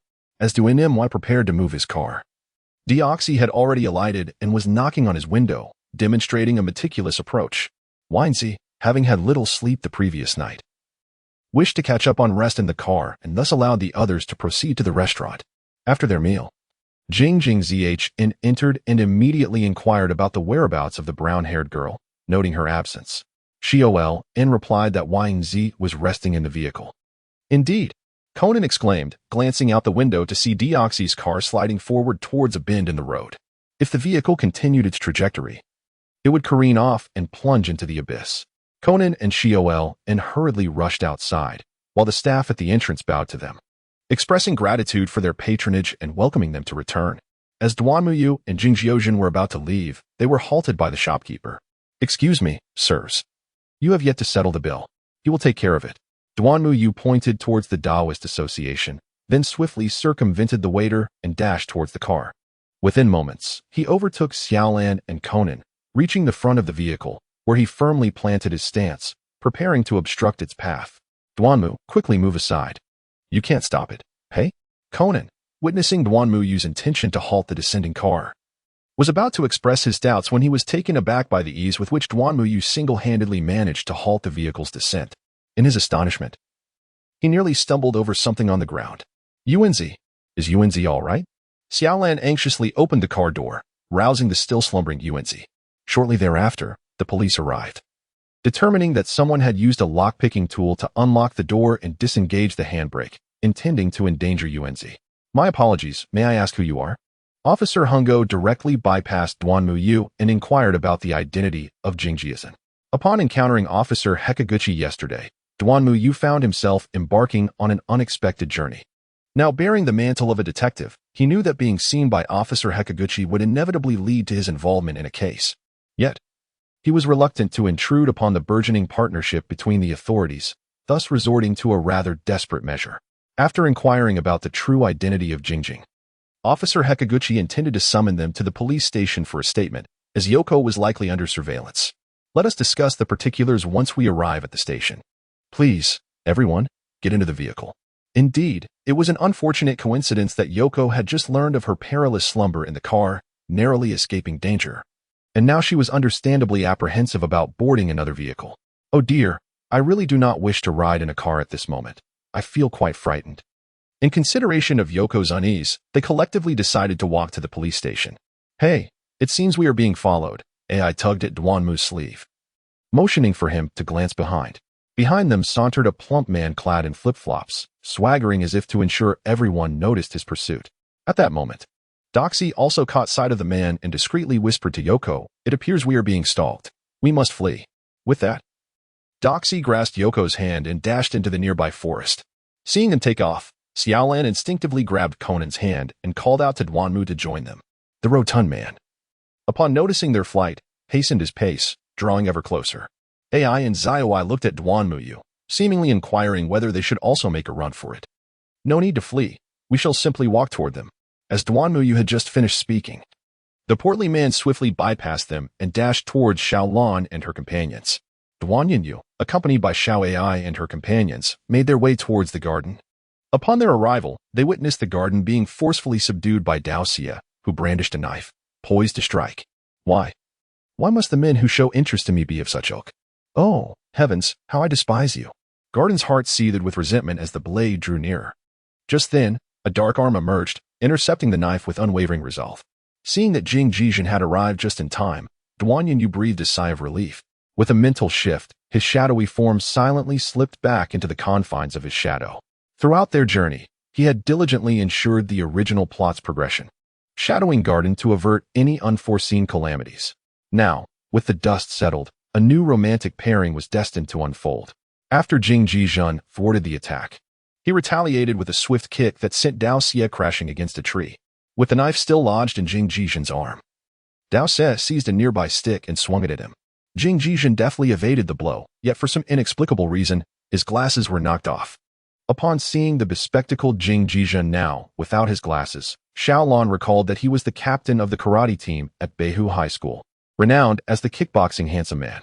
Indeed, Jing Jiozhen excelled in kicking techniques. The reason he could shatter thick pillars with his fists remained a mystery to Duanyu. In a matter of moments, Jing Jijin swiftly dispatched Dao Xie. Goodness, this fellow truly is hazardous. Duan Yin mused as Jing Jijin extracted the knife from his arm. With a flex of his muscles, the blood flowed only briefly before ceasing. Were it not for my presence, things could have turned dire. Garden pondered. Your presence? Have you been by my side all along? Indeed, he affirmed. I followed closely behind until you entered the woods. I was particularly struck by the lecher's words. He had attempted to flirt with a couple of girls before encountering you, which caused me great concern. Why do you feel the need to protect me? We are mere strangers. Duomu, you discovered that Yuanzi's emotional intelligence was surprisingly low. Such hurtful words at this moment were rather callous. Fortunately, Jing Jingzhen was also somewhat lacking in emotional awareness and did not take it too much to heart. It appears that the two of them are indeed quite well matched. You may not know who I am, but I once witnessed you at a karate competition, fervently cheering for your friends. I never anticipated that you would serendipitously appear in my family's inn. Jing Jingzhen turned around and closed his eyes. Furthermore, that deliberately provocative attire, akin to lingerie, I would advise you to refrain from wearing in the future if possible. Of course, if you perceive my words as mere jest from one among many men expressing fondness for you, that is inconsequential. Jing Jingzhen spoke with utmost candor. Very well, I retract my previous statement. Jing Jingzhen is quite adept, rescuing the damsel and then delivering a direct compliment that left Yuanzi utterly captivated. Duanim tore apart the little notebook he had kept, dismissing the so-called words of scoundrels. In the end, it was the triumph of the honest man. He, Duanim, resolved to embody integrity as well. JNGJ approached Duanim, expressing, I sense great strength within you. I wish to challenge you. Coincidentally, Duanim was eager to ascertain the extent of his current prowess. He was uncertain of his capabilities. Whether it stemmed from the physical attributes bestowed by the Kabaneri training, the enhancements to body and spirit from the Amii, or the skills honed during his adventures in the world of SW. Very well, but are you sure your injured arm is not a hindrance? He inquired. My expertise lies in kicking. The injury to my arm is inconsequential. I implore you to give your all in this contest, came the reply. Yet, Duanim hesitated to unleash his full strength, as he possessed formidable magic. Surely, even JNGN, no matter how extraordinary. Could Duanyin, you held it in her hand, testing its weight. It felt too light, yet still acceptable. 3, 2, 1, commence. Xiaolan served as the referee from the sidelines. Subsequently, an eerie silence enveloped the arena. The audience did not witness the spectacle of combat. Instead, the two figures stood motionless in place. API call failed with status code 429. Error. Code. For 29. Message. Resource has been exhausted, e.g. check quota. Status. Resource exhausted. API call failed with status code 429. Error. Code. For 29. Message. Resource has been exhausted, e.g. check quota. Status. Resource exhausted. API call failed with status code 429. Error. Code. For 29. Message. Resource has been exhausted, e.g. check quota. Status. Resource exhausted. API call failed with status code 429. Error. Code. For 29. Message. Resource has been exhausted, e.g. check quota. Status. Resource exhausted. Endless attention was directed towards Kayagaku's right leg as Duanmu observed his readiness to strike. Unlike Duanmu's feigned maneuver, Kayagaku launched into a series of relentless kicks following his initial blow. In the beginning, Duanmu managed to evade the onslaught, but as the encounter progressed, he found himself compelled to defend. With a resounding crack, Duanmu's wooden sword shattered into two pieces under the force of Kayagaku's strike, which had exceeded its limits. Kayagaku halted his assault, a hint of disappointment lacing his voice as he remarked, I apologize for inadvertently breaking your wooden sword. I suppose this concludes our session for today. The sound of finality echoed in the air. Duanmu hurled the broken wooden sword aside, signaling the commencement of the battle. Subsequently, he unleashed his full potential. Jing Jingzhen sensed a distinct change in Duanmu. His fighting spirit had been ignited, and he assumed a combat stance. This time, the two did not merely stare at each other as before, they directly engaged in hand-to-hand combat. Conan and the others could only observe the blurred shadows of their punches and the whoosh of their kicks slicing through the air. Except for Xiaolan. Several of them were already bewildered by the spectacle. Jing Jingzhen felt discomfort, though he concealed it well. He was perplexed by the sudden surge in Duanmu's strength and speed, which had escalated to several levels. Fortunately, he still managed to defend and counterattack. Each collision with Duanmu brought a twinge of pain, reminding him of the intensity of the confrontation. API call failed with status code 429. Error. Code 429. Message. Resource has been exhausted, e.g. check quota. Status. Resource exhausted. Do NM Y Chiing excels in strength and speed, while JNGJGZH and demonstrates remarkable skill and experience. Both combatants are exerting themselves to the fullest in this fierce battle. Bang! JNGJGZH deftly sidesteps Do NMY's punch and seizes the opportunity to deliver a spinning kick, sending Do NMY crashing against the wall. Y Kuan, witnessing Do NMY being hurled into the wall, Shio LN gasps in alarm and immediately rushes forward with Shioi and Shioi to check on him. I am unscathed. It seems I have lost. API call failed with status code 429. Error. Code 429. Message. Resource has been exhausted, e.g. check quota. Status. Resource exhausted. Do NMY readily acknowledged his inadequacies, realizing that he could indeed learn combat techniques to acquire an additional layer of strategy. You mistakenly assumed I was merely a mage and approached me with familiarity. In response, I would swiftly retaliate with a sword strike. Even if the enemy possessed abilities such as disarming or magic suppression, I could simply discard my sword and deliver a comprehensive massage to them. The thought alone ignites a certain thrill within me. Jingjiu Zhen, may I learn combat techniques from you? With a distinguished martial arts master before him, Du NMY was certainly eager to seize the opportunity. Although uncertain whether Jingjiu Zhen would refuse, he figured that attempting would not cost him much. The martial arts academy he had previously attended was now a distant memory after all this time. It had only taught him superficial techniques that were aesthetically pleasing yet impractical in real combat. I can teach you the fundamentals and techniques, but the specific moves will require your own exploration, as my methods may not necessarily suit you. Jingjiu Zhen unhesitatingly agreed. Initially believing he had no rivals in Japan and was contemplating traveling abroad in search of skilled opponents. However, the presence of Du NMY sparked new thoughts within him. While Du NMY possessed strength, speed, and reflexes, he lacked the finesse of technique. The impression that Duanmu gives him is akin to a child who, before mastering the art of running, is already brandishing a gun and firing away. The analogy may not be entirely fitting, yet it conveys a similar sentiment. Then come to Tokyo. The garden is equally eager for Jingjiu Zhen to arrive in Tokyo, pondering what is understood by those who truly comprehend.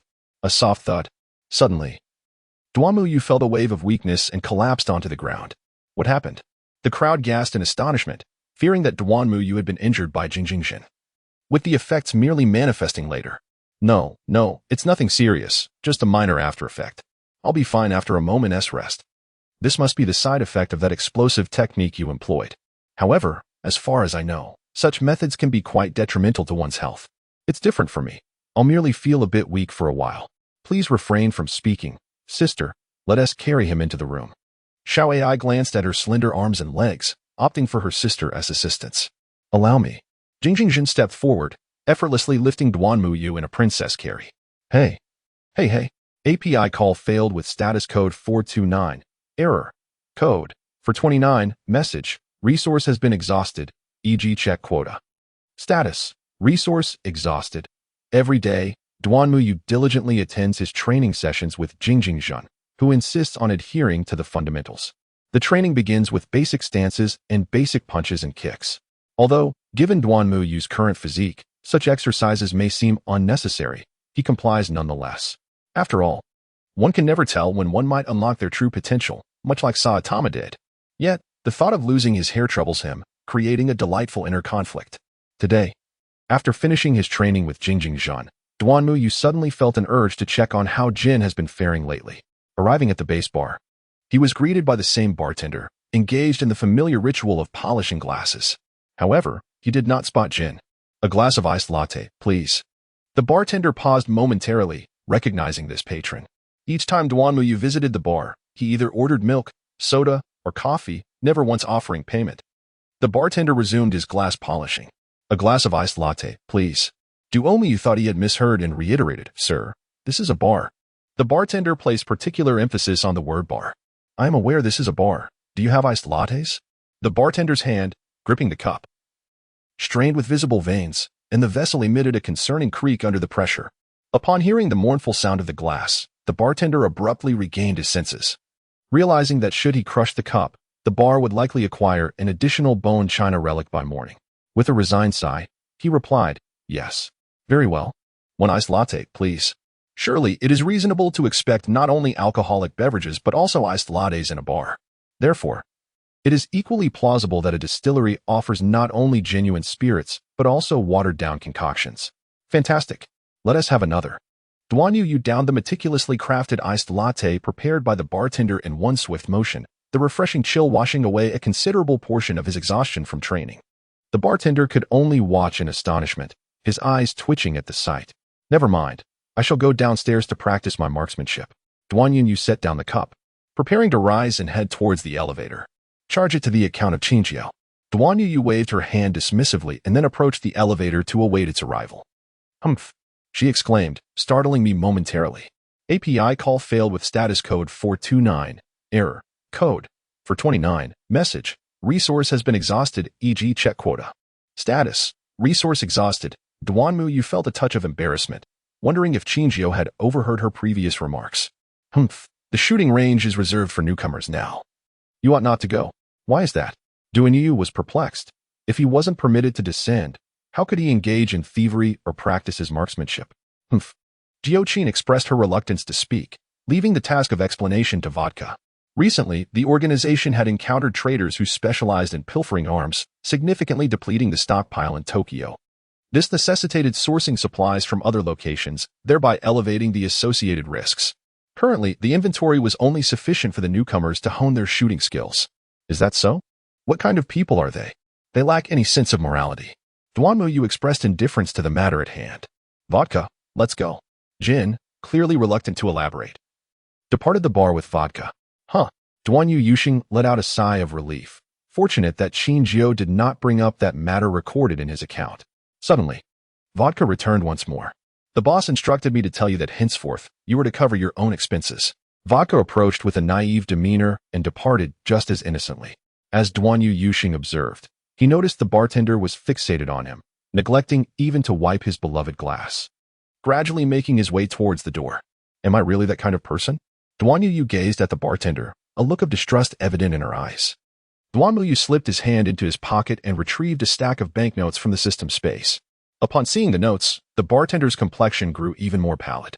Realizing something was amiss, Duan Yu glanced down and exclaimed, Apologies, I took the wrong one. Duan Yu received the Japanese yen from the world of preconceived notions, each adorned with a different portrait. Ultimately, under the disapproving gaze of the bartender, Duan Yu settled the bill for today's coffee and exited the bar. It was all rather dull. Perhaps it was time to seek out Xiao AI for some amusement. Duan set out for the doctor's residence. Ah, little AI. She is still at your office, claiming to visit her sister. Upon hearing that Duan was searching for little AI, the doctor hurriedly responded. Recently, little AI has been staying with her sister. She didn't even accompany me on the treasure hunt, although there were some minor unforeseen circumstances later on. Little AI has been neglecting me, this old man, causing me to lose several pounds in worry. I believe I should rather gain a few pounds. Duan Yu observed the remnants of cream lingering on the doctor's mustache and the corners of his mouth that involuntarily lifted in complaint, rendering her speechless. Very well, doctor. Do remember to indulge a little less. I shall take my leave now. With that, Duan Yu proceeded to her own office. Oh, all right. Wait. How did you know I had indulged? Please, do not breathe a word of this to Xiao AI. The doctor, perplexed, pondered whether his deductive skills had surpassed even those of Kudo. He quickly realized his faux pas and implored Duan Yu to keep the secret from Xiao AI. Duan waved his hand, allowing the doctor to breathe a sigh of relief. Upon arriving at the Duan office, Huni and Xiao were seated on the sofa, sipping afternoon tea while perusing magazines. Why, Kuan, how has your training been of late? Asked Xiao, rising to pour Duan a cup of barley tea. It's been satisfactory. I can now hold my ground against Zheng.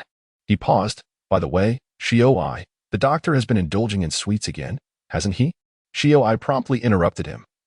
That amount is meant to last the doctor for a month. A moment of silence was observed in reverence for the doctor. So, why Kuan? What brings you to the office today? Given that Duan usually lacked the inclination to visit, Xiao's inquiry was only natural. Is it not permissible for me to come without a reason? As you wish, replied Xiao, taking a sip of her coffee, her tone calm and composed. Duan Yu reclined in her specially purchased rocking chair, resembling an elderly individual, gazing at the picturesque scenery with a pot of tea, savoring the afternoon. Beside her were two enchanting ladies, one tall and one petite. When the beauty of the landscape grew tiresome, they could indulge in a different kind of vista. Ding dong. Enmu felt somewhat perplexed. Had he just heard the doorbell? It was not surprising he felt this way. For ever since he established his office and posted a notice rejecting cases related to extramarital affairs, he had not received a single commission apart from those from the police department. Initially, he found it curious that in a world rife with death, there were no inquiries at all.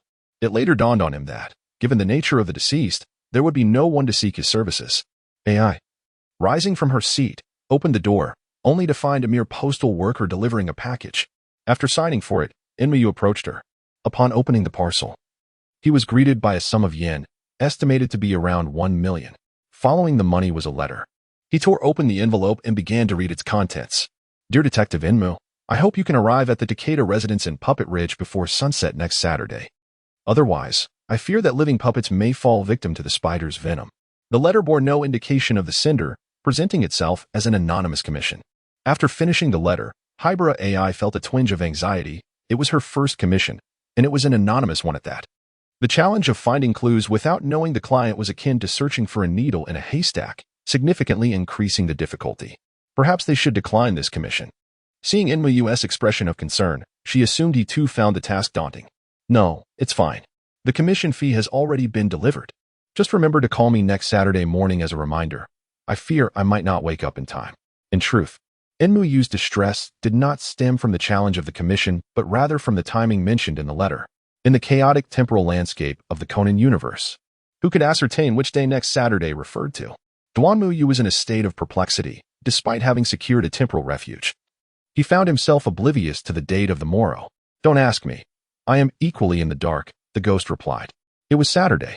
Following a morning call from Huiyuan AI, Duanmu drove to the office. With the ample resources stored in his system's backpack, embarking on an impromptu journey was a breeze for him. To his astonishment, this time, while attending to their commission, Xiao AI had accompanied him. What? Am I not supposed to be in the car? Xiao AI retorted, eyeing Duanmu's astonished expression with irritation. I should be beneath the vehicle.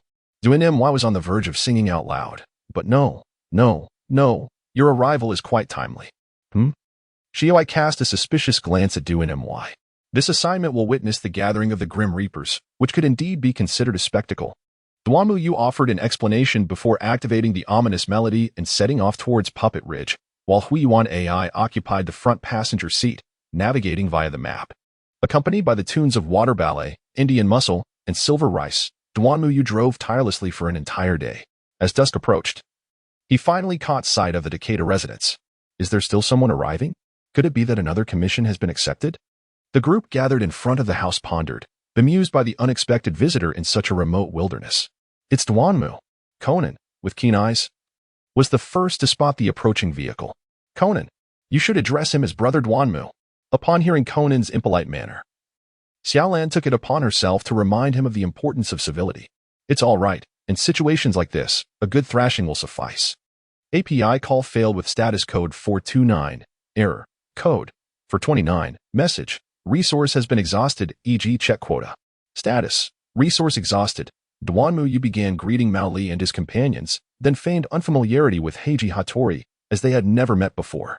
Naturally, Duanmu's hands were not idle. She effortlessly styled Conan's hair. No matter how much he tried to evade her, it was as if his head had been equipped with a tracking device, for Duanmu's deft hands always managed to cover him perfectly. Resigned, Conan ceased his struggles, even finding a hint of comfort in the situation. Yu-chan, this is Heiji Hattori, also a detective, and this is Kazuya, my dear friend. Xiaolan first introduced Heiji and his companions to Duanmu, then pointed towards a foreign gentleman. This gentleman is Robert Taylor, an American we encountered on our journey. Subsequently, Xiaolan prepared to introduce Duanmu to Heiji. Heiji, this is Duanmu. Ah, I know. You are that very popular external detective from the Metropolitan Police, Duanmu, right? I've heard Kudo and Conan mention you. Heiji Hattori inadvertently let slip. Hello, Tanjiro. Duanyu also greeted them. Carbon Jiro? I am clearly an only child, hey. Hattori was still perplexed. He was indeed the sole heir of his family, so why did Duanyu refer to him as Jiro? It was only later that he realized Duan Yunyu was implying he was dark-skinned. All right, you two, cease your bickering. Can't you see the sun is about to set? Mori Kagoro interjected, growing weary of their squabble. Wasn't it enough that the Takeda family had entrusted a renowned detective with their case? Now they had summoned 2 young children as well. Was the Takeda family questioning the esteemed reputation of the slumbering Kagoro? Subsequently, they gleaned information from Takeda Yoko regarding the recent events surrounding the Takeda family. 3 years prior, Takeda Misa had tragically hanged herself on the 2nd floor of the puppet shop shortly after Robert Taylor's departure. Not long after, Misa's mother also took her own life in the same location. Yet, the tragedy did not conclude there. Just days ago, a gentleman named Nagishi had hanged himself in the warehouse. Mr. Nagishi had previously been very kind to Takeda Yoko's elder brother, who was a master puppeteer, while Mr. Nagishi was responsible for the sales and transportation of the puppets. My brother is a puppeteer, Takeda Yoko added, before her husband, Takeda Ruji, the second son of the Takeda family, stepped forward to inform them that it was his elder brother who had summoned them. Mr. Mori, I am the one who requested your presence. I apologize for troubling you to come all the way to Puppet Ridge to see me. Takeda Shinichi then emerged, whispering to Mori Kagoro, "Sae, Emmy, you have grown so much." Robert Taylor smiled as he greeted the 2 young girls who had just appeared. Duanmy gazed at the 2 little girls, their foreheads disproportionately large, reminiscent of a garden, yet still smaller than that of Shioi Shiying. Murderer. The 2 girls chorused in unison, drawing the attention of the crowd. Indeed, one remarked. How terrifying. Another exclaimed. I am so frightened. Subsequently, the 2 little girls exchanged whispers, each taking turns to speak aloud. Enough. You 2 children must not speak out of turn.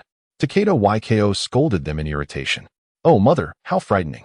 The girls exclaimed in tandem before scampering away. What do you think, Mr. Lowly Enthusiast? Upon seeing those 2 little girls, what are your thoughts?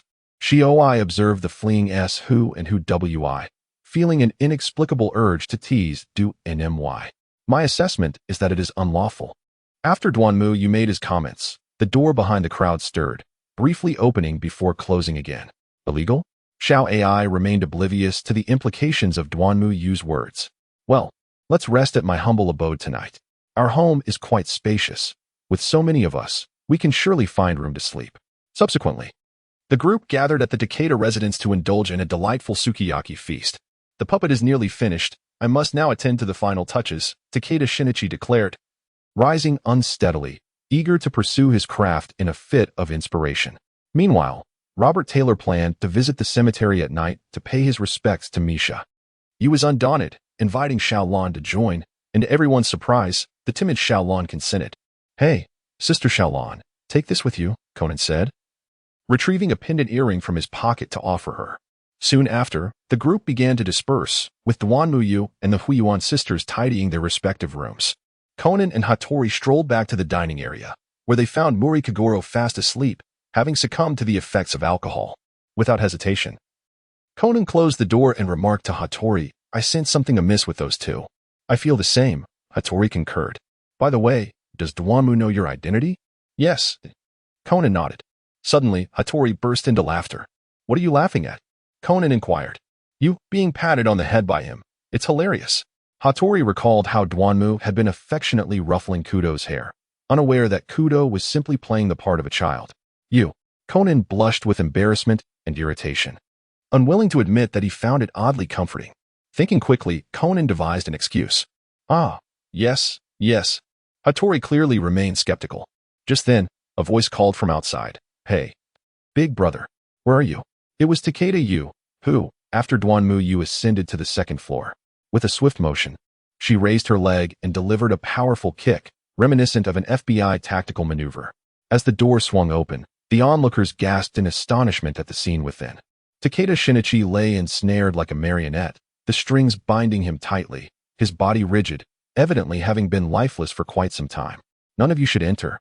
Hattori Heiji stepped inside to assess the crime scene, expertly examining the area and confirming that Takeda Shinichi had been deceased for over an hour, subsequently instructing them to contact the authorities. Who exactly are you? Takeda Yuzu inquired, staring in disbelief at Hattori Heiji's adeptness.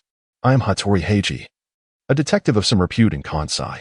This individual beside me is Duanmu Yu, a consultant detective from the Metropolitan Police. The Takeda family was taken aback once more. No need to be surprised. It is too late for that.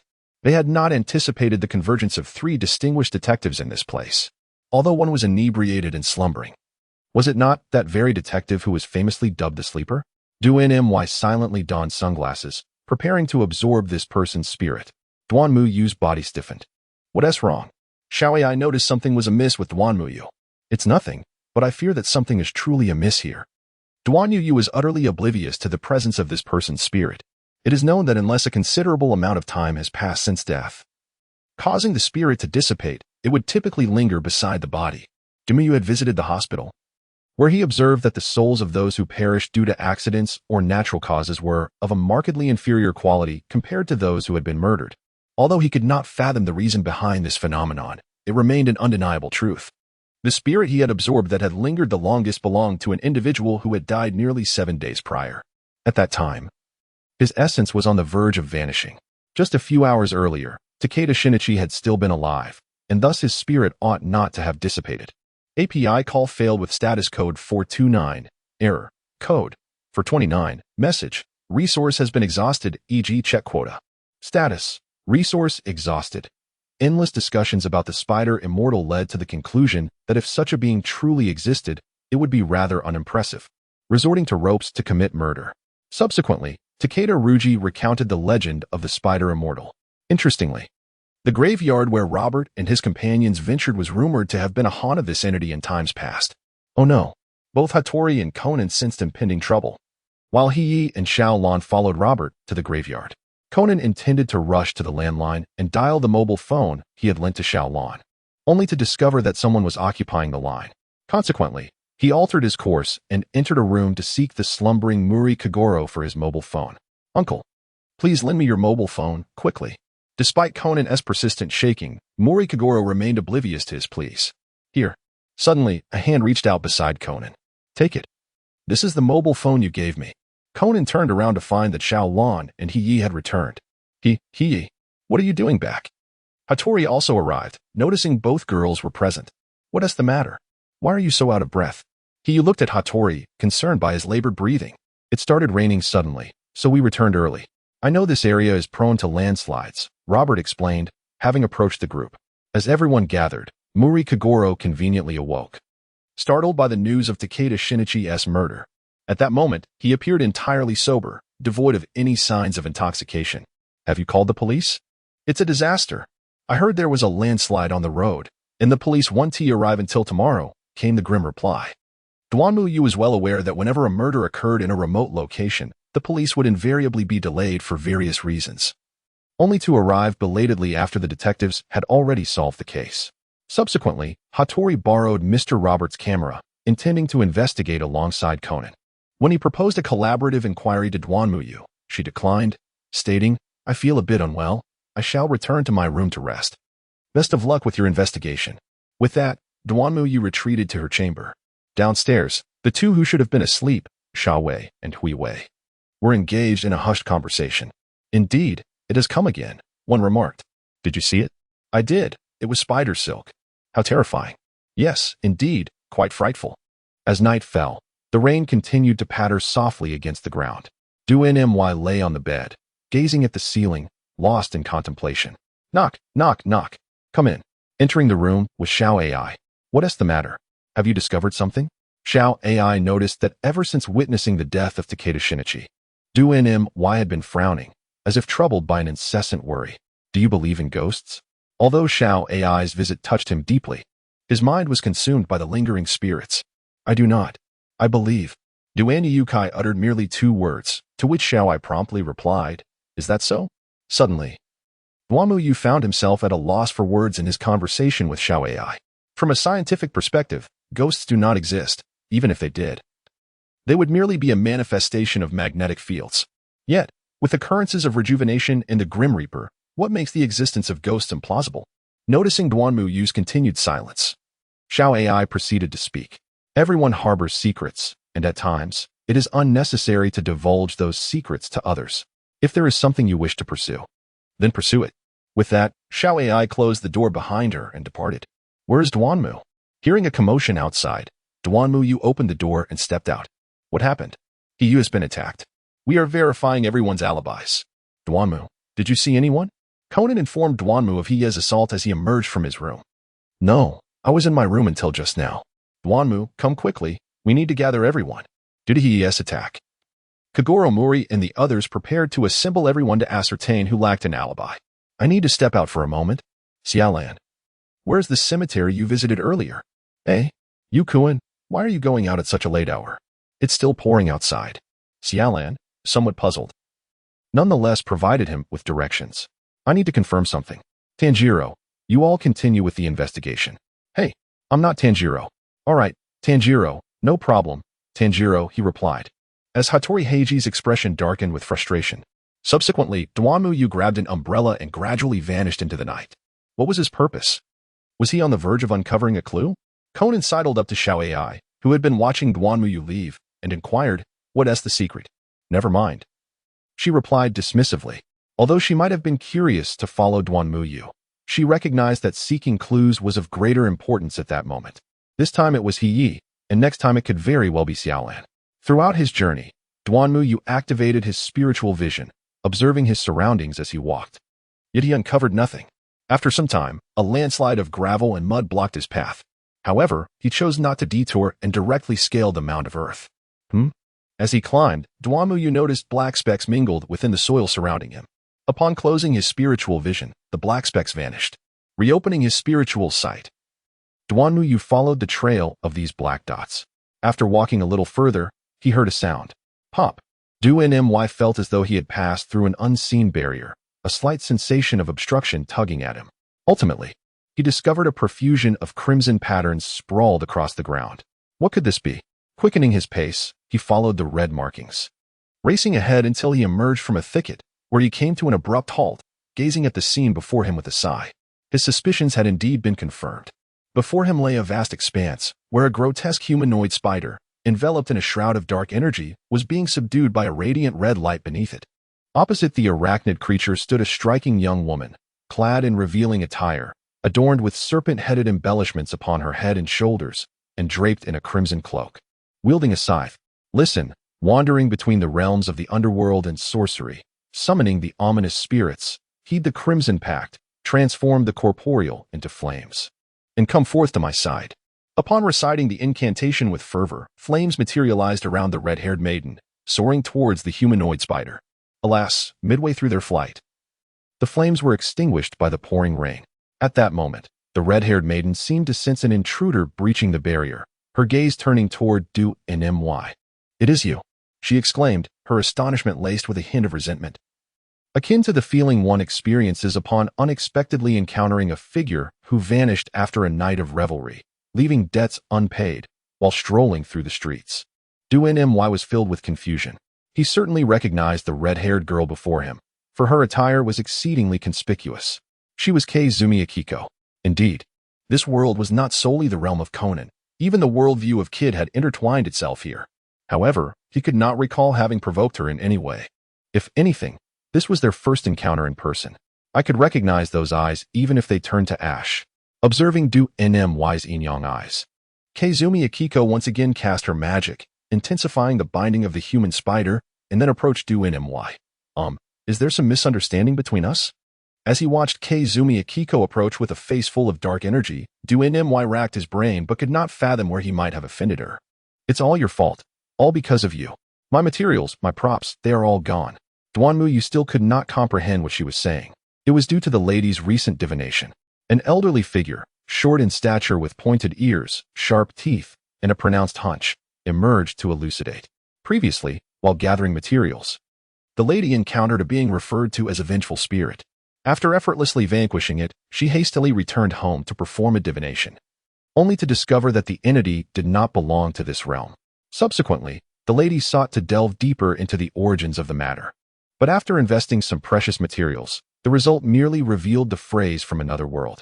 Naturally, the lady was eager to uncover more of the divination. Continuing to invest materials and magical energy, the outcome of the divination only yielded additional words, a traveler from another world, knowledgeable. As the lady persistently contributed materials, the results of the divination emerged letter by letter. When the complete divination was finally revealed, a pair of eyes appeared as well. at which point all the heirloom tools and materials accumulated through generations had been exhausted. Upon hearing the old man's words, Duanmu finally understood why Koizumi Koko bore such an expression. You owe me materials. Compensate me for my tools. Those have been accumulated over several generations. Koizumi Koko was at a loss, on the verge of tears. Lady, you must hold back. Do not shed tears, or else your magical energy will dissipate. The old man, somewhat flustered, quickly cautioned Koizumi Koko. Then why not undergo a tear gland removal procedure? That way, you would no longer be able to cry. Duanmu posed a question that had long lingered in her mind. Koizumi Akiko was momentarily taken aback, contemplating that perhaps it might be possible. No, she must not be led astray. Do not think about it. Why are you here? Duanmu cast her gaze upon the captive human spider, who had served as a mere backdrop for an extended period. This human spider bore a resemblance to the one previously encountered in the world of ZZ, albeit without the crimson iron barrel and chains. It was not that the materials had been exhausted due to divination. Rather, it needed to emerge to gather more resources.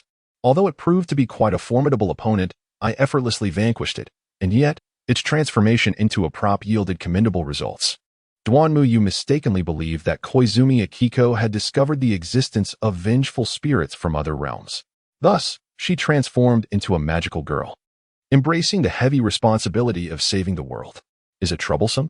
Duanmu approached the humanoid spider and delivered a resounding slap. Smack.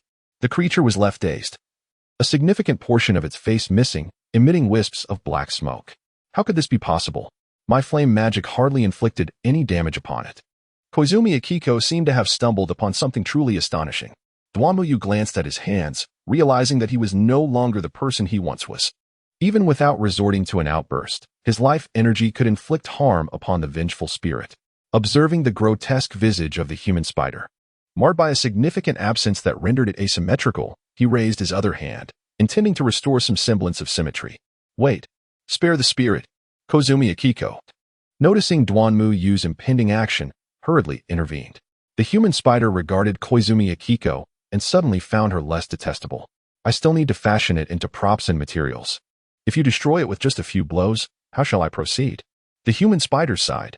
Very well, let it be obliterated. I am weary. Duanmu gazed at the humanoid spider, marveling at its remarkable ability to comprehend their words. Curiosity piqued within her. Previously, she had encountered vengeful spirits in this realm whose intelligence was rather limited, with only the exceptionally powerful spirits possessing any semblance of wisdom, such as a certain divinity who had met a gruesome end.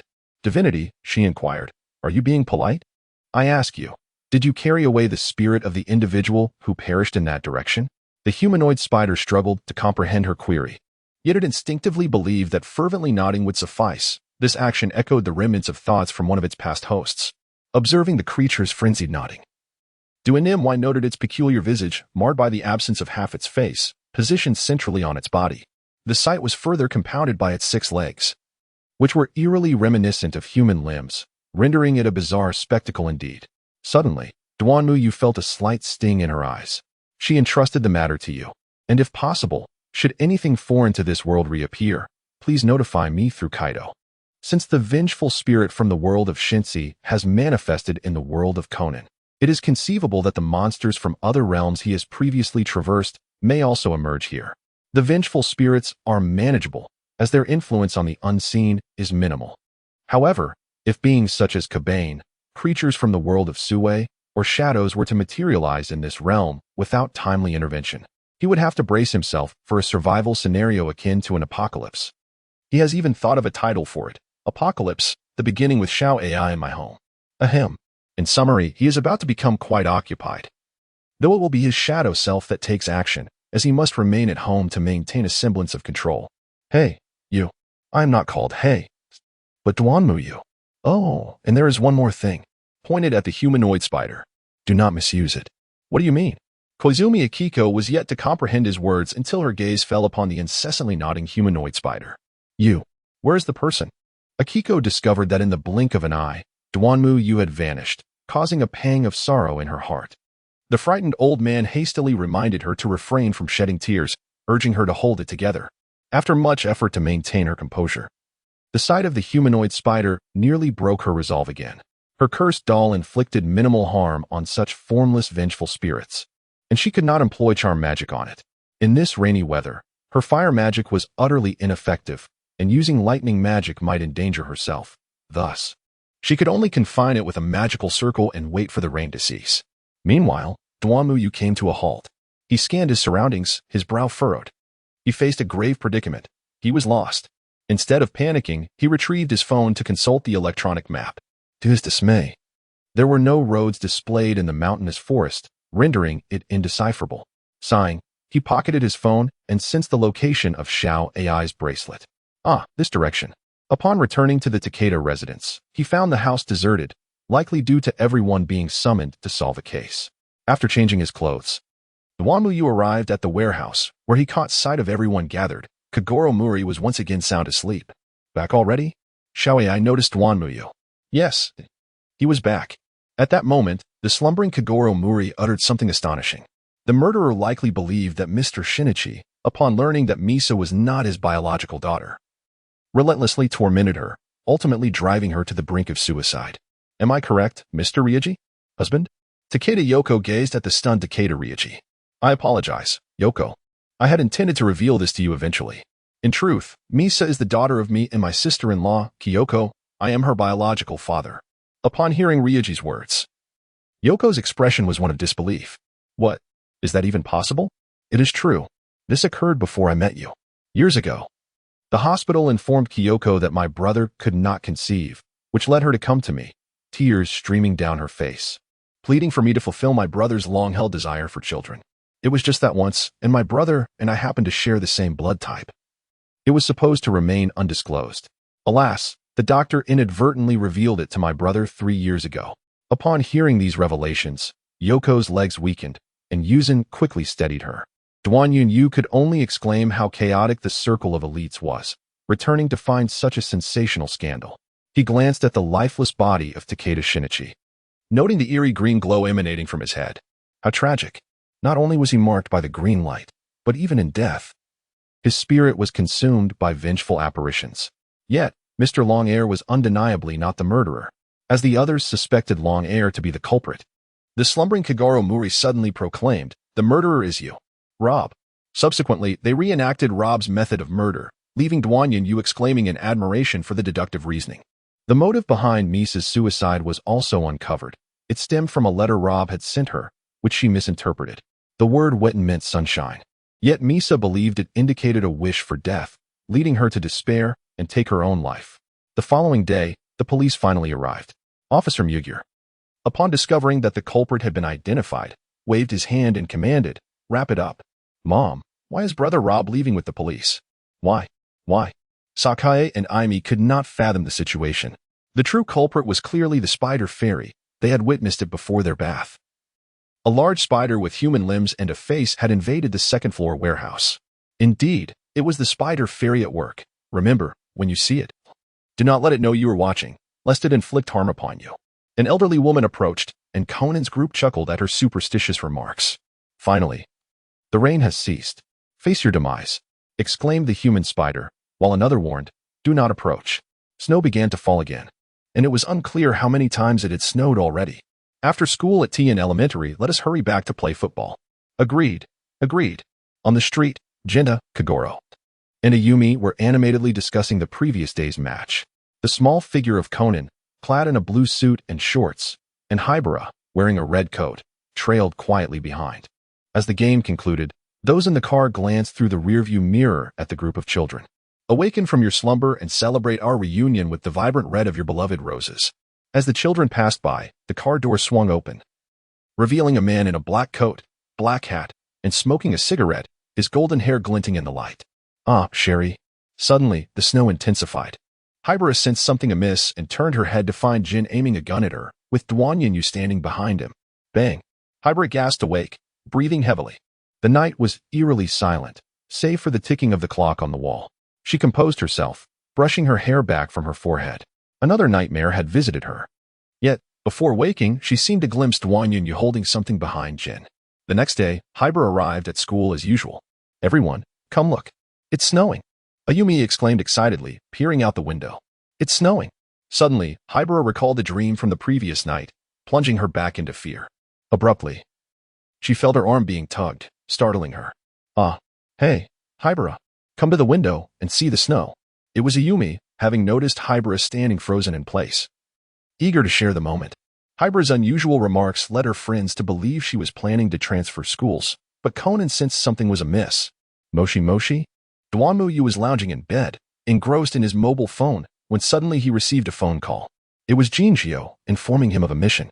Tonight at 6 o'clock, at the Beihu restaurant, attend the memorial service and supervise Pisk. The voice on the other end relayed the message, and before he could respond, the call was abruptly terminated. Snow was falling? Pisk? A memorial service? Duanim recalled the time when Shioi first transformed, only to be shot several times by JNG. However, Duanim would not allow such events to unfold again. He glanced outside, where snowflakes continued to dance in the air. As he lifted the covers, he swiftly tucked himself back in, overwhelmed by the chill. Reluctant to leave the warmth of the bed, he noticed the time. It was already past 4. With a determined resolve, he spent several minutes rising, donning a black outfit before heading out. On the way, he received another call from JNG. SML, there is an additional task. The previous traitor, SHL, will also make an appearance at the memorial meeting. It would be best to apprehend her alongside PSK. As soon as she finished speaking, Duanim pressed the end call button. He anticipated another call from JNG, but strangely, she did not call back. Was the script not meant to unfold this way? Duanyu arrived at the Cup House Hotel, and with the support of the organization, he signed his name at the front desk, Sato Kazuma. Subsequently, he received a blue handkerchief. At the memorial gathering, Duanyu took a bite of the dessert. While it did not compare to the delectable creations of Moriya Teiji, it was still quite satisfactory. Upon entering the venue, Duanyu spotted Officer Meguer and Officer Takagi, among others, referred to as the police dogs, engaging in playful banter. "Officer Meguer, what is this?" Duanim approached. "Ah, Duanim, my dear fellow. You have come to attend the memorial service," someone remarked. Given the presence of numerous dignitaries at this gathering, Duanim's reputation indeed precedes him. Thus there was little surprise at his attendance. "We received a call from KD. There are threats against Representative T and K. Since you are here, Duanim, I kindly ask you to remain vigilant for any suspicious individuals. This is also a request from the police. Of course, with so many officers present, I doubt anyone would dare to make a move," Duanim replied confidently. "Let us hope that is the case," Officer MG sighed, returning to his watchful post. The presence of Officer MG indicated that the specter of death lingered near. Duanmu glanced around and discovered Conan and Shiho hidden behind the table. Shiho was still wearing Conan's glasses on her face. Duanmu resolved to pay more attention to Conan in the future. It is curious that among all the attendees at the memorial service, only the 2 of them were children, yet no one seemed to find it peculiar. Given the presence of Pisk and Vermouth nearby, he hesitated to greet them. Upon noticing Duanmu, Conan and Hibara quickly concealed themselves, their expressions markedly different. Conan wore a look of tension, pondering the reason for Duanmu's presence, while Hibara let out a sigh of relief. At 6 o'clock in the evening, the memorial service commenced, and the lights in the entire hall were extinguished. Duanmu intended to seek Xiao Ai under the cover of darkness, yet a prominent celebrity unexpectedly materialized beside him. "Isn't this Detective Duanmu?" The illustrious star, Chris Winard, approached Duanmu. "Do you not believe me?" Upon noticing Belmont's sudden appearance, Duanmu found himself unable to move. "I am uncertain. I was merely invited to this memorial gathering." Suddenly, in the enveloping darkness, a flash illuminated the scene as someone captured a photograph. Duanmu faintly heard a sound, akin to a chirp. When did silencers become so remarkably effective? Such a silencer would certainly be worth acquiring by the dozen. Shortly thereafter, the shattering of glass echoed through the room, inciting a mild commotion among those present. As the lights were illuminated, the attendees were met with the grim sight of Congressman Tun Ko, who had been fatally struck by a falling chandelier. Officer Meguer swiftly took control of the scene, instructing everyone to remain stationary and refrain from wandering about. He then led his officers to assess whether there was any hope of reviving the deceased. Moments later, the sound of flashing lights was heard at the entrance. "Who has opened the door? Quickly, close it." Outside stood a throng of reporters, fervently snapping photographs, all eager for first-hand accounts of the unfolding events. Upon seeing them, Duanmu realized that Conan and Shiho were standing at the doorway, seemingly intending for Conan to feign childhood innocence and depart from this place. However, with reporters gathered at the entrance, both Shiho and Conan instantly became the center of attention. Conan truly proved to be a most unwelcome ally. Was he not inadvertently delivering a gift to Pisk? Duanmu felt a profound sense of helplessness. It was evident that Belmode had also noticed Conan and Hybera at the entrance, narrowing her eyes before glancing at Duanmu, seemingly lost in thought. After Officer Magyar and his team conducted their analysis and investigation, they classified the incident as an accident. Furthermore, given the high-profile nature of the individuals present, they deemed it inappropriate to search them, allowing everyone to leave. "Farewell, until we meet again," Belmode remarked before disappearing into the chaos of the crowd. The attendees of the memorial service surged out of the restaurant, while journalists clamored to push their way inside, creating a scene of utter pandemonium. Hybera and Conan were soon swept apart by the throng, and Hybera instinctively turned to the spot where Duanmu had previously stood, but found no trace of him. Amidst the turmoil, a large hand reached out towards Hybera. She felt herself being lifted, and then a handkerchief laced with anesthetic was pressed over her nose and mouth. After a few futile struggles, she succumbed to unconsciousness.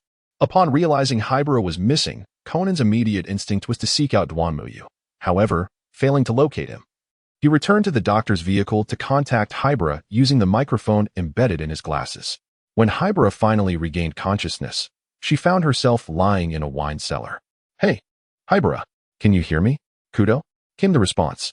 "Do you recall what transpired earlier? I searched everywhere for you, and Duanmu is also nowhere to be found." Conan's voice echoed in her ears. "I only remember being jostled by the crowd, and then suddenly someone from behind rendered me unconscious. Now I find myself confined in this unknown wine cellar." Hybera began to survey her surroundings. "What? Are you suggesting that the person is?" "Yes. I suspect it to be a member." Duanmu observed Vodka as he rambled on about a multitude of topics, feeling a sense of perplexity. Who was he trying to inform? Wasn't he genuinely intoxicated? The sudden outburst left him bewildered. Vodka himself was unaware of the reason behind his earlier monologue. "Come, Vodka, Simlo. Let us ascend to the rooftop and capture a small mouse that has eluded us for quite some time." Jin squatted by the fireplace, picking up a strand of brown hair, then tilting his ear attentively.